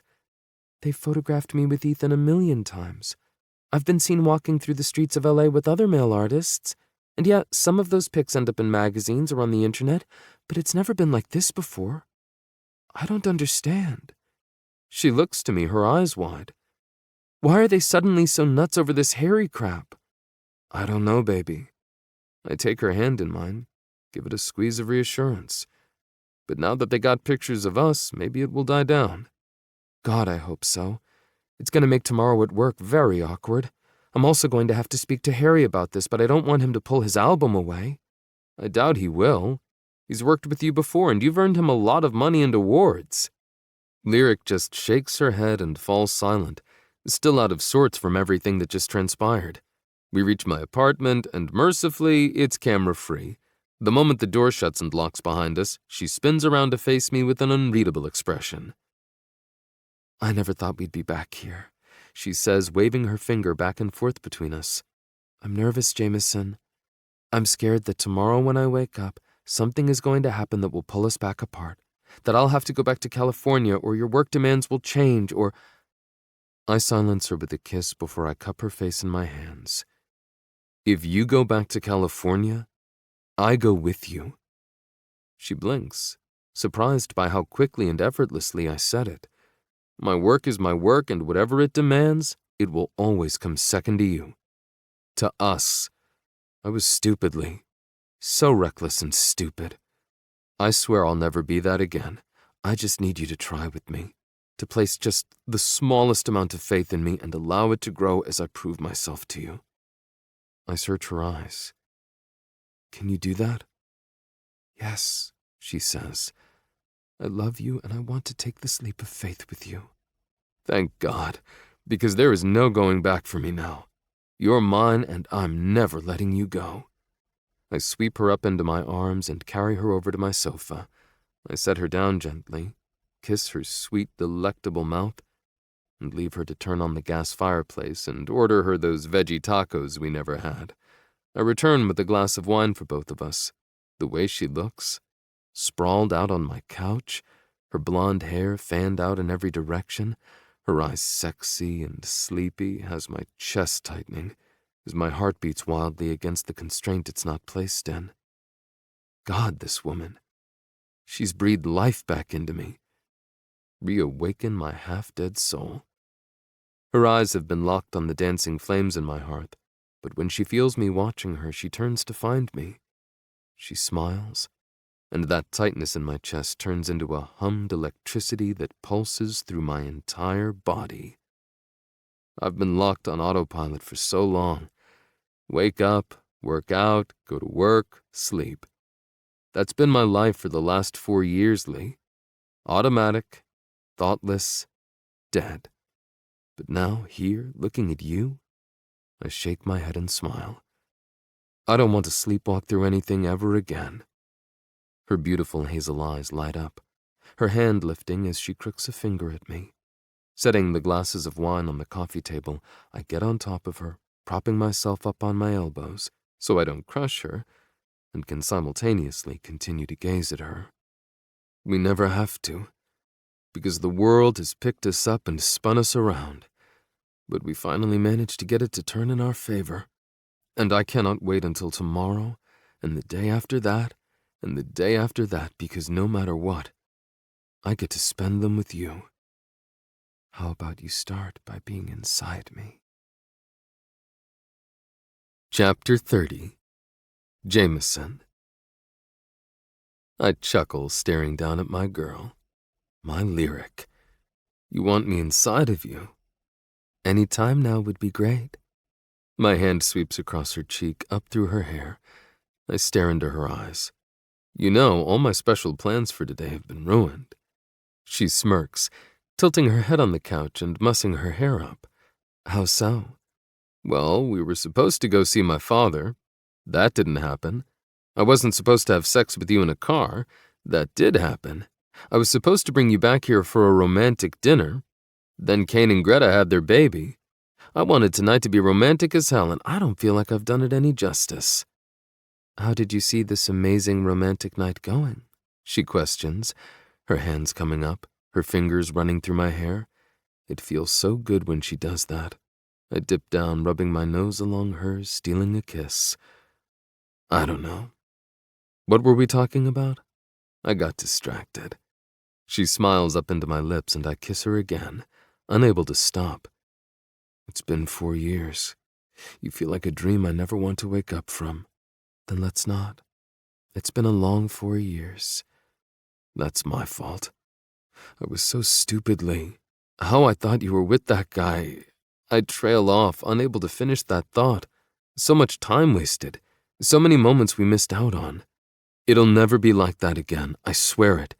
You're mine and I will never let you go, no matter what. I'll fight the world for you. How about you just start with a kiss? I grin into her. Just a kiss. I believe the phrasing I used was start with a kiss. I dip down and kiss her, but I don't linger the way I know she wants me to. Do I get to pick where I kiss you? Her eyes sparkle with fire, with lust. It's been 4 years, and I plan on spending the rest of my life giving this woman beneath me nothing but pleasure. Gentleman's choice, she rasps on a shaky breath, already knowing exactly where I intend to kiss her. I give her a wicked grin sliding down her body, and fuck, her body. My God, everything about her is my fantasy. My lips meet the crook of her neck, my tongue sweeping out to taste her sweet skin.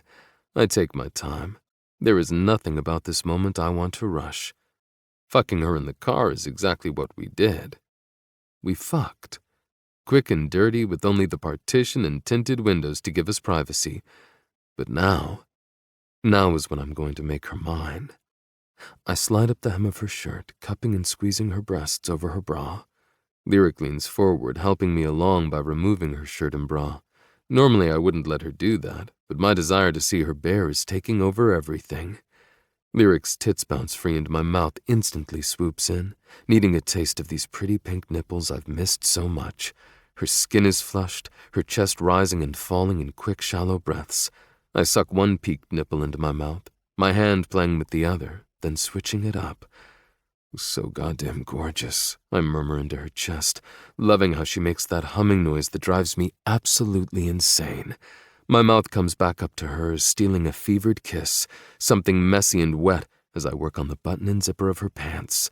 I manage them halfway down her legs before I abandon her mouth, my lips skating down the valley between her breasts, along the smooth slope of her belly, down to her black, satin-covered pussy. I stare at her panties for a moment, my cock straining in my pants, and I know I'm a lucky bastard. I remove her jeans, running my finger up and down her panties, right over her already wet pussy. I can smell how aroused she is, her body squirming beneath my touch. Jameson, she begs on a low, soft moan. She gasps as I run my fingertips up her inner thighs, spreading them wider for me. I'm debating between removing her panties or simply sliding them to the side, but decide fuck it, and grasp the thin strings on either side of her slender hips and rip. The material doesn't stand a chance, and I grin up at her, loving how her eyes narrow and her lips part. I shrug, smirking at her aggravated expression. They were in my way. Now I'm going to have to go commando until I go home in the morning to get changed. Good. I like you, commando.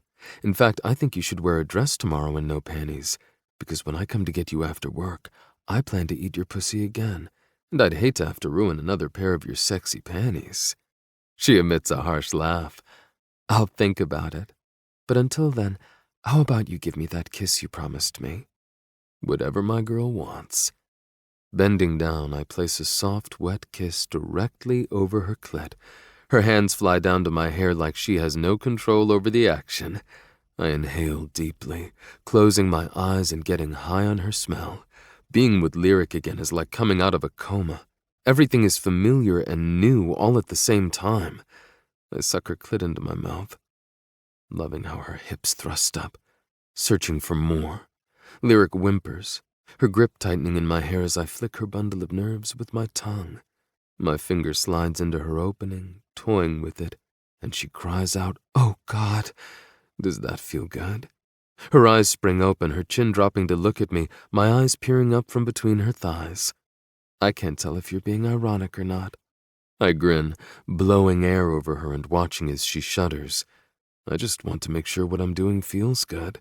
Jameson, she warns, I swear to God. Oh, you're about to. I promise, kissing her clit as I thrust 2 fingers inside her. I roll my wrist until I hit the spot that I know will drive her over the edge. Slipping my fingers in and out, I suck on her harder, making out with her pussy like a goddamn teenager. Starving. Without mercy. Jesus, hell, she whispers harshly, her neck arched back. One hand abandons my hair, going up to cup and play with her tits.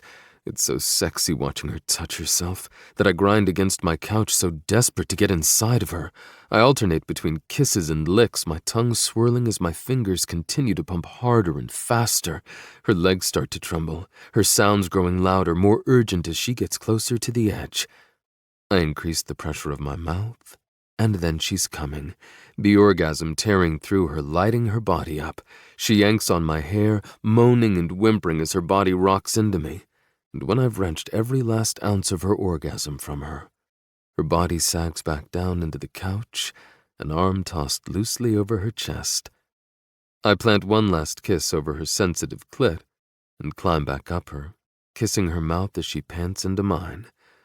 I forgot how good you taste, how sweet your pussy is when it comes in my mouth. I think I saw stars with that one. Multicolored or just silver? One eye perks open. Silver. Room for improvement. I kiss her again and remove my sweater, my eyes staying on hers, brimming with raw need. I stand up quickly, staring down at my naked girl, her legs still spread and her pussy glistening. Lyric's cheeks are the most stunning rose color, the flesh on her chest too, and mine clenches. I love you, I tell her, my eyes locked on hers.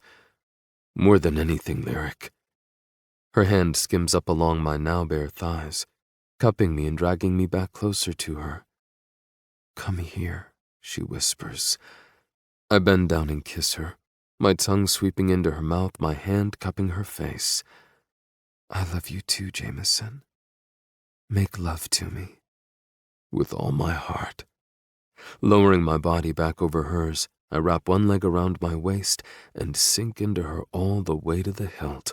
A growl gnashes past my lips, the sensation of Lyric's tight, wet heat almost my immediate undoing.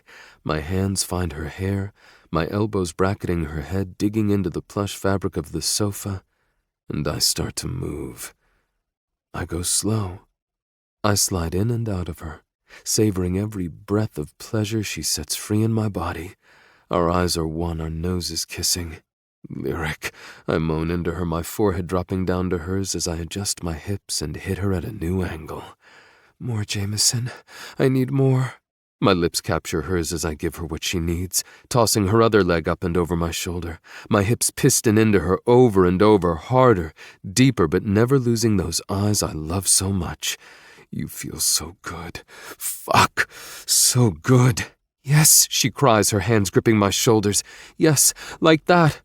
I start to lose control, my body going wild as her pussy clenches my cock. My hand reaches between us, finding her clit and rubbing it while I start to pound into her. Come, Lee. I want to watch you come, baby. I rub her harder until she can't take it any longer. Her body explodes around me, a scream ripping from her chest. I follow her, coming along with her, our eyes open, staring into the others. My body sags into hers, rolling us so she's on top of me. Her head on my chest over my racing heart. My fingers glide through her hair, holding her so close to me, our bodies still one. That's the moment the doorbell rings with our food. Lyric gives out some combination of a giggle and a growl. I'm hungry, but I don't want to move. I kiss the crown of her head. I'll get the food. You stay here. And then after we eat, I'm tucking you into bed. Okay, she says on a sleepy sigh. Sounds perfect. You're perfect. My lips meet hers and I kiss her. I kiss her because I can. Because Lyric Rose is finally mine. Forever. Epilogue. Lyric. 1 year later. The sound of the waves crashing on the beach creates a steady rhythm of background noise as the California evening sun seeps into my skin, warming me from within. In the distance, surfers sit on their boards, waiting for the perfect wave that seems to be coming with stubborn infrequency. The sun is getting close to setting, and in Southern California, it's a sight that never grows old. An orb of orange fire as it lights up the sky, reflecting off all it touches. This moment would be perfect, but it's missing one very important element. Jameson. He's been inside for most of the afternoon working, or so he told me.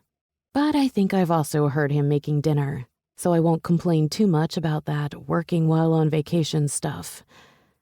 The past year together has flown by. Seriously, I cannot fathom where the time went. Last summer was spent in my new office in New York, in my new recording studio, making music nonstop.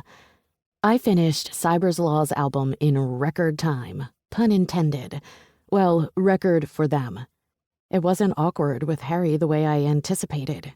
In fact, when I came in that next morning after the whole paparazzi tabloid buzz, he wrapped me up in a friendly hug and laughed the whole thing off. "Media," he said with a dramatic eye roll, like they had run away with themselves without any help from a third party. In truth, the photographs of Jameson and I leaving the hospital stormed the internet. My PR agent went nuts over it, and when she texted me late that night, I told her to tell the world Jameson and I were a couple and that Harry Evans was just a close friend. It was left at that, and since that time, Harry has been nothing but professional with me. After I finished the 2 albums I was working on, I had to fly out to California. Gus Diamond from Wild Minds needed my spin on a song they were recording with Naomi Kent, another artist I've nurtured for the past several years. Plus, the band had more drama and fires that needed putting out. I spent 2 full months out here with them, and though I was wary about how that time would go with Jameson and me on opposite ends of the country, I didn't need to be. He was a man of his word. I was his priority. He flew out here 3 times during those 2 months, and every single night he FaceTimed me. He even sent me lingerie he wanted me to wear during some of our calls. It was fun, it was sexy, and it kept the whole absence makes the heart grow fonder thing going. I knew that if we could make it through those 2 months, then we could make it through anything. Something crashes inside the house, from my kitchen, I presume, and I try my best to suppress my grin. Some men can cook, and some can't, and some are in between. Jameson is the latter, I'm afraid. He can make 4 or 5 things really well, and the rest is just a disaster. I hear him growl under his breath, and seconds later, the back door slides open and shuts, his bare feet slapping against the wood of the deck as he makes his way over to me. "You break my kitchen." "No," he grouses, his voice equally weary and irritated. "I was trying to be romantic and make you dinner since I was working all day while you were basking in the California sun." Now I smile. I know. Rolling my neck against my lounger, I gaze up at him through my sunglasses. Because that's his thing now, trying to be romantic. He's insanely good at it. His eyes are fixed on the ocean beyond the beach, staring off at the view I was just admiring. We've been back at my Malibu house for only a few days. It was his idea to take advantage of it for a little R&R, but he hasn't done much of that yet. Me? Yeah. I've been taking advantage of all that California has to offer me, including seeing Cass, her husband, and my godson Ben. Ethan decided he liked New York better than LA and has made it his permanent residence. No complaints from me. And even though I miss it out here, this house and this beach and this sunset, my world is now in New York. "Do you have to be a vegetarian?" he teases without bothering to avert his eyes from the horizon. "It makes everything so difficult." "I've been that way since I was 7. Hard to change now." "And since I wouldn't change a thing about you, I guess I'm stuck with meatless food." "I don't mind you eating meat. It's sort of cute in a caveman way." He chuckles lightly, turning to face me. "Scoot," he commands, climbing onto my lounger without waiting for me to follow his instructions. He wraps his arms around me, kissing his way up my neck to my ear, eliciting delicious tingles in its wake. He's wearing a pale blue t-shirt, which makes his eyes look almost colorless in the bright sun and khaki shorts. His face has 2 days' worth of black stubble, and I decide I like Vacation Jameson as much as Wall Street Office Jameson. My fingers run along the tattoo on his inner forearm. My tattoo. It might be my favorite thing on him, though that is a very difficult call to make as it has some stiff competition. Stiff competition that is pushing into my hip at this very moment. "Why did you put the tattoo here?" I ask. I've always been curious. "Because the flow of blood from the left hand goes directly up to the heart." I smile, unable to stop my reaction to his words. He shifts our position, bringing me in front of him, my head resting on his chest as we watch that glowing ball of fire slowly descend into the ocean. The beach on the other side of the deck is private, but it's still crowded. It always is this time of day, as everyone stops whatever they're doing to watch the show. Too bad we can't bring this back to New York. Maybe we really should move back here. I jab him in the stomach and he laughs, squeezing me tighter against him. I like our new place in the city. Me too. He whispers in my ear, kissing along the sensitive skin. We bought a place in Chelsea a few months ago. We had been living separately but together, and with him being downtown and me being more uptown, it was aggravating and inconvenient. So we compromised and got something in between our respective workplaces. I like the neighborhood, and the building we're in is very nice, and our apartment has a beautiful view and lots of natural light. But this is pretty spectacular. I nod against him, enjoying his warmth as the sun sets, and wondering if life could get any better when he says, I got you an anniversary present. What? I laugh the word, twisting around and giving him a sideways glance. It's not our anniversary. You sure about that, baby? I open my mouth to say that I am sure, but then I realize that I have no idea what our actual anniversary would be. Today is Alina's birthday. It is. We got her this really cool riding pony thing that I saw with her in the store and eventually had to drag her off of to get her to leave. They're in Sweden right now, because that's where Greta's father is from. Otherwise, I think we would have delayed our trip out here until after her party. 1 year ago today, we got back together. That makes it our anniversary. Yeah. I muse, a little lost in that. I never really thought about it. Christmas Eve was always the day I associated with us getting together. He kisses the side of my head, shifting his weight so he can pull something out of his pocket and hand it to me. I know it is, which is why I won't be upset that you didn't get me anything. I laugh, elbowing him once again. Hey, quit that already and open your present. He hands me a small, square, black velvet box, and my heart picks up a few extra beats. He's silent. No getting onto one knee or offering professions of love, so I don't think this is the box. And when I pry it open, I feel both disappointed that it's not and bemused with what's inside. It's a folded sheet of paper, and I wonder why he went to the trouble to put it in such a small box. Taking out the piece of paper, I find a reservation for a hotel and spa up in Napa. Wow, I exclaim, surprised. This looks amazing. When do we go? Tomorrow, he says softly, kissing along my jawline. Do you like it? Greta suggested it, which means it's probably over the top nice. I even talked your father into letting us fly up there in his jet. My eyes widen and my mouth pops open. He really put some serious thought into this, and I feel awful for not realizing what today meant to him, for not getting him anything to show him how much I love him. This is perfect, I say with a big smile I can't help, rolling over so I can snake my arms around his neck and kiss him. You're perfect. Thank you, Jameson. This is just what I need, what we need. I can't wait to go. He smiles that boyish smile and leans in, kissing my lips, softly at first before deepening it. Are you hungry? He asks into my mouth. Dinner should be ready. I nod, rubbing our noses against each other's as I do. Starving. What did you make me, oh romantic one? He chuckles into my mouth, nipping on my bottom lip. A salad with all the things you like in it, and lasagna because that's what I know how to make. Yum. I hum. Let's go. I stand up.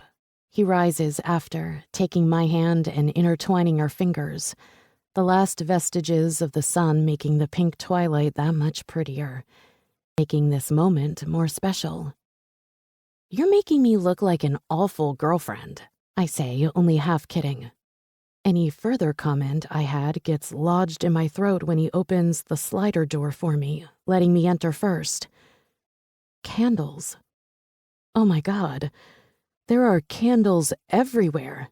Some in lanterns, some on candlesticks, some fat ones just set up on the table next to the bottle of champagne chilling in a bucket and 2 flutes. Multicolored rose petals are scattered everywhere, across the table, the floor, the kitchen counter, and beyond. There are no overhead lights on. The entire room is glowing by candlelight with the sounds of the ocean behind us.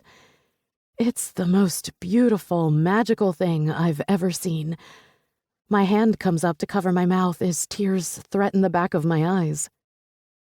Maybe that's because I'm hoping you'll be more than my girlfriend, he says, squeezing my hand and spinning me around just as he lowers himself onto one knee. And those tears that were threatening are now freely rolling down my face. Lyric, from the moment I first saw you over 20 years ago, I knew you were special. I think I must have loved you even way back then, because when I look back on my life, I can't remember a time when I didn't love you. We've come so far this year, experienced so many changes, and grown so much as a couple. Where you go, I go. You're my tide, the glue that holds me together, and I can only hope that I'm that for you. I'll always be here for you. I'll always take care of you, and I'll love you until my last dying breath. It's only you, Lyric. Will you make me the luckiest man in the world and marry me? Yes! I practically scream, but the sound gets muffled in my tears. Yes, I say again, laughing with it this time. He stands up in an instant, enfolding me in his arms and lifting me off the ground as his mouth covers mine. 1,000,000 times, yes, I say into him. I love you so much. But it's so much more than that, Jameson. It's the way you make butterflies erupt in my stomach every time you look at me. The way you make me feel like I'm home, no matter where we are. The way you love me. I love the way you love.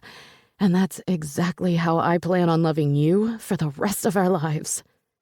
He kisses me like he's devouring my flavor in a whole new way. Like there is no more him or me. There is only us. And there is nothing that can divide us again. Nothing that can pull us apart.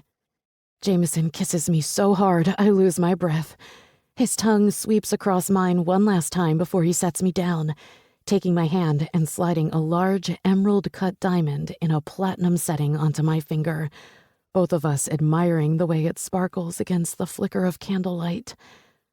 I can't wait to marry you, Lee.